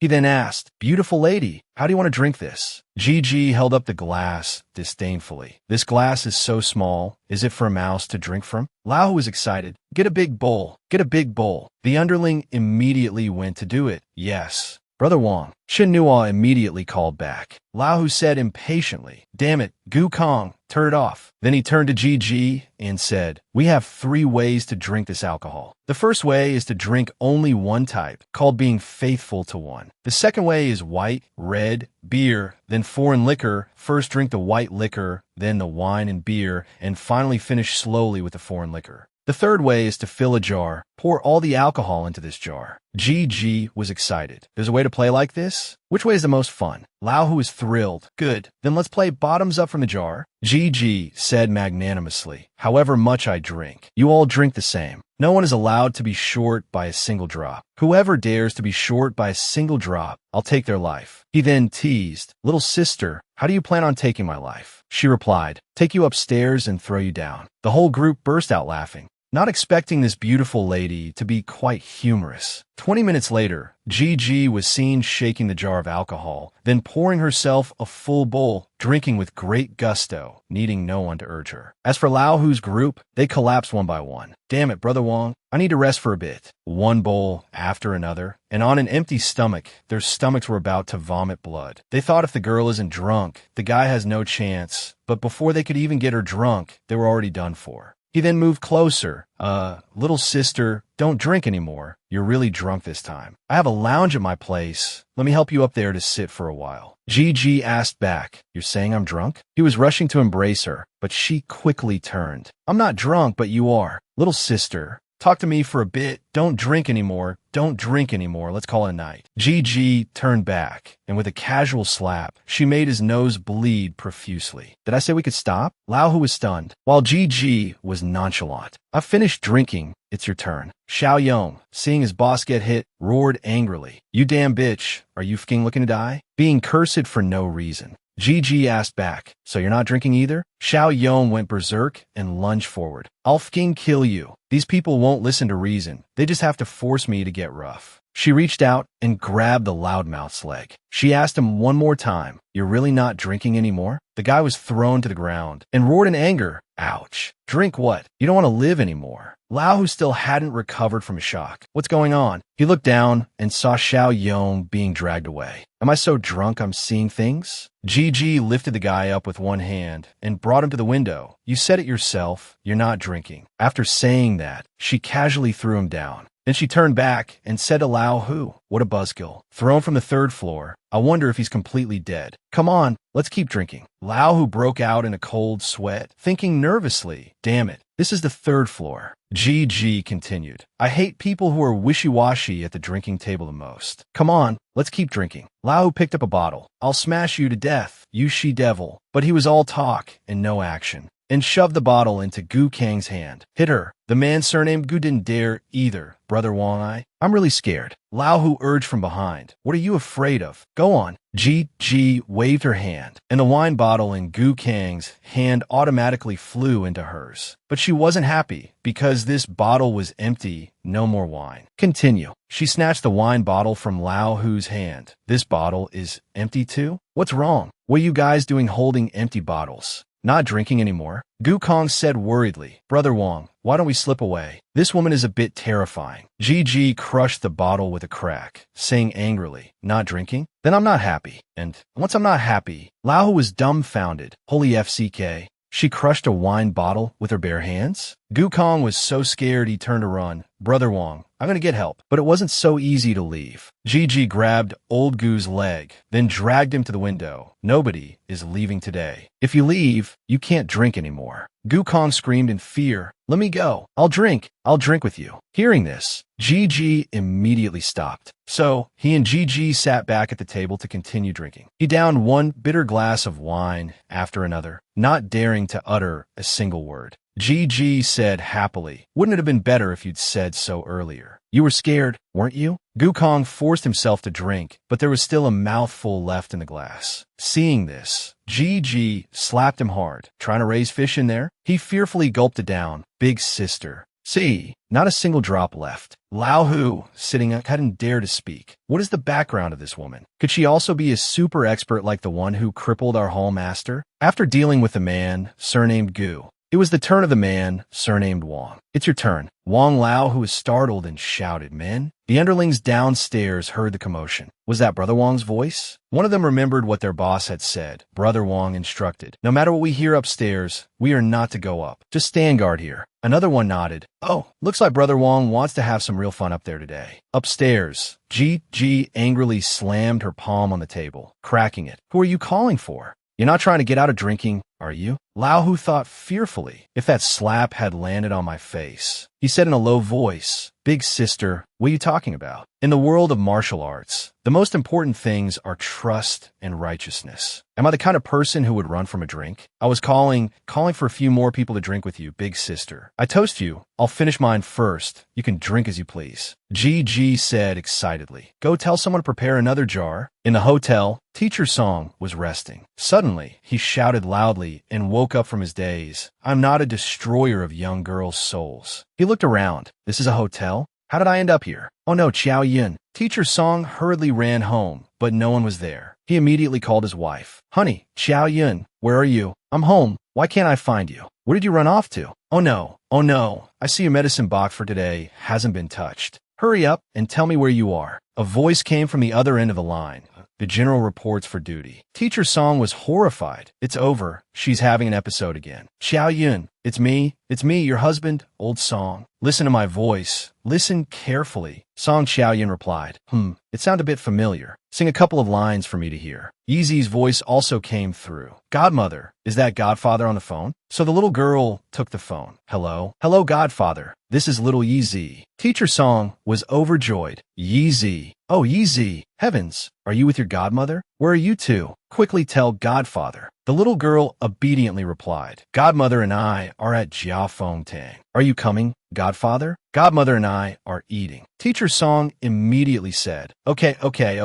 I'm coming right away. Teacher Song wondered to himself, Jia Feng Tang? What kind of trick is Chun Nua playing? Why did he run off to Jia Feng Tang to eat? And he even brought his master's wife and his sister along. Is it a place for ordinary people to go? At the same time, Chun Nua also rode his steed to Jia Feng Tang. The gatekeeper quickly stopped him. Who goes there? Stop the vehicle. Barging into the backyard of Jia Feng Tang. Are you fucking looking to die? Someone recognized Chun Nua and shouted loudly, Damn it, get out of the way. Everyone get the hell out of my way. They quickly moved to the side. The others asked, Brother Mao, who is that? You're telling us to get out of the way? That's right, daring to barge into our Jia Feng Tang's backyard so arrogantly. The man immediately said, You guys are new, so you don't know. He's the one who crippled our hallmaster. I still have PTSD from the color black. Chun Nu walked in, asking everyone he met, Let me ask you guys something, a great beauty with a child. He hadn't even finished his sentence, and the lackeys, all trembling with fear, immediately answered, Third floor, Big Brother. I'm changing careers tomorrow. Please spare me. Chun Nua went up to the third floor of Jia Feng Tang, but the door was locked. At this moment, the two people in the room had faces ashen, while Gigi was still excited. All right, it's your turn again. Lao Hu thought fearfully, How long has it been? And another half caddy of liquor is down the hatch. Is she trying to drink someone to death? Suddenly,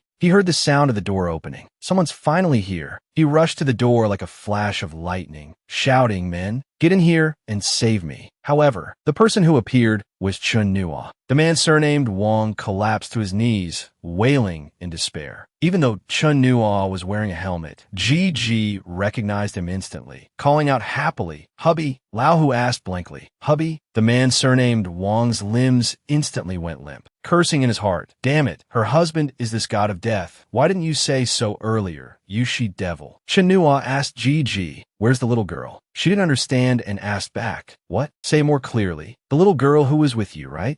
About 5 or 6 years old. This tall, looks very cute. Gigi remembered. Oh, she's eating in the room next door. Chun Nua immediately instructed, before she finishes her meal. Don't do anything rash, you hear? Gigi replied shyly, I know, but someone tried to skip a drink, so I just threw him down from here. Hearing this, Chinu walked over to Gu Kong, who was lying on the ground. Threw him down? That's a good idea. Life and death are up to fate. As he said it, he casually threw the piece of trash, Gu Kong, out the window. Next, he asked Gigi, What about this bald guy kneeling here? What did he do? Gigi giggled and said, He wanted to get me drunk, wanted to take advantage of me. This man surnamed Wang was so scared he crawled in front of Chinua and begged. I didn't. Big brother, I didn't. If I had known this was sister-in-law, you could give me 1,000 guts, and I still wouldn't dare to touch her. Chinua asked sternly, You know me? Where's Li Qingshan? You were there last time too. He hurriedly kowtowed. Yes, I was there last time too. Big brother, I didn't touch a single hair on sister-in-law. Big brother, I really didn't. Chinua walked over, patting Lao Hu's head comfortingly. You were scared today, weren't you? He immediately said, It was all that bastard Gu Kong who tricked me. Chinua's voice softened a little. It's better for you to suffer a little pain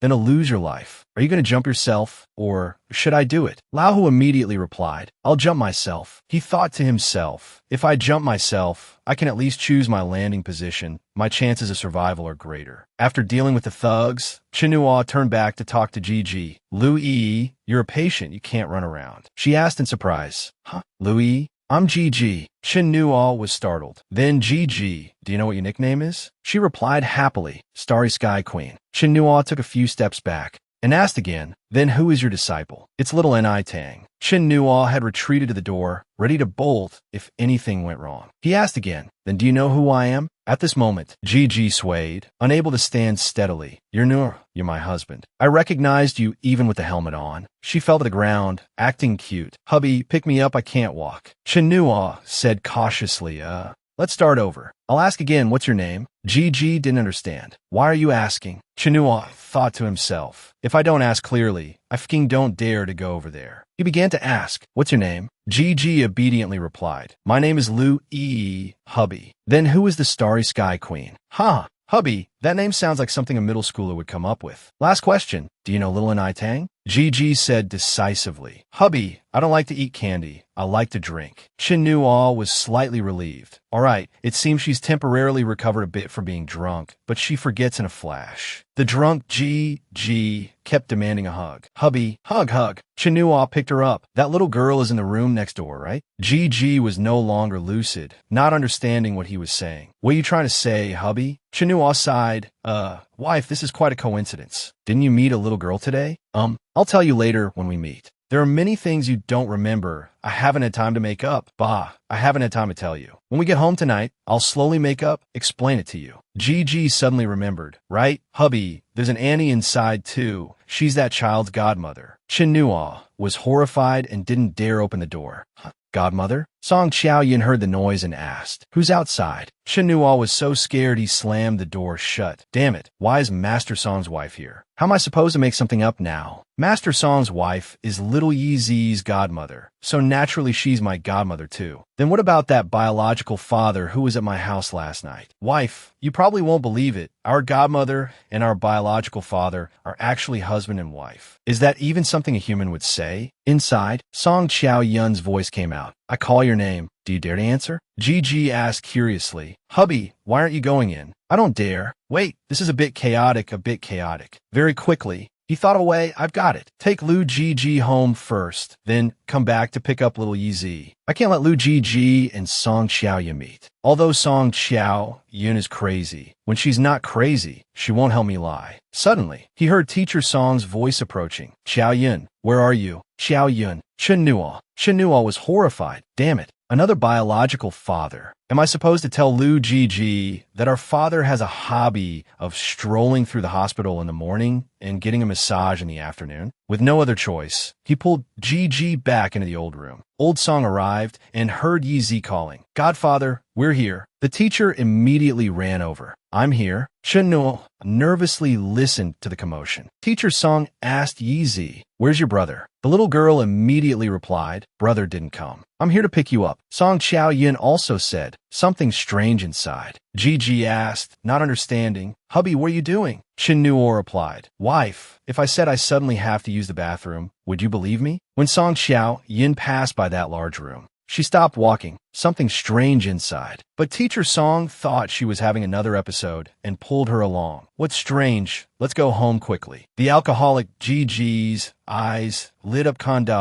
Hubby, can we have a drink? Chinua saw the watermelon juice and gave it to her to drink. Drink this. Drinking this will make the alcohol taste better later. Be good. At this moment, Chinua's phone rang. Hello, Master. Teacher Song immediately asked, Chinua, where are you? He immediately made up a story. Master, I'm busy with something at Brother Lay's place. Teacher Song worriedly informed him. Do you know your sister was picked up from kindergarten by someone? He also pretended to be panicked and played along. Yeezy was picked up. The obedient Gigi hugged the bottle of juice and drank it all in one go. Teacher Song, afraid he would worry too much, said, that's right. But don't worry, Yeezy is with your master's wife now. Yeezy said her father came to pick her up. What's this all about? Chinua gave a forced laugh. Master, I don't know about that either. Master, the matter of Yeezy's father is very complicated. I'll tell you too about it when I get back. Where are you two? Gigi's condition was not good at this moment. She even unbuttoned her shirt. Hot. Hubby, it's so hot. She just threw herself into Chinua's arms. On the other end of the line, Teacher Song continued. I've taken Yeezy home. You should come back soon too. Tonight's events were too chaotic and too outrageous. How could you take Yeezy to a place like that? Chinua, currently holding the woman in his arms, was a mess inside and replied perfunctorily, yes, master, I'll be right back. The teacher said sternly on the phone, tonight, I'm taking Yeezy home. When you get off work, hurry over and pick her up. Hanging up the phone, he pushed Gigi away and asked, hey, what's wrong with you? Her breathing was ragged. Hubby, I'm so hot. He immediately sniffed, was utterly horrified, and cursed angrily. Damn it, for God's sake. They even drugged it. Gigi's face was flushed at this moment. Looking at Chen Nuo with infatuation, hubby, Chen Nuo was suddenly held and kissed by Gigi, catching him off guard. He could only stand there making MMPH sounds. Afterwards, he turned his face away, his face slightly red, thinking she's playing with fire. When she recovers her memory, isn't she going to beat me to death? She still hadn't stopped and continued to press closer, panting softly. Hubby, I can't stop. So, Chen Nuo put his phone in his pocket, then quickly grabbed Gigi's waist and said with a smile, "This isn't a suitable place, and this isn't the way to go on. Let's hurry home." A moment later, Chen Nuo carried her on his shoulder, put the helmet on her with his other hand, and then jumped down from the window, thinking to himself, this is faster. This jump caused Gigi's skirt to fly up. He landed lightly on a gangster's hand, causing the man to scream in pain. It's broken. It's broken. FCKU. Ouch. Big brother, sorry, I bumped into your leg. Afterwards, Chen Nuo walked to the trash can next to him, where the bald Wang was lying. He said, I'm taking the phone. The scene shifts to Tangshan, in the eastern suburbs of Jinling City. Li Qingshan was soaking in a hot spring, thinking to himself, these 3 legs of mine are probably completely useless. The doctor said soaking in hot springs can promote blood circulation, relax the muscles and bones, and is somewhat beneficial. Since it has come to this, there's nothing to be upset about. This is the best time of one's life. Suddenly, the phone rang, the screen showing the name Wang Laohu. He removed the towel and picked up the phone. Hello? A clear voice came from the other end. Li Qingshan. He stammered, recognizing that familiar voice. You are Zhang Haonan? No, young master Haonan. You're looking for me? For what? Li Qingshan was terrified in his heart. It was too familiar. These days he would wake up from nightmares in the middle of the night, his dreams filled with this voice. Chen Nuo, on the other end of the line, replied, It's me. This is the phone of one of your underlings, right? He hurriedly replied, Yes. He's an underling who often eats with me. His name is Wang Lao Hu. Master Haonan, did this underling of mine cause some trouble at your place? Chen Nuo replied, No. Hearing this, he breathed a slight sigh of relief. That's good. Chen Nuo continued, his voice a bit loud. But today he abducted a woman from the main street and brought her to Jiafengtang and even drugged her wine. Li Qingshan asked nervously, Then that woman is... Chen Nuo roared into the phone, My wife. After hearing this, he was so scared his phone fell into the water, and he muttered, his wife. It's over. Wang Laohu, you're digging my grave. The underling on the shore ran over in a panic to report, Boss, something big has happened. He roared. What else could be bigger? Is the sky falling? The underling leaned into his ear and whispered. Our man got beaten up. Wang Laohu was thrown from the 3rd floor, right at Jiafengtang. He immediately asked, Is he dead? The underling quickly replied, Not dead. He's been taken to the hospital, no major issues, just a few broken bones. You could say he has a tough life. Li Qingshan roared angrily. Why isn't he dead yet? A tough life? A tough life, my ass. He's not dead, right? If he's not dead, then kill him. Beat him to death right now. What? Get going. After that, he said to his underlings, You guys go back first. I still have something to assign. Old Li began to give instructions about Wang Laohu's matter today. He dragged a woman back. You understand what he was planning. That's his character. He's useless when he sees a pretty girl. The underling, not understanding, asked, Is there a problem with that woman's identity? Who is she? He turned around, his expression serious, and said, She's that person's wife. Just hearing the 2 words, that person, made the underling's face turn pale. Li Qingshan twirled the jade ring on his hand and arranged things. Right now, go and investigate clearly what exactly happened today, find the key points, and clarify everything. I'll give you half an hour. Can you do it? Although the underling was worried, he didn't dare to disobey. Yes, boss. Second,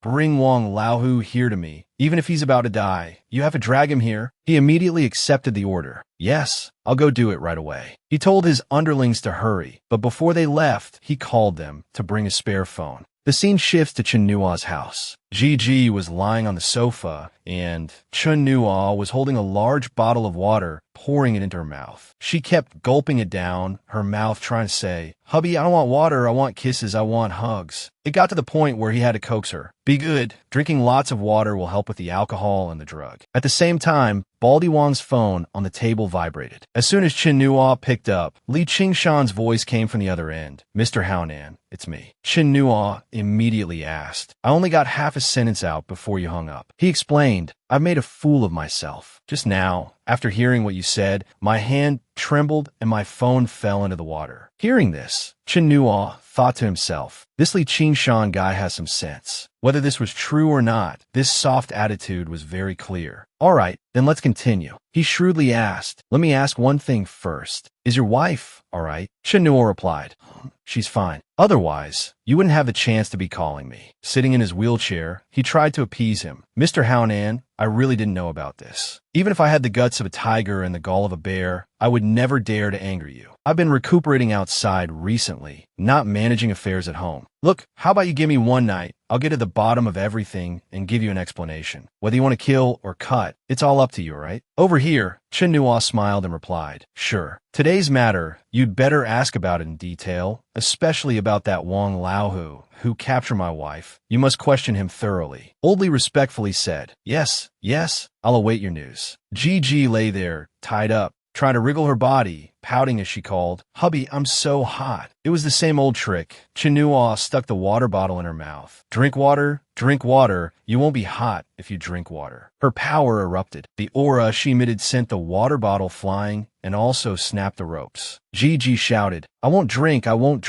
Then she hugged Chin Nuo's head, buried herself in his arms, and said in a seductive voice, "Hubby, hold me. Please hold me." Chin Nuo looked troubled, not daring to say anything, only thinking to himself, "Big sister, I really don't dare to hold you. Dry wood near a fire, something is bound to happen." Chin Nuo tried to struggle, but couldn't get free. Lu Jiji's body was stiff. He could only sigh. Is being strong that great? She slowly fell asleep, still mumbling, "Hold me." Chin Nuo looked up. She's asleep? I can't believe this position. My waist is definitely going to go numb. Then the two of them naturally laid down on the sofa. He accepted his fate. A hug is a hug. It's not like I haven't hugged her before. An hour later, Gigi woke up, shaking Chin Nuo and calling, "Hubby." His hand was on her waist. Chin Nuo asked, "You're awake?" But his hand was still around her waist, and his legs were still wrapped around her. Gigi said softly, "Can you let go of me first?" Then she slipped away and ran into the bathroom, squinting with a smile as she said, "I'm all smelly. I'm going to take a shower first." Chin Nuo scratched his head in confusion. "Go on then." Then he thought to himself, wasn't it because she drank a lot of water? The sound of the shower started. Gigi poked her head out from behind the door and called, "Hubby, I don't have any clothes. Can you give me a set?" Chin Nuo broke out in a cold sweat. "It's over. Where would I find women's clothes in the house?" Chin Nuo said with a bitter smile, "Okay, wait for me a moment." A few minutes later, he brought his own clothes to the bathroom door. Gigi shouted from inside, "Don't come in." She was only wrapped in a bath towel, revealing her full figure, and reached out a hand to take the clothes, saying softly, "Thanks, hubby." After changing and coming out, she looked a bit unnatural, wondering to herself, why is this underwear so small? It doesn't fit. The two sat on the sofa, and Gigi suddenly spoke up, "Hubby, can we do it another day?" Hearing this, Chin Nuo was a little surprised. She turned around, a hint of sadness on her face, and continued, I'm sorry. I know you're my husband. You can do whatever you want, but I'm not ready yet. Can you give me a little more time, please?" He smiled and patted her head, replying, "Don't overthink it. Go to sleep." The scene shifts to another place, a hot spring resort. Li Qingshan sat there smoking and spoke up. "How should I put it? Wang Laohu took on a subordinate named Gu Kong and then helped him out, wanting to extort money from that kid's older brother. He went to the kindergarten to pick up the kid, and then at the kindergarten gate, he kidnapped that woman. The underling pushing the wheelchair continued. That woman and the child's godmother were together. Old Li cursed. This Gu Kong is really no good. Wang Laohu is also crazy for money, taking on such a worthless person. He said again, "This matter is more or less clear now."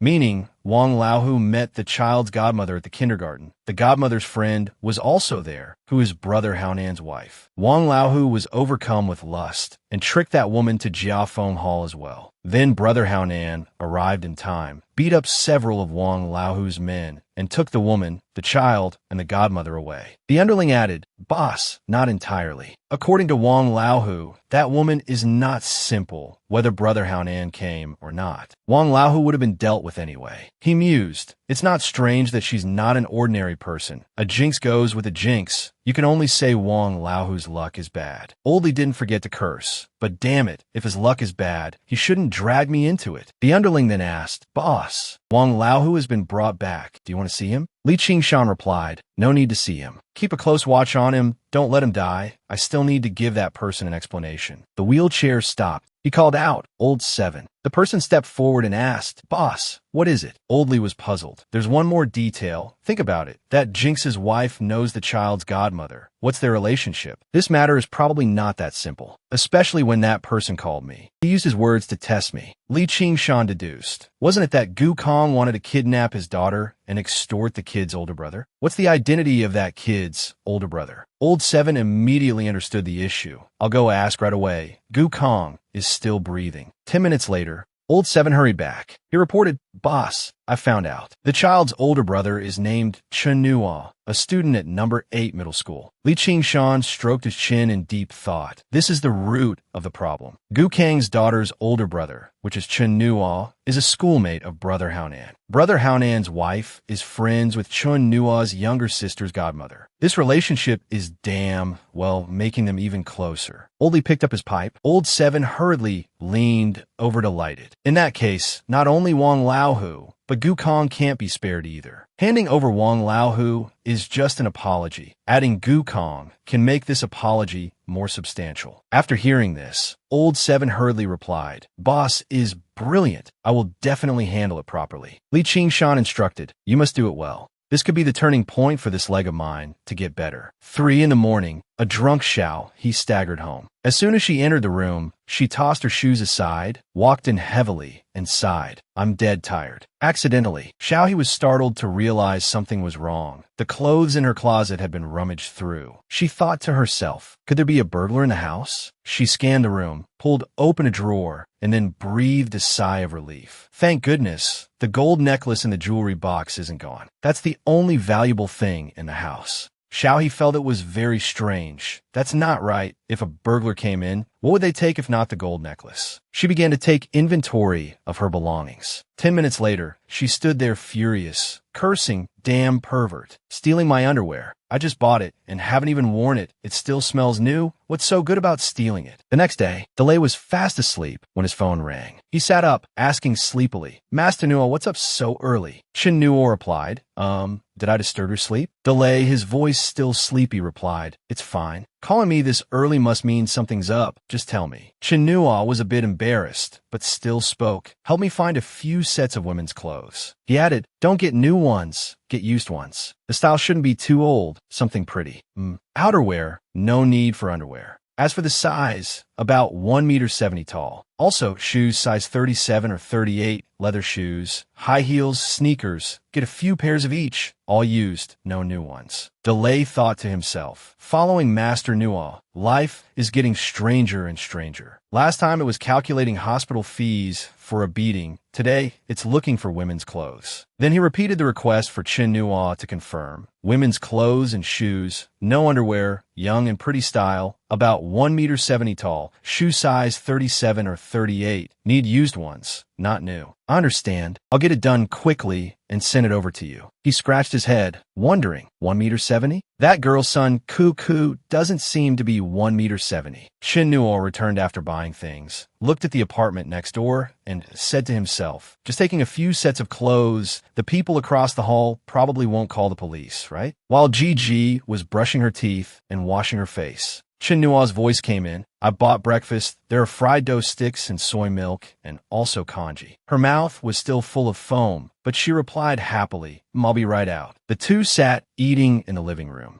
Gigi looked at him and said, "Hubby, yesterday's incident was so strange. That Annie came looking for her husband, but went to the wrong door. Then I found that her mind wasn't right. I was worried, so I followed her. Sorry, I troubled you again," he replied while eating a fried dough stick. "I know. When you saw her, you thought of yourself, so you sympathized." She agreed. "That's right. I don't know when my memory will recover, so I find her very pitiful. Let me tell you what happened next. Then we met some bad guys, and then you came." Gigi rubbed her full stomach, allowed a small burp, and asked curiously, "But afterwards, why didn't you push the door open to see that Annie and the child? Her husband came later too, right? Why did you hug me and run away?" Shinua sat up straight, his expression turning serious. "Actually, I was about to talk to you about this." She also leaned over and replied, "Go on." He began to explain, "Although we are martial artists, it's not like we didn't have enemies back in the Jianghu. Now, we're living incognito, living a peaceful life here, so we still have to be a bit careful. If we're too high profile and someone with ill intentions finds out, if the news gets out and people from our Jianghu past come looking for us, it'll be a lot of trouble. Staying alive is important. You can't just do whatever you want. Do you understand?" Gigi turned her head and asked, "So yesterday you wore a helmet and didn't show your face because you were afraid they'd find us?" Shinua patted her head and replied, "That's right. You were the one who said before that you were tired of the feuds and turmoil of the Jianghu, and then we decided to return to the life of ordinary people, to live here incognito and live peaceful days." She blinked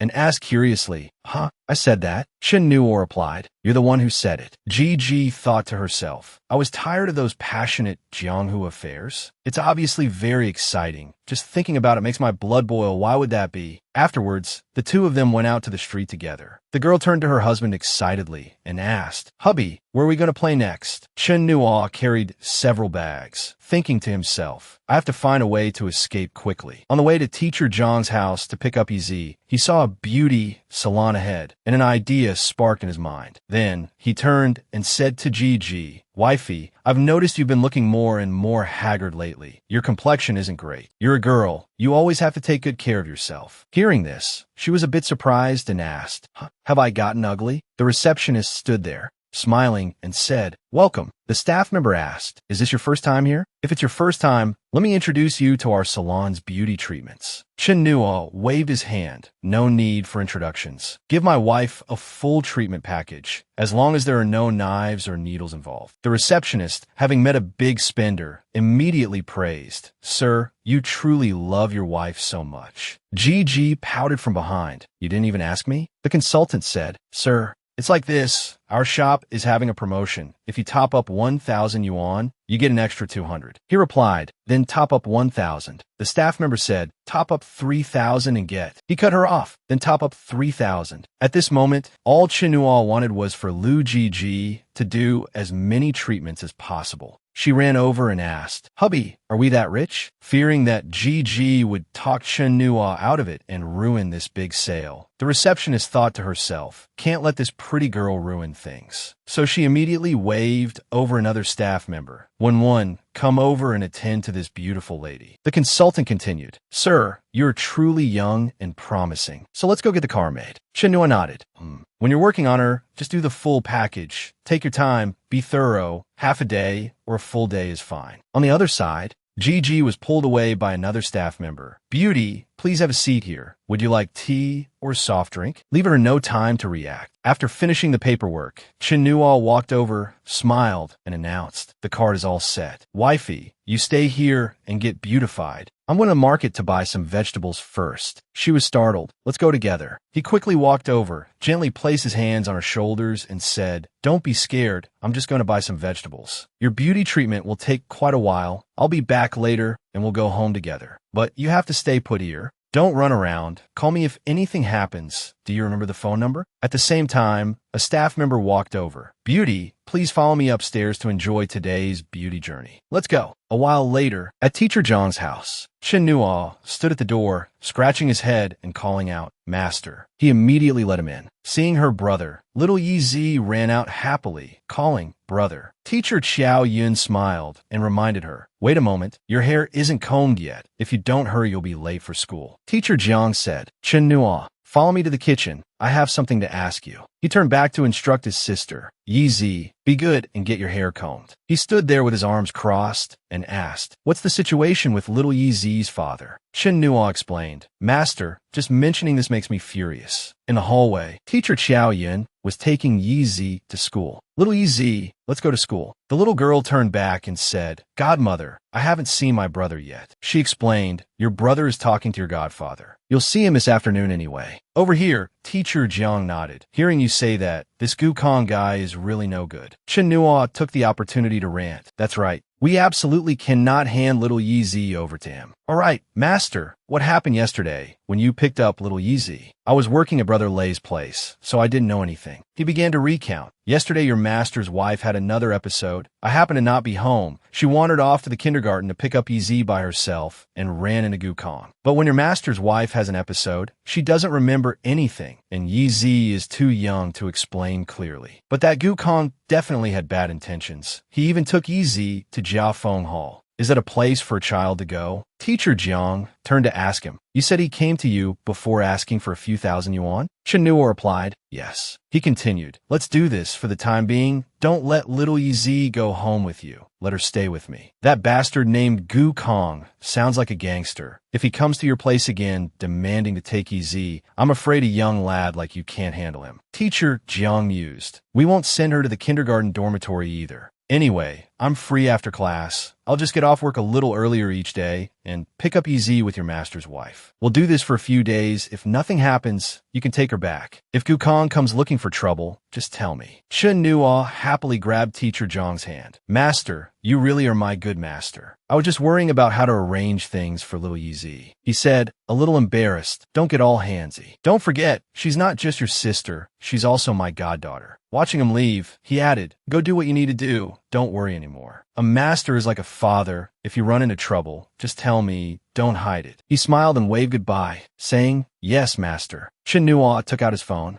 Li Qingshan has mistaken me for Brother Haonan again, which is good. I can help that Haonan guy show off a bit. Let's just go with that. The screen showed an incoming call from worker Lu, which was his teacher Lu. As soon as he answered, the other end asked, is this Chen Nuo? He asked back, yes. Teacher Lu, why are you calling me? Teacher Lu continued, where are you? You haven't come to school, have you? No matter what your reason is, come to school right now. Chen Nuo asked, puzzled, is something urgent, teacher? He replied, the new foreign chairman of the board said, she wants to see you. Don't ask me. I'm not sure what's going on either. He was a little surprised. The foreign chairman of the board wants to see me? The scene shifts to Jiangning Middle School. Teacher Lu and Chen Nuo are walking down the hallway. He turned his head and said to him, you have to perform well. Help the school seize this opportunity. He replied with a calm expression, what's it got to do with me? Hearing that, he immediately turned back to question him. What kind of talk is that? They're a big foreign capitalist. If you can make them happy, they might pour in a huge investment. Would our school's status still be the same? As a student here, would your status still be the same? You tell me if it has anything to do with you. Chen Nuo cleaned his ear, smiled, and said, I'm just a poor student scraping by to finish high school. Besides, I'm working now. I don't even need a diploma. Teacher Lu said sternly, why can't I get through to you? He glared at him, making him shiver instantly. That salaryman, surnamed Lu, haven't seen you in a while. Has the scar healed, so you've forgotten the pain? Have I been giving you too much face? He said with a bitter smile, oh my, it's me who is too hasty. Chen Nuo, my little ancestor, can I please beg you? You help the school out, and in the future, if anything comes up, I can still cover for you. Chen Nuo pondered, that's not a bad idea. Then he snapped his fingers and added, deal. You go tell my homeroom teacher from now on, if I don't come to school, it'll all be considered approved leave. Teacher Lu hurriedly agreed. Okay,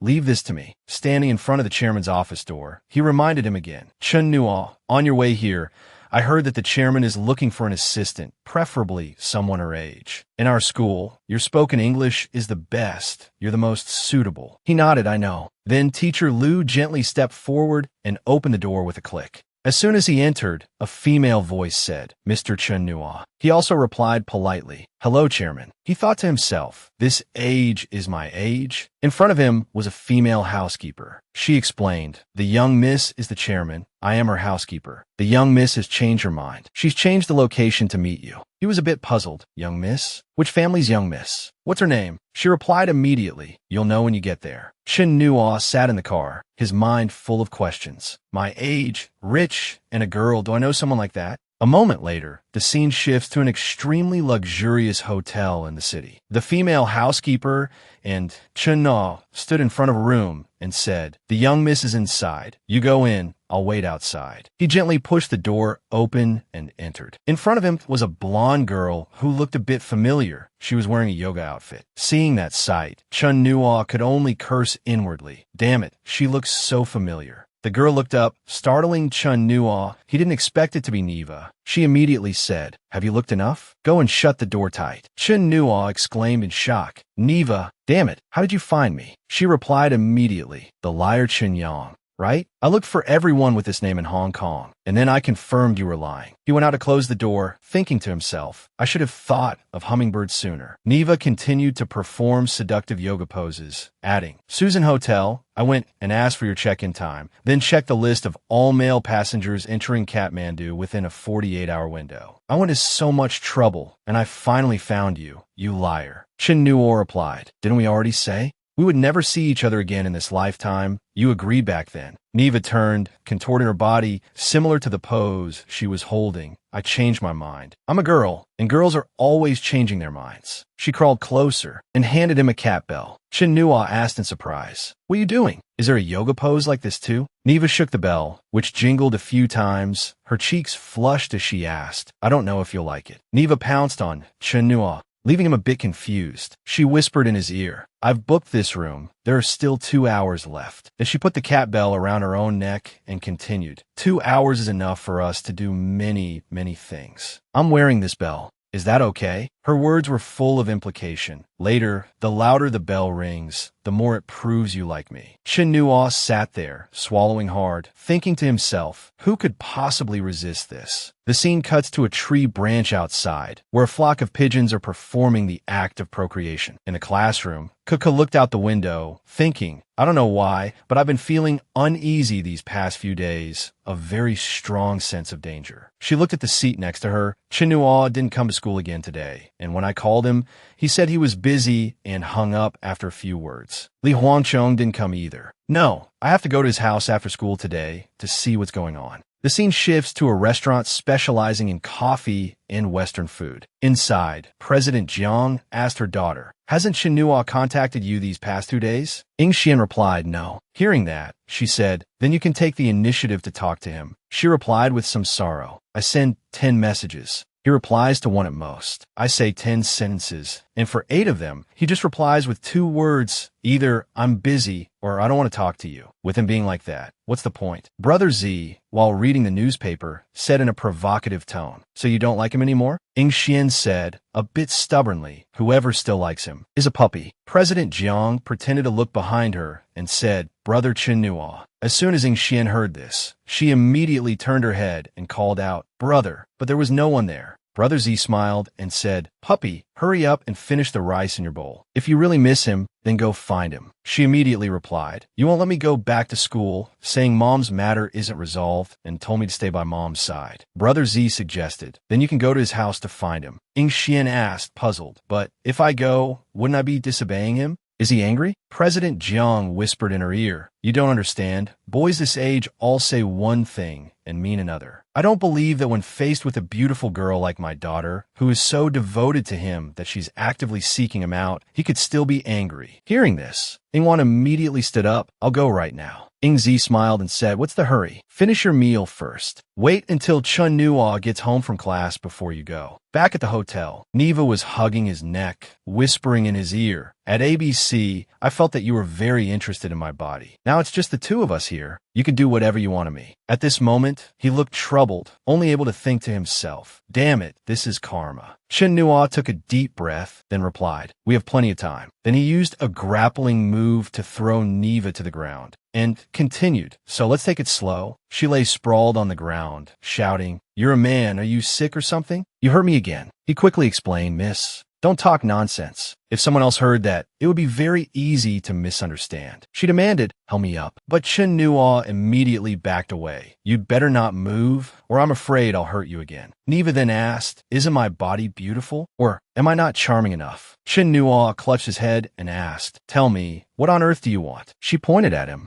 smiled and said, I want you to be my man. He thought with disgust, seriously, is everyone like this? It's not like I'm a Tang monk's flesh. Chen Nua quickly waved his hands. No way. Neva retorted, nothing is impossible. Besides you, no one else catches my eye, and I don't want anyone else. You saved me from the Grim Reaper. That's why I came to find you. What followed was a conversation between the two. No way, I'm not interested in you at all. I already have someone I like. Nonsense. I don't believe you. Then find someone else. I can't. Why? Is she more beautiful than me? More charming than me? Or richer than me? This is just unreasonable. Chen Nua closed his eyes and offered his last resort, asking, big sister, if I told you I was gay, would you believe me? Would you let me go? But Neva replied with determination, no, even if you really are gay, I'll turn you straight. Chen Nua's face darkened as he asked, am I that special? She boldly stepped forward, then hugged him and continued, I have no one left in my family. I just want to stay quietly by someone's side. Besides you, I really don't know who else I can find in this world. Chen Nua, I'm so lonely. You held me and brought me back from the Grim Reaper. So in this world, you're my only family, only you. Neva shed tears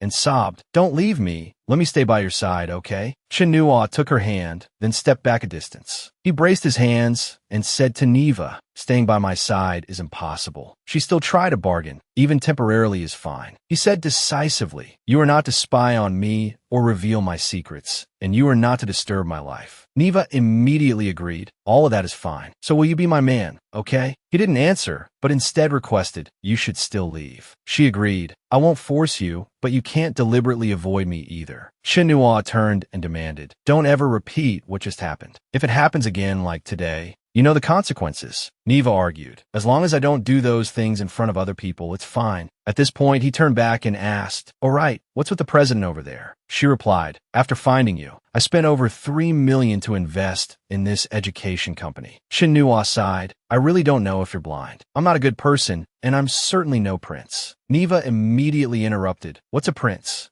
Even if he met me, he'd have to call me big sister. He's just a little kid who follows me around. He thought to himself, you're good, you're impressive. The Devonshire family is indeed an ancient and noble clan. Chen Nua clutched his head. And another thing, if I have to call her miss from now on, just thinking about it gives me a headache. Scene change at the same time at Jinling International Airport. At the international arrivals exit, a familiar girl with long white hair appeared. Yi Tang stood there, thinking with suspicion, Lu Jiji, you dare to go out for a stroll? Just wait until I find you. You're dead for sure. A man called Old Yu appeared beside the girl, saying, this is truly unexpected. I never thought I'd run into you in such a remote place. He patted Yi Tang's head and asked, did you come alone? So where is the person who's usually with you? The girl's eyes widened as she answered in surprise. She's not here. I came for a vacation. I'm Chinese. Old Yu nodded. All right then. I wish you a pleasant vacation. Yi Tang turned back and asked, so what are you doing here? The great cleric will lead the gods, but I'm afraid the people here don't believe in your gods. He replied, I also plan to rest for a bit and do a few small tasks on the side. The Clerics Guild needs funding too. Old Yu smiled and continued, on second thought, talking to a frail girl with no future like you, my offer still stands. You're always welcome to become my disciple, little genius. Then he left,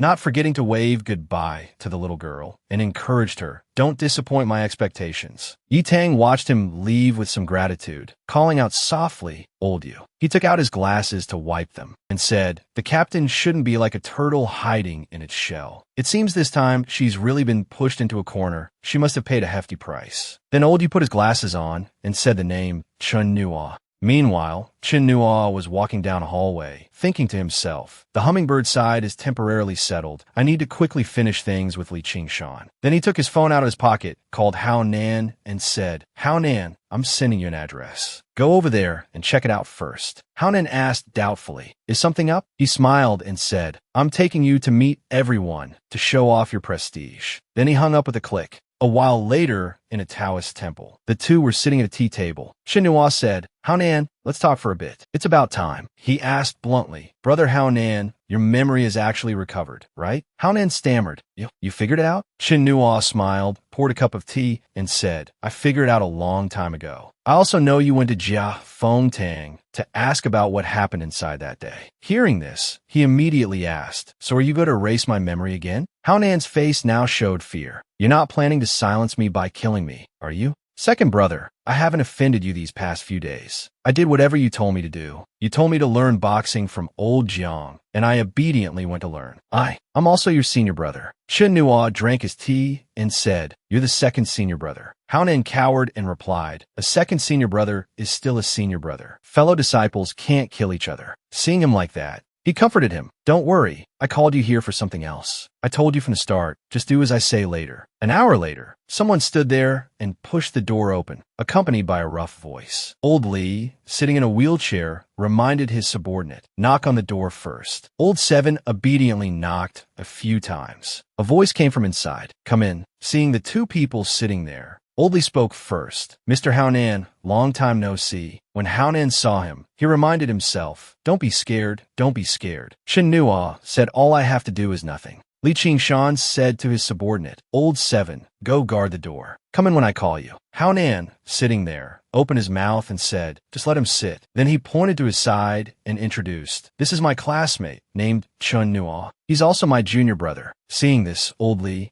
immediately clasped his hands in greeting. A pleasure, a pleasure. He thought to himself, they're not just classmates, but also senior and junior brothers. No wonder his wife and godmother are friends with him. And no wonder this Mr. Hao Nan got involved in Gu Kang's business. However, this junior brother wears his heart on his sleeve, easy to deal with, unlike the deep and unfathomable Mr. Hao Nan. No problem. It turned out Chin Nua was sitting there, deliberately acting annoyed, like someone who wears his heart on his sleeve. Old Li continued, I haven't slept a wink since yesterday. I've taken care of the matter you instructed me on. Hao Nan said in a low voice. Let's hear it. Li Qingshan began to explain. First is definitely to assign blame. I absolutely did not go easy on them. That bastard Wang Laohu offended sister-in-law. Although the specific situation is unclear, he is my subordinate after all, so I must apologize to you. Fortunately, sister-in-law is fine. Chin Nua pretended to be angry, stood up, slammed the table, and roared. Fine, just settles the matter. Old Li quickly waved his hands with a bitter smile. Trying to explain? Of course, it can't be put that way. He thought to himself, he really is a hothead, unlike Mr. Hao Nan, who doesn't show any emotion, making it impossible to guess what he's thinking. Li Qingshan said, he offended sister-in-law. Even if you don't pursue it, I can't be so tactless. So I came today to make amends. Chin Nua maintained his attitude and roared, How will you make amends? Hao Nan, appearing very calm, raised a hand to stop him. Junior brother, calm down. Let's hear him out first. So he sat down, still looking displeased. Old Li quickly added, Right. Let me finish and you two can see if it's acceptable. Besides Wang Laohu, there's also a guy named Gu Kong, who also offended this little brother Chin Nua, right? I've thought about it for a long time. What happened yesterday seems like two separate incidents. But actually, there's only one key point, and it all revolved around this little brother Chin Nua's younger sister. So Gu Kong and Wang Laohu are both injured now, covered in wounds. Although they're still alive, they've suffered a lot. Once their wounds heal, I'll arrange for those two to be sent to Hao Zi's place. Hearing this, Chin Nua immediately questioned, Send them to prison? For how long? Besides, can you just send them if you say so? Do you own the prison? Li Qingshan took out a handkerchief to wipe the sweat from his forehead and continued, I naturally have my ways to make them take responsibility and turn themselves in. If they refuse, It's not hard either. Get them drunk, stuff them in a car, then dump them on the roadside and plant some contraband in the car. As for how long, it's entirely up to you two. After speaking, he shifted his gaze to Hao Nan, thinking, Mr. Hao Nan isn't saying anything. What does he mean? Chen Nuo, sitting there, said in a loud voice, Old man, what my senior brother means is this compensation is barely acceptable. Only then did he let out a sigh of relief, chuckling softly. That's good, that's good. Then he tapped on the table a few times and called out, Old 7. The subordinate outside brought in a bag. Old Lee smiled and said, a small token of my sincerity. I offended sister-in-law before. I don't have anything else, so consider this for buying sister-in-law some clothes or cosmetics to soothe her feelings a little. While Hao Nan sat there enjoying a cigarette, Chen Nu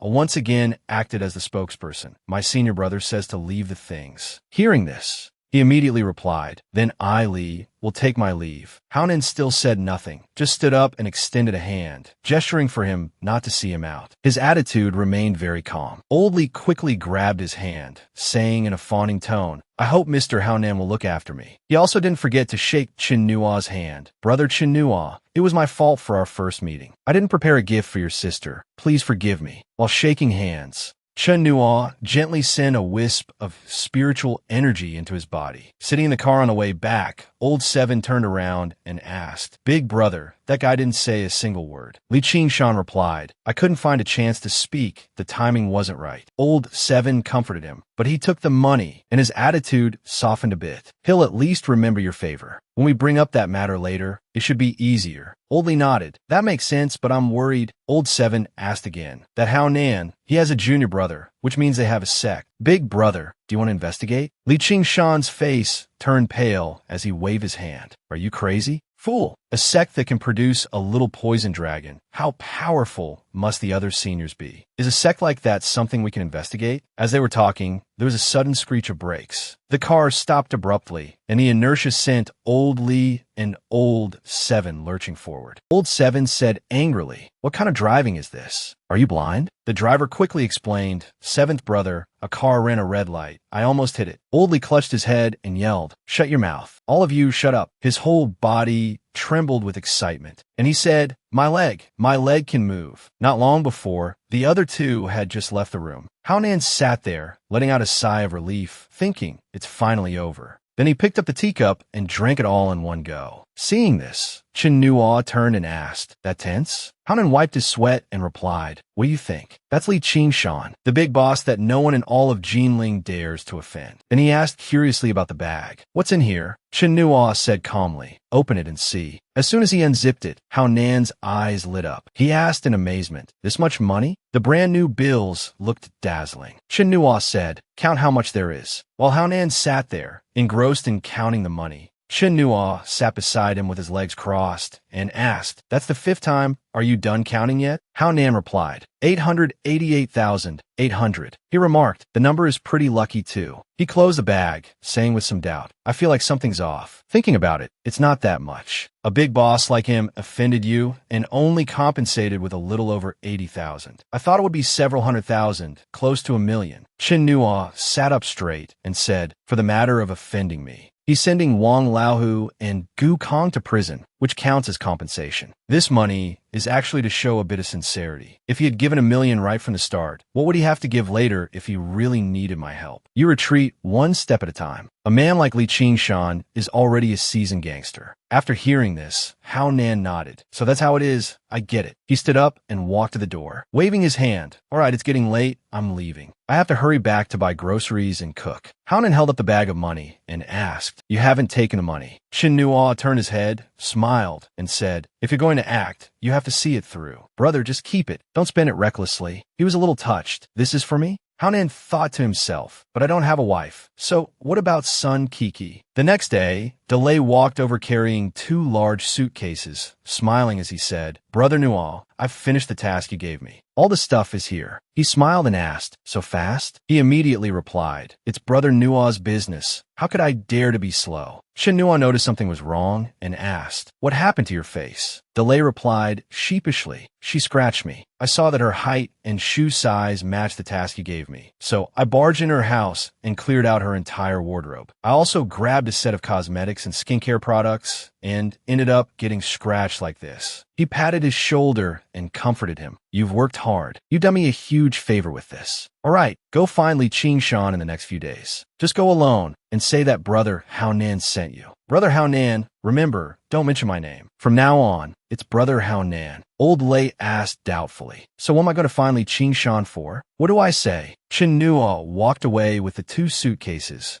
and turned back to answer. Just say, Brother Hao Nan sent you to collect protection fees. Inside the beauty salon, the consultant's voice rang out. Honey, you have to start maintenance early. Our salon has an eternal youth package. Don't worry about the price. We have a promotion right now, a huge discount. A girl has to know how to love herself. A beautiful face is a girl's greatest asset. Our feminine charm package. At the same time, Chen Nuo was standing at the door. Before he could even enter, Gigi ran out, grabbed his shirt, and pulled him away. Hubby, run. While Chen Nuo was still confused, Gigi explained, they were recommending the Tam 2 to me. I was afraid you'd get scammed. She turned her head and continued, Hubby, I remember you said we don't have money. Let's not go to places like this in the future. Chen Nuo gave a thumbs up and replied with a smile, That's right, we're very poor. My wife still knows how to manage the household. Afterwards, the 2 of them walked home together. Let's go home and cook. I'll make your favorite sweet and sour pork ribs and stir-fried vegetables. Gigi linked her arm with his. Okay, I didn't eat anything at the Tam 2 Institute at noon. Back at home,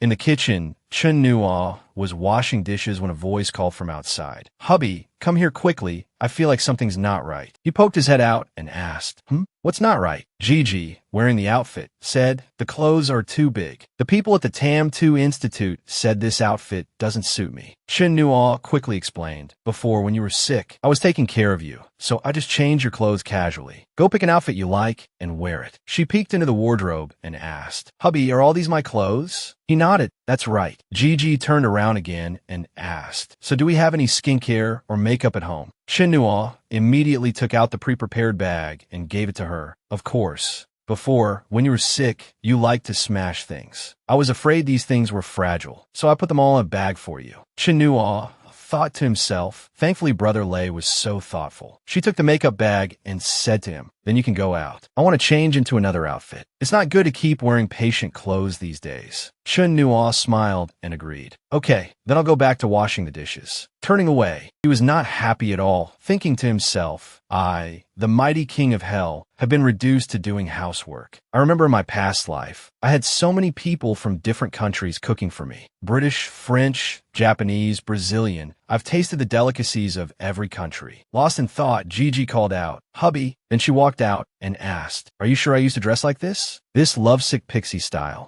Then she herself felt embarrassed, thinking, Is this my sense of style? Chen Nuo turned around, covering his mouth to stifle a laugh. It's quite beautiful. You used to love wearing it. He thought excitedly. If I took a few pictures and posted them on Octopus Monster, how much money could I sell them for? Then he turned and said to Gigi, Now that you're ready, let's go. We're going to buy a bed. We can't keep sleeping on the sofa. Hearing this, she was a little surprised. Going out? Then I'll go change into another outfit. She changed back in her old clothes. Gigi leaned into his ear and asked, Hubby, where are we going? Chen Nuo opened the door and replied, Tongzi Street. There's an old furniture shop there. The 2 went out, and the door slammed shut with a bang. At the same time, 2 other girls, Ingwan and Kiki, had the same thought. Let's go. Chen Nuo should be home by now. As soon as Ingwan stepped out the door, she saw a taxi parked there. She looked to the side and saw the little girl, Yi Tang, sitting there looking around. Seeing the little girl crying, Ingwan thought to herself, Is she lost? She sat down next to Yi Tang and asked with concern, Little sister, what's wrong with you? The little girl covered her face and sobbed. I can't find my way back to the hotel. Ingwan continued to ask, Did you come out alone? The little girl replied, No, I came out to play with my older sister. I fell asleep on the bus, and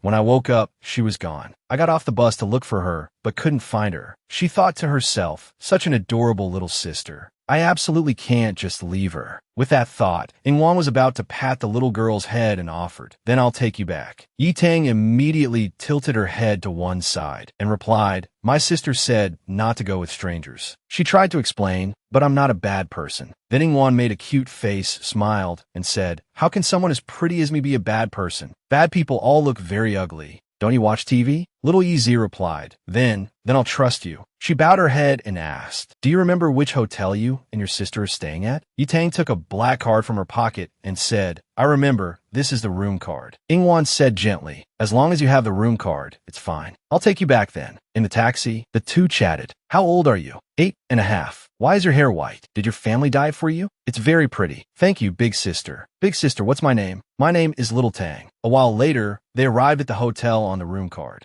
The two stood in front of a room. Yi Tang pointed and said, This is it. While Ingwan was ringing the doorbell, the little girl stood there and said, My sister doesn't seem to be back yet. She then turned around and said, Then you should go into the room first. I can't let you sit in the hallway. Yi Tang took the initiative to ask, Big sister, can you wait with me for my sister? I'm scared to be alone. She enthusiastically agreed. Of course. Suddenly remembering something, Ingwan asked, Oh right, do you remember your sister's phone number? She must be worried if she can't find you. Yi Tang turned and closed the door, replying, Wait a moment. Then she looked at Ingwan with a somewhat strange gaze and asked, Big sister, has no one ever told you not to easily follow strangers? She was stunned by this question and suddenly turned her head, at which point a wave of spiritual energy rushed towards her. Yi Tang used her power, smiled, and said, Go to sleep for a while. Ingwan clutched her head as a wave of dizziness washed over her. Looking at the girl lying on the floor, Yi Tang thought smugly, Adults are as simple-minded as Lu Jiji. Lu Jiji used a side account to accept a mission to assassinate her own mother and then disappeared. I need to take her to a remote place to interrogate her. So the little girl called the front desk for help. Sir, can you help me carry a suitcase to the hotel entrance? It's too heavy for me to carry. Seeing that this little girl was harmless, he readily agreed. Of course, little sister. Thank you, sir. At the same time, at the old furniture shop on Tongzi Street, Gigi was standing there stroking a cat, while Chun Nuo was haggling over every penny. Boss,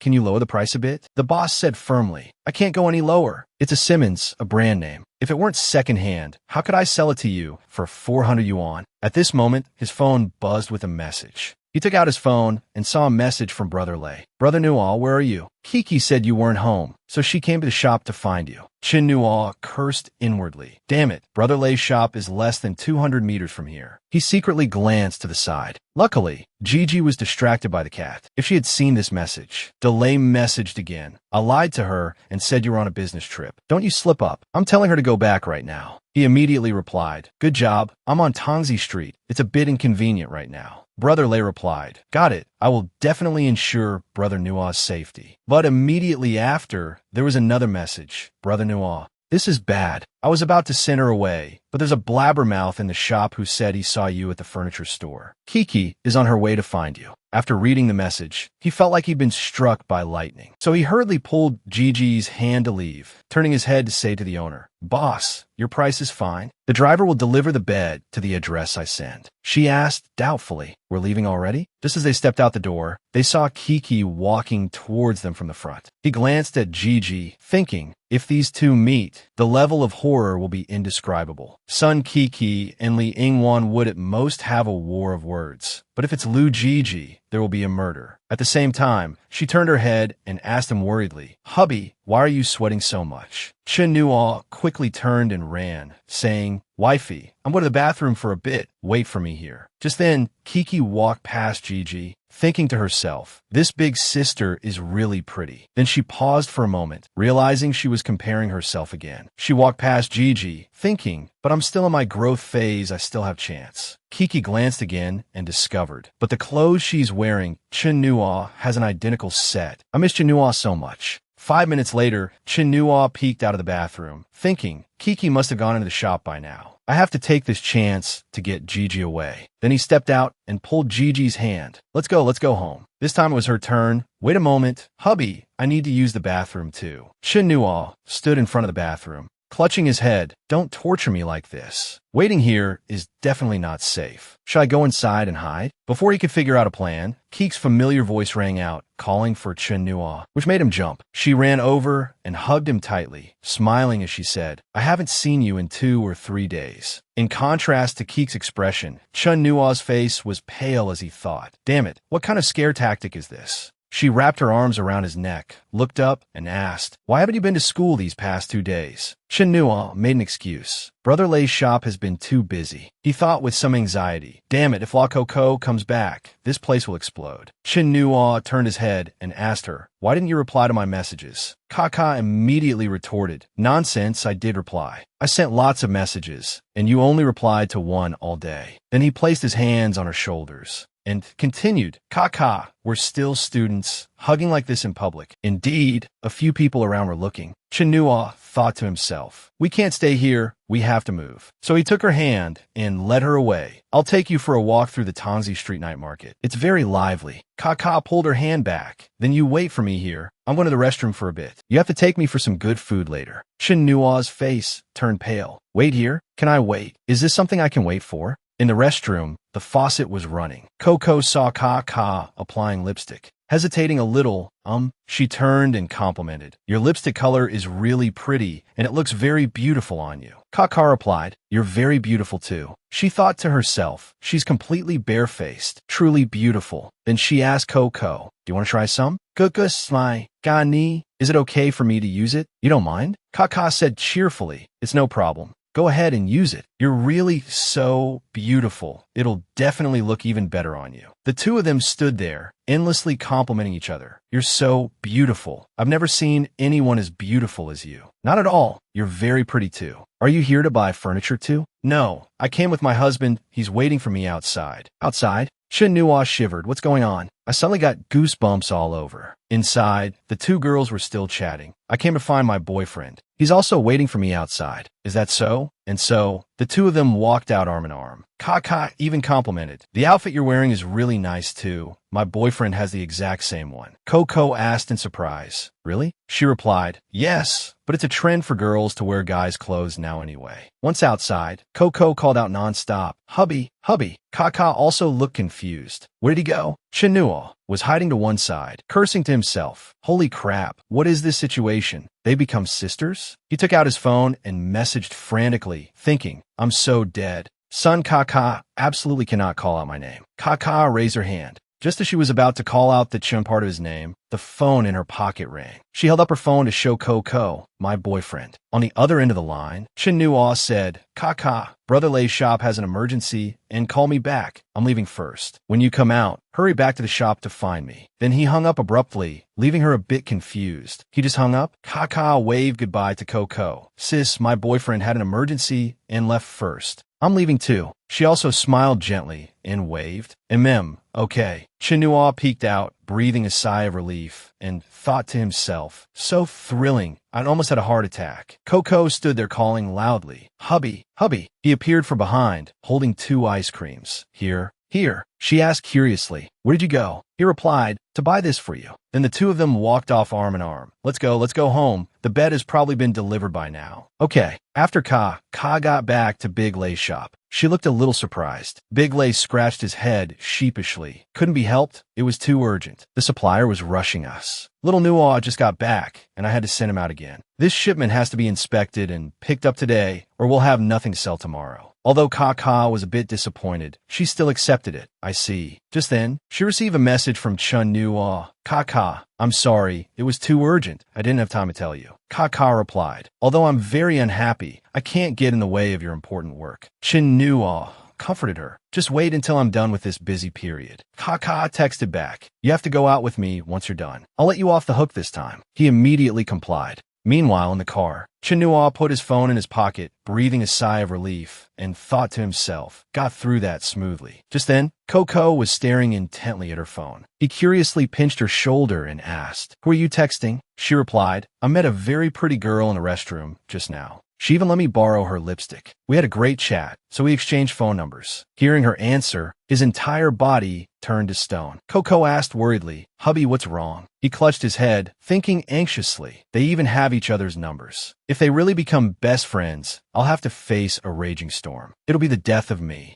He pretended to turn around, playing the part of a petty husband, and said, "Lock YY, messages cost 1 yuan each. That's expensive. You should text less." She obediently listened. "I'll be done after this message. I'm asking her to go shopping with me. Then we can go home and eat." Chen Nuo was startled when he heard this. "You didn't tell her our address, did you?" She replied, "Not yet. The message ran out of characters. I'll tell her another day." He quickly agreed. "Another day, we'll talk another day." When they got home, the bed was already assembled. He turned to Coco and said, "Lock YY, go take a shower. You must have sweat a lot being out for so long today. Take off your clothes, and I'll wash them for you." She said happily, "We can sleep on the bed tonight." While she was showering, Chen Nuo was outside, laughing strangely, and threw her phone into the washing machine. Time passed quickly, and it was time for bed. Chen Nuo sat there, grinning foolishly. Coco lay there thinking, even though we've slept together on the sofa, sleeping on a bed still feels different. Chen Nuo lay down, turned over, and called softly, "Lock YY, wifey, are you asleep?" She squeezed her eyes shut, thinking to herself, "He's so close, could it be that he wants to?"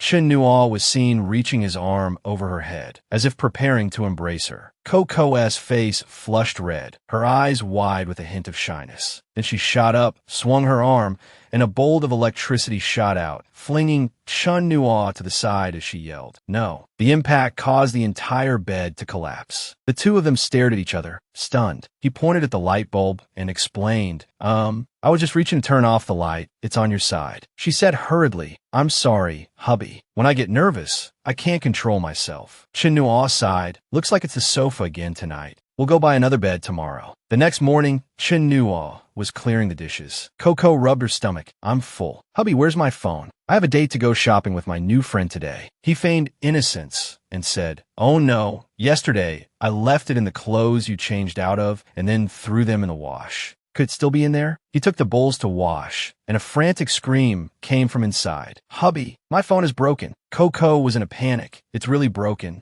It won't turn on." Chen Nuo pretended to be sad. "It's all my fault for being so careless." He thought to himself, "I washed it twice on purpose. It'd be strange if it wasn't broken." Then he sat down to comfort her. "If it's broken, it's broken. We could just buy a new one. It's just a shame about your new friend. It seems it wasn't meant to be. The phone is broken, and the number inside is..." Coco was also a little sad. It was so hard to make a new friend. She turned and asked, "Hubby, let me borrow your phone." He was startled. "What do you need my phone for?" She replied, "I got my new friend's phone number." He hesitated, but the phone number? Coco looked very clever. "It's just a phone number. I remember it. I memorized it when she read it to me." Another piece of news that turned him to stone. Remembered it? He thought to himself, "Big sis, your character setting is amnesia. You don't even remember who you are, you don't know your own name, but a stranger reads you a phone number and you remember it? Big sis, your character setting is collapsing. This heart of mine is about to explode." Coco turned and asked, "Hubby, what's wrong? Why are you spacing out? Where's your phone?" Chen Nuo smiled, but his mind was racing. "If I give her the phone, the moment she types in the number, Sun Kaka's name will pop up. I won't be able to explain that, big sis." She turned and whined, "Hubby, hurry up." Chen Nuo didn't know whether to laugh or cry. "My phone's in the room. I'll go get it for you." He stood up and walked in.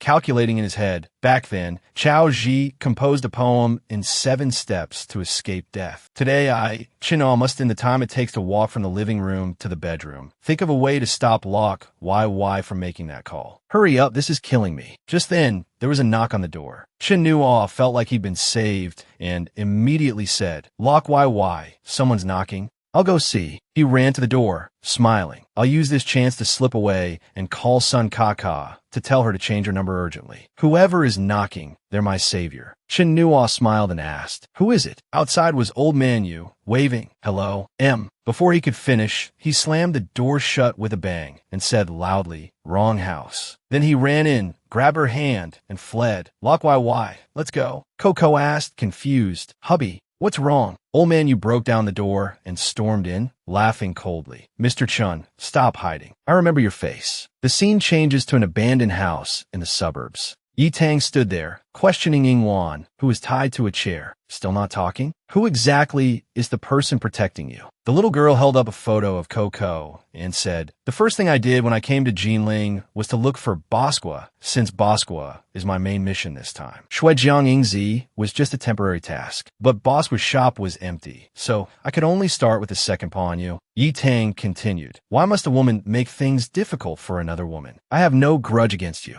I just hope you'll tell me who is protecting you, and maybe I'll find out Coco's whereabouts. I've wasted a whole night. Don't you know that not letting a child sleep affects their development?" Ingwan remained silent. The little girl prepared to open her small suitcase to get something and threatened, "You're forcing my hand." A snake crawled out of the box, accompanied by Yi Tang's cold smile. "If you still don't open your mouth, this six-headed, three-headed snake will crawl up your clothes. You should know, it wasn't easy for me to catch it. After knocking you out and carrying you here, it took me over 2 hours to catch it." The little girl added, "The six-headed, three-headed snake is also called the hard-headed snake. It's venomous." Ingwan screamed in fear, "Take it away! Take it away! Help!" The snake tried to explain, "Actually, I'm a black-back flower snake. I'm not venomous, and I'm quite delicious." But it couldn't speak. Yi Tang laughed coldly. "If you're scared, then talk. I have tens of thousands of ways to torture people." Ingwan shut her eyes and screamed, "In your dreams. I won't talk. I won't talk even if I die. Appa, I will never betray you. If I die, Appa, you must never forget me." The little girl stepped forward and scolded, "So stupid, choosing death over submission. In that case, not only is your protector not free from suspicion in La Coco's disappearance, but he also has a close relationship with you. You've successfully sold out your teammate." Ingwan stammered,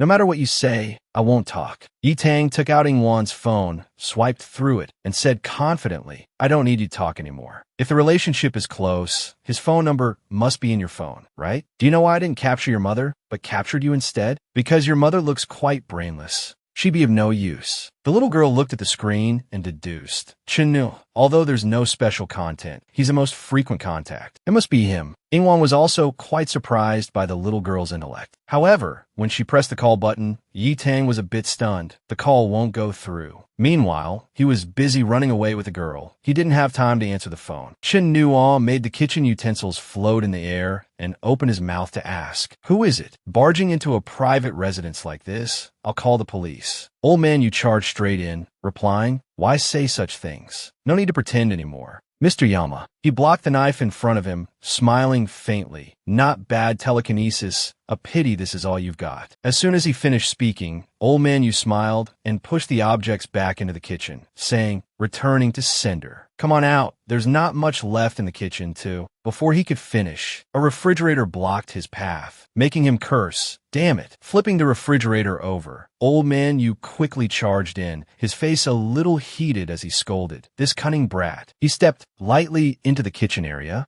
looked at the open window, and muttered, but he probably didn't get far. Outside, Chinua was holding Ko's hand tightly, using his powers to float in the air. She turned and asked, "Hubby, who is that person?" He frowned, replying urgently, "An enemy." A moment later, the two of them jumped to the opposite building, sitting on a railing. Coco asked, not understanding, "Then why do we have to run?" Chinua continued to pull her hand and run, replying, "It's not convenient to fight there. We have to lure him to a deserted place." The two of them stopped, and she looked back and said, "Hubby, he's catching up." Chinua let go of her hand. "Let's split up. I'll lure him away. You find a place to ambush him." Coco agreed upon hearing this and ran in another direction. As he ran, he thought to himself, after rebirth, "Master, you shouldn't know me during this period, so why did this guy come looking for me?" And he even broke down the door to get in. "I can't help but suspect it was intentional." Master Yu, age unknown, nationality unknown, an Esper, control type, gold member of the Octopus Monster website, a level security consultant. Seeing Chinua trying to control rocks to attack him, Old Man Yu said nonchalantly, a futile effort. He created a shield around himself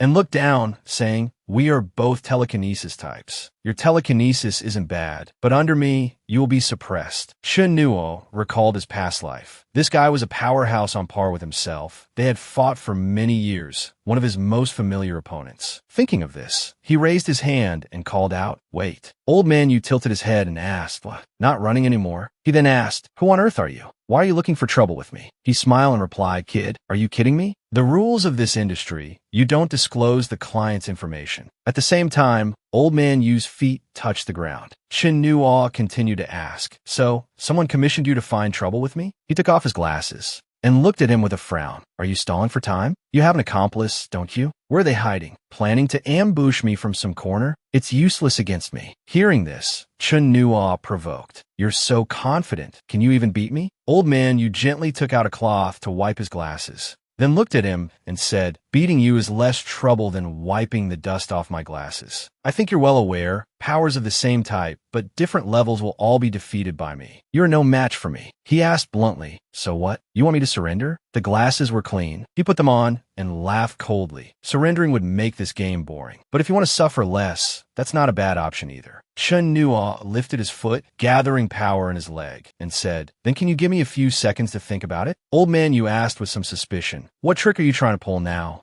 Mr. Yama? Chen Nuo thought with some anxiety. Yama, this is the second time this guy has called me Yama. In this life, the only person who knows I'm Yama seems to be just one. He leaned slightly and said, no, I've thought about it. Surrendering isn't my style. Let's just fight. The distance to that pit should be safe. Old Man Yu stood there, full of confidence. This little pit? Mr. Yama, in the face of absolute power, all tricks are just child's play. He smiled sinisterly. What if that pit becomes a septic tank? Does Master Yu happen to be a neat freak? Hearing this, he looked down in alarm, shouting, what? Chen Nuo shamelessly yelled, explode. The stuff that erupted from the pit gave off a foul stench, accompanied by Old Man Yu's curses. Shameless, filthy, despicable, disgusting. He stood there smugly. Creating the concrete block was just a feint. The real purpose was to maximize the explosion's power, while also stalling for time, using telekinesis to draw a large amount of molecules from the sewage pipe on the roof. This way, Master Yu will face two difficult choices. Either go take a shower and change his clothes first, or endure the stench and continue to chase me. Old Man Yu stood inside his protective shield, watching Chen Nuo run away, while a few clumps of feces were stuck to the outside of the shield. He could only shout angrily to himself, Yama, for a neat freak, this was truly unacceptable. No way. Old Man Yu stood there sniffing, feeling like he was about to pass out from the overwhelming smell. He could only scream, damn it. Then he immediately rushed off in pursuit of Chen Nuo. I'm definitely going to kill you. Seeing Old Man Yu's appearance, he was a little surprised. Holy crap, did he just snap? The scene changes to Nyosho Mountain. Old Man Yu was in hot pursuit of Chen Nuo. Chen Nuo ran below, thinking to himself, past this forest is the abandoned tunnel of Nyosho Mountain. There are many mine shafts inside the tunnel. His feet touched the ground. Then he looked up, using branches to attack him, and calculated, as long as I can hold Master Yu off for a moment, once I enter the maze in the mine shafts, I'll escape Master Yu's pursuit. Above, Old Man Yu smiled and held the ring in his hand, and a thin yellow layer of bone appeared around him, blocking the incoming branches. He clenched his fist and said, Mr. Yama, I'm really angry now. Chen Nuo continued to flee, shouting, that's ridiculous. All I did was blow up a septic tank. Is it necessary to hunt me to the ends of the earth? He threw the ring out, smiling. I already know what you're thinking. The ring flew straight into Chen Nuo's back, a powerful blow, sending him falling and coughing up blood. Old Man Yu looked down from above, Chen Nuo face down in a large crater. He gently retrieved the ring, put it back on his hand, and then stood in the air, saying, Mr. Yama, I originally intended to have a gentleman's battle, but your schemes have angered me. I will give you a quick death. Magical runes surrounded him. He rushed towards Chen Nuo, shouting, kneel. Instantly, a wave of pressure bore down on him.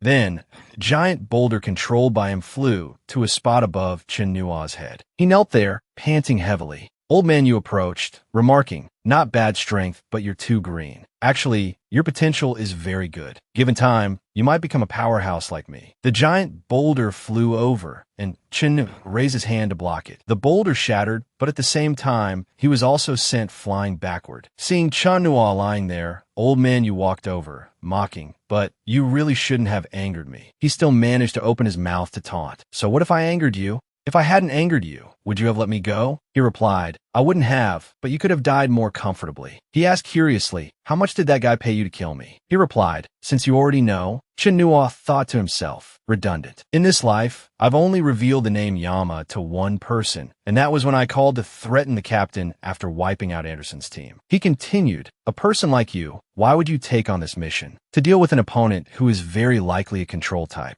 Aren't control types supposed to try to avoid conflict with each other? Old man, you stood there and replied, firstly, you are not yet a controller. With your telekinetic strength, you can only intimidate that captain. You can't fool me. Secondly, telekinesis-type powerhouses have a great appeal to me. That's the real reason I took this mission. Chen Nuo lay there struggling, thinking to himself, in my past life, when Master Yu took on commissions, the targets were indeed often telekinesis types. This guy really has a thing for telekinesis types. The old man stood there, laughing coldly, and cast a spell on him. Well, let's stop here. The reason I said all this to you was to see if your runaway accomplice would show up. But never mind, I'm not interested in non-telekinesis types. The old man said again. Of course, I'd also be happy to see you struggle in despair, but unfortunately, the rune on your back is what seals telekinesis, so I guess you won't be able to perform. The old man taunted, don't be a telekinesis type in your next life. Suddenly, Chen Nuo burst out laughing. The old man was a bit confused by this. What are you laughing at? Chen Nuo replied, I'm laughing because this transformation technique of yours really works on you. He recalled his past life. The first time he met the old man, he had also used this trick. Immediately after, Chen Nuo's entire body emitted a green spiritual energy. He asked the old man, who told you I was a telekinesis type? Then he slowly sat up, and other colors appeared besides the green spiritual energy. Chen Nuo rushed forward, preparing to throw a punch at Old Man Yu, saying, the first taboo when faking being a telekinesis type is not to let the enemy get close. It's too late, you sinister old man. He used the elemental force Rising Dragon Palm to send the old man flying, then continued, if I hadn't pretended to be seriously injured on the ground, exposing all my weaknesses to you, you wouldn't have come near me. The palm strike had sent the old man flying, crashing into a cliff. Chen Nuo stood there smiling, wiped the blood from the corner of his mouth, and looked at the old man, adding, everyone in the entire underworld knows you're a sinister old man, but I see you're quite naive. Old man, you lay there struggling,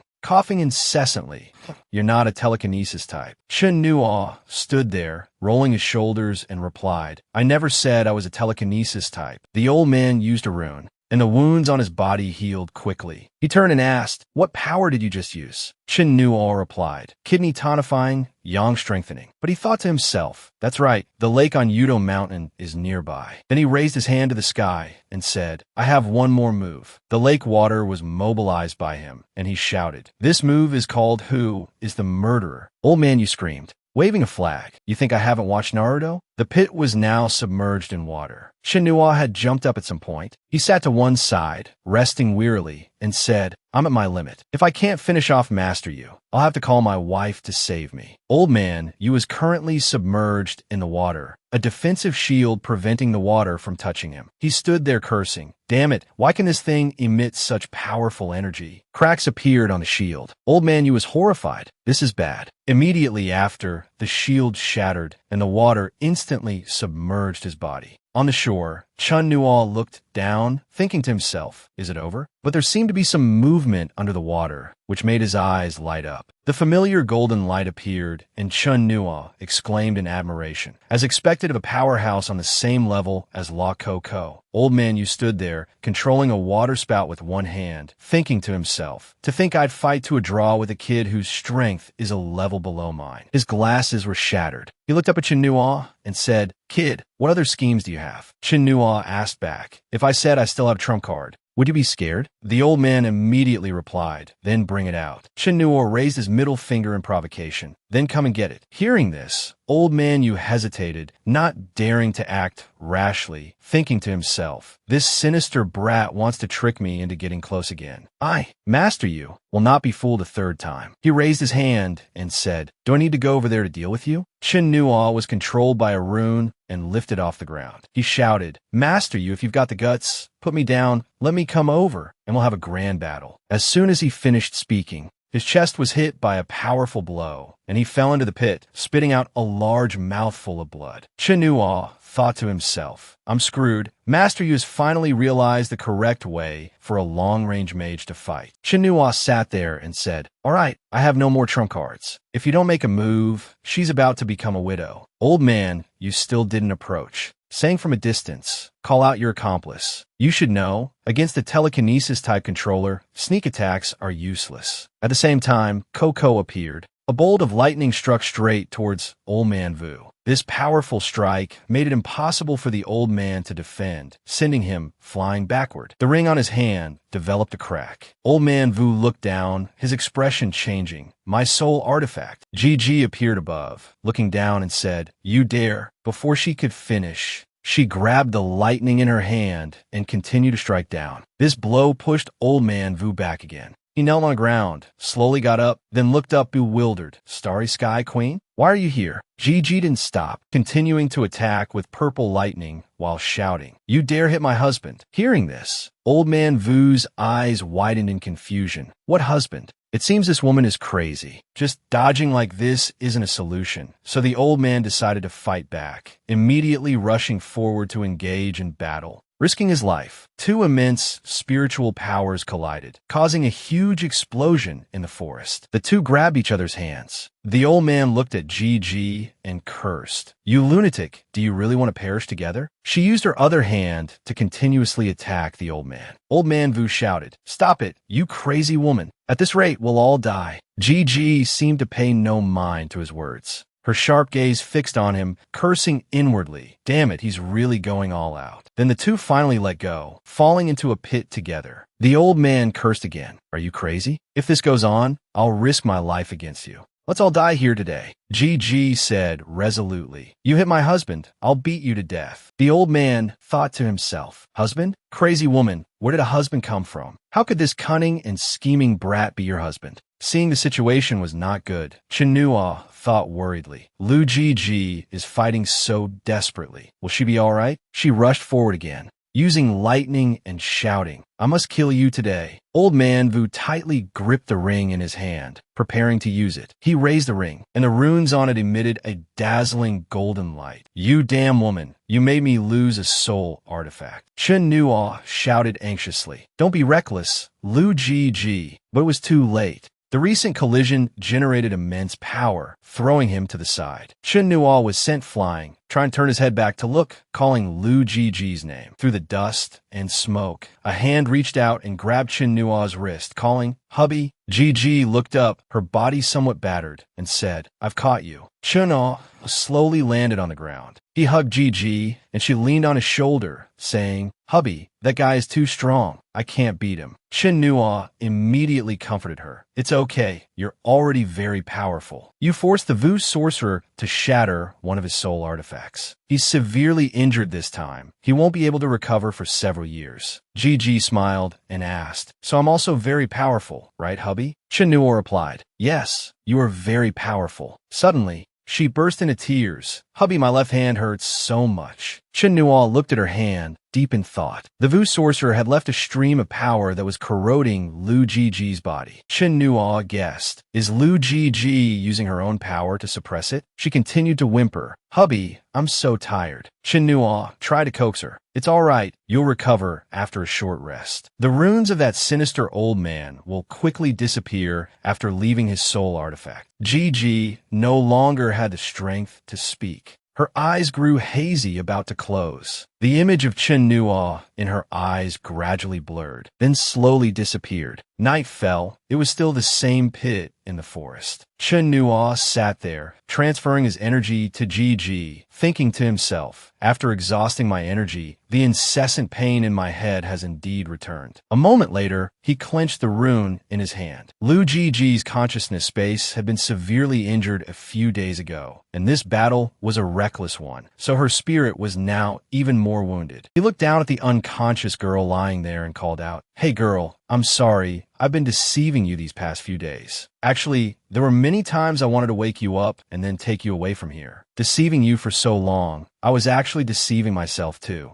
I really can't bear to let you go. It's not that I'm afraid you'll beat me up when you wake up. I just can't bear it. I seem to have become infatuated with the feeling of having you by my side, just like in our past life. This is the second time you've slept on my lap." He reached out and caressed her cheek. Continuing, "Lu Gigi, in this life, I won't provoke you anymore, okay? Gigi, in this life, I won't call you a lunatic anymore, okay?" Chen Nuo shut his eyes tightly, tears streaming down. A man who had lived 2 lives was now on the verge of tears, saying, "Lu Gigi, in this life, I'll take you fishing again. Okay." He choked up, his tears falling on Gigi's face, carrying his sorrowful words. "Gigi, in this life, don't die again, okay?" The next morning, Chen Nuo was still sitting there, continuously transferring spiritual energy to heal Gigi. He thought to himself, after one night, there's nothing to worry about anymore. Wake up quickly. If you don't wake up, I'm about to collapse from exhaustion. Suddenly, Gigi opened her eyes, staring straight ahead. Chen Nuo called out joyfully, "You're finally awake." She turned her head and asked blankly, "Who are you?" Chen Nuo gave a forced smile and replied, "It's a long story." He looked at her, musing. She's lost her memory again. "I saved you, pulled your spirit back, and was already mentally prepared to be beaten to a pulp by you after you regained your memory." Gigi stood up, pointed at him, and said, "I don't know about other things, but I'm sure you saved me. I can see that your consciousness space has a very strong mind force, and that stream of power is on you. I can feel it." Chen Nuo sat there, not refuting.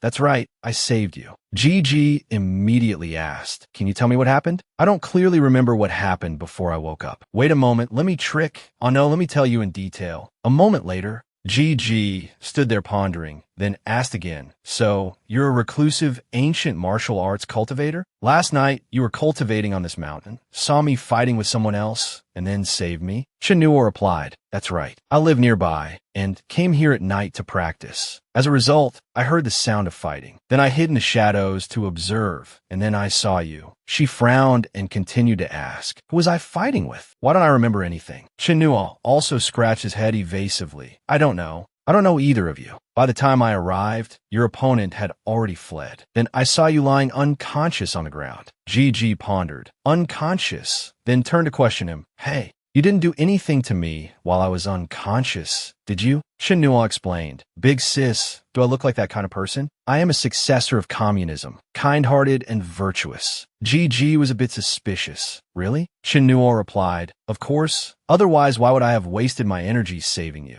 She immediately changed her attitude, smiling and saying, "Then thank you very much. It seems you're a good person." Chen Nuo said smugly, "Of course, I'm a 3 good student at school." "This big sis, who are you?" She extended her hand, looked at him, and replied, "My surname is Lu. My name is Lu Gigi." Chen Nuo blushed shyly and introduced himself. "My name is Chen Nuo." "So, big sis, you must be a very powerful master, right?" Gigi waved her hand, gave a dry laugh, and said, "I can't tell you that. By the way, how old are you?" 18. She mused. 18 years old. A bit old, but your strength isn't bad. You were able to use mind force to wake me up." Then she clapped her hands, looked at Chen Nuo, and invited, "Little brother, do you want to become this big sister's disciple?" Gigi appeared extremely confident. "But I'm very powerful, you know. Become my disciple, and I can tell you who I am. Let me tell you a secret. Being my disciple will give you a lot of face when you go out." After hearing this, Chen Nuo broke out in a cold sweat. "Huh?" he exclaimed, his mind reeling. "What the hell? In the blink of an eye, a husband has become a disciple?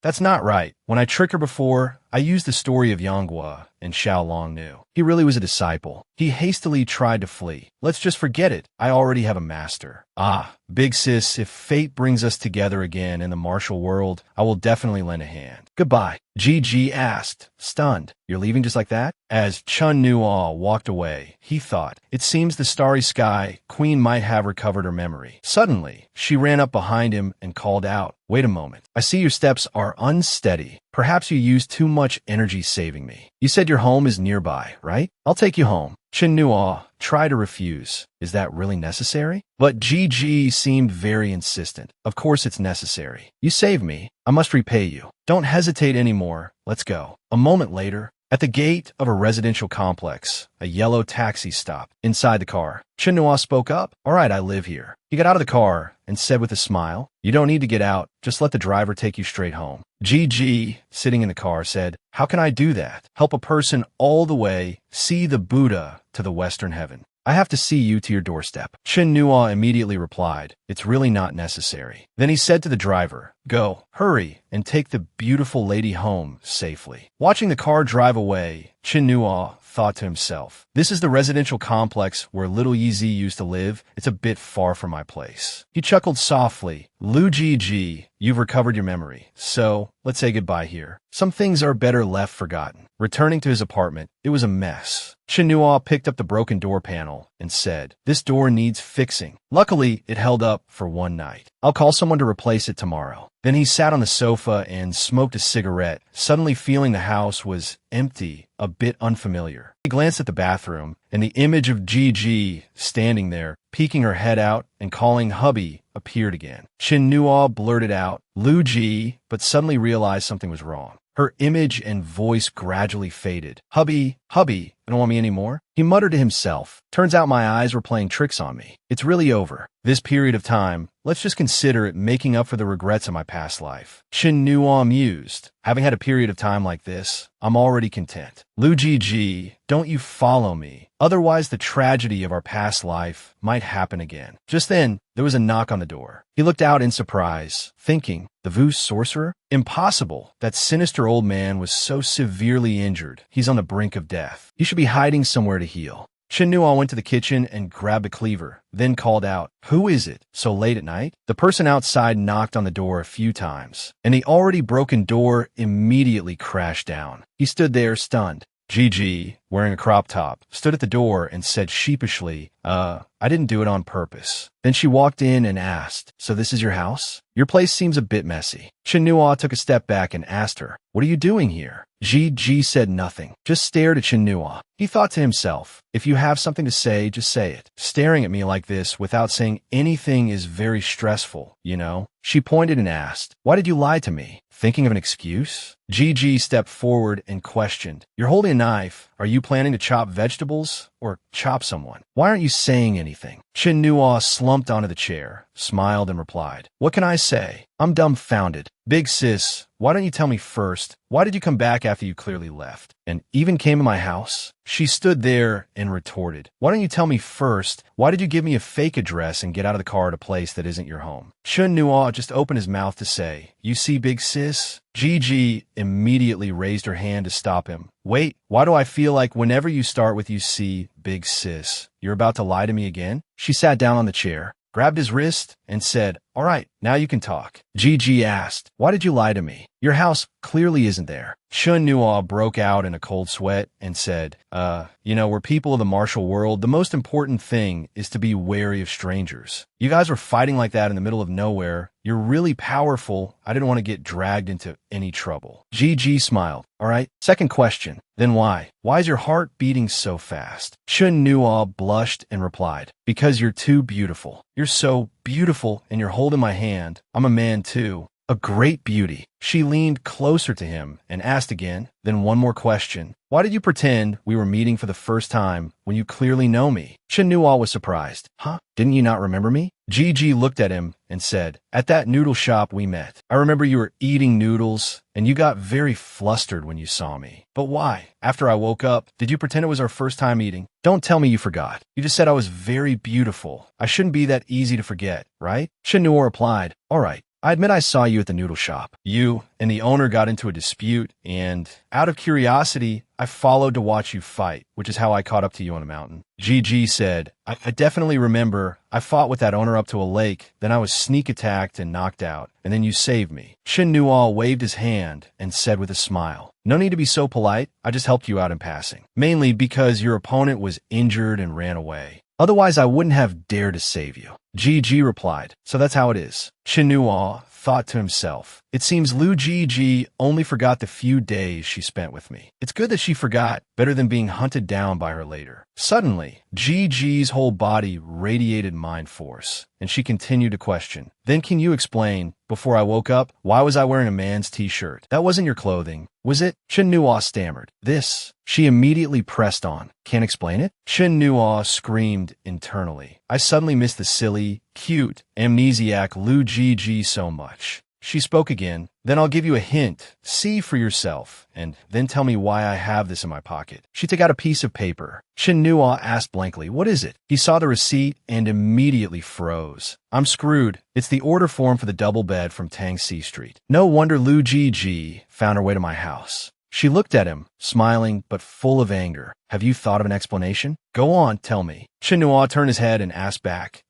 if I tell the truth, will you beat me to death? Chen Nuo began to make up a story. You were unconscious at the time. Your clothes were all torn. Everything was exposed. For your own good, I took off my shirt and put it on you. After you woke up, I was afraid you'd misunderstand and think I took advantage of you, so I lied to you like that. After all, we're just strangers who met by chance. It's better to have one less problem than one more. Big sis, I'm sorry. After hearing this, Gi said, although there are still many questionable points, I'm sure you didn't harm me, and you even saved me. So I'll believe what you said is true. Then she let go of Chen Nuo's hand, stood up, and continued. The interrogation is over. In short, I still have to thank you. By the way, I'm keeping the order form. The phone number on it is yours, right? Chen Nuo was puzzled. What do you want my phone number for? Gi leaned close to his ear and said, to find you next time. You saved me once, so I have to repay you. Besides, there are many things I don't remember now. Maybe I'll have to ask you when I remember them. Chen Nuo blushed. All right, as long as you're happy. She stood up and walked to the door. Then I'll be going. Your door is really broken. Chen Nuo waved. Go on. I know. Walking out of the corridor, Gi muttered. That brat only knows how to lie. As soon as Gi left, Chen Nuo let out a sigh of relief. Then he panicked. Crap, I have to pack my bags and run away somewhere else. Lu Ji is like a ticking time bomb. Who knows when she'll remember everything? He immediately went into the room to pack his clothes, thinking, Ms. Lu will handle my leave of absence from school. Old Jiang will take care of little Yizi. I just need to hide until Lu Ji leaves Hua country. I'll just treat it as a vacation. How about Canada, or Brazil, or even further, Antarctica? Just then, the phone in his pocket rang. He took it out and looked puzzled. It's so late. Why is anyone looking for me? He had just answered the call when a voice came from the other end. Excuse me, is this Mr. Chen Nuo? Before he could answer, he thought to himself, damn it, don't think I won't recognize you just because you're pinching your nose and changing your voice, you dark-skinned, white-haired lowly. Over here, Yi Tang was using Ingwan's phone and calling repeatedly. Mr. Chen Nuo, why aren't you saying anything? Hello, is the signal bad? Hello, hello. Ingwan, who was tied up there, shouted, Appa, don't answer. Don't answer. On the other side, Chen Nuo replied, This is Chen Nuo. Hearing this, the little girl gave a sinister laugh, then threatened in a loud voice, If you still want to see Ingwan. Ingwan next to her kept shouting into the phone, Appa, don't worry about me. I'm fine. At the same time, Yi Tang's phone rang. Good disciple. Hurry up and answer master's call. Good disciple. Hurry up and answer. So the little girl put the other phone aside, took out her own, and said, Wait a minute, wait a minute. The little girl took out her phone, which showed the caller's information. Yi Tang casually hung up Ingwan's phone. As soon as she opened her own phone, Gi's voice came through. Hello, my good disciple. There are many missed calls from you on my phone. You come to Jiling too? Where are you? Come to the hotel quickly and let master give you a hug. The little girl cried out in alarm. Lu Ji, where the hell have you been? Wait there, I'm coming right now. Seeing the little girl about to leave, Ingwan asked, you found your person, aren't you going to let me go? Yi Tang turned her head and said, I'll call your Appa to come pick you up. The scene changes to an international hotel. Master and disciple reunited after a long time. Gi kept kissing Yi Tang, making the little girl push her away impatiently. That's enough. The little girl sat there and asked, Lu Ji, tell me where you've been these past few days? The little girl wiped her face, muttering, It's all saliva. Before the master could answer, the disciple spoke first. How old are you? disappearing without a word. Is this something a person your age should be doing? Gigi replied, it's not. Yitang cut her off. Don't you know that disappearing suddenly would make me worry? Do you know where you've been these past few days? She put her arm around her disciple's shoulder and said, me? I met an interesting man. Hearing this, the little girl frowned and said, hey, Gigi, what's with that shy look on your face? Have you fallen for someone? Yitang said loudly, no way. You've only been gone for a few days, and you've met another scumbag? The clothes you're wearing aren't the ones I bought. Lu Gigi, don't tell me you've lost your chastity? She blushed and repeated, lost my chastity? Then asked, how do you know if you've lost your chastity or not? Yitang shouted in shock, you really did something with that man? Let me check for you. And also, who is that guy? Tell me the truth. Over here. Chen Nua came to rescue Yingwan. While untying her, he asked with concern, the other party didn't do anything to you, did they? She smiled, no. I was very scared at first, but then I thought of Appa and I wasn't scared anymore. It was as if I gained courage. Chen Nua stood there and patted her head. It's good that you're okay. Next time, don't say things like don't answer or don't worry. I don't want you to get hurt. She nodded, saying yes. Then looked at him with an adoring gaze, calling, Appa. Then she threw herself into Chen Nua's arms. Appa, I was so scared. I was really scared. Chen Nua tried to comfort her. Don't be scared, it's over. It's all over now. Yingwan looked at him and continued, Appa, I'm not afraid of dying. I'm afraid of not being able to see you again. That's even more unbearable than death. Chen Nua wiped her tears and said, what's there to be afraid of? Even if you really had to go to hell, I would save you and bring you back. She stammered, Appa, I.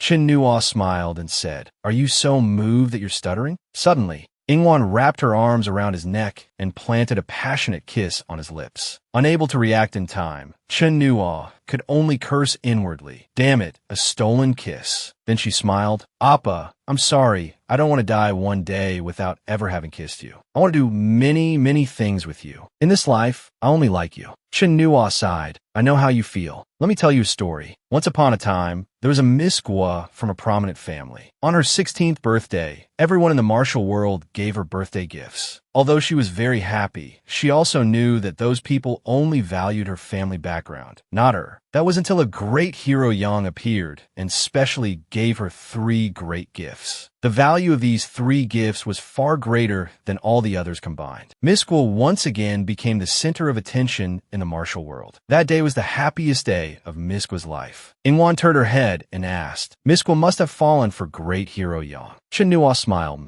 It's just that meeting someone too amazing when you're young is both a blessing and a misfortune. She asked again, so what happened after that? He replied, unfortunately, great hero Yang only saw Miss Gua as a junior with no romantic feelings. After that, their paths never crossed again for the rest of their lives, and Miss Gua never married, always living in the memory of that 16th birthday. Yingwan naively raised her hand and looked at it. Why didn't Miss Gua go look for great hero Yang? If it were me, if I liked him, I would go find him. It doesn't matter if he doesn't like me, as long as I can see him every day. I wouldn't just pine for him like that. Chen Nua interjected. Because great hero Yang had gone into seclusion, no one could find him. Besides, not everyone is like you. She asked, Appa, tell me, if great hero Yang knew that Miss Gua never married because of him, would he feel guilty? Chen Nua replied, perhaps. After all, Miss Gua made her own choice. She said, frankly, I don't like great hero Yang. Then she glanced at Chen Nua.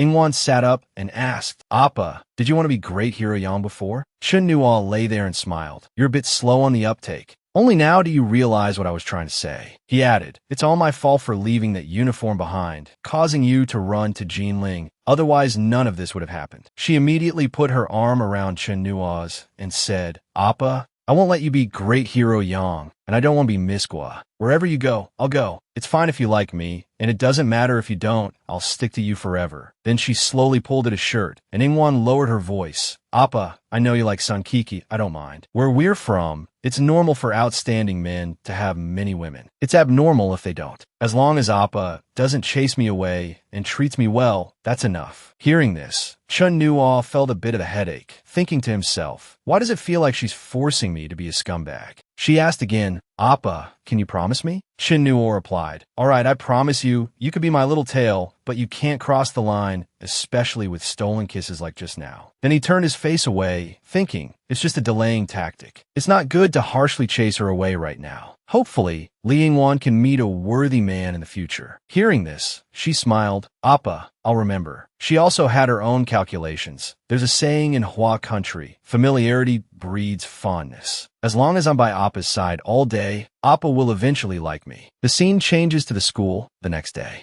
Chin Nuo appeared, waving and calling, Kiki, Kiki. Kiki saw Chin Nuo and pretended not to see him. Thinking to herself, he always says the shop is busy and doesn't come to school, doesn't even make a single phone call. How outrageous. I swear I will absolutely ignore him today. Then the bell for the end of class rang. Kiki stood up and thought to herself, I'm just giving him something. I'll leave right after. That doesn't count as breaking my promise. She walked over to Chin Nuo's seat and handed him a book. Here, this is the study guide the teachers talked about these past few days. The final exams are next week. Remember to study hard. If you don't pass, you'll have to repeat the year. He smiled and asked, are you not mad at me anymore? Let's go home together after class. She immediately refused. No, I'm not going with you. Seeing Kiki leave, he quickly packed his books and chased after her, calling out loudly, wait for me. Chin Nuo thought to himself, this little girl is sulking again. Just watch me. Just as Kiki stepped out the door, Chin Nuo caught up and suddenly hugged her from behind. She was startled, her face blushing as she said, are you trying to get killed? This is a school. People will see. He grinned slyly. So it's okay if no one sees? She quickly tried to explain. It's not okay even if no one sees. Chin Nuo took a step back,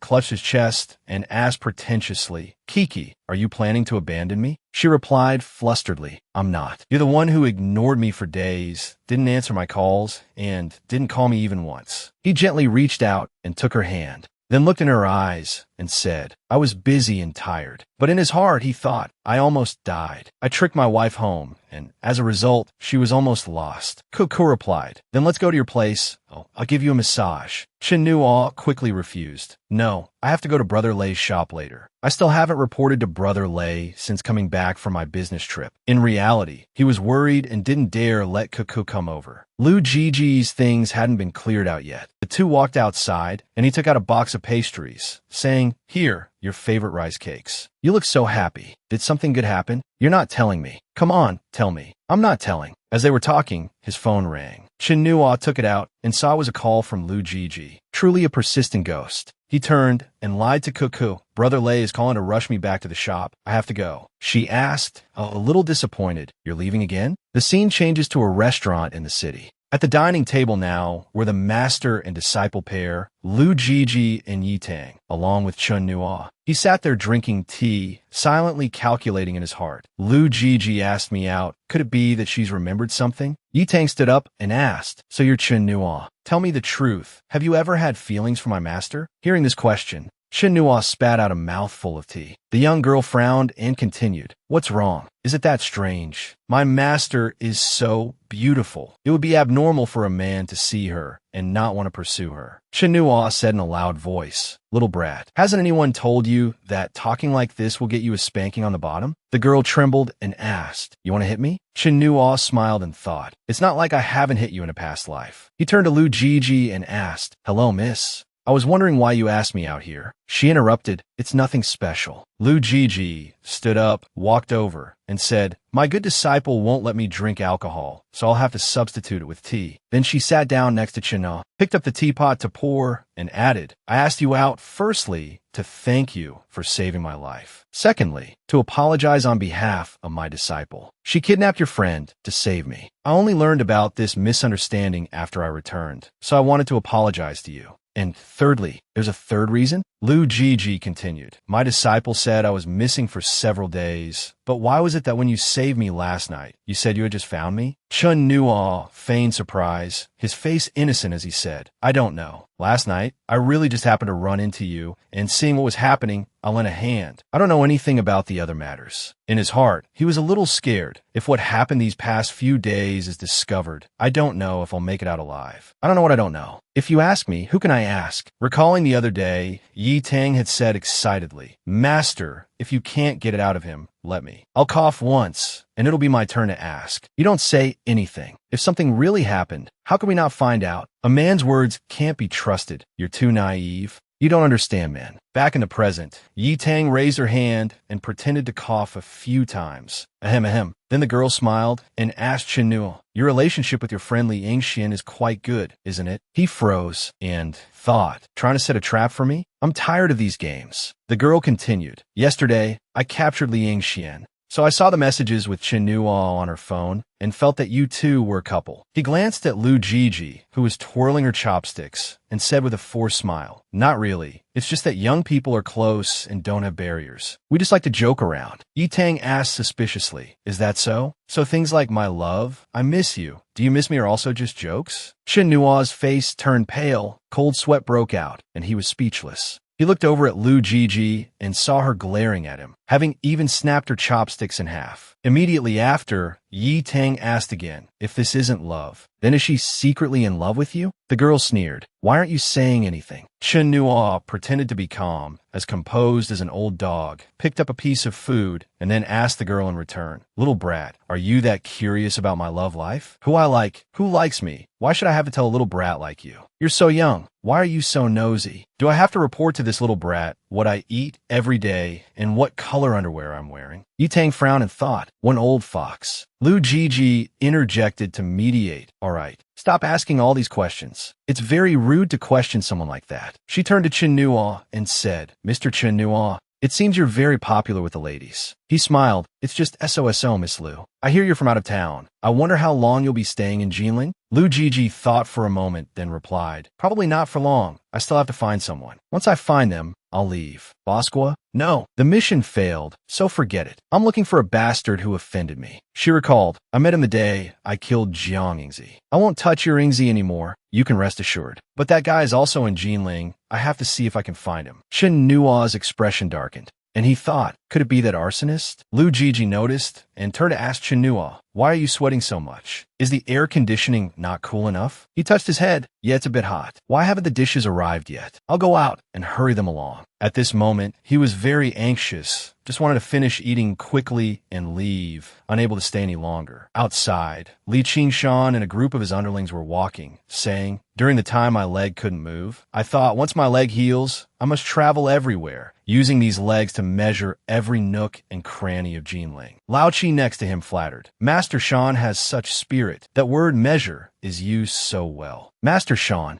look." He saw Chen Nuo and greeted him with a beaming face. "Isn't that brother Chen Nuo?" Chen Nuo silently prayed, "Absolutely do not come over here." Meanwhile, Lu Jiji looked over a little confused. A voice sounded from the side. "This young lady is..." Li Qingshan hesitated. "How?" Chen Nuo cursed inwardly. "Damn it, look at my eyes. Has your brain turned to mush just because you want to suck up to me? Has the observational skill of a gang boss been fed to the dogs?" He smiled and cut off old Li. "This is a good friend of mine." Seeing this, Li Qingshan immediately changed his expression, pursed his lips, and calculated in his mind. Brother Chen Nuo's gloomy face and that strange look in his eyes. Yes, the eyes. It's not a holiday, and it's nighttime. Why is he eating alone with Brother Haonan's wife? Could it be? Old Li thought of the scene of an affair with his sister-in-law, an image of the two of them in bed appearing in his mind. On one side, Lu Jiji was saying, "What if Big Brother catches us?" On the other, Chen Nuo was replying, "Don't worry, as long as we hide it well. He won't find out." Just the thought made Old Li dizzy. He staggered back a step, thinking, this affair, this case of brothers turning on each other. Damn it, I'm not going to be killed to be silenced, am I? Lao Chi at his side saw something was wrong, supported him, and asked, Master Shan,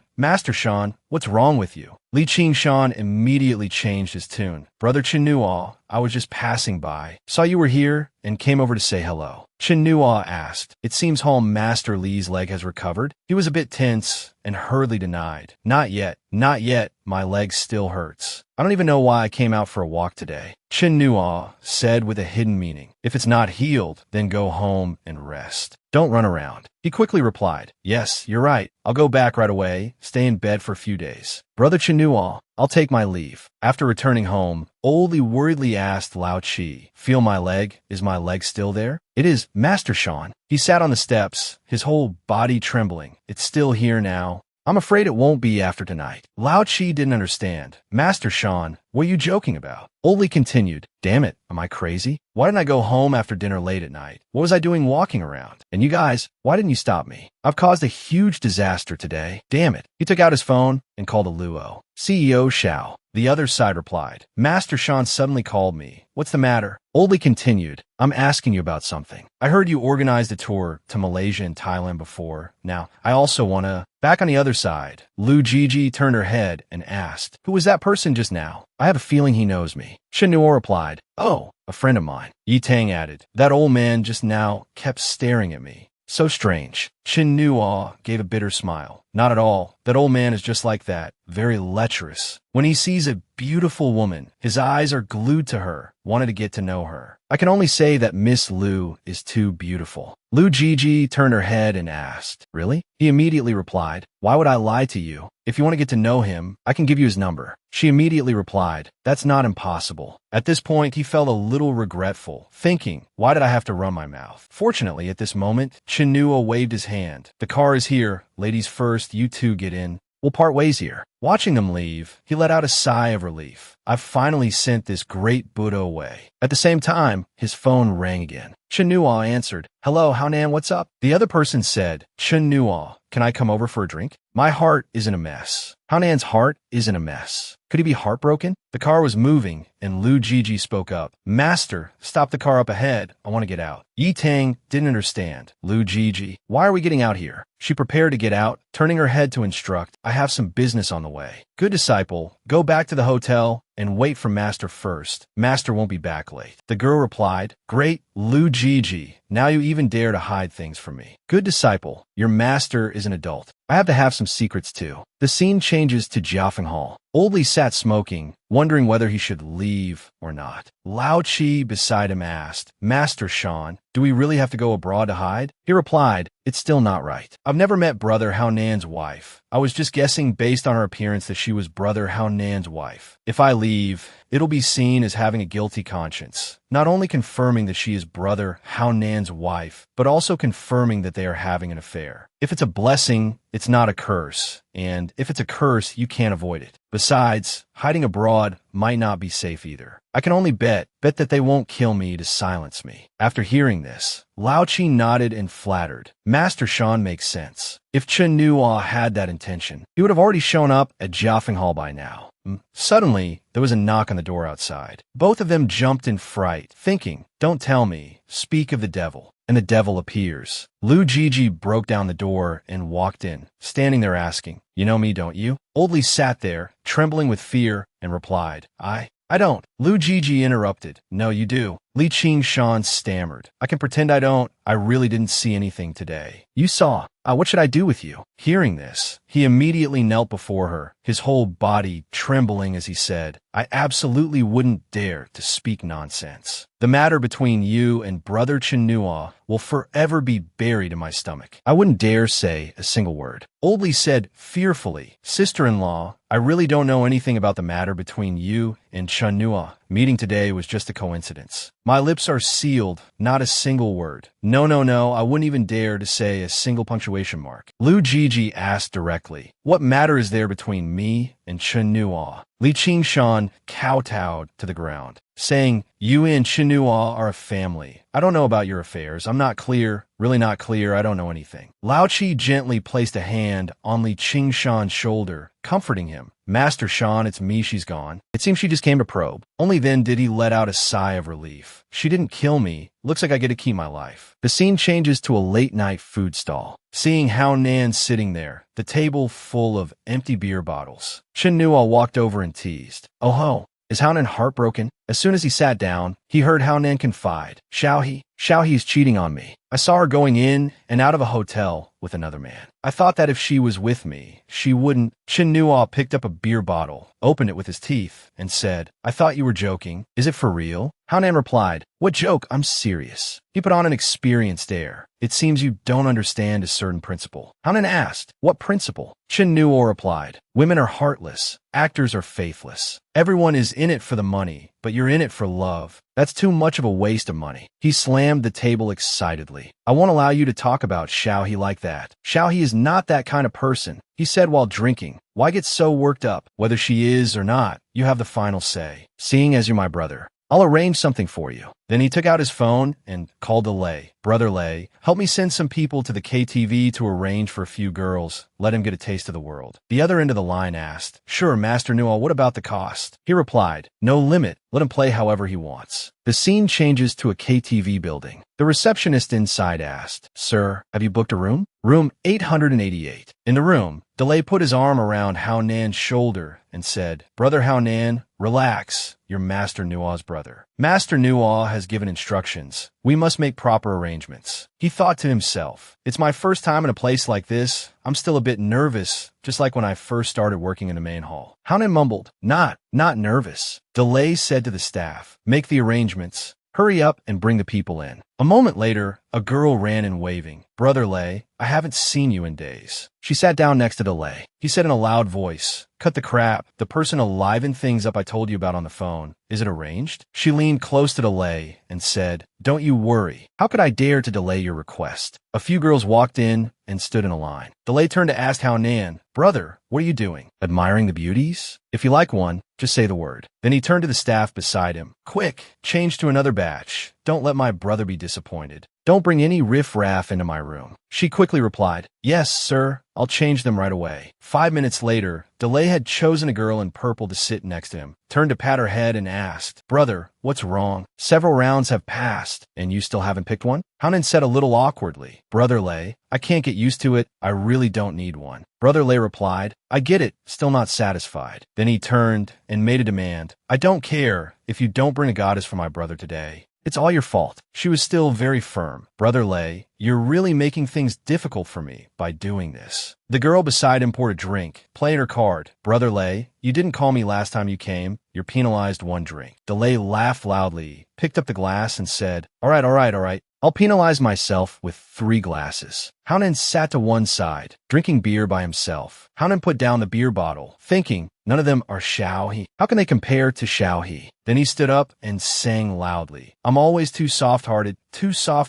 taking all the problems. The Mamasan brought in a new person. Brother Lei, sorry to keep you waiting. This is the most beautiful girl under my wing. Her name is Xia. She wasn't supposed to see clients today, but I called her and told her to rush over. If you're still not satisfied, then you won't be satisfied with anyone in all of Jinling. Hao Nan stared without blinking at the newly arrived girl, his mouth still singing the part about being too soft-hearted. Seeing his expression, Delay replied, This time it's good. He pointed and said, Good, it's her. I'll decide for my brother. Little sister, my brother is an introvert. You must cheer him up today. He thought to himself, this little sister is top-notch. I suddenly feel that the girls next to me are no longer appealing. Xia sat down, put her arm around Hao Nan's and asked, Handsome, how should I address you? Delay next to him answered for him, Little sister, just call him Brother Hao Nan. The girl appeared very sharp and replied, No, you all call him Brother Hao Nan if I call him that too. What's the fun in it? She turned around, her hands and feet restless as she thought. This Brother Lei not only has money, I heard he's also a recently famous figure in the underworld. For someone Brother Lei calls brother, he must be very formidable too. Then Xia whispered into Hao Nan's ear, Can I call you Little Big Brother? Can I, Little Big Brother? He blushed, but then he froze, thinking, That's not right. Is this how it was when he was working? Hao Nan picked up the beer bottle again and took a swig, recalling, I understand Chen Nuo's meaning now. It's fake, it's all fake. Acting for money, just going through the motions. For them, it's all just a daily routine. Xia beside him continued trying to entice him. Little Big Brother, it's boring to drink alone. let me drink with you. He glanced over, deep in thought. I've never understood. I was just completely avoiding it, just deceiving myself. Thank you, Chinua. Thank you for making me face reality. I won't hesitate anymore. Xia saw his gaze and felt a little shy. Little big brother, you're looking at me like that. You'll make me shy. Haonan asked directly, can you leave with me later? Xia laughed out loud and leaned coquettishly against him, saying, little big brother, your words are so naughty. He asked in a serious tone, cut the crap. I'm asking you, are you going or not? She put on an act and replied, I can't. I have something to do today. I live with a little sister. She's sick. I have to go back and take care of her tonight. Recalling that he had used a similar excuse before, he turned and asked directly, are you trying to say next time? Next time I come looking for you, we'll talk then? Haonan took a stack of cash from his pocket, placed it on the table, and asked, I don't like to beat around the bush, and I don't like nonsense. This is 8,000, you tell me, yes or no? Xia was completely captivated by the money and immediately replied decisively, little big brother, then you wait a moment, I'll go change my clothes. He blushed as he looked at the girl. Haonan pushed her aside and said, take the money and go. The money on the table is for you. I don't need you to accompany me. Just consider the question I just asked and your answer to be worth that much money. He looked up at the sky and asked himself, is there not even a final reason left to deceive myself? Delay stood there confused and asked, Brother Haonan, what's wrong? If you're not happy today, how am I supposed to explain it to Master Nua? Look, how about we call a car and go somewhere else? He replied, the task Chinua asked you to do, you've done it. Tell Chinua I understand. I thank him. Back at Chinua's house, he was sitting on a chair, studying. This talisman belongs to the sorcerer. It contains the sorcerer's power. He looked at the talisman in his hand, thinking, I can feel the powerful mental force surging within the talisman. But no matter how strong the mental force is, it can't hide the complex flavor within. Chinua closed his eyes. The commonly accepted rule in the cultivation world is the purer the power, the better. The purer the power, the easier it is to control its operational laws. But such a complex mental force. Chinua smiled. Damn it, sorcerer, you must have learned the star-devouring grandmasters Huagong Dafa, or the Xiaoyao Sect's Baiming Shingong, or maybe the Xixing Dafa. He copied the talisman, muttering, such a complex mental force. It clearly comes from different power systems. But in the hands of the sorcerer, he can mobilize and use it so powerfully. It's clearly all thanks to this talisman. He clenched his fist, sitting there smugly. Sorcerer, now watch my skills. I'll be able to erase it too. The next day at school, Chinua walked into the classroom, thinking, the vacation trip has been postponed for a few days. The final exams are coming up. I can't be absent. It's a good thing I learned the sorcerer's skill. Even if Lu Jiji really fights me, I won't have to be afraid. Running away won't be a problem. Walking past Kuku's seat, he looked over in surprise and saw that one of his wife's eyes was bruised. He immediately asked, what happened to your face? Did someone hit you? Kuku sat there and replied, don't overthink it. I fell on the stairs when I went home last night. The staircase light was broken again, so my face hit the ground. Chinua placed his hand on her forehead and asked, are you sure you just fell? Kuku still insisted, it's true. It hurt so much I couldn't sleep well last night. He channeled spiritual energy into her, coaxing, let me rub it for you. It'll feel better. Kuku blushed and reminded him, there are classmates here. He smiled, it'll be quick. A minute later, he thought to himself, even if you applied ointment for half a month, it might not have healed. I'll use the sorcerer's technique to heal you. It'll be done in a minute. But to avoid being too conspicuous, I'll just reduce the effect a little for you. Then he asked her, how does it feel? Kuku replied in amazement, it's much better. By the way, Chinua, next Tuesday is Teacher Zhang's 50th birthday, did you know? He replied, I didn't know. I haven't seen Teacher Zhang these past few days. It just so happens I need to go to Teacher Zhang's place after class to see how little Yizi is doing. Kuku said happily, then we're on the same way after class. He thought to himself, next Tuesday, the final exams will be over by next Monday. So he went and knocked on Teacher Zhang's door. Chinua walked in, scratching his head with a sheepish smile and calling out, Master. He waved his hand. I don't dare accept it. You haven't come for several days. I almost forgot I had a disciple like you. Chinua quickly explained, don't be like that, Master. You might forget, but how could I? He stood there scolding. That brat Zhang Hao Nan is the same. He's like a lost soul when he's practicing. What kind of disciples have I taken on? Chen Nuo put the things on the table, turned back and said, Master, calm down. I was busy on a business trip. As for my 2 senior brothers, I heard they're heartbroken. They'll get over it in a few days. Teacher Zhang sat on the chair with his arms crossed and said, Only my eldest disciple gives me less to worry about. He also sat down and said with a grin, I must meet my eldest senior brother when I have the chance. He must be a genius. Chen Nuo turned his head and asked, Has Louise been good these past few days? Has she caused you any trouble? He replied, Better behave than you. Her godmother took her out to play. She'll be back later. By the way, how is Gu Kang's matter? It's fine. He hasn't come looking for me these past few days. This kind of street punk, there's nothing new to them. They won't live peacefully even if they go elsewhere. This is for the best. The final exams will be over in a few days. Let's have a meal together. What meal? Nothing. I just want to find a time for everyone to meet and have a meal together. Just make sure you come. Next Tuesday. After talking for a while, Teacher Zhang suggested, Well, stay and eat at Master's house today. I'll go buy some good food. On the day of the exam, after everything was over, Chen Nuo and Cuckoo were walking and chatting while drinking. The exams are finally over. How'd it go? Was it smooth? It felt pretty good. We can finally relax. Where are we going this afternoon? To buy things. Tomorrow is Teacher Zhang's birthday. I can't go empty-handed. Yizi has also been at Teacher Zhang's house recently. I must repay this debt of gratitude. Okay. Then I'll treat you to McDonald's. Cuckoo turned to look at him and thought, Chen Nuo will surely spend a lot of money on the gift. If I treat him to a meal, he won't have to pay. I can help him save a little. And so, the two had a relaxing date after the exams. First, they went to eat, then they went to the amusement park, had a lot of fun, and even went roller skating together. On the way, Chen Nuo said, We bought the gift. We can go home now. Cuckoo said excitedly, Today was so much fun. His phone rang. As soon as he answered, he heard Teacher Sun's voice asking, Chen Nuo, is Cuckoo with you? Yes, she is. That's strange. Where's her phone? Why can't I get through? It's off. It probably ran out of battery. Pass the phone to her. Cuckoo took the phone from Chen Nuo's hand and asked, Dad, what's wrong? She listened silently to her father on the phone, the two of them not saying a word. Cuckoo returned the phone to Chen Nuo with a gloomy face.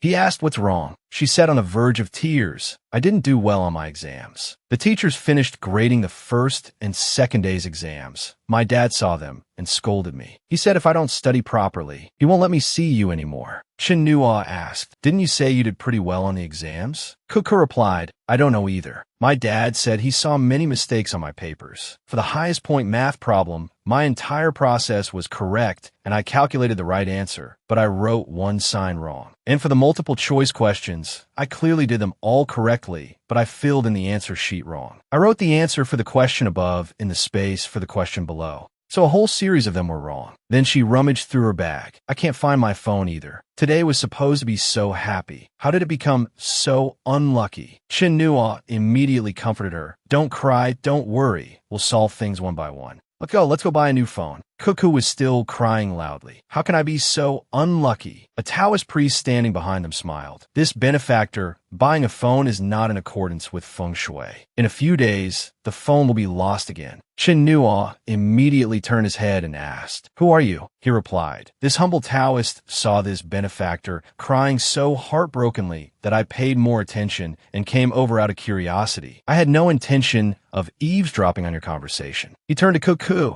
and said, This female benefactor, you have a bad omen. Chen Nuo said impatiently, I think you're the one who's sick. What era is this to still have this kind of superstition? Then he pulled Cuckoo to turn away. Don't mind him. Let's go. Brother Lei's shop was busy the past few days, and he gave me a decent bonus, enough to buy a phone. Wanted to save money for him. She said, I don't need it. You should keep your money. There will be many things to spend on later. On the side, the Taoist priest was still trying to hold them back. Wait, benefactors, please don't go. He chased after them and grabbed the female benefactor. Have you been encountering many unfavorable things recently? Cuckoo asked, How did you know? He said again, This benefactor's forehead palace of fate is shrouded in dark clouds. If it's not resolved soon, once this black chi takes form and creates a black cloud covering the peak formation, I'm afraid something extremely dangerous will happen. Chen Nuo smiled and asked, Taoist master? This humble Taoist is Wu Daozi. After hearing this, Chen Nuo thought to himself, has the painting demon given this fake Taoist permission to use its name?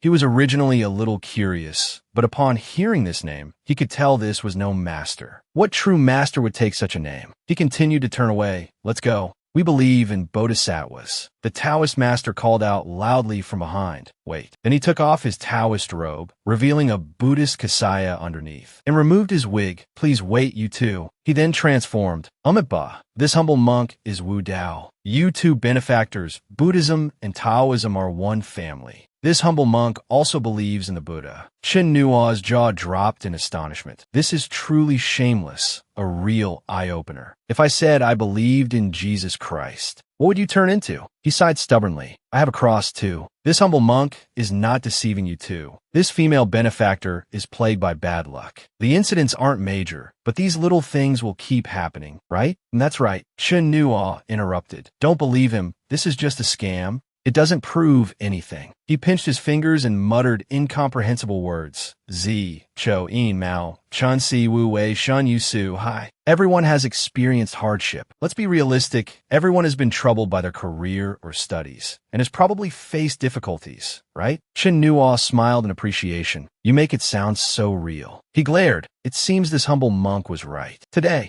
Chen Nua suddenly grabbed his wrist, twisted it, and bent his arm back, asking, Speak, how many days have you been following us? How did you tamper with the stairs? And how did you sneak into the school to change the exam answers? He cried out loudly, Heavens, I've been wrong, brother. He asked again, How many of you are there? Where are your accomplices? The Taoist denied it flatly. Brother, you've really wronged me. I get it. It seems I've hit the nail on the head this time. Chen Nua interrupted. Isn't that just stating the obvious? You did all of it. First, you mess with people, then you show up at their door pretending to be a master. He took out a piece of paper to explain. No, this is my first time here. I don't have any accomplices. If you don't believe me, I have proof. The Taoist shrugged and said, My friend, I understand your suspicion, but I'm truly wronged. This young lady has probably only been running into trouble for the past few days, right? But I only arrived in Jinling this afternoon. Chen Nua looked at the train ticket and said, The ticket is indeed for this afternoon, and it doesn't look fake. Then, the two of them said, So tell us, what do you want? I wish to form a good karmic bond.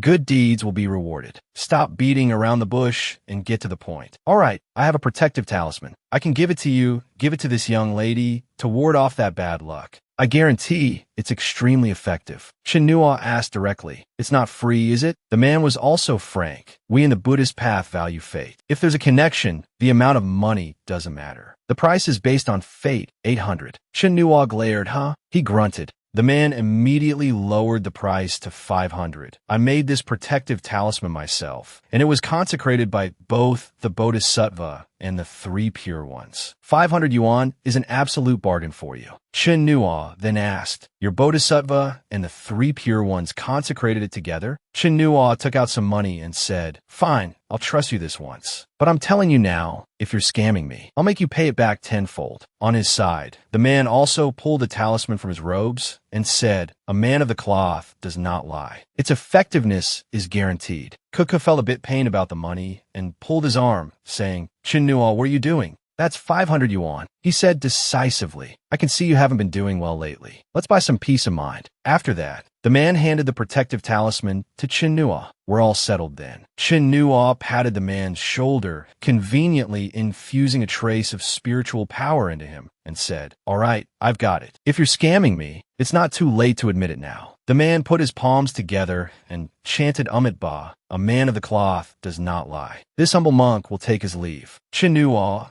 thought to himself, After obtaining Old Wu's talismanic power, my mental power has reached a new level. As long as this person doesn't leave Jinling City, I'll be able to find him. Then he handed the talisman to Kuku. Take it, keep it safe. It was 500 yuan. Kuku was still a bit regretful. Your monthly salary isn't that much. How could you spend money like that? Chen Nua said sweetly, You've really been a bit unlucky lately. It's to buy some peace of mind. 500 isn't expensive. Even if you lose a single strand of hair, my heart aches. She reached in her pocket, fumbled around, and then handed something to Chen Nua, saying, I only have 100. You take it. Chen Nua pushed it away. No need. I'm not short on this little bit of money. Kuku pouted. I'll be angry if you don't take it. Money is saved up bit by bit. Later on, for getting married, buying a house, there are many places where we'll need money. The better you are, the more at ease my dad will be. Hearing this, Chinua asked, at ease about what? Coco blushed with embarrassment, turned, and walked away, in nothing. I'm going now. My dad is rushing me to go home.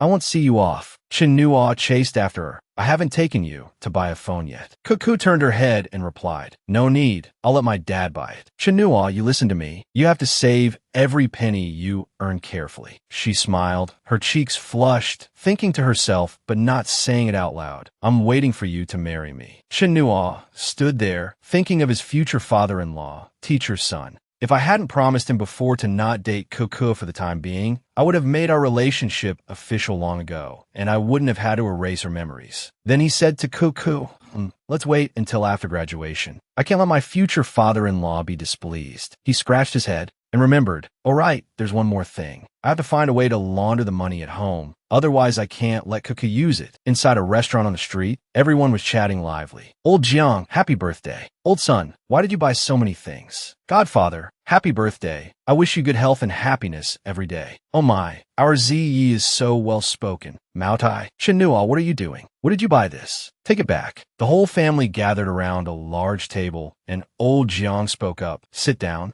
Hurry and sit. Teacher's son, sitting opposite, saw the two of them sitting together and pretended to cough as a signal. Cuckoo said softly, my dad is very angry. I'm going to go sit next to my mom. Chinua agreed. Go on.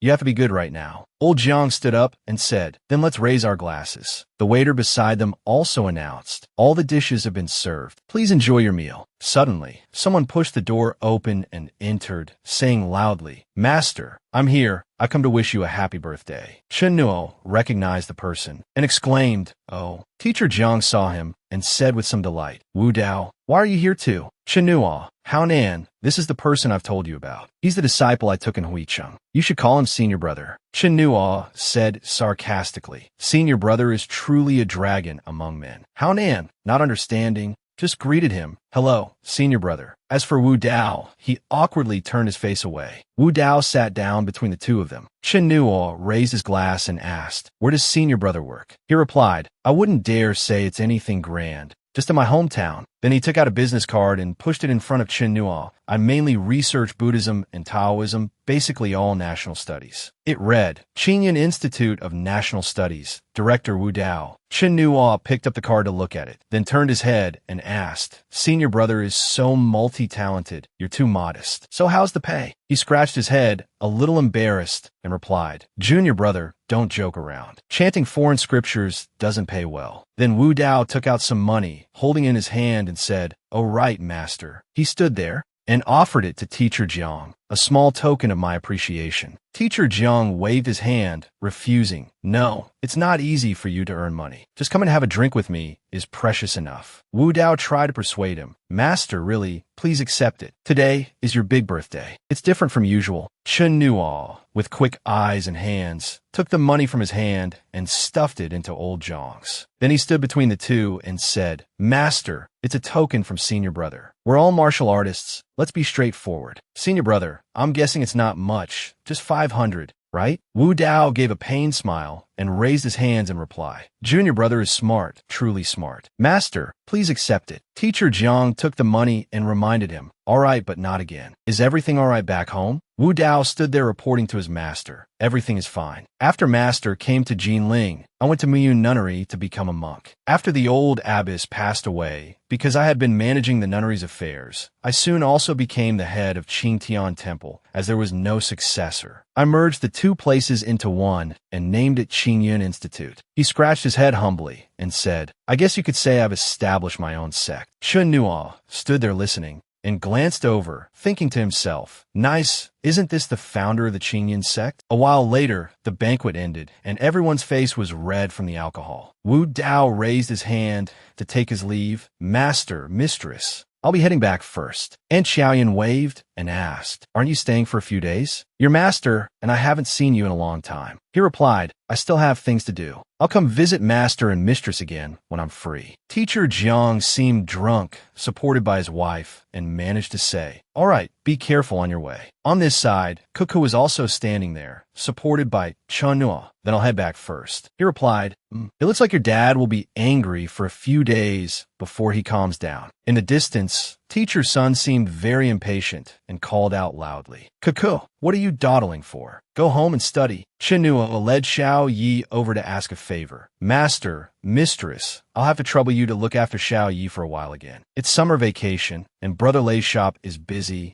I can't take care of Xiao Yi." Aunt Xiaoyan smiled and said, "You go and take care of your business. Leave Ziyi here with me for as long as you need. I'd be sad to see him go." Xiao Yi said cheekily. Godfather's face is so red, just like an apple. On this side, Wu Dao was standing by the road hailing a cab, pondering. Master's face is full of fortune. He can resolve any matter smoothly. It seems he's met a benefactor, so I can rest assured. Suddenly, Chinua ran over, grabbed Wu Dao's hand, and asked, "Senior brother, what's the rush to go back? Let's have a chat, just as brothers." Wu Dao hurriedly waved his hands in refusal. "No more drinking. No more drinking." Chinua put an arm around his shoulder and led him away, saying, "Just a little. Otherwise, senior brother would be disrespecting his junior brother. Master also said I should learn more from you." Wu Dao was flustered. Learn? Learn what? My petty skills are just cheap tricks, not worth mentioning." And so, the two sat on a park bench drinking. Chinua handed him a bottle. Wu Dao praised, "Junior brother, you're quite formidable yourself. It seems you've done well training with Teacher Jiang. Not like your senior brother here, who has no talent and doesn't even know basic kung fu." Chinua pressed, "Senior brother, about yesterday, tell your junior brother." Wu Dao immediately replied, "Those words of mine, did you really believe them, junior brother?" Chinua was also frank. "I didn't believe it at first, but after thinking about it, it seems to be true. Tell me, is your misfortune reading real or fake?" At this point, he confessed under the influence of alcohol. "Fake, fake, it's not real." Chinua was a little suspicious. The real can't be fake. Senior brother isn't planning on telling the truth, is he? Wu Dao didn't answer, but instead tilted the bottle back and chugged. "This liquor is strong." Chinua sat beside him, still pressing. "What do you mean by that? You're not going to tell the truth?" He burped, slumping over. "Can't say." "Junior brother, you're a good guy. Get your senior brother a plate of roasted peanuts." Wu Dao swayed, his words slurring. "Formidable. Junior brother, you could still kill me, maybe? We're all fellow apprentice brothers." Chinua sat there, stunned in disbelief. Holy crap, is he messing with me? He looked at his drunk senior brother and thought to himself, if the mental power imprint on this guy hadn't disappeared, I would have really treated him as a scammer and let him go. But now he's playing games with me. I'm the grandmaster of this trade. The next morning, Wu Dao slowly opened his eyes after a night of heavy drinking. He was in a car. In front of him, 3 fierce-looking men turned their heads and asked, "You're awake?" A whole day has passed. He thought to himself, why is it so cold? It turned out his clothes had been stripped off, leaving only a piece of cloth to cover him. The car was stopped by the roadside, surrounded by a bustling crowd of passers-by. Wu Dao's scream echoed in the car. "Holy crap, you guys." DeLay turned his head, rubbing his chin, and said, "Buddy, we won't make things hard for you. A friend asked me to ask you something." He said, "You can think about whether you want to talk or not." He asked back, "What if I don't talk?" While thinking to himself, "A 1,000 blessings, my chrysanthemum doesn't hurt." A twisted look appeared on DeLay's face. "If you don't talk, we won't touch you. We'll just open the car door and push you out into the middle of the road." After hearing this, Wu Dao, provoked with some confidence, "You think I'm scared of that?" DeLay let out a cold laugh.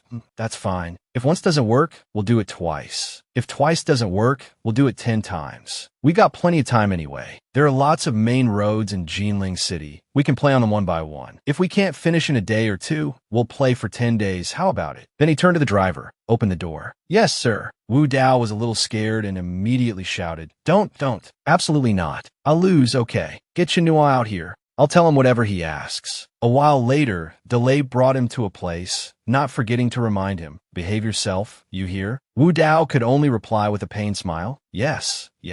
Chinua sat there pouring tea. "Senior brother, have some tea to cool down. My boss here didn't make things difficult for you, did he?" He sat down and said, "Boss? Yesterday, junior brother, you said you worked at a car shop. Is this it?" But from your physiognomy, you're the boss, and that bald guy is your underling, right? You've hidden it well. Does Master know? Chen Nua ignored those words and asked directly, have you thought it through, senior brother? No more pretending? Wu Dao picked up the pack of cigarettes on the table and lit one. He sat there and confided, Junior brother, we all have our own secrets. How about we go our separate ways? Chen Nua was blunt. Senior brother, the situation has changed. I don't have the patience to play games with you anymore. I received a call this afternoon. Sun Cuckoo was in a car accident. He continued, to be honest, I don't believe in all that stuff about misfortune, retribution, and ghosts. The protective talisman was just nonsense. But during this period, there must be some kind of mysterious power that I don't know about, causing these things to happen frequently. Wu Dao turned his head and asked doubtfully, Junior brother, there's one thing I still don't understand. Why do you assume I know? Shen Nuo replied, you arrived in Jinling the afternoon before last, and only went to Master's house to wish him a happy birthday yesterday afternoon. I guess in the time in between, you must have discovered something strange, so you want to deal with it. He smiled and said, I see. So that was Junior Brother's trick. Chen Nuo continued, since we've come this far, I'll be clear with you. I'm very worried right now.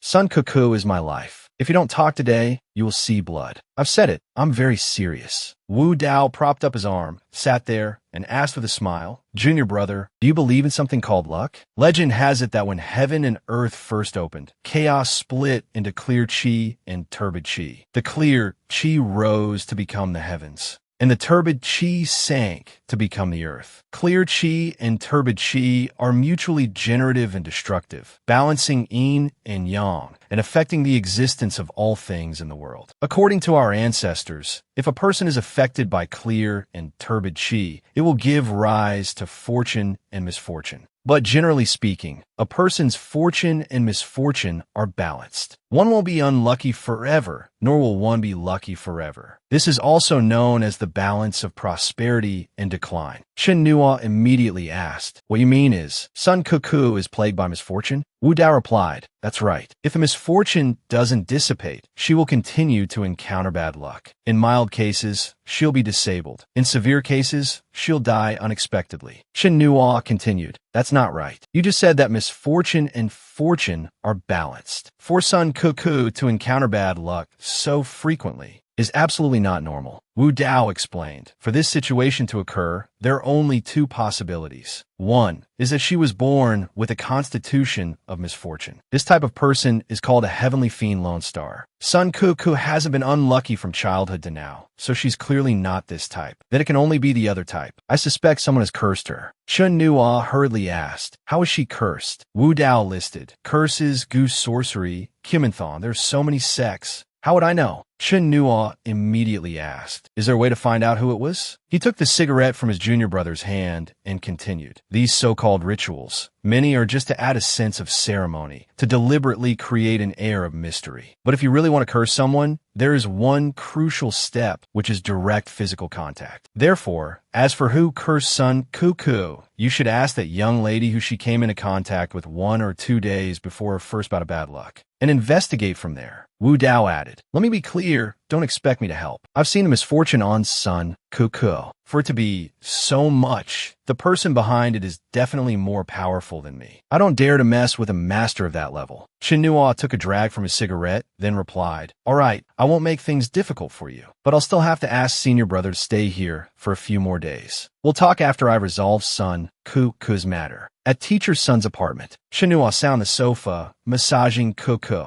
Luckily, it was just a minor injury. She blushed a little and stammered, Chen Nua, have you touched enough? He smiled wickedly and said, then how about I switch to a place I haven't touched? Cuckoo said honestly, you shouldn't, I'm not. Not ready yet. Chen Nua pinched her cheek and said, just teasing you. I promised teacher Sun I wouldn't do that. She cursed silently in her heart. Annoying. Chen Nua asked curiously, Cuckoo, have you come into contact with any strangers recently? You only go from school to home every day, so you probably don't come into contact with many strangers. Think carefully. Cuckoo thought for a moment and replied, if it's physical contact, then there were 2 people. One was a beautiful older sister I met in the bathroom at the Honda car dealership on Tongzi Street. That time I want to find you. Chen Nua thought to himself, let's just forget about Lu Gigi. She kills without batting an eye. Cuckoo continued to recall. The other person was on Lin Xiaona's birthday. I went to have a meal with her and happened to meet a friend of hers who was also there. It was a girl, not a boy, so don't overthink it. At school, I don't interact with other boys at other times. Chen Nuo smiled and said, I know. He asked further, did you guys just eat? You didn't do anything else? She immediately replied, what else could we do? We just ate, talked, and then watched TV, and then I went home. So what's that girl's name? Her name is Hirong. Kuka looked very confused. Huh, why are you asking this? Chen Nuo placed his hand on her cheek and replied, nothing, just asking casually. Are you sleepy? Kuka held her head. I'm not sleepy. Huh, why am I suddenly so sleepy? It turned out that Chen Nuo had secretly channeled spiritual power into her head. He helped Kuka lie down on his lap, thinking to himself, if luck can be controlled by others, then it proves that it is also a type of power. If I sense it carefully, I might be able to detect the power that exists in Sun Kuku's body. Chen Nuo was startled, breaking out in a cold sweat. He was stunned, a worried look on his face. Huh? He grunted, then slowly pulled something out from Kuku's head. A mass of black chi fluctuated on his hand. Chen Nuo looked at it, puzzled. What is this thing? It's as if it has a life of its own, and it's still growing at an imperceptible rate. Moreover, it's clearly not something from Sun Kuku's spiritual consciousness. It came from the outside. Chen Nuo clenched the thing in his hand and said with a smile, since you can release misfortune, then I'll call you the seed of misfortune. Behave yourself in my consciousness space and wait for me to find out what you are. The next morning, at a factory complex, several people were chattering. It's rare that we don't have overtime today. Want to go shopping? Not going, I have to pick up my kid. Want to go ice skating? A new place just opened nearby. Let's go see a movie tonight. Chen Nuo sat at a roadside stall eating snacks and said through the glass window, she's out. According to Sun Ku's description, Hirong was short and fat, with blonde hair and a tattoo on her arm, so she was quite easy to recognize. She was looking at a car's rearview mirror, whistling. Then she took out a bunch of keys and scraped a line along the car's body, muttering curses. Damn rich people, it's definitely dirty money. Suddenly, a girl on a bicycle called out, Sister Rome. Hirong turned her head and asked, it's you? School's out? Yes. Then the little girl waved goodbye. I'm heading home. I have a lot of homework today by Sister Rome. Hirong also smiled and waved. Bye. As soon as the person left, she cursed, showing off, are you? Then punctured the little girl's bicycle tire and continued on her way, whistling. Chen Nuo saw this and sneered. Truly a terrible person. In a residential area, Hirong sat at home, her feet propped up on the table, watching TV and complaining. The TV is so boring. Then she laughed despicably. Luckily, there was a lot of fun today. She recalled keying the car, then letting the air out of the middle schooler's tire, and then the uncle in the wheelchair. At that time, she had asked, Uncle, how are your legs? He had replied, the doctor said I can only be in a wheelchair from now on. Such bad luck to fall on flat ground and end up like this. There was also the matter of her throwing a cat and the people who gloated over others' misfortune. She had spoken with a woman with a covered face. Sister Rome, I heard that plastic surgery abroad is very advanced, the wound on your face. That person replied, where would I get the money? I broke up with my boyfriend, and a fire took everything. Hirong sat there thinking, right, what was the name of that girl I met at Nana's house a few days ago? Sun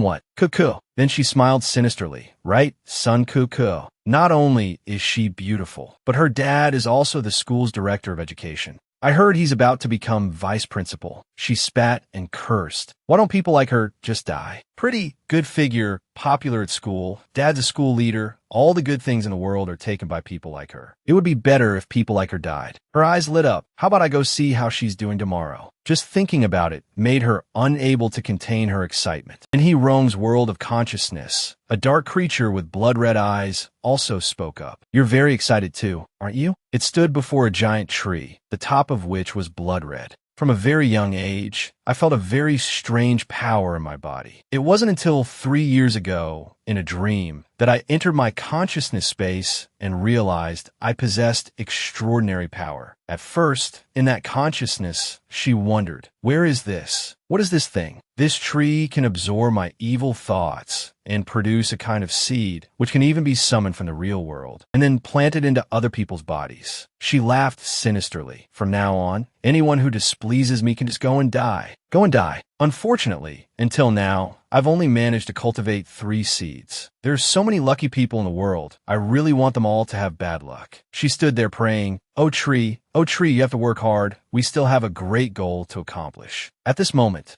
a giant white hand appeared and grabbed the tree trunk. The figure of Chin Nua appeared and uprooted the tree. She asked in a panic, "Who are you?" She glared, then asked again, "Who are you?" Chin Nua stood before her, holding the evil thought tree. She charged forward, screaming, "Give it back to me. Give me back my treasure." Chin Nua gently squeezed her neck, replying, "Give it back to you? To let a malicious person like you continue to harm people?" Hirong still tried to reach for the evil thought tree. "Who on earth are you? Give it back to me. That's mine. Mine." Chin Nua cursed. "For people like you, death is too light a punishment. But dying like that would be too simple." So he used his eyes to launch a mental attack, striking her spirit, leaving her lying there in a daze. He turned and left, saying, "From now on, just live as an invalid." Returning to his place, Chin Nua sat there in deep thought. Does this count as robbing her of her special ability? In Chin Nua's consciousness space, he had planted that tree. "Although you greedily absorb my mental power, this absorption rate can't keep up with my growth rate. From now on, my consciousness space will be your prison until I can neutralize you." He slowly opened his eyes, recalling the moment he took out those evil thought seeds. He said to himself, "Compared to the luck-stealing tree, these 3 seeds are much simpler." Chin Nua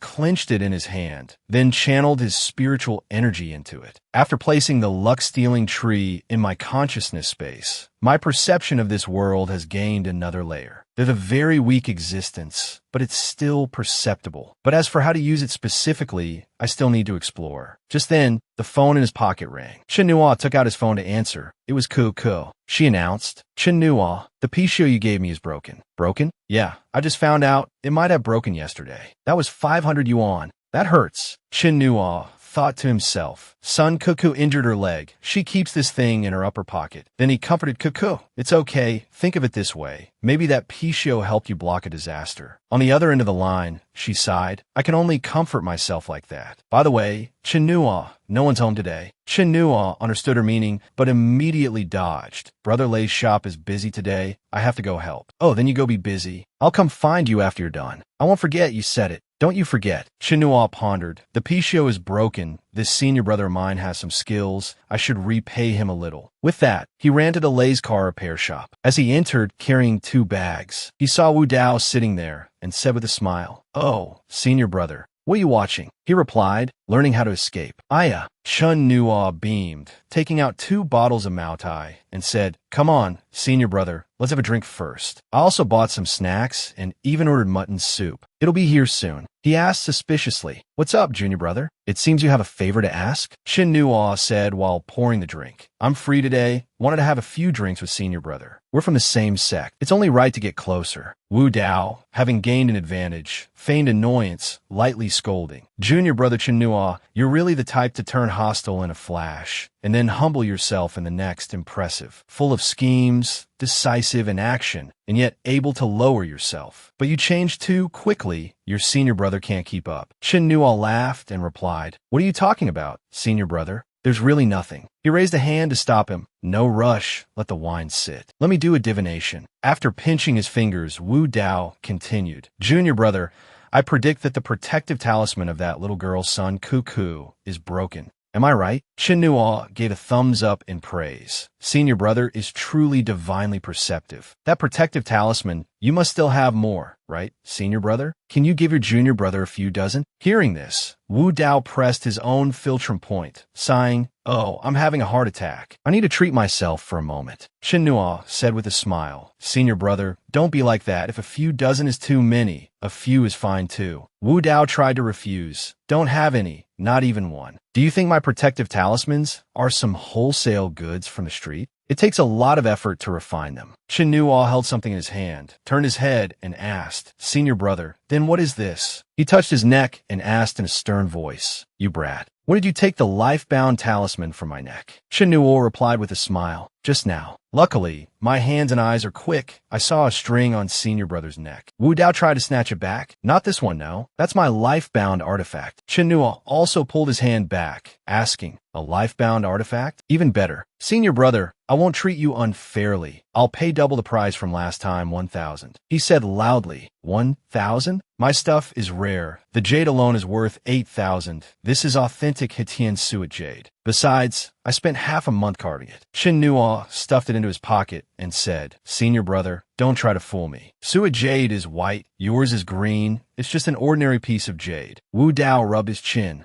So you know your stuff. Chen Nua walked over and put an arm around his senior brother's shoulder, saying, I can't let senior brother suffer a loss. 3,000. If you still don't agree, then consider it a meeting gift from you to me. He sat down and sighed. Forget it. I admit defeat. 3,000 it is. Chen Nua said happily. That's more like it. This is how family should be. Haggling any more would be too formal. I'll have brother Lei give you the money later. By the way, Wu Dao stood up and asked, Junior brother, the matter is settled. You don't need to lock me up anymore, right? What are you talking about, senior brother? I just wanted to get closer to you. Invited you to stay for a day. What's this about locking you up? Then can I go? Of course. Senior brother, feel free. Watching him get into the car, Chen Nua said cheerfully, Senior brother, come visit when you're free. Wu Dao waved his hand in refusal. No thanks. I can't afford to play with you. Junior brother, it's best we don't meet again. Entering the shop, Delay and Chen Nua started talking. Nua Gu, is that person really your senior brother? I guess you could say that. This guy talks a lot. He was in my place last night, talking nonstop, almost made my head spin. This guy is not easy to deal with. Very cunning. You have to be careful around him. It's fine. I can still handle him. Chen Nua asked curiously, did he do anything strange in the last 2 days? Delay thought for a moment and replied, not really. Oh, right, there was one thing. This morning, he asked someone in my shop to go buy a random piece of jade. I looked at it. It was nothing special, just a normal piece of jade worth about 100 yuan. Chen Nua realized he'd been tricked. His face darkened and said, 100 yuan? Delay scratched his head and asked, Uncle, what's wrong? Chen Nua, with 2 streams of tears, wailed, son of a bitch.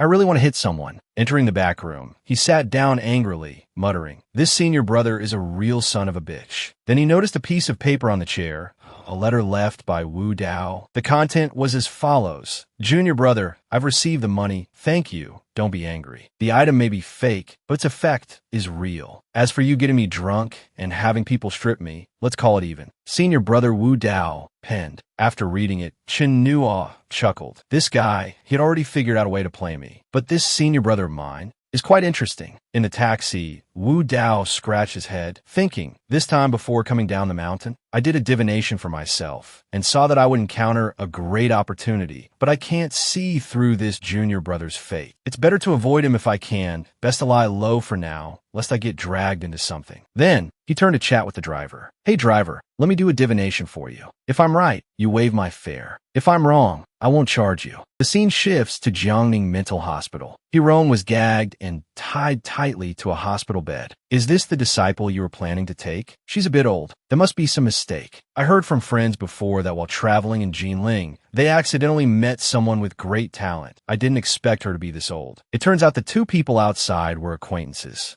Yitang stood there and said, I don't care if she's old or young, but she's a lunatic. Gigi immediately replied, I don't know. I heard she had an episode this morning and was sent here. The nurse walked over and asked, are you 2 really the patient's family? Her attending doctor has already left for the day. If you want to know about her condition, please come back tomorrow. Gigi asked, can I go in for a quick visit? The nurse replied, no, the patient is in an active phase and has a tendency to harm others. According to regulations, no contact is allowed. As the nurse left, Gigi had already secretly sent her spiritual energy inside. After sensing for a moment, she said, this woman, her consciousness space has been invaded. It's like it just went through a violent storm. Only ruins are left. Gigi recognized that this was the trace of Chen Nua's psychic power. Back at the International Hotel, the housekeeper stood there reporting to Miss Neva. I have thoroughly investigated the information about Mr. Chen Nua. She handed Neva an envelope, adding, inside are Mr. Chen Nua's hobbies, social circle, and family background. She took it with a smile. You've worked hard. Go and rest. Neva took it out to look, thinking to herself, 2 people. Then, she slowly approached a mirror covered by a black cloth. Neva reached out and pulled down the cloth. The personality in the mirror asked sharply, "My dear sister, you're finally willing to let me out." She loudly questioned, "Why did you do that? Do you know that doing so would make him think I'm a promiscuous woman?" I'm a noble lady." But the other personality replied, "You're too naive and adorable. Don't worry, men love this type." Love? After our last meeting, he hasn't contacted me at all. It's as if I don't exist. Then we'll just have to take the initiative. But I promised not to disturb his life. Silly girl, you were the one who agreed, not me. The sister personality asked, "Are you worried now? You must have just found out you have two love rivals." Jealousy doesn't suit a noble lady like you, does it, my dear sister? Neva stammered, This matter, you know. I'm not very good at this." The sister immediately offered, "It's okay, little sister. Just let me handle it at critical moments. How about we ask him out tomorrow?" She recalled Chun Nua's appearance. It's time to take the relationship to the next step. The next day, Neva, dressed in a mysterious black outfit, sat down and began. "Let me introduce myself. My name is Neva, the sole heir to my family, and also one of Chun Nua's pursuers. All right, some time ago, I invested in your school, so I was able to view all the student files. That's how I found you. Don't be afraid. I'm not a bad person." Ingwan sat there and asked bluntly, "So what do you want from me?" Neva replied, "As far as you and I know, Chun Nua only likes Sun Kuku. We can only be considered as shamelessly tagging along. For some reason, Chun Nua won't be cold to us." Ingwan was suspicious. "You want me to back off?" Neva proposed, "No, cooperation." She added, "The summer vacation has been going on for a while. Chun Nua is with Sun Kuku every day. Do you know, in a few days you won't be able to resist looking for him, and neither will I. But Chun Nua can't be in two places at once, so this summer vacation will eventually turn into a tug of war." Ingwan immediately said, "If that happens, Appa will find a way to hide so that neither of us can get a date with him." Neva gently pushed down her glasses and continued, "So to avoid failure, we need to share Chun Nua's time together when he's not with Sun Kuku. During this summer vacation, let's use our own abilities to make Chun Nua's heart flutter." Just like that, the summer vacation of Chun Nua, who was completely unaware, was divided up. First day, Neva asked him out and seduced him. "Chun Nua, let's watch this." While watching the movie, she leaned close to his ear and whispered, "You saved me just like this before." Second day, this time it was watching with Kuku. She screamed, "It's about to fall." And he was grinning from ear to ear, feeding her snacks while saying, "It's just a movie. Do you have to be so tense?" She turned her head and complained, "Stop feeding me. I'm getting fat. Why don't you focus on the movie?" Chun Nua argued, "I prefer movies with a bit more artistic value." Then he thought to himself, "Can I say that I've already seen this movie 3 times? Once in my past life, once yesterday, and again today." Third day, it was Ingwan's turn. She dragged Chun Nua to the movies again. "Appa, a new movie called Limit just came out of my country. I heard it's great. Come watch it with me." He was sick of it to his core and refused, not watching. Why not? Because it's terrible. Extremely, extremely terrible. She tried to persuade him. "It's only been out for a few days. Have you seen it already?" "Who did you see it with?" Unable to explain, he had to make something up. "I heard it from someone else." "Let's go see it. Hearing is believing. Seeing is the truth. You're really good with idioms now." In the end, he still had to go. And so, the 3 of them divided Chun Nua's schedule. Fourth day, Chun Nua, you're with me today. Fifth day, Chun Nua, my dad's not home today. Sixth day, Appa, let's go shopping today. He was about to go crazy, yelling, "Damn it, even a medical team isn't as busy as me." He held a queue ticket with the number 13 in his hand. Chun Nua carried a cup of milk tea, muttering, "I knew something was wrong. The time's Kukuli Ingwan and Neva asked me hour like a queue, with no gaps and no cutting in line." He thought to himself, could it be that the 3 of them know each other and are hiding it from me? But I can't ask about this, or I'm dead. He looked towards a shadow in the alley and jumped. It was the noisy chatter from the noodle shop. "Yo, Olgwa, you moved your shop here? Why are you here?" Business wasn't great before, wanted to change locations. The usual? The usual, braised pork noodles with thin noodles, extra meat, extra egg, and extra spring rolls. Chun Nua looked at the auntie in the kitchen and asked Olgwa, "Is this your wife?" Olgwa nodded. "Yeah." He immediately praised, "Great, a perfect match." He turned his head and asked curiously, "Why did you come all the way here? Your home is far from here." Chun Nua replied while eating his noodles, "I'm meeting a friend here. Your noodle-making skills are truly top-notch. Ever since that other shop closed, I've been craving it. Lucky I ran into you today." Olgwa pried, "A girlfriend?" Seeing his wife bring out a large bowl of noodles, Olgwa asked, confused, "What are you doing, bringing him such a big bowl of noodles?" No need to be so generous with this kid. The lady boss said politely. What are you talking about? It's not easy to run into a regular customer. Eat up, son. Thank you, ma'am. 5 minutes later, the phone rang. It was Ingwan's voice. Appa, I'm at the ice cream shop. Where are you? He replied, okay, I'm coming right now. Outside, Hao Nan was with his girlfriend. Ingwan saw this and said to Chin Nuo, hey, Appa, I see your friend, and there's a pretty girl next to him. Xia Xia held up the ice cream to feed Hao Nan. Open your mouth. He took a bite and praised. So sweet. She smiled and asked, you don't like it? I like it. Chin Nuo peeked his head out and asked, where? Ingwan pointed outside. Turn around and look. Hey, there's another pretty lady. Just as she said they're about to come over. Look quick. Chin Nuo had disappeared from his seat. It turned out he had hidden under the table. Ingwan asked, confused, Appa, what are you doing? Chin Nuo made a shushing gesture. Just pretend you came alone. Don't let my friend know I'm here. Remember to report the situation outside to me. You mean eavesdrop? Yeah, outside. Gigi stopped the two and asked, you're Zhang Haonan, right? Yes. He thought to himself, isn't this Chin Nuo's wife? Chin Nuo must be nearby. Xia Xia next to him asked Hao Nan, who is she? He replied, a friend of my friend. Hao Nan asked her, did Chin Nuo send you to find me for something? Gigi replied, I have something to ask you. Let's go inside and talk. Ingwan immediately warned, Appa, they're coming in. He picked up a newspaper to cover his face, replying, I see them. No need to report anymore. Then he chanted to himself, this bookstore has no back door.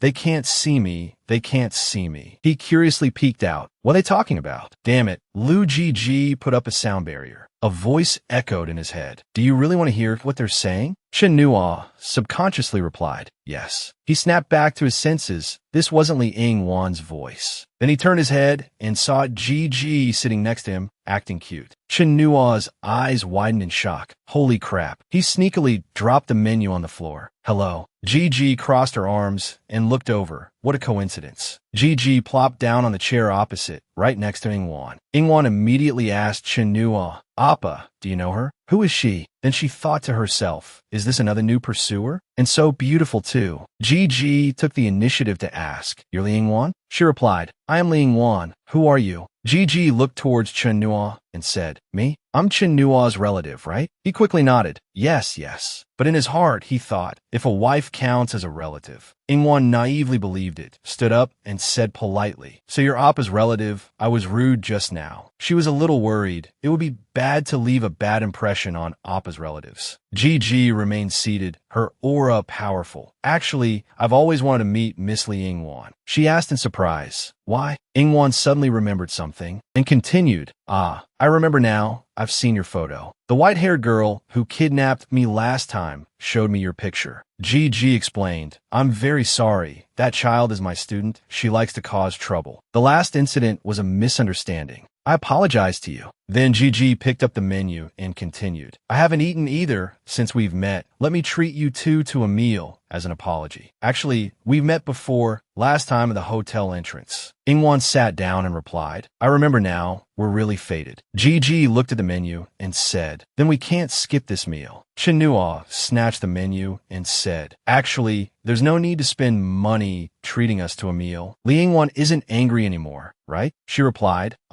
yes, it's in the past. It was a misunderstanding, right? You're Appa Chin Nuo's relative, so it's okay. She thought to herself, Appa is so thoughtful. The food here isn't cheap. I can't let her spend so much. But Gigi spoke up. Your word doesn't count. Ingwan still tried to explain. We really don't need to have a meal. You don't have to be so polite. I was wondering which side of Appa's family you're from. Gigi replied, let's just say I'm his aunt. Then she looked at Chin Nuo for confirmation, asking, right? Noir? His face twisted as he thought. Aunt and Lu Gigi has probably memorized it all. Then Gigi stood up, making Chin Nuo jump, thinking, is she going to make a move? Gigi looked at Ingwan. If we're not eating, I'll be leaving now. Hope to see you again. Ingwan said politely, oh, okay, take care. She patted Ingwan's head, then said to Chin Nuo, this little girlfriend of yours is really cute. Her tone was full of threat. Chin Nuo thought defensively. Is she really going to make a move here? But unexpectedly, Gigi really left, even turning back to wave goodbye. I'm off. Look how tense you are.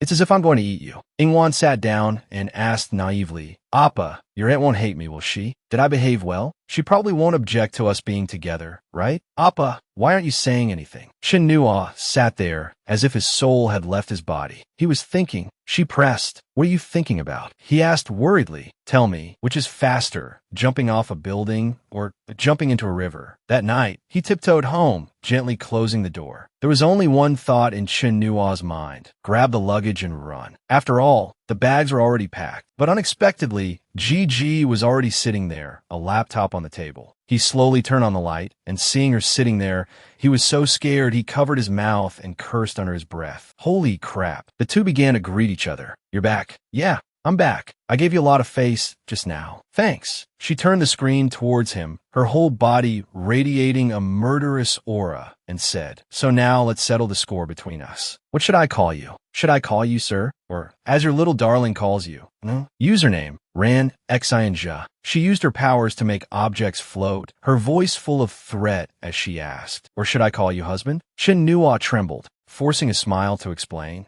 How should I put this? Welcome home, wife. Xiao Air in the opposite room was sleeping after drinking 2 beers. The commotion next door made the whole building shake like an earthquake. She ran over and knocked on the door, yelling, Can you be a little more considerate? Are you making a bomb in there? Are you going to let others sleep? As Gigi kicked him out, she asked and answered her own questions. Speak. Why did you lie and say I was your wife? Shin Nuo replied, To be fair, you called me husband first. How did you even know about the mole on my back? I accidentally saw it when I was treating you. What were you planning to do when you said you wanted to buy my nude photos? Did you want to use my pictures for something disgusting? Big sister, it was a moment of impulse. I was wrong. Let's just call a misunderstanding. Damn it. This morning you were holding that little girl's hand so intimately. Weren't you enjoying yourself? I was because... What the hell does that have to do with you? What are you angry about? Not long after, Gigi kicked Shin Nua, sending him flying to Nyosho Mountain. Gigi stood there and asked, Who said I was angry? Shin Nua lay on the ground groaning. Big sister, I saved your life. After all, if it weren't for me, you would have died that day. She added, So you follow me to watch the show and only saved me when I was about to die. You weren't trying to save me. You were just there for the spectacle. He argued, But I saved you nonetheless. She grabbed him by the collar and lifted him up, asking, So that gives you the right to undress me and then lie that I'm your wife? He tried to explain. It was fake. I didn't touch you. Gigi clenched her fist and said loudly, Are you a man or not? You dare to do it, but not admit it. Shin Nua, his face bruised and swollen, was stunned. Huh?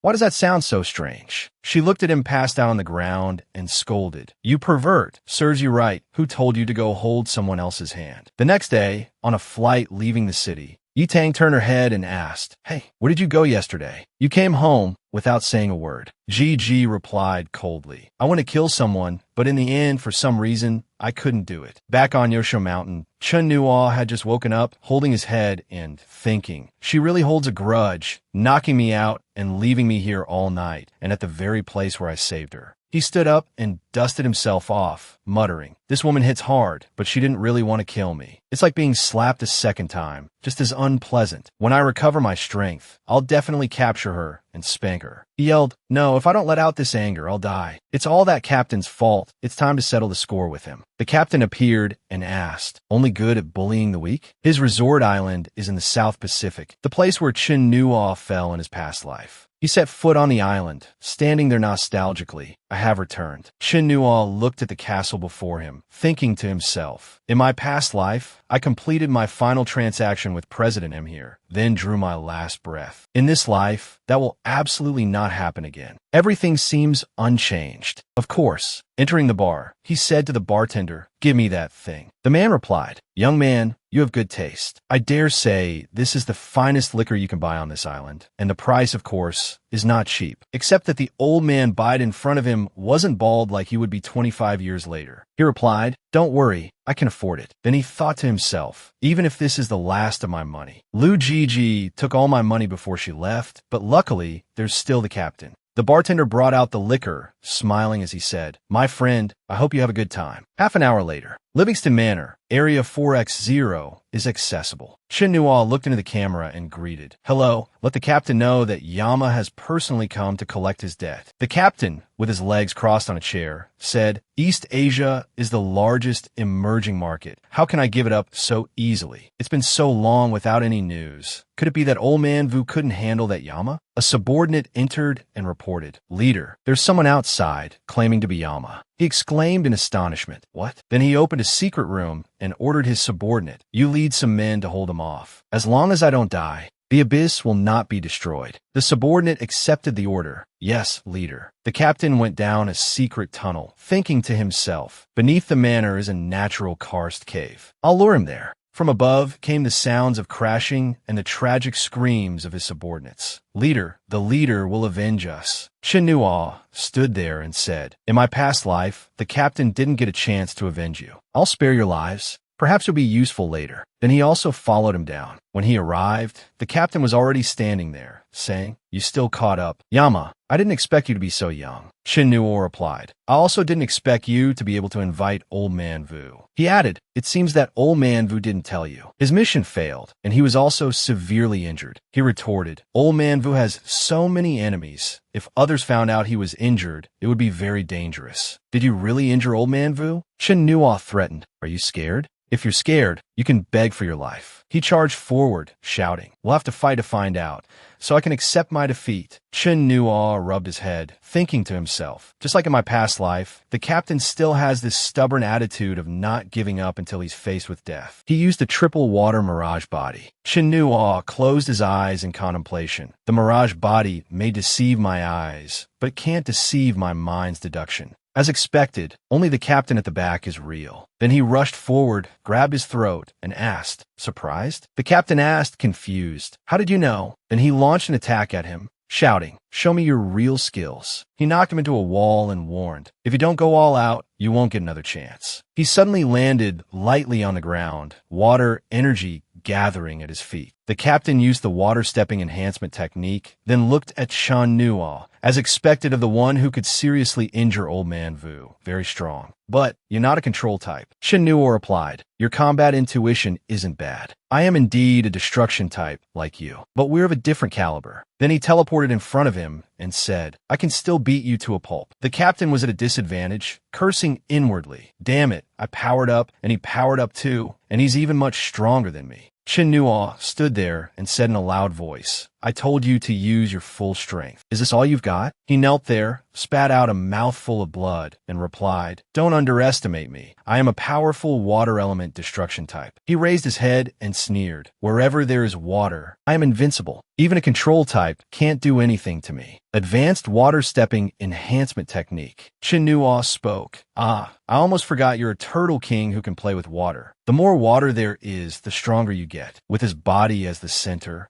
a water tornado was created. He raised his hand and pulled the tornado towards himself, asking, How about this? The captain asked in shocked stutters, What did you do? Shinnuo replied, Sucking up the water is cheating. He recalled that when he fought Old Man Vu before, it was taken from him. The repaired talisman just happens to be usable. Although it's not as authentic as Old Man Vu's, I can borrow this spiritual artifact's power, and the water will be quickly drained. Of course, this talisman also consumes my energy, so I must end this quickly. So he quickly rushed forward to attack the captain. Shinnuo launched another powerful blow, sending him flying into the wall. Shinnuo stood there and asked, Have you accepted your defeat? The captain lay there and said, I never thought you could control my ability. If I had known earlier, I should have gone to the seashore. Using your mind to create a space that sucks up all the water, besides Old Man Vu, you're the second person I've met with this special ability. Although I'm very unwilling, I have to admit, I've lost. Suddenly, a crack appeared on the control talisman. The protective shield shattered, and water flowed out. Shinnuo was slightly worried. Damn it, did I accidentally suck that in just now? The talisman is broken too. The captain laughed loudly at this moment. It seems I haven't lost yet. The water flowed out again, submerging the entire cave. He stood there confidently. As long as there is water, I can quickly recover from my injuries. and my combat power will remain at its peak. As for you, I can clearly feel that you've started to weaken." The captain gripped the weapon formed from water and shouted, "Even if you have abilities, there's one thing I'm sure of. I will not lose." Chin Nuo said calmly, "You think you have a chance to win?" He leaped forward, swinging his arm down strike. "At worst, it'll be a draw between us." Chin Nuo couldn't be bothered to react. He snapped his fingers and said, "Time's up." He was immediately paralyzed and asked,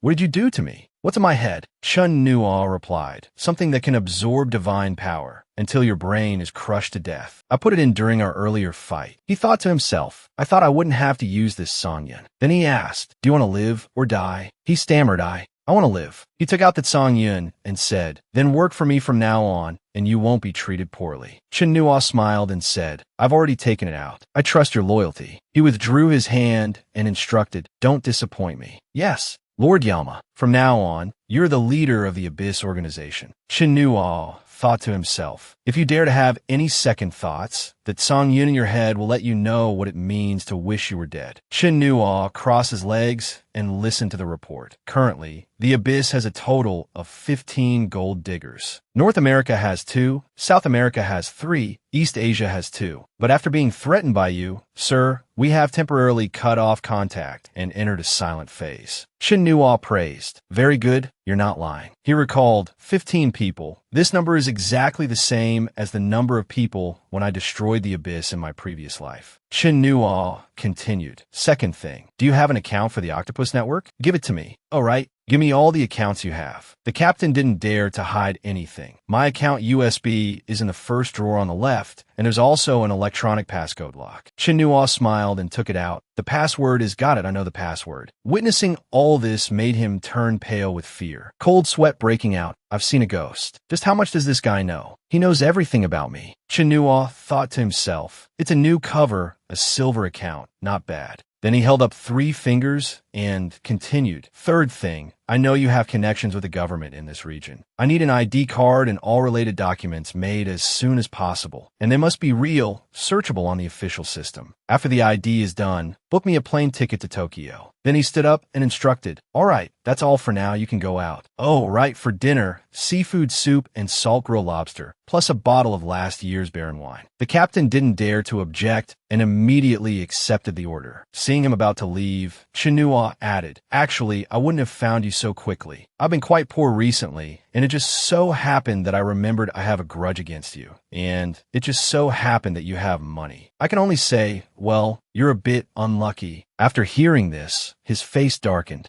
and he replied, "I know." He stood there, smiled, and commented, "The captain who treats human lives like dirt can even endure this." It seems he's truly scared. He probably hasn't discovered that the Song Yun is still in his head. I've wrapped it with my psychic power. I just need to replenish the consumed psychic power. Chin Nuo stood there, stretched, and looked out the window. "So, I have a 5-day break next." 5 days later, at Narita International Airport, Tokyo, Chin Nuo stood there and said to himself, "Kuyu Saijido, I'm here." He was picked up by several men in black suits and escorted into a car. In the car, one man turned around and said, "On the chairman's orders, we will take you to the hotel. If you have any requests, please feel free to let us know." Chin Nuo sat there and asked, "Where is Hideo Demoto?" The man quickly replied, "The chairman has a very important social engagement tonight, so he instructed us to receive you, our esteemed guest. The chairman will be waiting for you at the headquarters at noon tomorrow." He asked again, "An important social engagement?" The person next to him explained, "Tonight,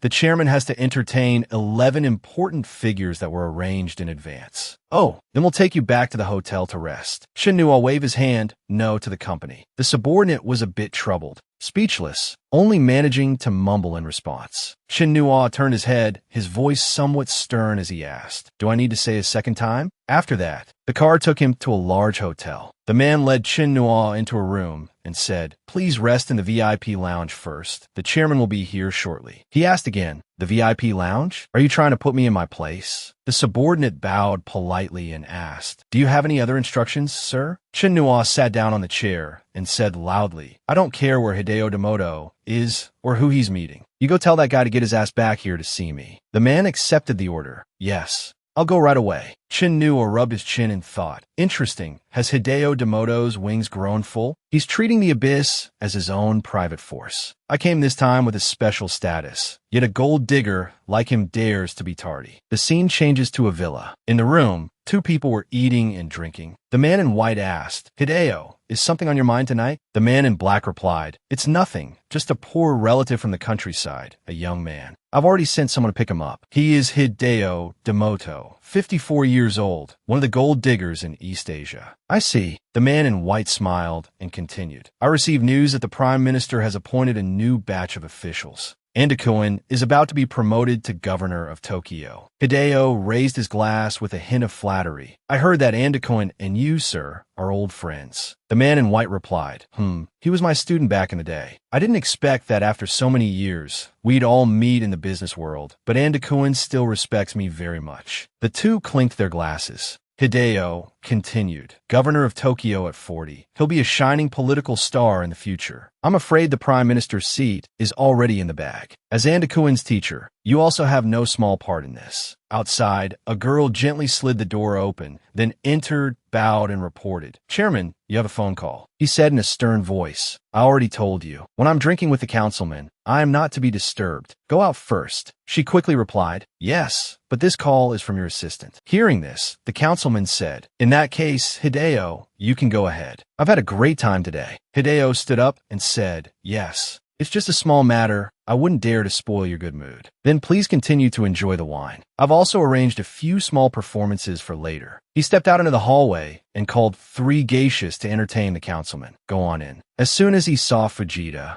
he bowed and greeted, Chairman. He asked, why are you here? Did something happen? He reported that esteemed guest refused to go to the hotel. He ordered us to take him to the company and demanded that you see him immediately. He is currently waiting for you at the headquarters. You instructed us not to refuse any of his requests. Demoto asked further, did he say anything else? Fujita replied, he also said to tell you to get your ass over to see him immediately. He said aggressively, I'm going to see him. A snot-nosed brat wants to act tough? In complete contrast to his earlier attitude, when he arrived at the lounge, Hideo opened the door somewhat obsequiously and walked in with a beaming face, asking, are you here in Tokyo on business, sir? Seeing him extend his hand, Chun-Nuo clenched his fists, his knuckles cracking, and then asked, you want to shake my hand? He immediately threw a punch, questioning Hideo, have you forgotten your place? A 20-year-old kid who came to Tokyo to make a living, started a business at 28, and went bankrupt a year and a half later, a failure from the streets. He clutched his face, crying out in pain. Chin-Nuo continued to list his past while hitting him. At 31, you were noticed by the organization, became a gold digger, and rose through the ranks. Now you've become one of the wealthy families in Tokyo, a major figure respected by everyone in the government. Now his cheeks were swollen, but his mouth was still stubborn, cursing, you bastard. He grabbed him by the collar and continued, I know you're the most experienced gold digger. For over 30 years, you made a lot of money for the organization. You think you're a member of the organization, not a dog anymore. He channeled spiritual energy into Hideo's body and said, that's right. 6 months ago, the organization told you to go silent, to cut off contact with you. With a mind like yours, you must have guessed that the organization ran into some trouble, so you tried to loosen your own dog leash, using me to test the organization's attitude. After that, he smashed the glass door with one hand, grabbed the man with the other, and said as he walked, then I'll tell you now,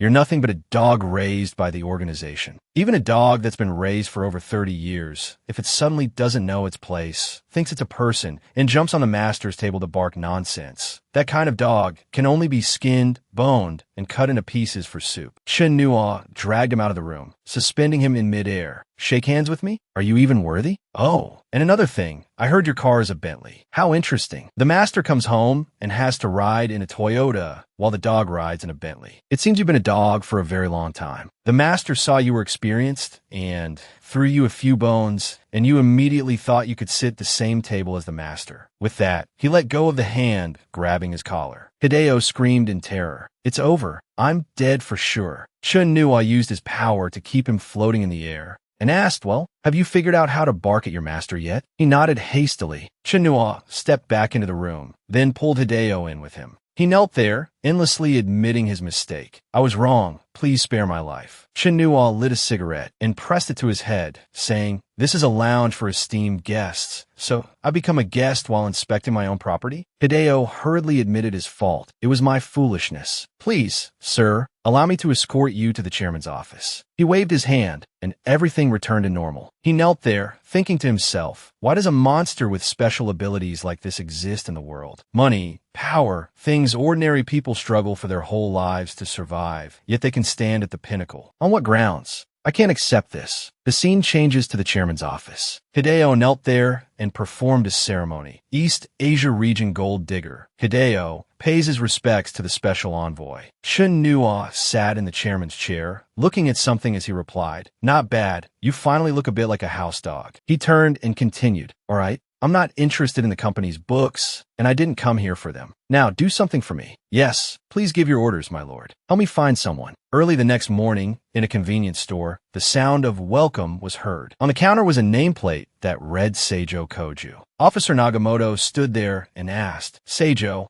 still haven't gotten off work this late?" The girl smiled and said, 100 yen, thank you." He paid, then asked, "Has your mother contacted you recently?" Her expression turned sad as she replied, "No, Officer Nagamoto." He paid and added, "It's truly pitiful." After she left, "How long can someone like you, with no purpose in life, hold on?" She took the money and replied, "It's all right. I don't spend much living alone. Besides, the store owner lets me work overtime, so I can earn a little more." He said worriedly, "You still have to go to school. At this age, kids should be in school." Seijo bowed her head and replied, "I'll do my best. I'll definitely do my best." As Officer Nagamoto was leaving, he said, "Well, get back to work. If you run into any trouble, you can call me. If you have any news about your mother, you must let us know, understand? We're not trying to harm her. We're trying to help her." Seijo bowed her head. "Yes, I understand. Thank you for your concern." Outside, the person in the car asked, "How did it go?" He got in the car and said, "What else?" "No news. This kid doesn't know anything." The other person stretched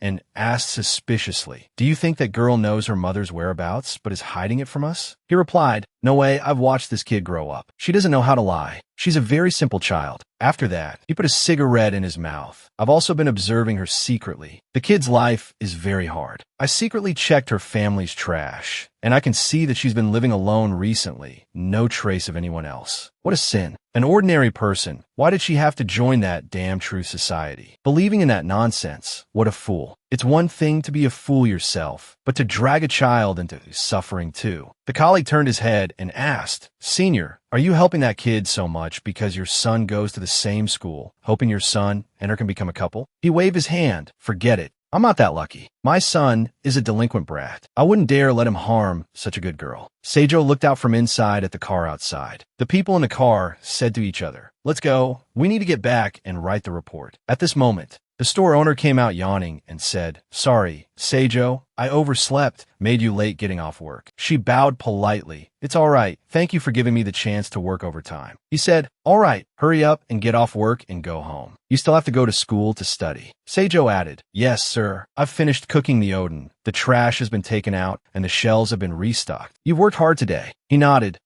You've worked hard too. Hurry home." She replied, "It was no trouble at all. I'll go change and get off work then." Seijo walked into the staff room. The store owner watched her back and thought to himself, Seijo is such a sensible girl. She came out in a schoolgirl uniform, thinking to herself, one more part-time job to go. At the Aikawa dojo, everyone was training enthusiastically. The door of the kendo dojo opened, and a girl in a school uniform walked in. The dojo master immediately spoke up. "Seijo, you're here." She walked over and bowed politely. "Yes, sir. Sorry to bother you." The dojo master replied, "It's fine. You're not late. All right, hurry up and change for work." Immediately after, he saw a group of students staring blankly at the girl and angrily shouted, "What are you looking at? Get back to training." While the swordsmen were training, Seijo's job was to clean the wooden swords. Seijo was so beautiful that even the act of wiping sweat from her forehead made the young men's souls leave their bodies. One person was so busy looking at her that he became distracted, causing his opponent to angrily rap him on the head. "You bastard, focus." The dojo master saw this and sighed helplessly. Whenever Seijo comes, these brats lose their minds. The training session ended.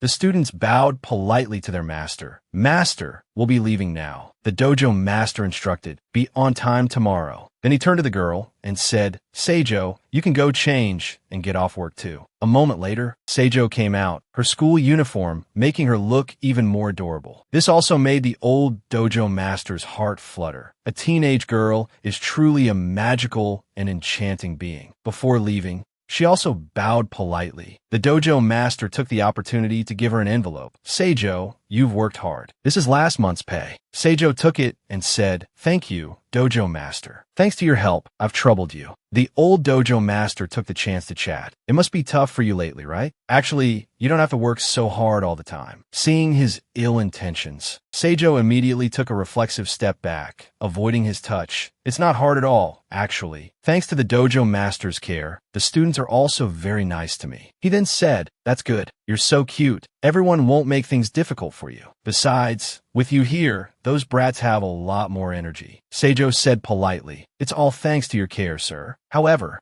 this old dojo master still hadn't given up. He stepped forward to stroke the girl's hair, his eyes glinting maliciously as he said, Seijo, if you run into any difficulties, remember to... He was about to make a move when a loud shout came from outside. Is anyone here? Delivery. The dojo master answered. Taking this opportunity, Seijo immediately left. Then I'll be taking my leave. Thanks to the delivery guy, she was able to escape. What a lecherous old man. That was dangerous. The scene changes to a KTV. It's unclear what Seijo is doing here. The receptionist saw her and asked loudly, what are you doing? She said she was here to find someone. Watching Seijo walk in, this receptionist thought to himself, the economy is getting worse and worse. More and more students are coming to places like this. Inside, she encountered another security guard. Stop, what are you doing? She answered calmly, Mr. Motokawa called me here. Hearing this, the man no longer had any doubts and led her inside. He opened the door and respectfully announced, Mr. Motokawa, this schoolgirl says you called for her. As soon as he finished speaking, he was struck on the head by Seijo and passed out. Everyone present was shocked. The boss asked angrily, Bastard, who is it? Seijo said softly, I'm very sorry to have disturbed you all. Then she pulled a sword from her bag, her tone confident as she said, Don't worry, my movements are very fast. I won't cause you any pain. I hope you'll cooperate a little. Thank you. A subordinate charged forward with a bottle. You little bitch. Seijo glided past him.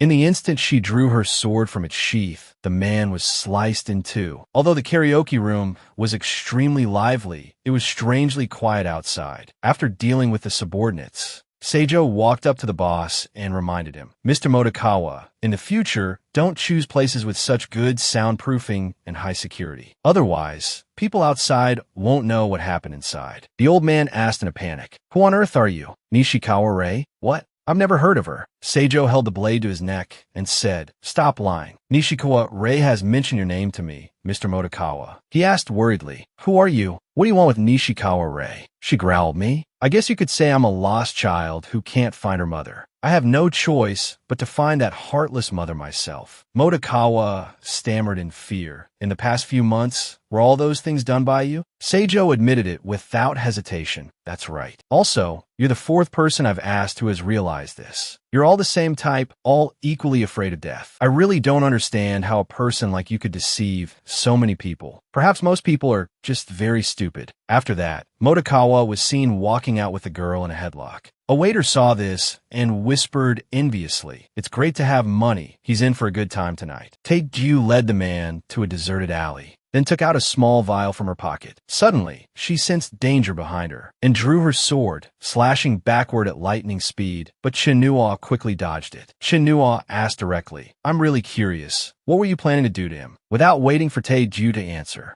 he continued, slit his throat, or make him drink poison. Oh, right, is that rat poison in your vial? Tae-ju warily raised her sword defensively. Who are you? Why are you following me? Chinua smiled casually. Well, to be fair, you got some skills, Miss Tae-ju. He said her name, making the girl even more suspicious. How do you know my name? Hearing this, he immediately replied, Of course, what I know is much more than that. For example, you are 16 and a half years old. Birthday January 30th, Sagittarius. Blood type O, 1.57 meters tall, shoe size 34, and weigh 39 kilograms. You like wearing short skirts and hate wearing high heels. The body part you're most satisfied with is your legs. The part you hate the most is your chest. You like eating blueberries, hate eating carrots. The thing you want to do most is beat the Kendo Dojo master into a pulp. The thing you hate most is studying math. Your catchphrase is middle-aged uncles are the most disgusting. Everything I said is correct. Chin Nua's expression turned serious, and he continued, "Oh right, there's one more thing. Your biggest regret is why your parents brought you into this world. So, do you still like eating blueberries now? What do blueberries have to do with anything?" Taeju asked blankly. "Who on earth are you? How do you know my name? And so much about me." She listed all the titles she could think of: police, detective, a perverted stalker. Chin Nua admitted, "I'm just a passing-by Superman." Taeju interrupted, "Pervert? Do you think I'm a 3-year-old?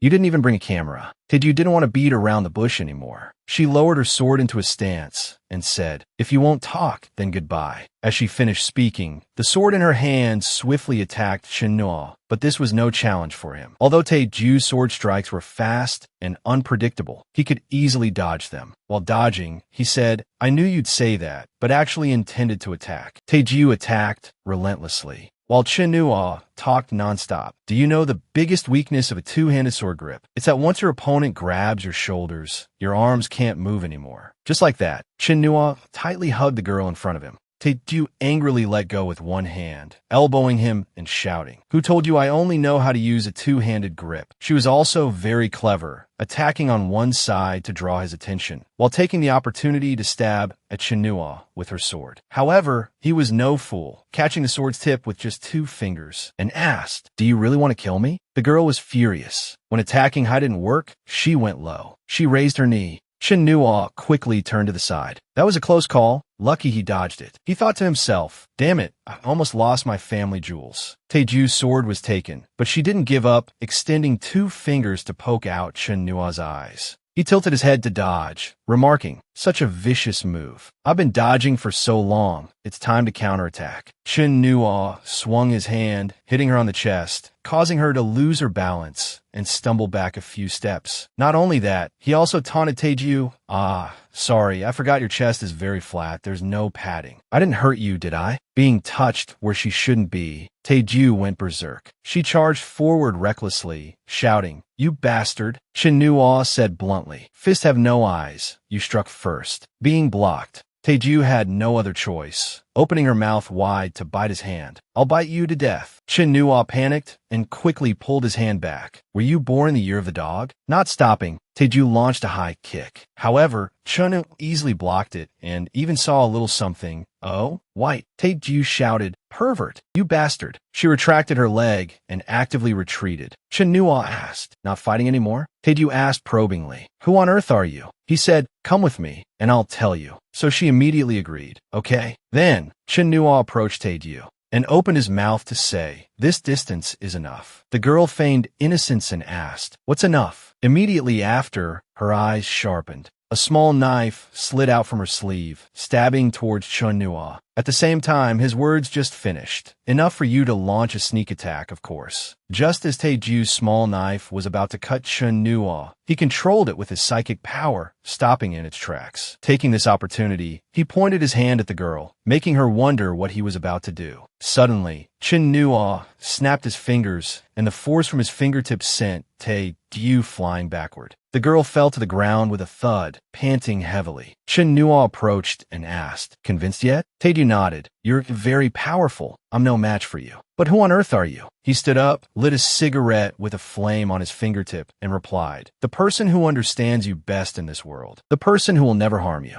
This action astonished Taeju. "Is this magic?" He casually asked back. "Want to learn? I can teach you." After that, the girl suddenly shouted, "Officer, help me." Thinking Chin Nua would turn around, she was surprised to see him stand still and watch her act. After shouting, she turned and ran, thinking to herself, "I'll use this chance to climb the wall and escape." Ouch! Chun Nua blew out a puff of smoke, then flicked the cigarette but at Taeju, hitting her squarely. The girl fell flat on her face. He slowly walked over and said, "If you don't give up, you can keep trying. I don't mind letting you taste some pain." Taeju thought resentfully, "Damn it, I can't beat him, and I can't escape." Shin Nuo repeated once more, "If you don't want to suffer, then come with me." Taeju agreed, but she had a condition. "I can go with you, but before I leave, I need to ask you on Chuan." He knew what she wanted to do and said, "No need, he doesn't know anything. I will help you find your mother." Taeju was stunned. "Really?" She followed behind Chunnuo, asking curiously, "Where are we going?" He answered bluntly, "The weak have no right to ask questions. You're not a 3-year-old. Don't you understand that principle?" Suddenly, Chunnuo pulled her back. "She'll wait." Knowing someone was coming, he activated an invisible shield, making 2 police officers unable to see them. "I told you you heard wrong. Let's go."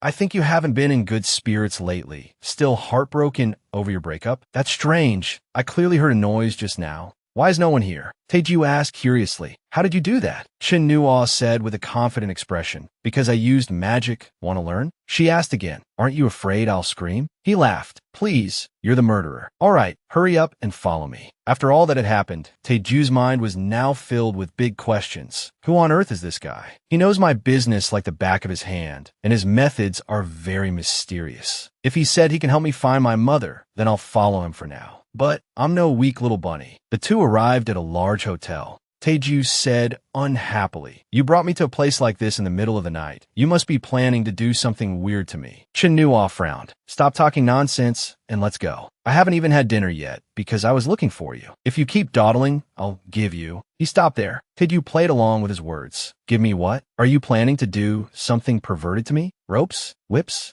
Or maybe..." The receptionist saw the 2 going back and forth and spoke up. "If you 2 have special preferences, our hotel also has themed rooms." Chunnuo knew this little brat was trying to scare him, so he played along. "All right then, a themed room it is." Taeju was a bit surprised. She stammered, or maybe not. Once in the room, Chunnuo immediately ordered food. "I want an eel rice bowl, a seafood soup, and a portion of rice cakes." After hearing this, Taeju said in a pleading tone, "Wait, can you add another eel rice bowl? I haven't had dinner either." He hung up the phone and suddenly moved closer, startling Taeju and making her panic. The girl produced a razor blade from somewhere and held it to his neck. "Don't come any closer." Chunnuo sighed. "Just how many blades are you hiding on you? Aren't you afraid of hurting yourself?" She said, "It's because there are too many perverts like you. If you dare come any closer, I'll really do it." He chuckled. "What are you thinking? I smell blood on you. I just wanted to remind you to take a shower. Your clothes must have blood on them. Throw them away when you get home." After saying that, he turned on the TV to watch. Taeju asked again, somewhat disbelievingly, "That's it?" He replied, "Believe it or not, it's up to you." Half an hour later, Taeju came out wearing the hotel's pink bathrobe. The food had also arrived by then. Seeing her, Chunnuo called out, "Come over and eat." However, Taeju seemed a bit unusual, remaining silent. He asked what's wrong. The girl replied in an accusatory tone, "You didn't prepare any clothes for me." Chunnuo said impatiently, "Nonsense. I was busy looking for you. Where would I find the time to buy clothes? Just wear the bathrobe for now. I'll have someone bring some in the morning." Her gaze shifted to the food container, and Taeju asked, "You didn't put drugs in it, did you?" He replied bluntly, "If you've got the guts, then don't eat." So, Taeju looked at his food container and asked, "Can I eat your portion?" "The food you've eaten definitely isn't drugged." Chunnuo readily agreed. "Suit yourself." Taeju took the food container and said happily, "Thanks." She happily took a bite and praised, "This food is really delicious." At this moment, Chunnuo suddenly said, "You don't know that, with this kind of drug, sometimes it's more fun when a man and a woman take it together. So, how do you know my food isn't drugged?" His words were like a bolt from the blue, and she couldn't even hold her chopsticks steady. She screamed in anger.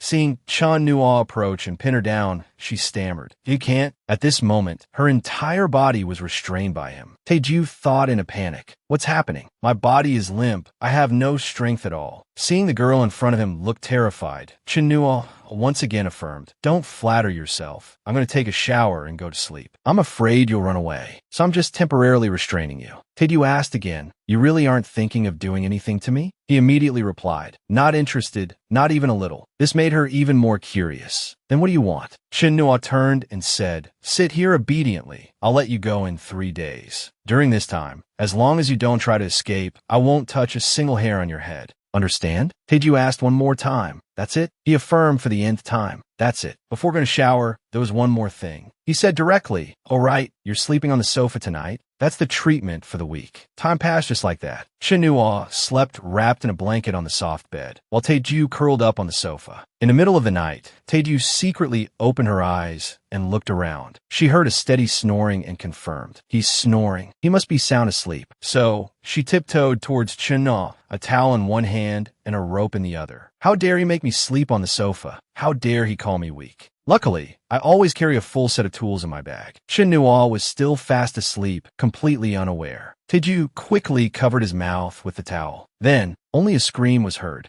The lights in the room turned on. Somehow, the person hanging upside down from the ceiling was Taeju. She shouted, "Let me down." Chinua sat there and threatened, "If you don't shut up, I'll spank you." "I mean what I say." She immediately shut her mouth, not daring to say another word. Chinua said, "Did you think you were so successful at pretending to be scared that I let my guard down?" "Taeju Kaoru, I told you, I'm the person who understands you best in this world. You're best at pretending to be innocent and harmless. But in reality, you're a girl with a vicious heart." Suddenly, he emphasized, "No, it's more accurate to say you're deeply calculating. Kaoru became like this all because of that woman who didn't deserve to be a mother. There's a type of woman who is naturally beautiful, good at manipulating men, and relies on them to live a lazy, selfish, extravagant, and irresponsible life." She schemed to get close to Taeju's father. "I'm sorry, Mr. Taeju Shuju. I'm late." No, I'm just happy that you could make it, Miss Nishikawa." To get Taeju Shuju, who had a wealthy family and a successful career, Nishikawa used the trick of getting pregnant before marriage. That's how Taeju Kaoru was born. When the baby cried from hunger, she only cared about herself, not at all concerned. "The baby is crying so hard. I think she's hungry and wants milk." Hearing her husband say this, she immediately lost her patience and yelled, "Just give her formula. I have a shopping date with my friends. I'm going to be late." Just like that, Taeju's childhood only had her father's company, without a mother. Kaoru is 1 year old. Our Kaoru is 5 years old. The little girl asked blankly, "Daddy, where's mommy?" He could only answer, "Mommy is busy with work outside." This year, Kaoru is 7. She still asked the same question, "Where's mommy?" But the answer she got was still, "Mommy is very busy." Her mother seemed to be a character who rarely appeared at home, except when she needed money and argued with her father. Do you have any awareness as a mother? I work hard to support the family and also have to take care of our child. All you know is how to go shopping, drinking, and to the spa with your friends all day. If you're not happy, then let's get a divorce. You wouldn't want Kaoru to be without a mother, would you? The little girl quietly witnessed everything. Under the dual pressure of work and family, when Kaoru was 11, Taeju Shuju died of a heart condition. The person who loved Kaoru most in the world was gone. She cried heartbrokenly, "Daddy, don't go." But that woman only found it annoying. "So annoying. You just die like that. Who's going to support me and our daughter? You bastard." After that, Nishikawa returned to her old ways, changing the men by her side as quickly as she changed clothes. And Kaoru was like a bag of trash, discarded by her mother in different dumps. One time, one of her mother's men got drunk and tried to make a move on Kaoru. "Kaoru, your mom's not home. Have a few drinks with Uncle." The little girl bluntly refused. "I can't, Uncle. Kaoru is not old enough." He angrily yelled, "What a buzzkill. I said drink, so drink." And so, the little girl punched the pervert in the chest, while simultaneously pulling a small knife from her sleeve. She pointed the tip of the knife straight at his face, threatening, "Don't mess with me again. I'll kill you." The guy was so scared he sobered up instantly. There won't be a next time. Just like that, Kaoru learned the basic survival rules of a prey, camouflage and ruthlessness. Chen Nuo lay leisurely on the bed, looked at Taeju, and said, "I'll just hang you like this for today. This is the punishment for being too clever for your own good. I'm going to sleep." Suddenly, a thought flashed through his mind. In that case, the reason Firefly and Blueberry disliked each other in the previous life was because they had both been on my bed, been hung upside down like this, and seen each other's most pathetic state. It's worth reminiscing about. The next morning, Chin Nua's man brought him a bag. "Sir, the items you requested are ready." He took it and said, "Wait for me downstairs." He took the bag to Taeju and said, "Inside are clothes I bought for you. Go change." we're going out. Hearing this, she asked in surprise, huh? Didn't you say we wouldn't go out for 3 days? Shinua said, the plan has changed. A while later, the two left the hotel. Shinua's man was already waiting downstairs. Seeing him, he immediately bowed. Sir. Taeju looked at the luxury car and exclaimed, wow, a Bentley. He said, what are you looking at? Get in the car. The quick-witted driver asked, sir, where are we going?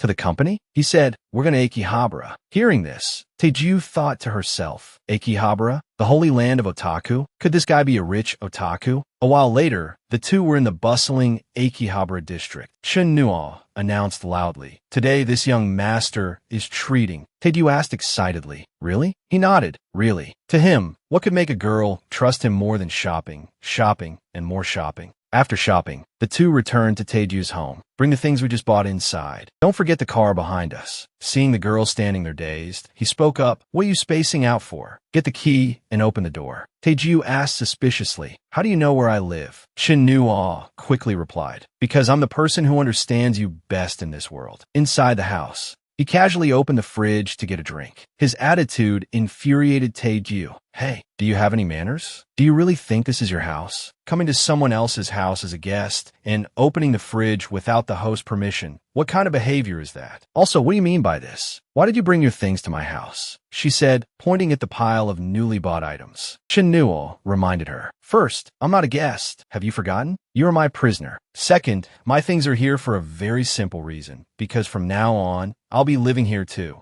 Kaoru couldn't take it anymore and roared at him. There's a limit to joking. How can you say such things with such a serious face? Live at my house. Why would you live at my house? Shinua suddenly reached out and pinched the little girl's cheek, making Kaoru blush and become speechless. So cute. I already told you, you're my prisoner. Prisoners have no right to ask questions. Then, he added another cheesy line. All right, since you understand, hurry up and cook. I'm starving. Kaoru couldn't resist and had to obey. She took out all her anger on the cooking ingredients. I'm so mad, so mad. I have to think of a way to beat him up. A while later, Kaoru brought out the rice and dishes. There was nothing else to eat in the house, so I could only make curry rice. Looking at her radiant smile, well, let's eat. Shinua suddenly looked worried and reminded her. Wait. This left Kaoru confused. He covered his nose and said, I think I smell gas. The girl was startled. Huh? No way, let me go check. As quick as a flash, he swapped the 2 plates of rice in front of them, laughing to himself. Don't think I didn't hear you cursing me in the kitchen, trying to play me? Kaoru went to the kitchen and checked everything, finding nothing wrong. I turned off the gas stove. What's wrong with your nose? Shinua smiled. I must have smelled it wrong. Shinua ate happily, thinking to himself, Kaoru's cooking skills are really something. Seeing this, Kaoru was also happy. I'm eating now. She even asked expectantly, is it good?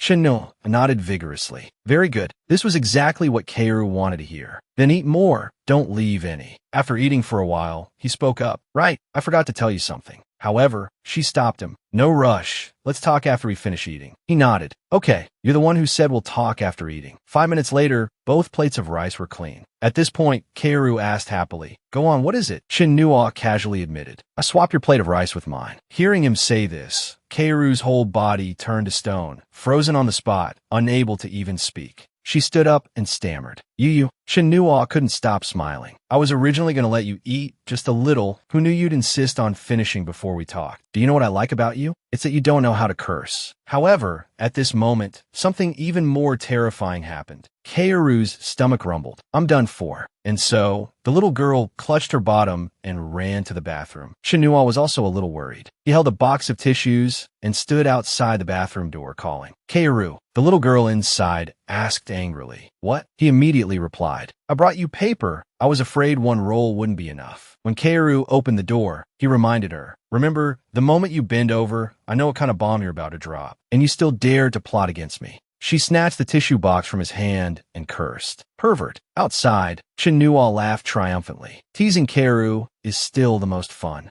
After a battle in the bathroom, Kaoru finally came out, her face pale. So tired, I don't even have the strength to speak. However, her attitude changed in an instant. Because she saw his mischievous smile. This made Kaoru go crazy instantly, lunging at him to punish him. "I'll fight you to the death." However, unfortunately, Kaoru slipped and fell. Just like that, the little girl fell into the arms of this scheming man. Not only that, but their lips also touched. Both of them were stunned for 5 seconds. However, the kiss just continued. A perverted question appeared in her mind. Why isn't he pushing me away? Does he know I'm out of strength and wants to take advantage of me? Shinua also found it strange. Why hasn't she bristled up yet? Could it be that the drug's effect hasn't worn off and she wants to poison me through the kiss? What an idiot. It's not even poison. The two held that position for quite a while, each waiting for the other to react first. Kaoru thought to herself, why isn't he pushing me away yet? Shinua sighed. Even her gaze is so foolish. A moment later, both were about to run out of breath before they finally separated. Shinua said, actually, this trick of yours is useless on me. However, before he could finish his sentence, Kaoru slid out of his arms. Then, she burst into tears. Kaoru cried louder and louder, which made Shinua a little flustered. It's a misunderstanding. It's really just a misunderstanding, he said, fumbling with his hands. Don't cry. I really didn't mean it. How about this? I know magic. I'll erase all your memories of today. As long as you don't see me again, you won't remember. The little girl lay limply on the sofa and asked dejectedly, really? Shinua nodded vigorously. Really? While he was sealing her memories, Kaoru asked, who are you really? Can you tell me? I'm about to forget everything anyway. He replied, me? I come from the future. There, you and I are the two people with the deepest connection. Hearing this, Kaoru smiled and said, then I don't want to forget you so quickly. Her words startled Shinua. She continued, I can feel that you're not lying to me. If you really wanted to do something to me with your abilities, you would have done it long ago. You're the first person to treat me well after my father died. The unconditionally kind of well. Suddenly hearing these words, Shinua's heart was a little flustered. This can't be. The plan was to find Kaoru at her house, stay for 3 days, help her avoid the impending tragedy, and then return to the country. Now it seems the plan has been completely turned upside down, just like with Lee Ingwan before. Outside Kaoru's house, Chinua's car was still parked there. The driver in the car was on the phone reporting, but not to Chinua, but to someone else. Shinua has no intention of returning, and from the looks of it, he'll be staying here for the next few days. The things he bought today have all been left here. The person on the other end of the line said, investigate that woman thoroughly, then send people to watch her. It doesn't have to be too secretive, and there's no need to deliberately hide your identities. You can't hide from him anyway. Old man Hideo tensely added more instructions. But remember, monitor his every move, where he goes, who he meets. You must report it all to me immediately. Is that clear? The other side immediately acknowledged the order. After hanging up, the old man frowned and muttered, I've worked hard to build my career for over 30 years. I absolutely cannot just hand it over so easily. The Abyss organization, you've shown me no respect, so don't blame me. He took out a box, inside which was a USB drive. Strange, isn't it? Unexpected, isn't it? That an ordinary person like me spent a lot of money 2 years ago to buy this USB, and from it discovered the world of you monsters. In terms of brains alone, I'm leagues ahead of you. The old man immediately opened his laptop, a sinister smile on his face. The Abyss organization, just wait to be annihilated. The scene shifts back to Kaoru's house. She woke up to find herself lying on the sofa, thinking to herself, I was so tired yesterday. I slept on the sofa all night again. What's that nice smell? This scent reminded her of her father, and she unconsciously called out, Dad! Through the hazy steam, a person was struggling to bring out food, looking very much like her father from behind. Shrimp sushi, seafood soup, honey butter sauce, this is amazing. But when the person turned around, it was Tran NAC. He spoke up, now that you're better, come have breakfast. Sitting at the table, Kaoru exclaimed, these are all Kaoru's favorite dishes. Tran NAC continued, I prepared them for you. Hurry up and thank me for the blessing I've bestowed upon you. Kaoru immediately stood up, bowed her head, and thanked him. Thank you very much. After my father passed away, it's been a long time since I've felt this feeling of being cared for. This action made him feel a bit unaccustomed, and he mentally chided himself for being too caring. After eating, Tran and AC said impatiently, now that you're done eating,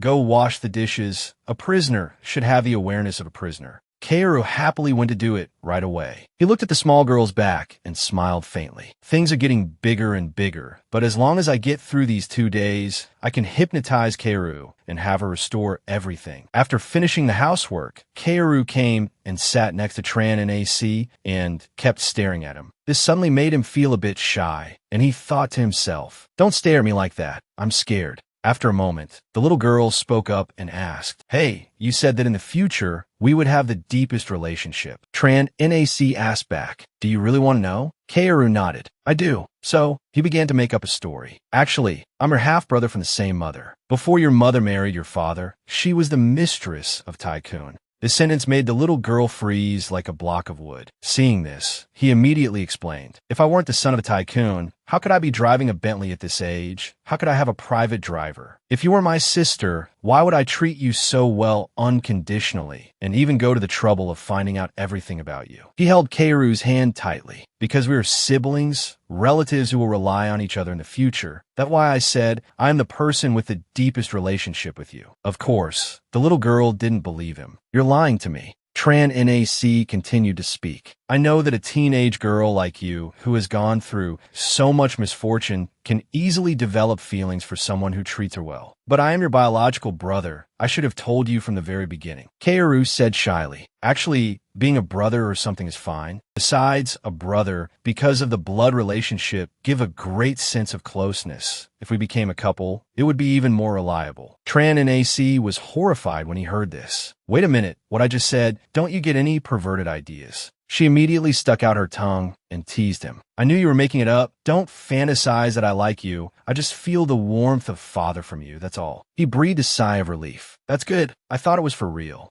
Kaoru looked at the clock and stood up in surprise. "I have to go to school, or I'll be late." He immediately grabbed Kaoru's skirt to stop her. "Not yet." But the little girl didn't know and kept walking forward, and as a result, her skirt was pulled off. Kaoru's face turned red with embarrassment, and she screamed, "Pervert!" He hurriedly explained, "I didn't do it on purpose." Then he quickly let go. The skirt suddenly snapping back made Kaoru cry out in pain. "Oh, that hurts." Then she turned around, her left hand throwing a hook, her right hand clenched into a small fist, ready to fight. "You did it on purpose." As the little girl rushed forward, he quickly grabbed her wrist, then supported her waist. Kaoru was now in a position where she couldn't fight back. So, as a natural reflex, Tran NAC threw the little girl to the ground. Kaoru was thrown against the wall, which shattered where she made contact. Tran NAC looked at her and said, "It seems you still don't have the awareness of a prisoner. Have you forgotten our 3-day agreement? You have to stay at home for 2 more days before you can go out." Time passed just like that. Kaoru was now sitting obediently on the chair. He thought happily to himself, "This is more like it. After all, hypnosis isn't completely effective." As for Kaoru, she was boiling with anger at this moment, blaming herself. "Kaoru, you're such an idiot. How could you think he was a warm person?"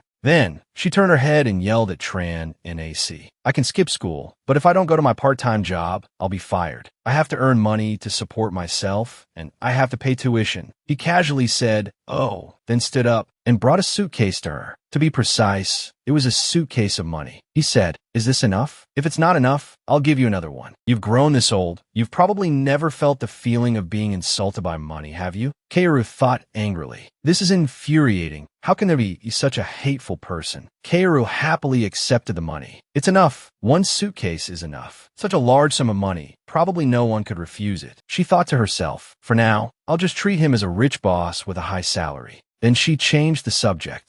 You promised to help me find my mother. What's the progress on that?" He replied, "Your mother, she is currently not in Tokyo. She has probably fled to Osaka. The police are looking for her, and the Truth Society, because she knows some things, is very afraid that she will reveal the organization's secrets after being caught by the police. So they're also looking for her. She doesn't dare to stay in Tokyo." Kaoru thought that she didn't know anyone in Osaka. He immediately waved his hand. "No need to worry. She is very safe now." Hearing this, the little girl immediately retorted, "Worry? Who's worried about her? I'm not worried about her. Just knowing she's still alive is enough." Kaoru continued, "After I get into university, I'll move into the dormitory, work and study at the same time, and completely leave this house." Tran NAC asked curiously, "Are your grades that good?" Hearing this seemingly condescending question, She pouted and said, "They're SOSO, but to get into Tokyo University, I need to work very hard. So I plan to pick a sport next semester to get in through a sports talent admission." He asked further, "What about after graduation? What do you plan to do?" He knew very well that Kaoru's metahuman physique was still awakening. Her physical strength was even greater than that of an adult male, so getting in through talent admission would definitely be no problem.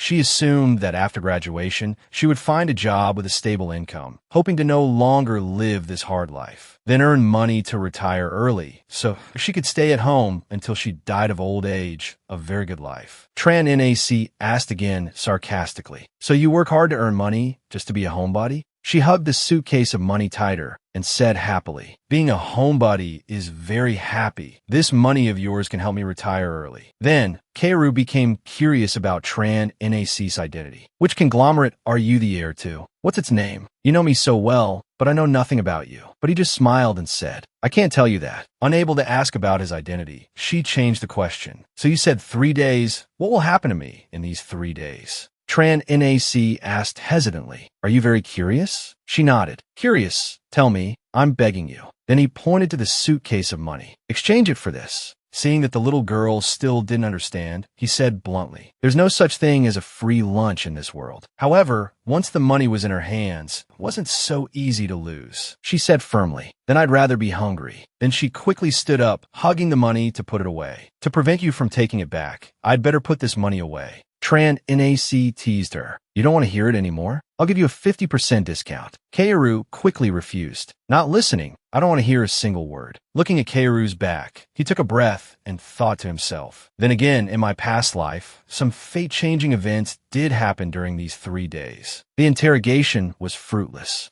Hayakawa, who was thought to have been eliminated by Kyo, was lucky not to have died and was found by his younger brother. My subordinate found that small alley and saved the old man. His heart is still beating. The boss isn't dead yet. The Truth Society quickly traced the name Nishikawa and found Kaoru that very night. A group from the Truth Society broke into her residence, and a fierce battle ensued. But the enemy was numerous and had the upper hand. "I want to see if your knife is faster or my gun is faster." So, Kaoru was taken to the Truth Society's base and went through 2 horrifying days and nights. Later, the police raided the Truth Society's base, and Kaoru was rescued along with others who had been persecuted by the Truth Society. This incident caused a public uproar and attracted media attention. The police spoke to the media. "There was a girl. When we rescued her, she was like a rag doll that had been sewn back together. I have never seen such a cruel scene." What's more ridiculous is that a major force like the Truth Society quickly suppressed this news. Kaoru was then sentenced to prison for murder. The police officer who helped her was also murdered. The girl who was once full of dreams for the future gradually had her edges worn down, leaving only extreme disappointment with the world. So, she broke out of prison and became a fugitive. Wearing a school uniform and a mask, she sought out members of the Truth Society one by one for revenge. "It's you. Aren't you supposed to be in prison? I broke out. You're the first." The people of the Truth Society, I won't spare a single one. Within a few years, core members were continuously killed, forcing the Truth Society to seek help from the underworld, and some well-known bosses also appeared on the list. At that time, Tran NAC accepted the Truth Society's commission, so he came to Japan. At a party, he and Lai Dinyin were dancing. She asked curiously, "Boss, do we really have to accept the Truth Society's commission? They've done a lot of things that deserve death." He replied, "We won't accept it. Just think of it as coming to Japan to relax. Anyway, someone is hosting us. There's food and drink. Why not come?" The girl immediately replied, "The boss is still the smartest." Tran NAC added, "If you don't shoulder great responsibilities, you won't know how difficult they are." The little beauty also expressed her heart. "Then I am willing to bear the burden, to be the lady of the house." After returning to the hotel from the party, Tran NAC encountered Kaoru. She rushed forward to attack, but he blocked her. "Interesting. Someone wants to kill me." "Lai Dinyin, she's yours." Lai Dinyin stepped forward and asked, "Who are you? Which force are you from?" Kaoru immediately replied, "I'm the one who specializes in killing the people and dogs of the Truth Society." After a struggle, Lai Dinyin subdued Kaoru. "Boss, how should we handle her? This girl is very stubborn. I told her we're not from the Truth Society, but she doesn't believe me." Tran NAC stepped forward and reached for her mask. Kaoru screamed, "Don't take it off." But when the mask was removed, Kaoru's face was fair and flawless. "I have restored your appearance. Can you tell me everything now?" Kaoru asked doubtfully. "Why are you helping me?" He replied with a firm statement. "Because you are a very potential metahuman." As for Kaoru's mother, Nishikawa, after fleeing to Osaka, she found a new lover and lived very comfortably. The two of them were watching the news on TV. There was a girl. When we found her, she was like a rag doll glued back together. The old lover sighed after hearing this. How tragic. I can't imagine how heartbroken this child's parents must be. She even hypocritically chimed in. "That's right, when my husband and daughter had their accident and passed away, I cried for a whole month. I ran out of tears." However, later Nishikawa became old and haggard, addicted to alcohol, abandoned by men, and her life became difficult. Kaoru would visit her from time to time and leave some money. She was used to relying on others. Now she's not used to being alone. Without a man to give her money, life is too hard.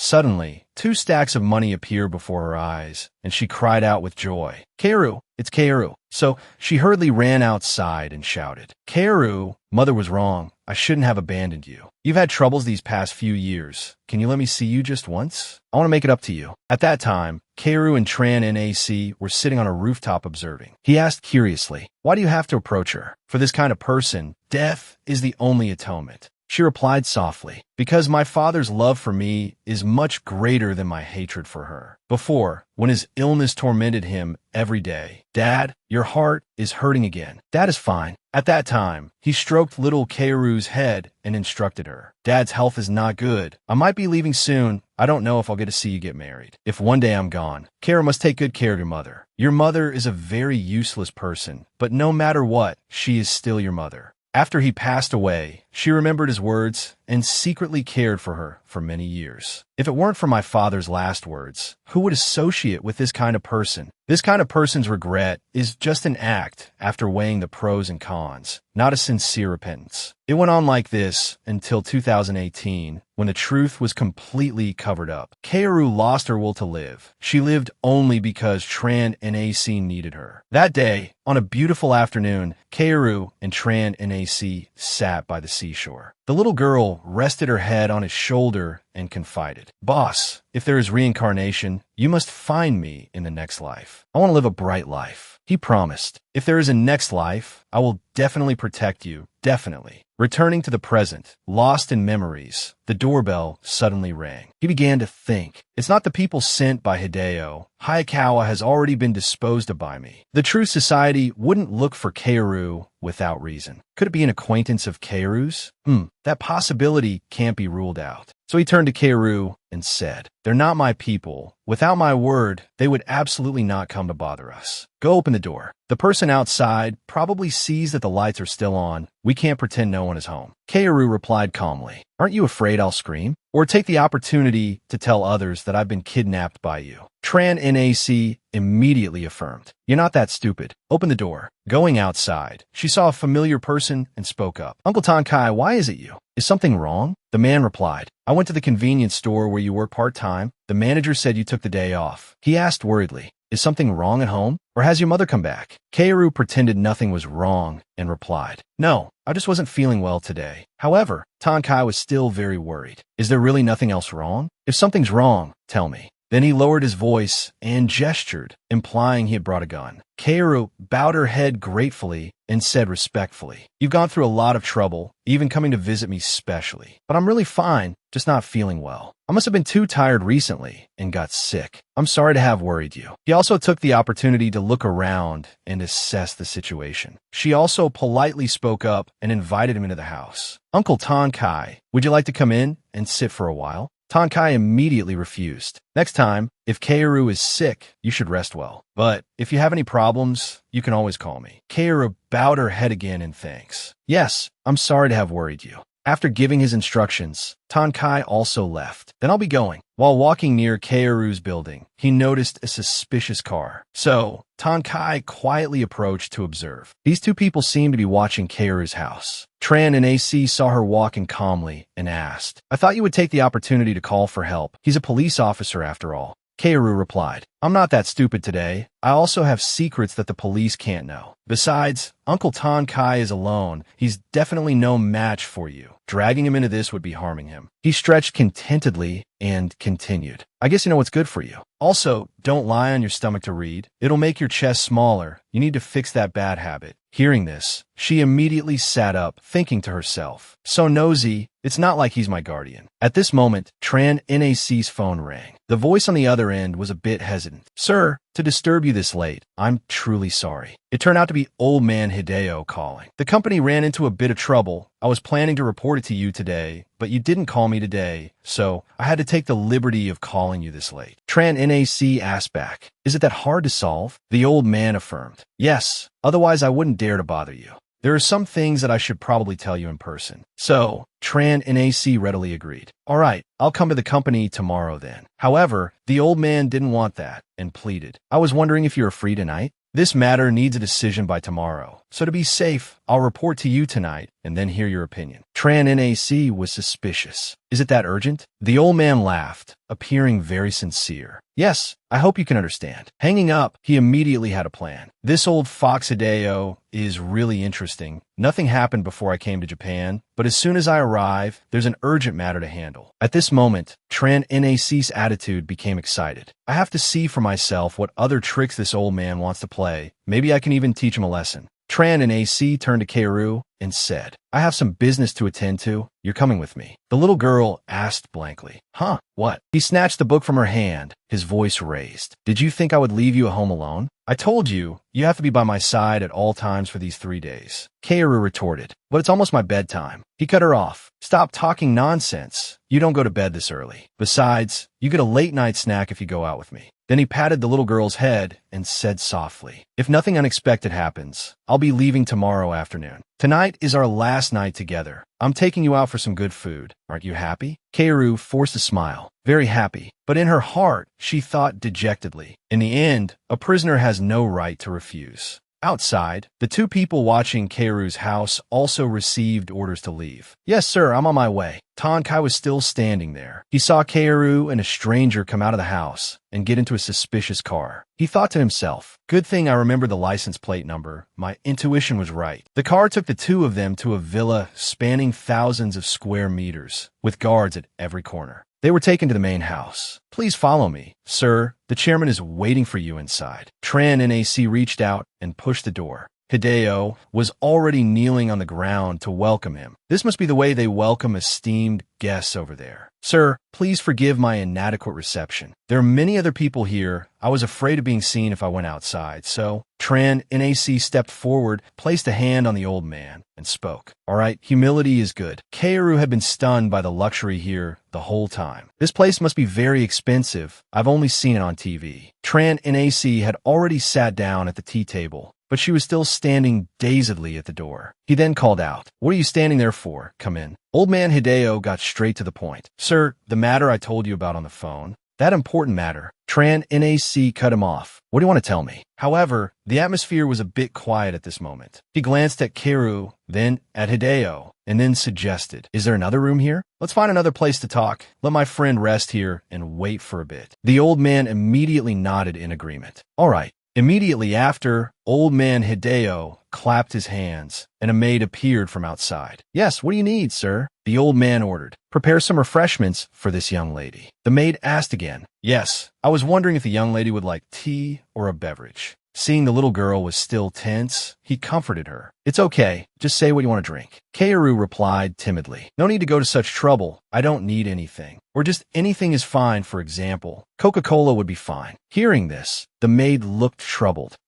She thought to herself, should I tell this guest that we don't have that kind of low-end beverage here? Keiru also noticed her predicament and quickly changed her mind. If it's too much trouble, then never mind, just a glass of plain water is fine. However, old man Hideo found it troublesome, and he roared, what are you standing there for? So undisciplined. The esteemed guest said she wants to drink Coke. Hurry up and prepare it. I'm sorry, I'll go prepare it right away. Tran NAC also chimed in. Give me a Coke too with ice. Then he stood up to leave. You wait for me here for a bit. I'm going to the next room to talk about something. Keiru seemed very embarrassed. and tugged on his shirt hem to ask, "Was I very rude just now?" Tran NAC said, "It's fine. What's wrong with drinking Coke? Drink what you want to drink." Let me tell you, of these people who pretend to understand the tea ceremony, more than half of 100 don't actually like drinking tea. They're just pretending. You're still young. Don't learn the pretentious habits of those old men. Hearing him say that, she was relieved. "Then come back soon." Arriving in another room, he sat comfortably on a chair and asked, "Speak. What's so urgent?" In the video, he stood and presented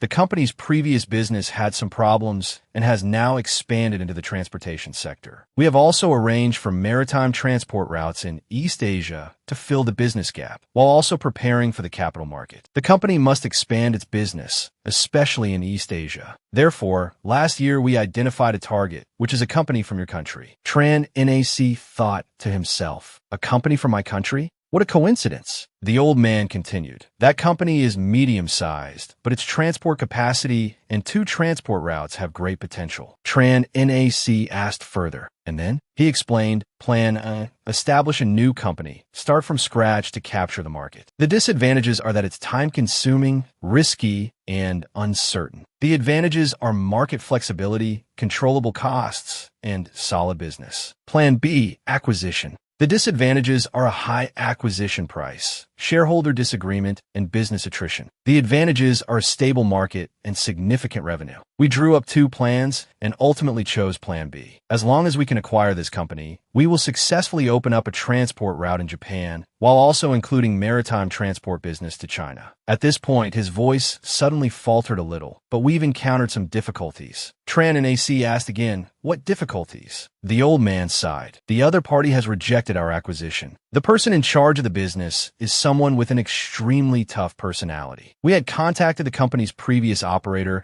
and reached some agreements, even offering to buy back shares of that company. We had a very pleasant conversation. That person was Ha Long Dai. At the dinner table, we had our arms around each other's shoulders, incredibly close. For the organization, for the honor of the gold diggers. But that previous operator passed away last year. The successor has denied our entire acquisition process. We put in a lot of effort, but it was all in vain. And the person who took power is none other than Kwang On Tu. I am a new chairman. All the agreements that Ha Long Dai had agreed to were canceled. This left Hideo utterly astonished. Chairman, what you're saying violates the rules of business. After listening to him beat around the bush for a while, Chin Nua asked directly, "You're telling me all this? What do you hope I'll do?" The old man said immediately, "It's very simple. Support me like the organization did before. When you encounter an opponent who is difficult to deal with quickly, then just uproot them like a weed growing in the wrong place." Chin Nua showed a look of contempt. "Uproot? You mean eliminate?" The old man leaned forward, his tone urgent. "That's right. After all, this isn't the first time, is it, Mr. Special Envoy?" Chin Nua placed both hands on the table and said coldly, "Before reporting to me, you've taken similar actions before, haven't you?" The old man vehemently denied it. "No. This kind of special operation requires the organization's support. Without the organization's support, I'm just an ordinary businessman, incapable of doing such things." Chin Nua looked at him, laughing coldly inside. This old man was lying. His heartbeat, breathing, and pupils all showed slight changes. Although he knew the man was lying, Chin Nua played along. "All right, show me the target's file. You brought it with you, right?" The old man's face lit up with joy. "Of course I brought it." He took out a file on Chairman Jiang and handed it to Chin Nua. Chin Nua was secretly pleased. He had found out with no effort at all that the one who posted the assassination mission for Jiang Yingzi was this old man. The old man said, "This person must be eliminated, and the sooner, the better." Chin Nua didn't ask many questions and agreed right away. No problem at all. His objective achieved. The old man said cheerfully, "Sir, let's continue drinking then." Chin Nua nodded. "Let's drink. The organization will help you take over this company soon. Do a good job." The old man enthusiastically led the way. "Sir, this way, please." At this moment, Chin Nua was quite pleased. How interesting. Is this the butterfly effect? A rich Japanese guy wants to take over a company from his own country. And damn it, it somehow involved a guy like me in Huaxia with no pocket money. He walked and calculated. If Hideo hadn't commissioned an assassin, he wouldn't have gotten that account, wouldn't have been able to re-enter the underworld, and use the codename Burning Heart to tease Lu Jiji. Then Lu Jiji wouldn't have ended up taking everything from him, forcing him to ask the captain for pocket money. If the captain found out about all this, he'd probably skin this old man Hideo alive. On the other side, old Hideo had his own calculations. Everything was going as he had predicted. The Abyss organization had indeed taken the bait. Jiang Yingzi has expert bodyguards. The people he sent all failed. So he just needed to toss this hot potato to the Abyss organization. Let two tigers fight, and it would be a good show to watch. If Abyss wins, I'll continue to feign loyalty and wait for an opportunity. If Abyss loses, I can easily break free from Abyss. This is an excellent opportunity to probe, with only benefits and no drawbacks for me. In this life, I, Hideo, must rely on my own superior intellect to control my own destiny. As he saw Chinua to the door, the old man said once more, I hope you will lend me your full support. Within the organization, Chinua was not stingy about giving this old Hideo a gift. This seed of commercial fortune was the perfect reward for the old man. King Yama will come for you tonight. Chinua pretended to pat his shoulder and said, just remain loyal to the organization and everything will be fine. As soon as the car left, a subordinate nearby, holding a file, spoke up. Chairman, the file on the girl who was with him has been thoroughly investigated. The old man glanced at it briefly and asked, oh, is there anything unusual? The other person said, yes, a little. Here is the file. Please take a look. The old man nodded. All right, I'll look at it in the car. After looking through it, old Hideo asked doubtfully, this file looks very normal. What did you say was unusual? The other person explained, when I was investigating her identity and family background in detail, I discovered something interesting. This girl's mother is named Nishikawa, and she has connections to the Truth Society. Hearing this name, the old man was also startled. The people from a Truth Society are very troublesome. They infiltrate political circles and are involved with many other forces. Moreover, the whole of society utterly detests the Truth Society. Having connections with the Truth Society is not a wise move. He immediately pressed, this girl's mother is a member of the Truth Society? Is her rank high? The subordinate reported, not high, just a small fry at the bottom, who was tricked and brainwashed into joining. According to records, after being brainwashed, she handed over all her assets to the Truth Society. This made the old man even more curious. What exactly is the problem with this girl, Keiru's identity? The other person seemed a bit hesitant. Chairman, this is just my personal speculation based on the investigation. The old man wanted to hear it, so he told him to continue. It's like this. Since Nishikawa is a member of the Truth Society, I took the opportunity to investigate their recent activities. Recently, the Truth Society's main stronghold in Tokyo was attacked. Both the Truth Society and the police are investigating this matter. The police believe that no matter what it is, anything involving the Truth Society is never good news. Suddenly getting entangled in such a major case, the police officers are all very frustrated. It looks like they won't be getting a break this weekend. On the very night that he took Keiru back to the hotel, a member of the Truth Society named Hirakawa was murdered. Someone saw that the person who entered Hirakawa's private room that night was a girl. An employee also confirmed that Hirakawa was led away by a girl. It was the server from that day who saw Saori and old Hirakawa leaving together. Due to the lack of camera footage, plus the fact that the KTV is in a central location with heavy foot traffic, it's very difficult to narrow down the suspects. Only a security guard had an impression of girl, but he found it hard to describe her accurately, so the police couldn't find them. They only know that a female student had been there. The old man asked in astonishment, are you saying that the girl who killed the Truth Society member is Keiru? The subordinate confirmed, yes. I secretly took a photo and showed it to that security guard, who confirmed it was this young lady. Hideo asked further, you didn't reveal this girl's identity, did you? He said, no, sir. I've already silenced that security guard. Without your orders, I wouldn't dare to act on my own. The old man gave a sinister smile and praised, very good. You did very well. Next, he came up with a plan, turned, and ordered him to do something. Go and leak that girl's identity. The subordinate was startled and asked, leak it to the Truth Society? Hideo clarified, of course not. Working from behind the scenes is the smart move. I don't want to get involved with the people from the Truth Society. You just need to reveal some information to the KTV staff. No need to reveal too much. Just release a relatively clear photo. With the Truth Society's capabilities, that photo will quickly get into their hands. The old man emphasized, remember, you must ensure that no matter how the Truth Society investigates, they can only trace it back to Keiru with no connection to us. He understood. I will definitely handle it properly. The plan set, the old man said, take me home. The car quickly turned around. That night, in old Hideo's private residence, just as the clock struck 12, this old man was sleeping soundly in his large 2-meter-wide bed when suddenly he let out a pained scream and died. At the same time, in Chen Nua's office, he made a call to report this news to someone. The gold digger in Tokyo, Hideo, is dead. Does the organization have a contingency plan for this unexpected situation? The captain, who was fast asleep, was woken up by Chen. Hideo is dead? Chen Nua admitted bluntly. Yes, I did it. The captain didn't understand and asked again why. Chen Nuo replied in a loud voice. You want to hear? Then I'll tell you. I hope you can still sleep tonight. 10 minutes later, after hearing Chen Nuo's account, the captain was wide awake, and his attitude was extremely firm. Big brother, give me Hideo's body.